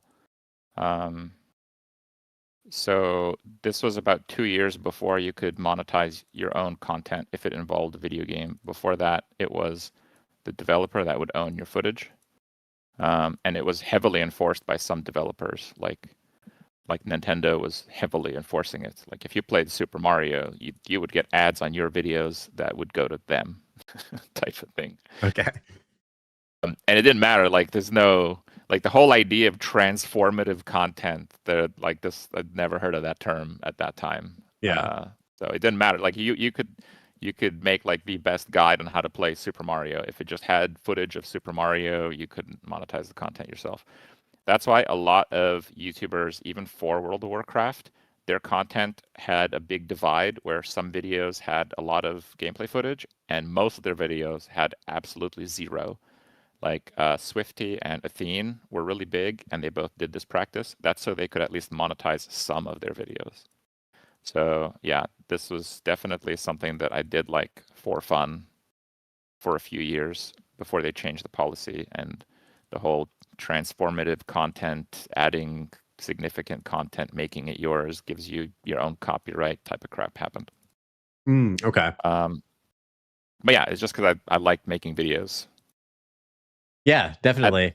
And it seemed like something that you were just passionate about and never ever Yep. thought that it was going to turn into anything. You kind of just wanted to showcase your stuff, and it seemed exceptionally niche. Obviously, before even YouTube was a thing, as you mentioned, it's hard. It was like you kind of had to know where to look in order to see specific like videos about a video game that you were playing. As the years went on, though, YouTube obviously enabled you to get monetized, and you could make money from ads and stuff like that. And that resulted in you being able to make money. What was the moment that you realized that you could actually turn gaming and content creation into a full-time career? Oh, well, I realized when they changed this, and then I quit my job and tried to do it full time. So it was the moment that they were like, you can make money from YouTube, that you were like, okay, this is the time to shine, essentially. Well, like I did some rough math because at that time I was doing like a video every 2 weeks or so. And I realized that if I just could make a video instead like every day, but even though you could monetize content, you made a lot less money than you would today. Like the CPM rates were abysmal back then, of course. But basically, my content could be monetized. The first month I made $200, and that was with videos every 2 weeks. So I'm like, okay, I'll make a video every day. How does that work out? And Diablo 3 was like about to be released. And I basically thought that if I make a video every day, and because it's, you know, new Diablo game, I could make them relevant. I could probably, hopefully, maybe, you know, survive and not. Sorry, I don't know what the hell's going on. I have like a million wisps on my screen. I've been there. Okay. I've been there. It gets spicy over there sometimes at the wisp, dude. I have actually never seen something like this. I'm gonna have to pause. It's Okay, okay. let me finish my sentence here. It's okay. Okay. Yeah, so basically, they changed the way that you can monetize stuff on YouTube. I monetized it because I could. I made like $240 and realized that if I made a video every day, and because Diablo 3 was coming up as a game I was really passionate for, I'd go all in on that. Like I could make a video every day, but like that have enough stuff to talk about. And I did the math, and it's like I could make like a little bit more than I was making like as a computer technician at the time, making not very much money. So I basically just told them I'm not going to show up for work in the next 3 months, and if you want to fire me, that's cool. And then I streamed all day. I did like 20-hour streams for about a couple of weeks, and then I felt like I was dying, and then we scaled it back to like 12 hours after that. But it went pretty well, and I basically just stuck with it since. Was there ever like a point during any of this where you doubted that it would work out, or were you pretty confident, like ever since you made that decision to not show up for work for the next 3 months, that you knew that if you worked hard enough, it would pay off? I mean, I don't like this has never come with certainties, and it's, you know, it's kind of foolish to assume any different in my opinion. Mm-hmm. Okay. So it was kind of like you kind of just dove in and, you know, with some obviously calculations on your end based on like the revenue you were generating from your videos, upping the frequency of those videos. But then Diablo 3 also just kind of like popped off, especially early on as well. So, you know, it's especially interesting because, you know, when you pick a game that you want to stream, right, or want to make content around, there is always sort of that, like, especially when it's a new game, you don't actually know if people are going to like it. Of course, Diablo 3 being the successor to Diablo 2, there's a massive fan base that's already been pre-established. And so you can kind of gauge the audience and how many people are going to play it and look forward to it. I mean, myself included, I was like counting down the days until Diablo 3 came out as, you know, a huge Diablo 2 fan, but you never really know. And so, yeah, I think it's wise to always, you know, have a little, there's always like a little bit of uncertainty. Basically, and since then, you've achieved some massive feats within the gaming, you know, landscape over the course of your career. The Iron Man challenge in World of Warcraft, the first Diablo kill in I saw that. hardcore, Yeah, that's good. hardcore Diablo 3, like pre-nerf. I remember seeing that, and it was just like insane. And one thing is absolutely clear. amongst all of these sort of like challenges and achievements that you've completed, you're absolutely drawn to like things that people would consider to be like the hardest things to do in video games. And so I wanted to ask you, why do you think you're drawn to these particular challenges? And have you always been somebody who pushes towards extremely difficult goals? I don't know. It's I have to first be convinced that it's possible, and then ultimately it becomes like a puzzle and figuring out how. And that puzzle is like kind of really fun aspect for me in terms of what I like in doing in video games. That's kind of it. I'm a puzzle game enjoyer, and the way the game plays is kind of like the second part of it, I guess. I don't know. For sure. I think, like, generally speaking, though, like all of these games can be considered puzzles, but I think it's a it's a much more difficult puzzle to solve when you have to, kill Diablo in Diablo 3 without dying, and it's like extremely difficult. And so I think there's something to be said about like the level of like commitment to completing these particular difficult puzzles. Do you think that you're like particularly attracted to these like games that offer like very, very comprehensive puzzle and problem solving, more so than any other genre? Like you said, it kind of all games kind of can be seen as a puzzle game, so I'm not really sure. Okay. I don't really approach it from like puzzle mindset going in. Right. But I guess just kind of figuring out and like making like your own strategy to forward yourself in a game is kind of what gets me like hooked. But in the end, I kind of try a lot of different games. I think a lot of the games that I'm known for are games that kind of fit that narrative because I end up playing them for like a huge amount of time. Yeah, I think like from what I've seen in your career, like once you get hooked, you get absolutely hooked. Like doing from your essentially from World of Warcraft and stuff like that onwards, it's like you've really just pushed the boundaries of what you can do in all of these video games. Has that been something that you've kind of done ever since you were a kid, maybe playing around like with the Pokemon card, like trading card game, like kind of like seeing how far you can take things as well? Yeah, but usually when I kind of figure everything out, I lose interest a lot. So kind of a double-edged sword. It is an aspect, but yeah, it has that like cliff fallout. Like I know, for example, like I think I saw it to the craziest degree in Hearthstone, where like I played ranked, like the normal version of Hearthstone when it first released, and it was really fun because you're trying to like learn what's good, what works, generally how you play, like from the beginning. Like no one's figured it out yet. Played Hearthstone for the first time for like the first week. I just played with like basic decks because I'm like, I don't even know how to play the game to begin with. It's like why would I even bother making my own deck? I don't even know how to play with the decks they made. So, but then a few months go by and a lot of it is kind of figured out. I did a few tournaments and it was just kind of boring. The tournaments started having the exact same decks over and over. But the people that got good in tournaments in like the years to come, they would literally take a deck and play like 500 games with it. And then maybe they'd change one card and then they'd play like another few hundred games to see if they liked it better with that. Like that level does not excite me.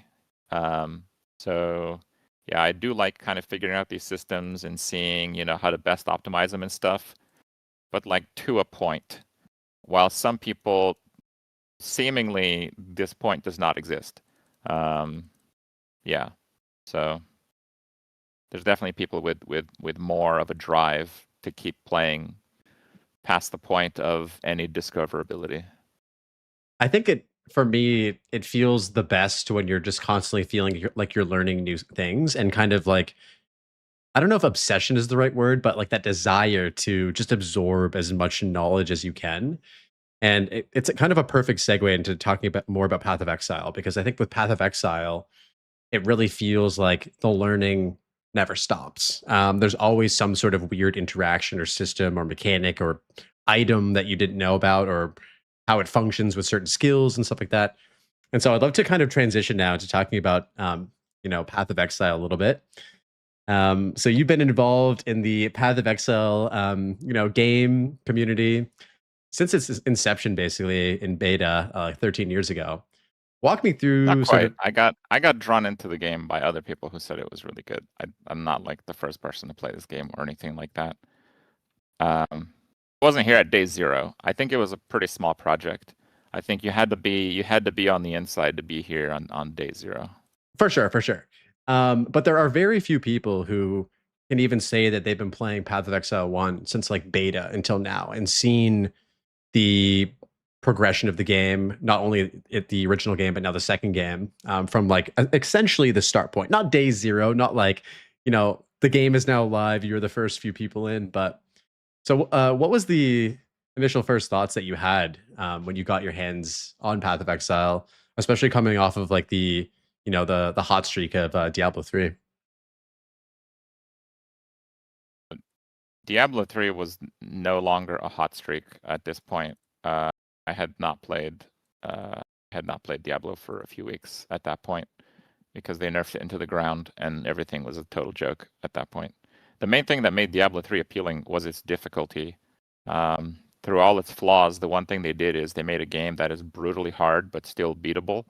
And then their first major patch after like 3 weeks, they just like deleted the difficulty aspect. So it was no longer very interesting for me at that point, to be honest.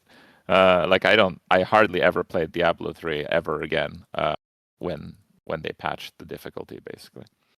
And with that in mind, I think Path of Exile was kind of like an immediate hit because, like in these games, you kind of need like a few elements, and like one of the major elements is that you have a game that like fights back at you. Like it's not Diablo Immortal where the monsters scale to your level of gear and you just like pay for a box at the end, like that doesn't work. So the game has to basically kick your ass. But then you need to have like an avenue to where you can overcome the ass kicking. And then the third aspect is that this has to follow through many stages. Like it has to be a complex enough game for this to work many times, basically. So PoE kind of had those things. So it was good. Yeah. So played it. The way that you sort of described like the changes to Diablo 3 kind of remind me of the way that they changed Path of Exile 2 as well. Like the way that the game felt to me as somebody who really enjoys like, playing difficult and challenging games, was it resonated with me as a more like kind of hardcore gamer. Did you feel the same way sort of about Path of Exile 2 when it came out, where it kicked your ass, so to speak? Path of Exile 2 definitely kicked your ass when it came out. Yes. Yeah.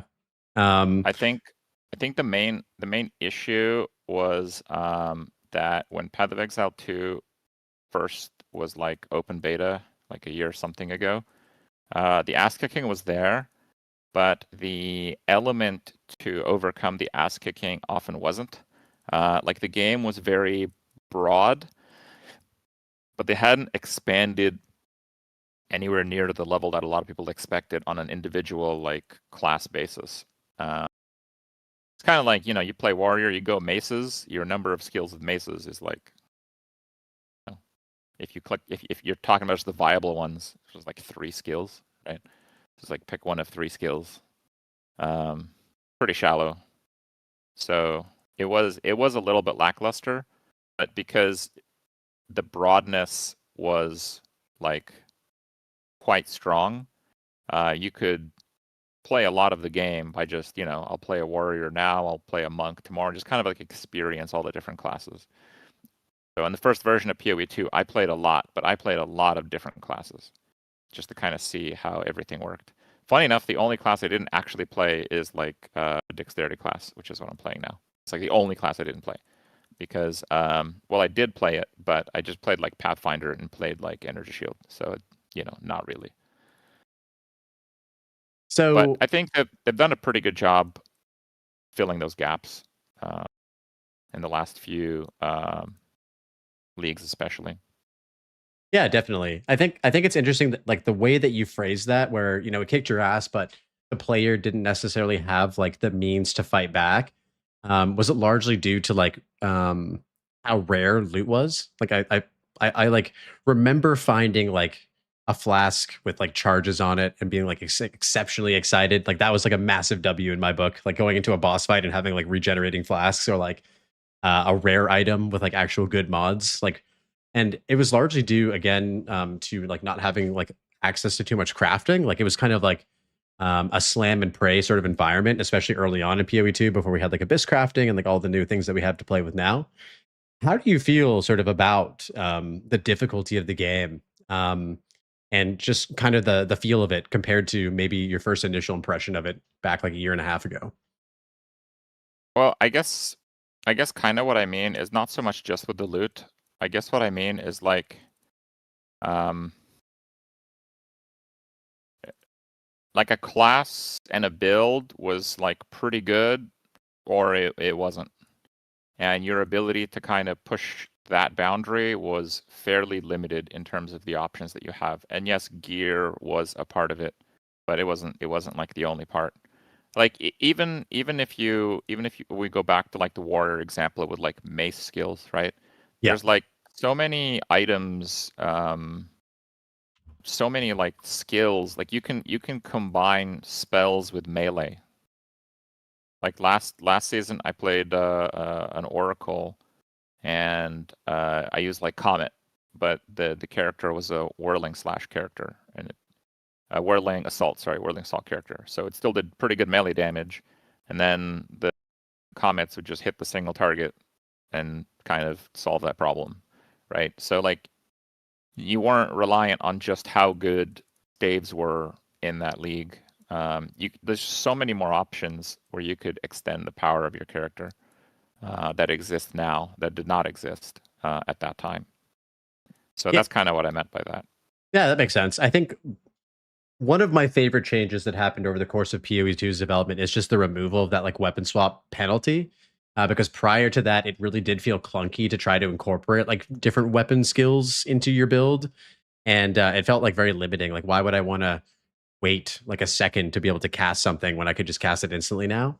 It was quite a big change though, and it resulted in a lot of positives, like more interesting builds, but some negatives as well, where now it kind of feels like certain classes have to use certain things. Like Pounce is a great example of that, where like, playing through the campaign can take quite a while, but if you put a talisman in your offhand, put Pounce on that thing, you're instantly able to move so much quicker through especially all of the earlier zones. And so it's also created like its own interesting metas when it comes to like what weapons to use at what times, especially in the campaign. Yeah. In terms of melee, so I know that you've been sort of like a melee enjoyer. You've even talked about it in this conversation.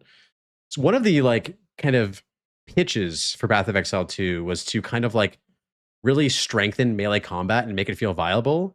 How have you felt about melee specifically in PoE2 with regards to like what we have available currently? Melee is kind of like suffering, and the best version of melee is where it's basically not melee in PoE2. Like the best melee skills, you scale them to a point where you do not get close to the monster anymore. Like the best melee skill thing is shield wall, probably. Yeah. And the way that shield wall is used is like you put a shield wall in front of you, and you want something past the edge of your screen to be dead from the attack, right? So that is a very loose definition of melee, if we're being fair. Mm-hmm. Yeah, it is interesting. I feel like pseudo melee, as you described, it's kind of where we find ourselves if you want to play like a good melee build. And there's just so many additional things to consider when you play melee. Like there's so many degens, and trying to cast or hit a target with perfect strike when they have temporal bubble and like volatile plants just feels bad when you could be playing like a Deadeye or using twisters and just not have to worry about those things, right? Another big part of the melee kind of issue, I think I would call it, is the defenses aspect. And I wanted to ask you specifically, as somebody who's a a hardcore player, obviously a large part of Not much anymore. a large part of building hardcore characters in the past and now is obviously strong defenses. So I wanted to hear your sort of take about defenses from your perspective in PoE 2. How do you feel about them? Well, it is kind of missing that part of defenses that works pretty well in PoE 1.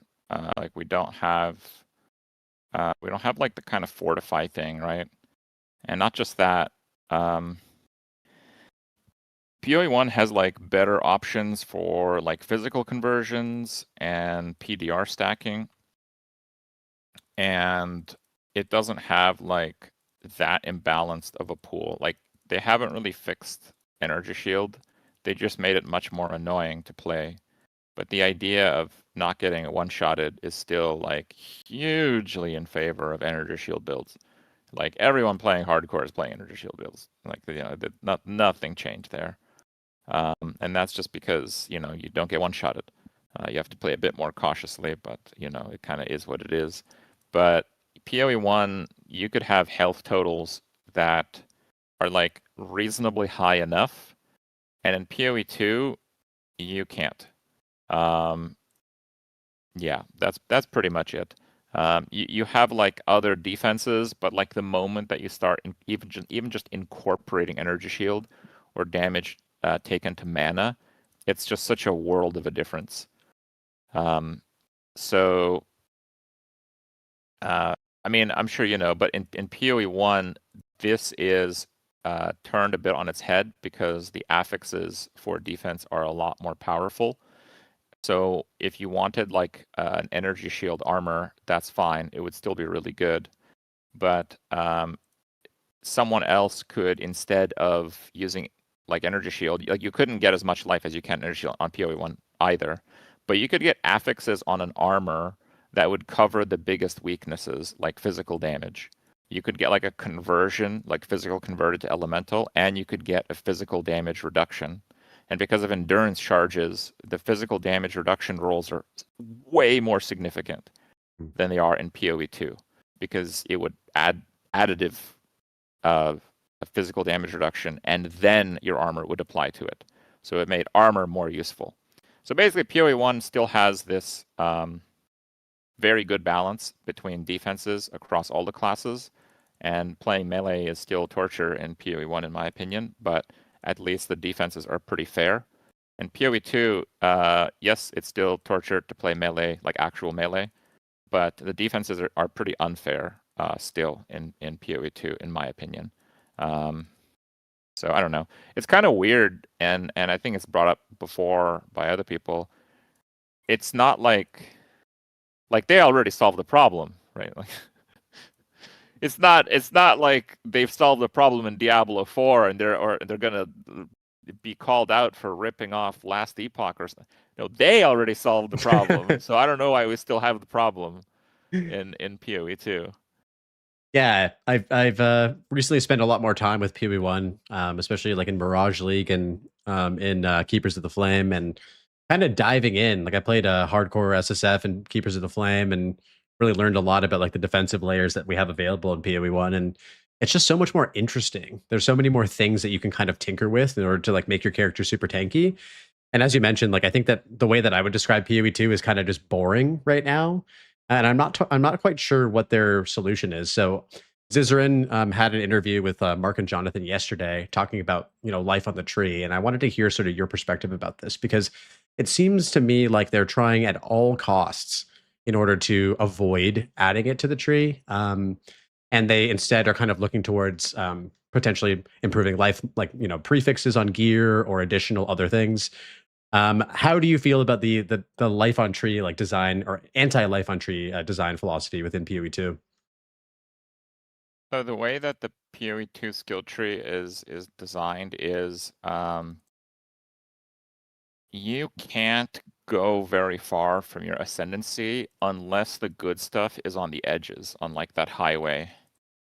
So like if you put life nodes on like the middle highway right where warrior is, that doesn't really affect anyone except warrior. Maybe druid. No one else is going over there, basically. So they could definitely add life to the tree, and maybe it's what they should do, because like even if you play like a ranger interest, whatever, you still have the option to layer those defenses. Like I have like 2,000 life, 2,000 energy shield, ghost dance for the entire energy shield, actually.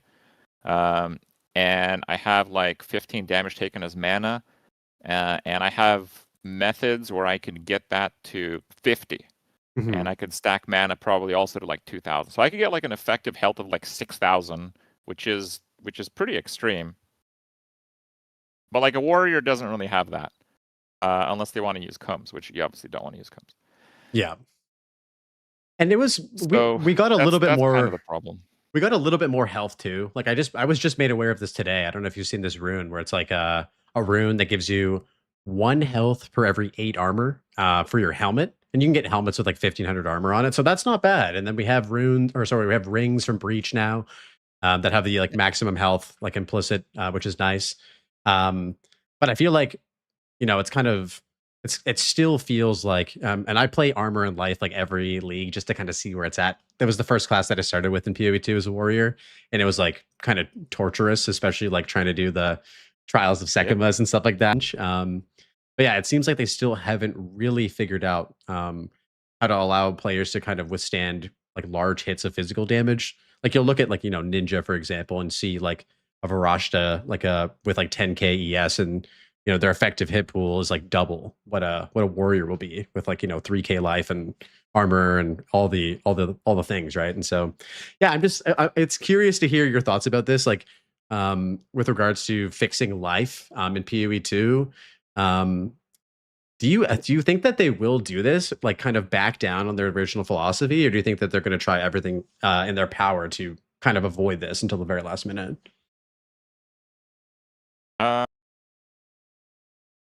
I think there's enough life on those characters if they just go the route of like fixing physical damage reduction and that end of things. Like, I don't know, they could just like make endurance charges actually do what they do in PoE1. That would go a really, really long way, where it's still hard to generate endurance charges and there's payouts for using them. But if you could have a payout for not using them, that would be cool too. Wouldn't that be cool? I think that'd be cool, right? So if endurance charges in PoE2 gave PDR like they give in PoE1, like that seems like such a simple fix.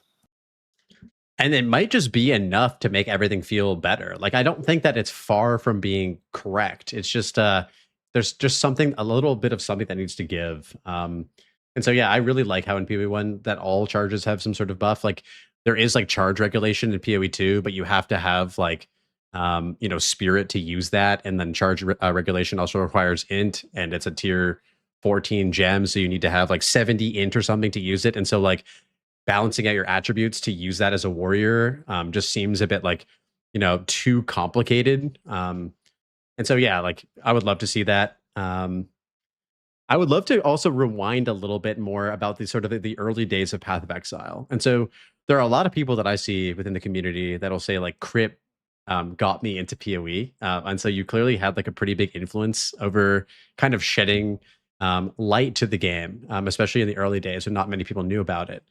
I wanted to sort of to ask you if you could just break down like the contributions that you think you've made towards Path of Exile, and like also towards like GGG's design philosophies as a whole. Oh, I don't know. Basically, when I was just like gaming all day and like I didn't do absolutely anything else with my life, like the first few years, I'd spend a lot more time just talking to random people like online.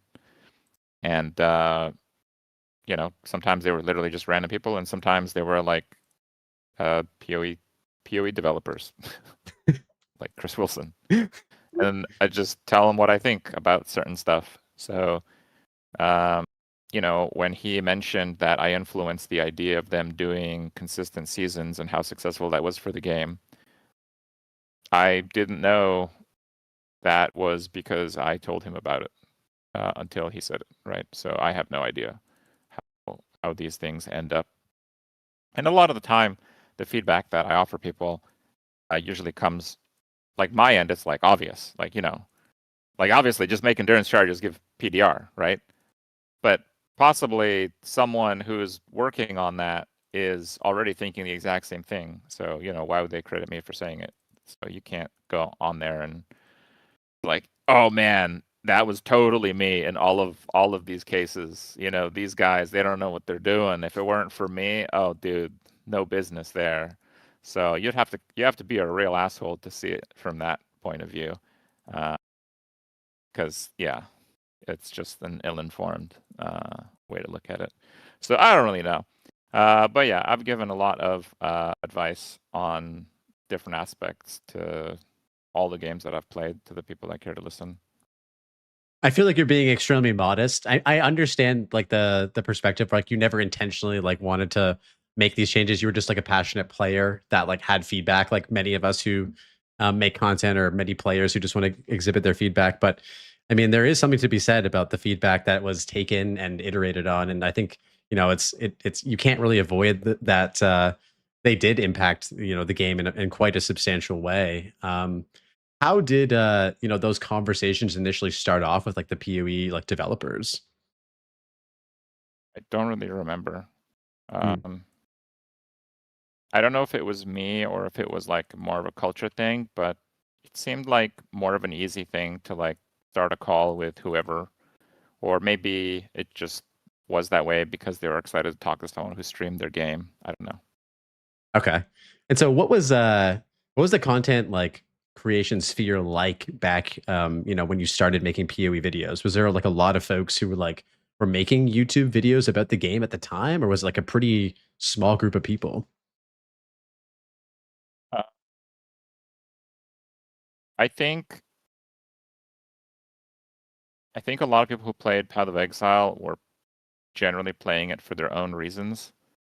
I think the idea of having like a content creation as like a job or a business was far less realized at the time that Path of Exile 1 was getting off the ground. So most people just kind of did what they felt like, which means that it was a lot easier to just stream the game than to make YouTube videos for it. I kind of, had this thing where I wanted to try to get a YouTube video every single day. So I just kind of stuck with that. But I don't know. That's maybe more of like an insanity thing than it is a sane thing. Like I didn't. I don't know. Like probably if I streamed more, I would have made more money. Too. I don't know. I just kind of wanted to stick with something I was doing at the time. Are there any folks out there that like stood out to you as being like creators that you recognize to this day who are still making PoE content? Uh,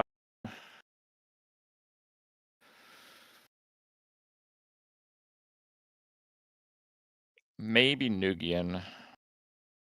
I think he's still playing, but I think his content is not super regular, and he's doing more like vlog style content, which I quite like. I think he does a pretty good job with it. Hmm. But no, Garatha makes content now, but he was part of our racing team, actually. He was part of our 5-man racing team that won all the races in Season 1 and Season 2. At that time, he didn't make any content. He is just the player of the game. So yes, I recognize Garatha too, but like if you're asking just content creators that I remember from that time, I think it is just Nugian that I remember. Okay. Yeah. So pretty small like group of people, and it's funny because as Grinding Your Game sort of adopted the like league philosophy every like 3 months and then every 4 months, it became kind of like a content creator's like dream, I guess, if you wanted to cover this game, because there was always something new to talk about, right? And so I think like that sort of design philosophy actually directly impacted how many people also wanted to like cover the game as well, because they're just inevitably became more and more systems, more and more things to talk about, and so it's interesting. Now we have so many creators that cover all sorts of different like aspects of the game, from crafting to hardcore, to like build creation and everything in between. Did you get a sort of an inclination of the bright future of Path of Exile, like all those years ago from grinding your games? Nope. I've seen lots of fantastic games bite the dust over the years. Um, I think the business side of a game is extremely important for its survival, and it's something that I offer absolutely no insight on. So I have no idea. I think early on, Chris, like very early on, told me it's like we're doing pretty good. We're getting like $7,000 in cosmetics a day. And I'm like, okay, is that a lot? And they're like, yeah, that's a lot. Okay, good. Good.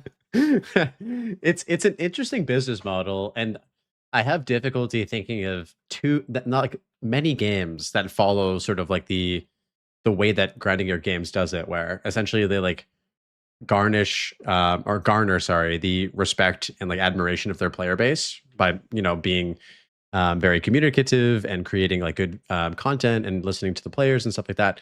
And that actually like voluntarily, the players actually voluntarily like want to support the game, which is like a pretty rare like monetization method, especially in today's like landscape. What do you think about the like monetization of Path of Exile?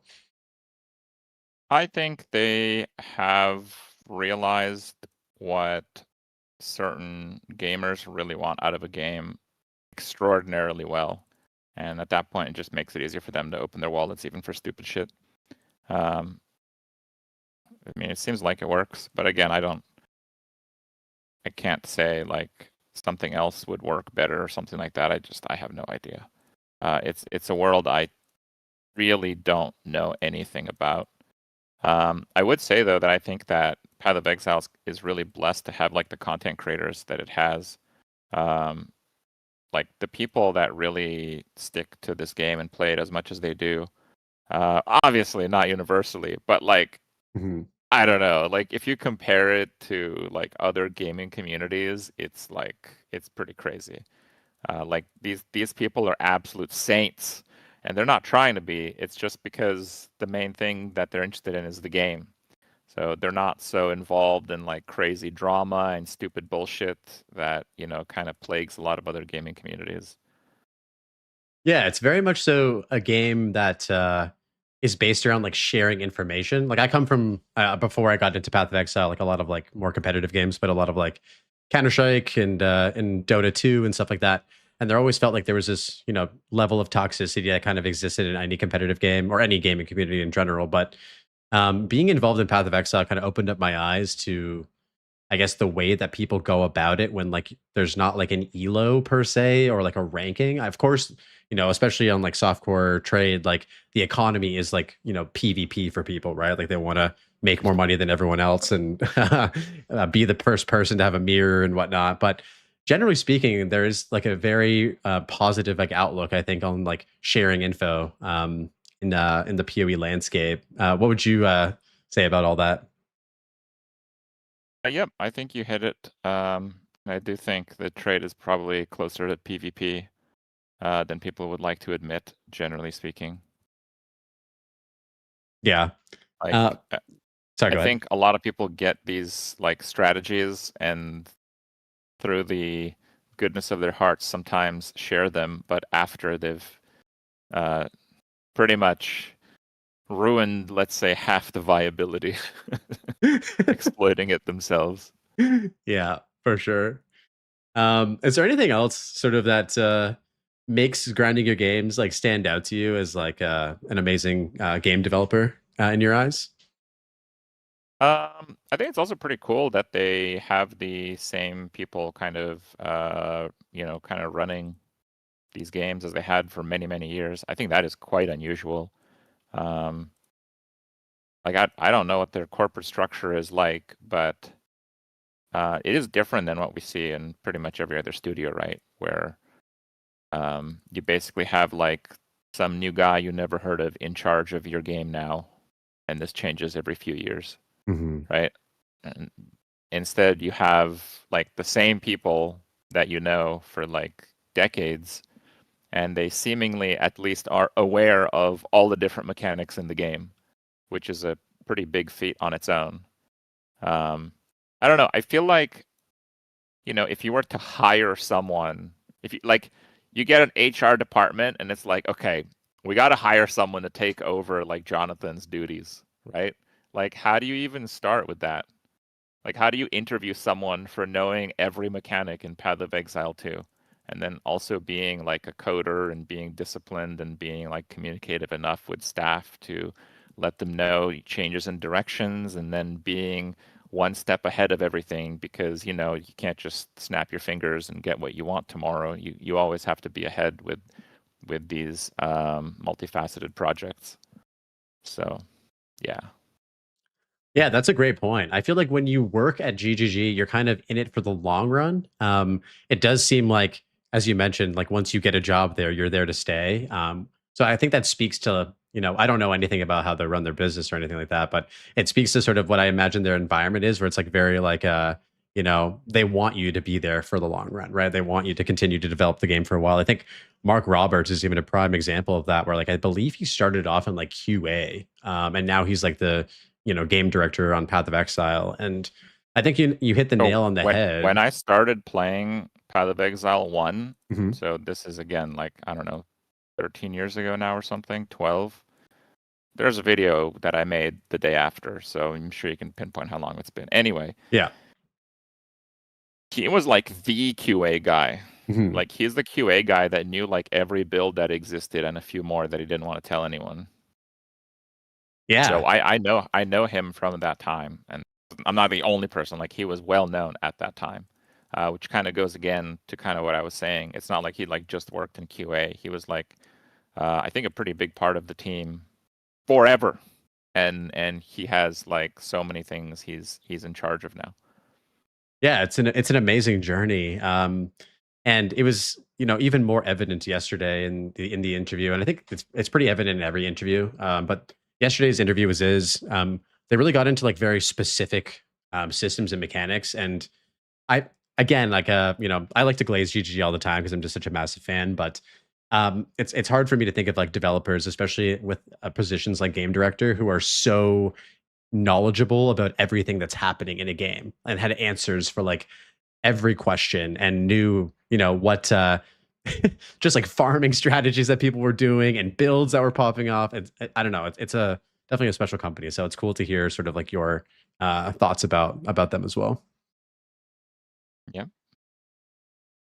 So with regards to 0.5, do you think that 0.5 is like a step, bringing PoE 2 a step closer to matching like the quality and staying power of Path of Exile 1?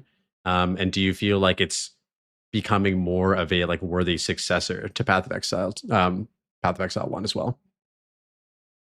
I feel like the major turning point was actually the Abyss League. I think launch was good, but there wasn't really quite that much content. Just like the broadness of the content was pretty cool, but only that. I think their first update was pretty mediocre.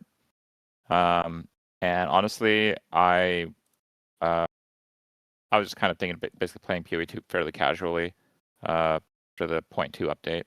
But the 0.3 update kind of convinced me that they're really moving the game and they're making pretty sweeping changes. The power creep thing that I mentioned and how sad it is to do Ultimatum right now. 0.3 was kind of like them first letting go of whatever it was that the game was on launch. Yeah.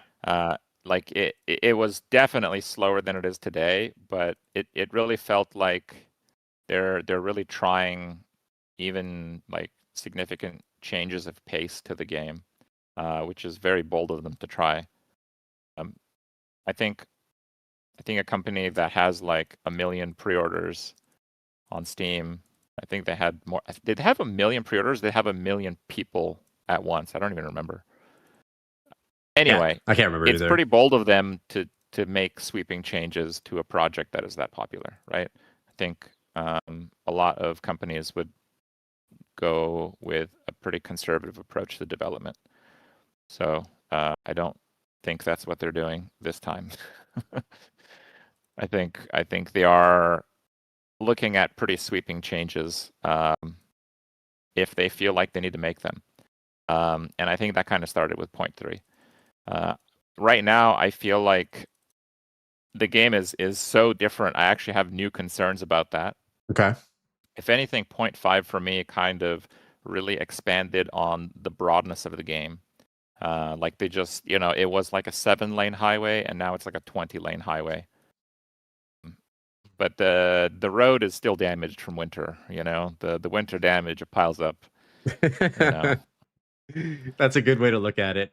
If you could elaborate, what are some of your like concerns that maybe have arose from playing and getting your hands on 0.5 now with this kind of new perspective that definitely did shift from 0.3 onwards? I don't think I have any new concerns. They just haven't really addressed them very much. Like a lot of the powerful builds are working with like quirky interactions that doesn't seem like they're too intended. The weapon swapping thing is like cool, but very problematic. I don't know. It's just like there was not really any refinement that happened in 0.5. They just like piled in new stuff. I don't think it's so much caused new problems so much, but yeah, I think it is a bit lacking in the refinement. There are vastly different like things that you could be doing with your time in terms of value, where probably there shouldn't be, right? Like when I do an expedition, I pretty much just go around and just do the caves because they might have a recipe or something. And if there's no cave and if there's no like good runic rock thing, I don't know what they're called. I literally just leave. Like that's like it's just not even worth killing the monsters in there. Yeah. Right. So that's kind of what I mean, right? Like the content has like a lot of depth. There's a lot of depth to the game, but it's not refined at all. So yeah, that's probably just going to be their next step, I imagine. I think this patch they wanted to add the content, they wanted to add the broadness of what you can do. And I mean, they did say that the next update is the next major update is supposed to be launch, like 1.0, right? They did say that, I think. I think they said there's going to be like an economy reset, and I think some balancing changes between now and launch. But yeah, I think that the next major update will be 1.0. Yeah. Yeah. So yeah, I would bet that's what they're working on. I think just going over everything and kind of making it in line is a pretty missing part right now. And that's kind of just natural with how they've developed the game. There seems to be a natural power creep to the stuff that they put into the game. I don't know if it's intentional or it's not. It could be that they see players being receptive to content being more approachable, at least from different build standpoint, perhaps. I don't know. That's just a guess, right? Like, I don't know that. Yeah, no, I totally get that. It does seem to be like power creep is on the upswing. Even like you mentioned, even the nerf crafting, just the characters are just more powerful, right? So seems to be that way.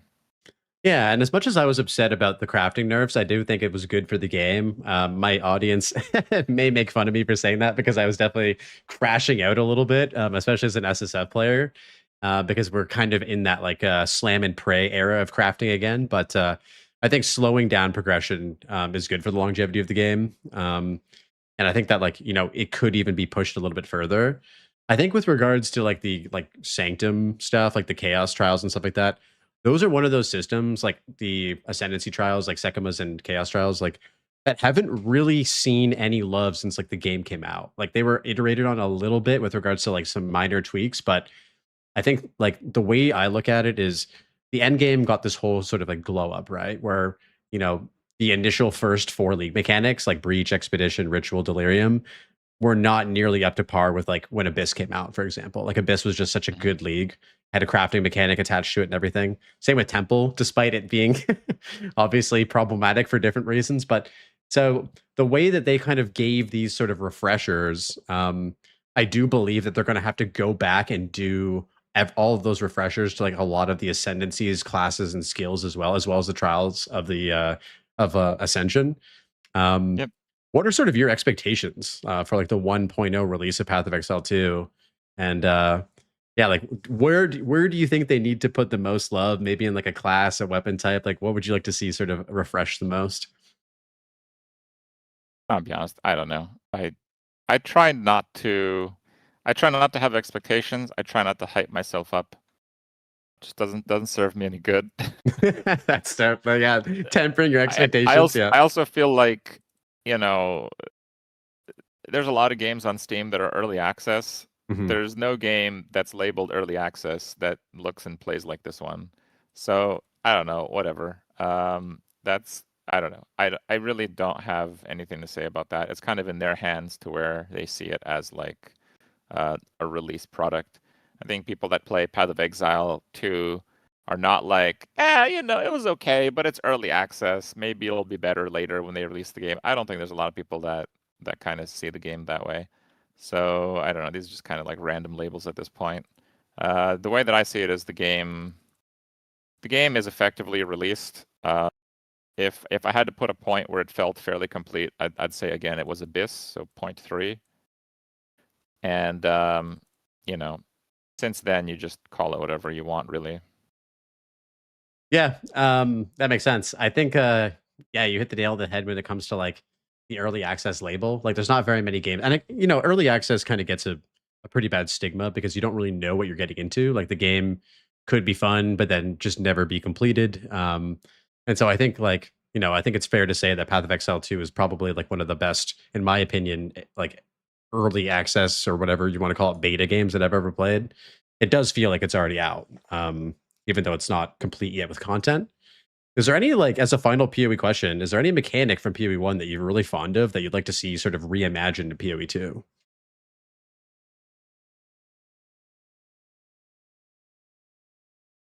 I hadn't really thought about that.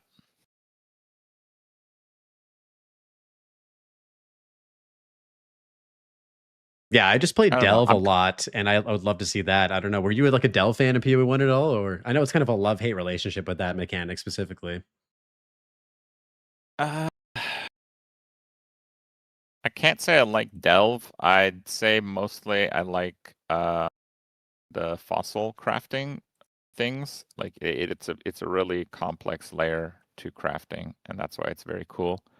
But I don't know. I don't think they really want crafting to go in that direction so much. Maybe they do.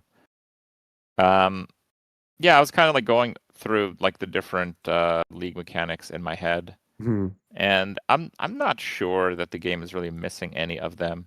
In Path of Exile 1, I quite like Ruthless. So yes, I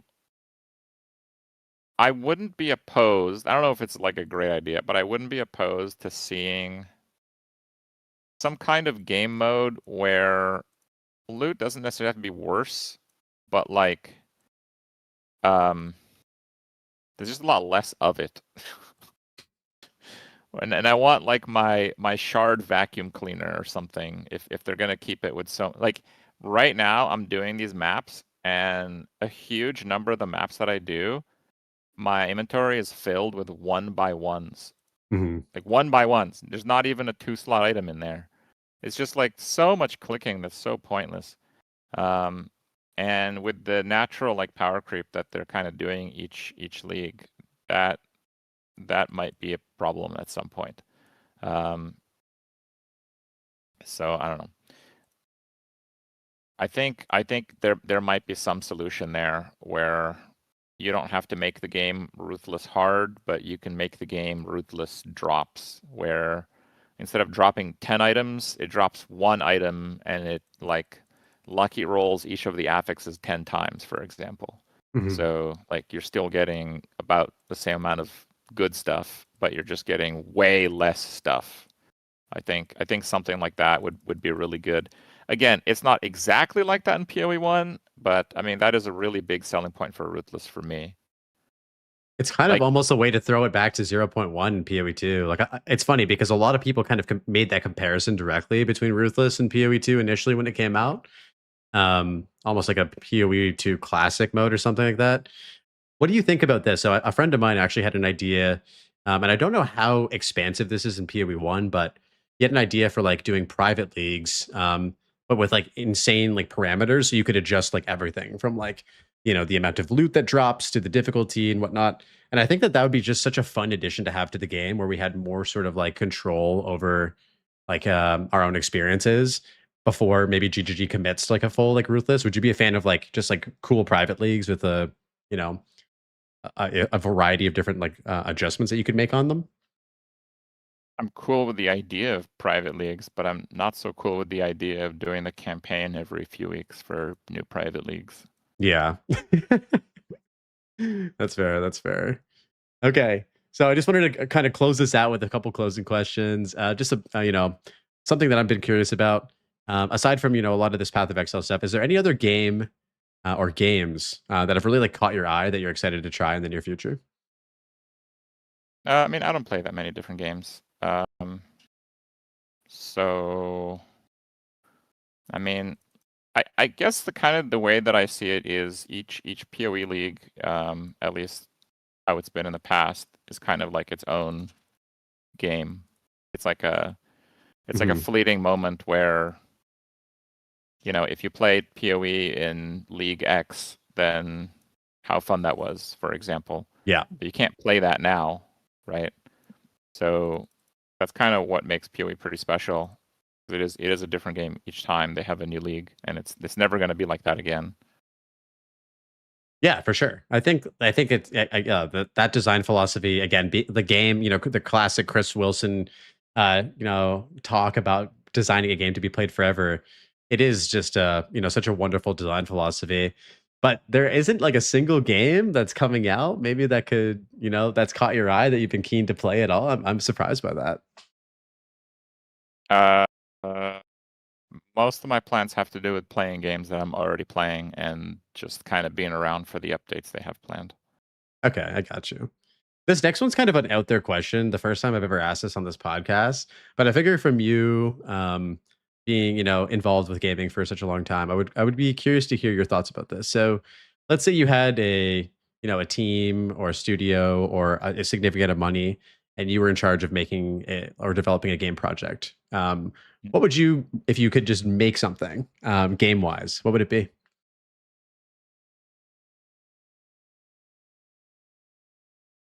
I mean, like, after I played Hearthstone for like 2 months, I told Chris they should make a Path of Exile card game. And I was very serious about that suggestion. I don't think, I feel like with card games, it's like it's quite figured out at this point. Like, I don't think that's a good idea anymore. Didn't they do that at ExileCon as well? Like, directly take that advice and make it like a thing? Yes. Yeah. But that was a really cool thing that they did, but it wasn't like a thing to be played forever. Okay. So you're kind of leaning towards like more of a strategy card game. If you could, you don't think that there's any room to like innovate on the idea of a card game at this point in time? Not so much, no. No. Okay. Speaking about ExileCon, coming up in November, and you mentioned you're attending. Not being your like, is this going to be your third ExileCon, or did you go to only one of them? Third ExileCon? Okay. So for those of you who are attending and who haven't been to New Zealand, what are some things, as somebody who really enjoys like traveling and seeing different parts of the world, that you really recommend from your previous experiences in New Zealand? You want travel tips for New Zealand? Yeah, just something that maybe stuck out to you as you've been there quite a few times now. So this time we're going to go to the South Island. The North Island is where ExileCon happens. New Zealand has like 2 islands. Okay. New Zealand is quite to the south. So the South Island of New Zealand has glaciers. And that's also because it's a higher elevation than the North Island. So the North Island is kind of like a pretty tropical place, and the South Island is like very different. Yeah. New Zealand also has like nothing that can kill you, which is a stark difference from its neighbor Australia, Yeah. where it has pretty much nothing that doesn't kill you. Like if it doesn't kill you, it doesn't exist anymore. Except for the volcanoes, yes. In New Zealand, the volcanoes can get pretty dangerous, though they haven't in quite a while. And New Zealand people are generally very friendly and stuff. So this environment is very good for renting a car and making your own itinerary. And that's especially true if you like to do any kind of like hiking or something like that, because they definitely have a lot of like outdoor stuff that you can do and see. The popular sites near Auckland, there's Hobbiton, which is pretty nice. We told them we like do YouTube content and we like filmed some stuff. And the guy asked if we're like popular, and we're like, I guess. So he took us to places where you can't normally go. It's only for like filming and stuff. You had So the streamer try that client angle at if you go. Hobbiton. Nice, dude. Let's go. Exactly. You can play that angle. It might work for you. I don't know if it's gonna work for me, but we'll try it out. We'll try it out. And the other thing that is also a really popular site is in regards to the glowworms. So the glowworms, they are in several different caves around the island. They have glowworms in a few different places in the world, both North and South Island. But there's one particular area in the North Island that is like chock-packed with glowworms. There's so many of them. And that's a pretty wonderful experience if you go. There's like the version where you sit in a boat and you don't even walk. There's like you go on a guided tour with a cave, and there's like the near spelunking level cave tour. We did that last time. Oh, nice. Okay. We have a IRL channel. I call it Anya's channel because it's kind of, from her perspective. So you guys can see some of these on Anya's channel. IRL command in my chat if you so care. We do weekly updates on Sunday. But that's what we typically do. If you do travel somewhere, it's a lot easier now. You can literally just ask like an AI bot, is it a good idea to travel this country renting a car? And if it says that it is, that's probably how you should do it, if you're comfortable driving anyway. Okay. Will And this be your there's so much to see. Will this be your first time to the South Islands this time around, or did you go there like basically every Yes. time? Oh, Yes, okay. I got first you. time in the South Island. Yeah. And we're going to drive there also from the North Island. They have like a 3-hour ferry between the two. Oh, that sounds amazing. Oh my God. Okay. Yeah. This will be my first time in New Zealand. So it's cool to hear sort of like your perspective on things. And I know they kind of like talk about like the classic tourist spots. It's kind of the stuff that you mentioned. But I think the renting a car aspect of it and just kind of making your own trip is really like enticing. And it's cool to hear that you're going to go down to the South Islands this time, because that's what we were thinking of doing as well. It's going to be sweet. Yeah, I think the South Island is much more like hiking based stuff. So you probably need to be in a little bit better shape for that. I think North Island is a bit more relaxed with like how physically demanding it is to actually end up seeing the stuff. Okay, I got you. Cool, man. I'm excited. I've never been to like a gaming convention before. Yeah, I feel like it's going to be just an unreal experience going to ExileCon. So yeah, just as a final question to close this out, this is something that I ask every creator at the end of the podcast. Just if you had any advice for new and upcoming content creators to help them get started on their journey, making content or streaming. Well, it's probably a pretty brutal uphill climb. So you have to be really serious about it and not quit your day job. Okay. Be serious about it and don't quit your day. So basically don't quit your day job like you did at the very start of it all. Yep. You should not do that. Are you able to elaborate on maybe how it's, even more brutal now? Like do you think that it's like it's just one of those things where people see not only that it's possible, but it's a very appealing thing to do.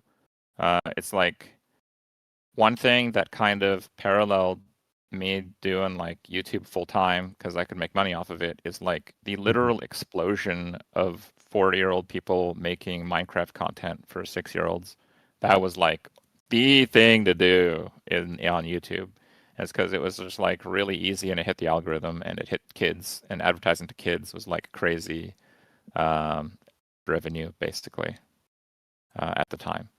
So yeah, it's kind of like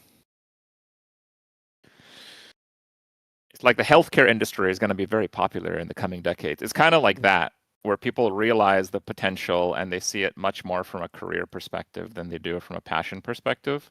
So you are competing with everyone now. You're competing with people who see the career potential, and you're competing with the people who have had the passion and now see that it can still be like an avenue to, make like a living off of. So, yeah, you have much more competition, and it's probably harder than ever to rise above the noise.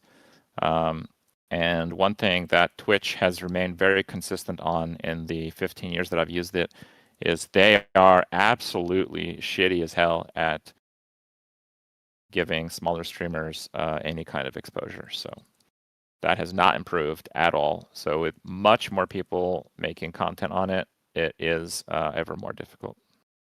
Yeah, that's an interesting perspective. I feel like what was once like a very obviously like niche thing. There was only so many people doing it. It was never really like considered like I guess from your perspective, a desirable career path or a way to make like, money per se. It was more so like you got into it because you just enjoyed making content, making videos for fun and stuff. And now I think a lot of people, from what I see, are like, that's what I want to do as my career. I want to do streaming. And there it doesn't seem to be this like necessarily this passion anymore for like just being creative and making like fun videos. It seems like, the attitude is very much shifted towards just like, I want to do this so I can There's make money. also things that kind of work against you now, like like YouTube, I think, has new algorithm parameters for content that is unlike your other content, because they basically, I think, are trying to crush like sponsored content with their algorithms. And basically, like if I do a PoE video, it just gets crushed in the algorithms. It just gets crushed. A little bit less so now that I try to make more of them. But this was like crazy for like the one time I did like the Diablo 2 video. I made one Diablo 2 video, and it pretty much did not go to my subscribers. Like the day that I released it, it had like 5K views. And then by day 3, it had like 50K views. Most of my videos get like 18 to 20K. And yeah, the discovery was all other videos from other content creators. And then after like 2 days of it proving itself through that, then it got sent to my subscribers. So, it is kind of being a bit maybe cynical or realistic about like how popular the competition is. But these websites now have like advanced algorithms that are also in many ways working against you, trying new things and things like that. And that is also another layer of difficulty for a new content creator, because to be a new popular content creator, you can't really do something exactly the way that someone else is doing it and be particularly successful. But if you're punished for trying something new, well, get shit on, right? Like, good luck with that. So yes, there's multitudes of new difficulty levels to this. Yeah, it almost feels like I don't know. I've talked to quite a few content creators, obviously, on this podcast specifically, like 49 of them or so, and it feels like from what I've heard from folks that like the stuff that they put the most effort into often results in like the least amount of return. And so what people kind of get into the mindset of is I just need to start putting out stuff frequently. And the more frequently you put out stuff, obviously the less like quality content you can make, right? Like less polished and less editing and stuff like that. And so it's kind of created this like attitude, I guess, where, back in my day when I was like using YouTube, there was like content creators like Freddie Wong and like FPS Russia and all of these like kind of, more produced stuff that was like what I would view now, like not too many people make those types of videos, like these really like kind of, I don't know if you'd call FPS Russia high quality, but there was like, the production value and stuff like that. And so the landscape has definitely changed with that regard as well. Yeah. There's one more thing I wanted to say. Oh yeah, that part was always true. The idea of making a video every day was from the exact thing that you're mentioning. I'd be really proud of how I made certain videos and they would tank, and then I'd whip out a video that I thought was super shitty just because I had nothing better to talk about one day, and that video would do super well. So that part is, that's eternal. That's never changed. Mhm. So yes, consistency is key to fixing that problem as well.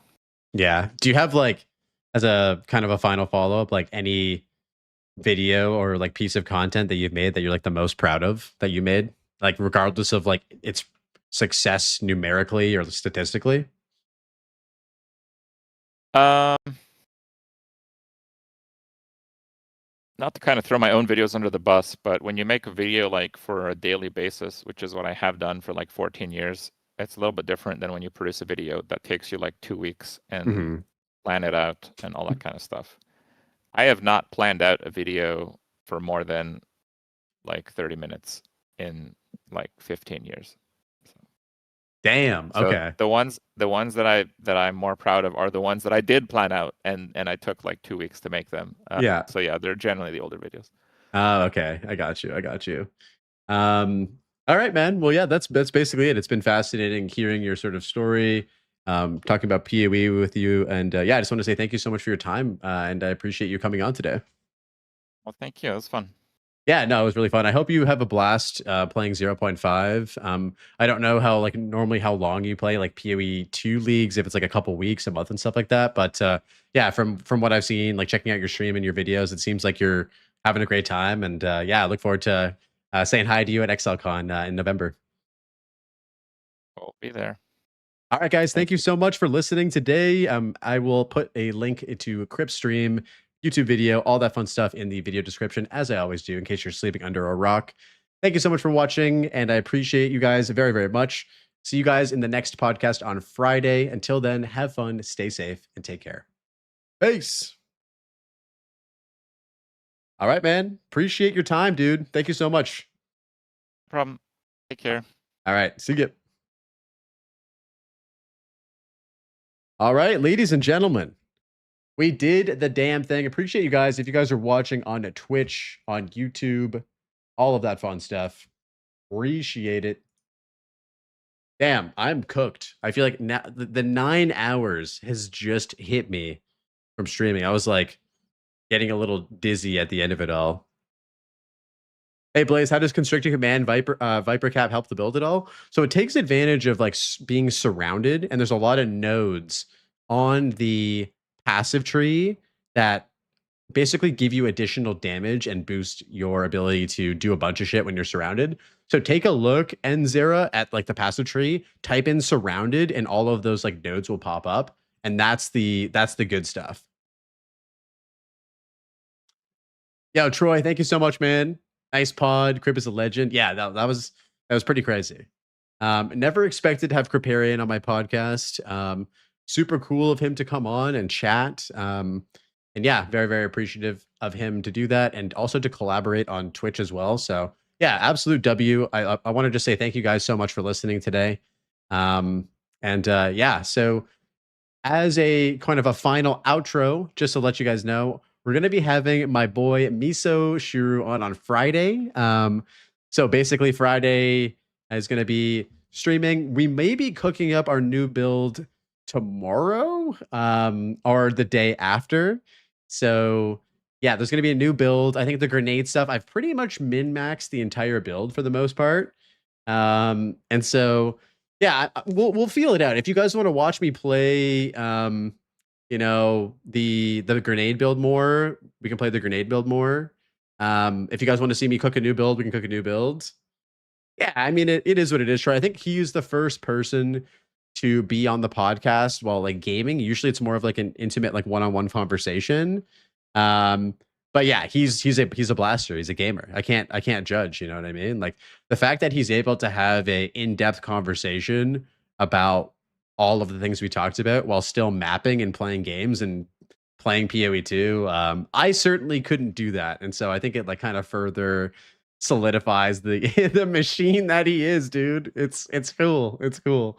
I respect it. But yeah, I appreciate you guys. I'm going to send you guys over to let's see who we can raid out to.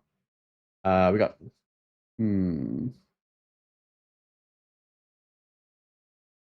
amazing podcast, man. Was watching Crip and had to follow. Was hooked. Keep up the good work. Yo, Fallen, thank you so much, man. Yeah, I saw that you followed.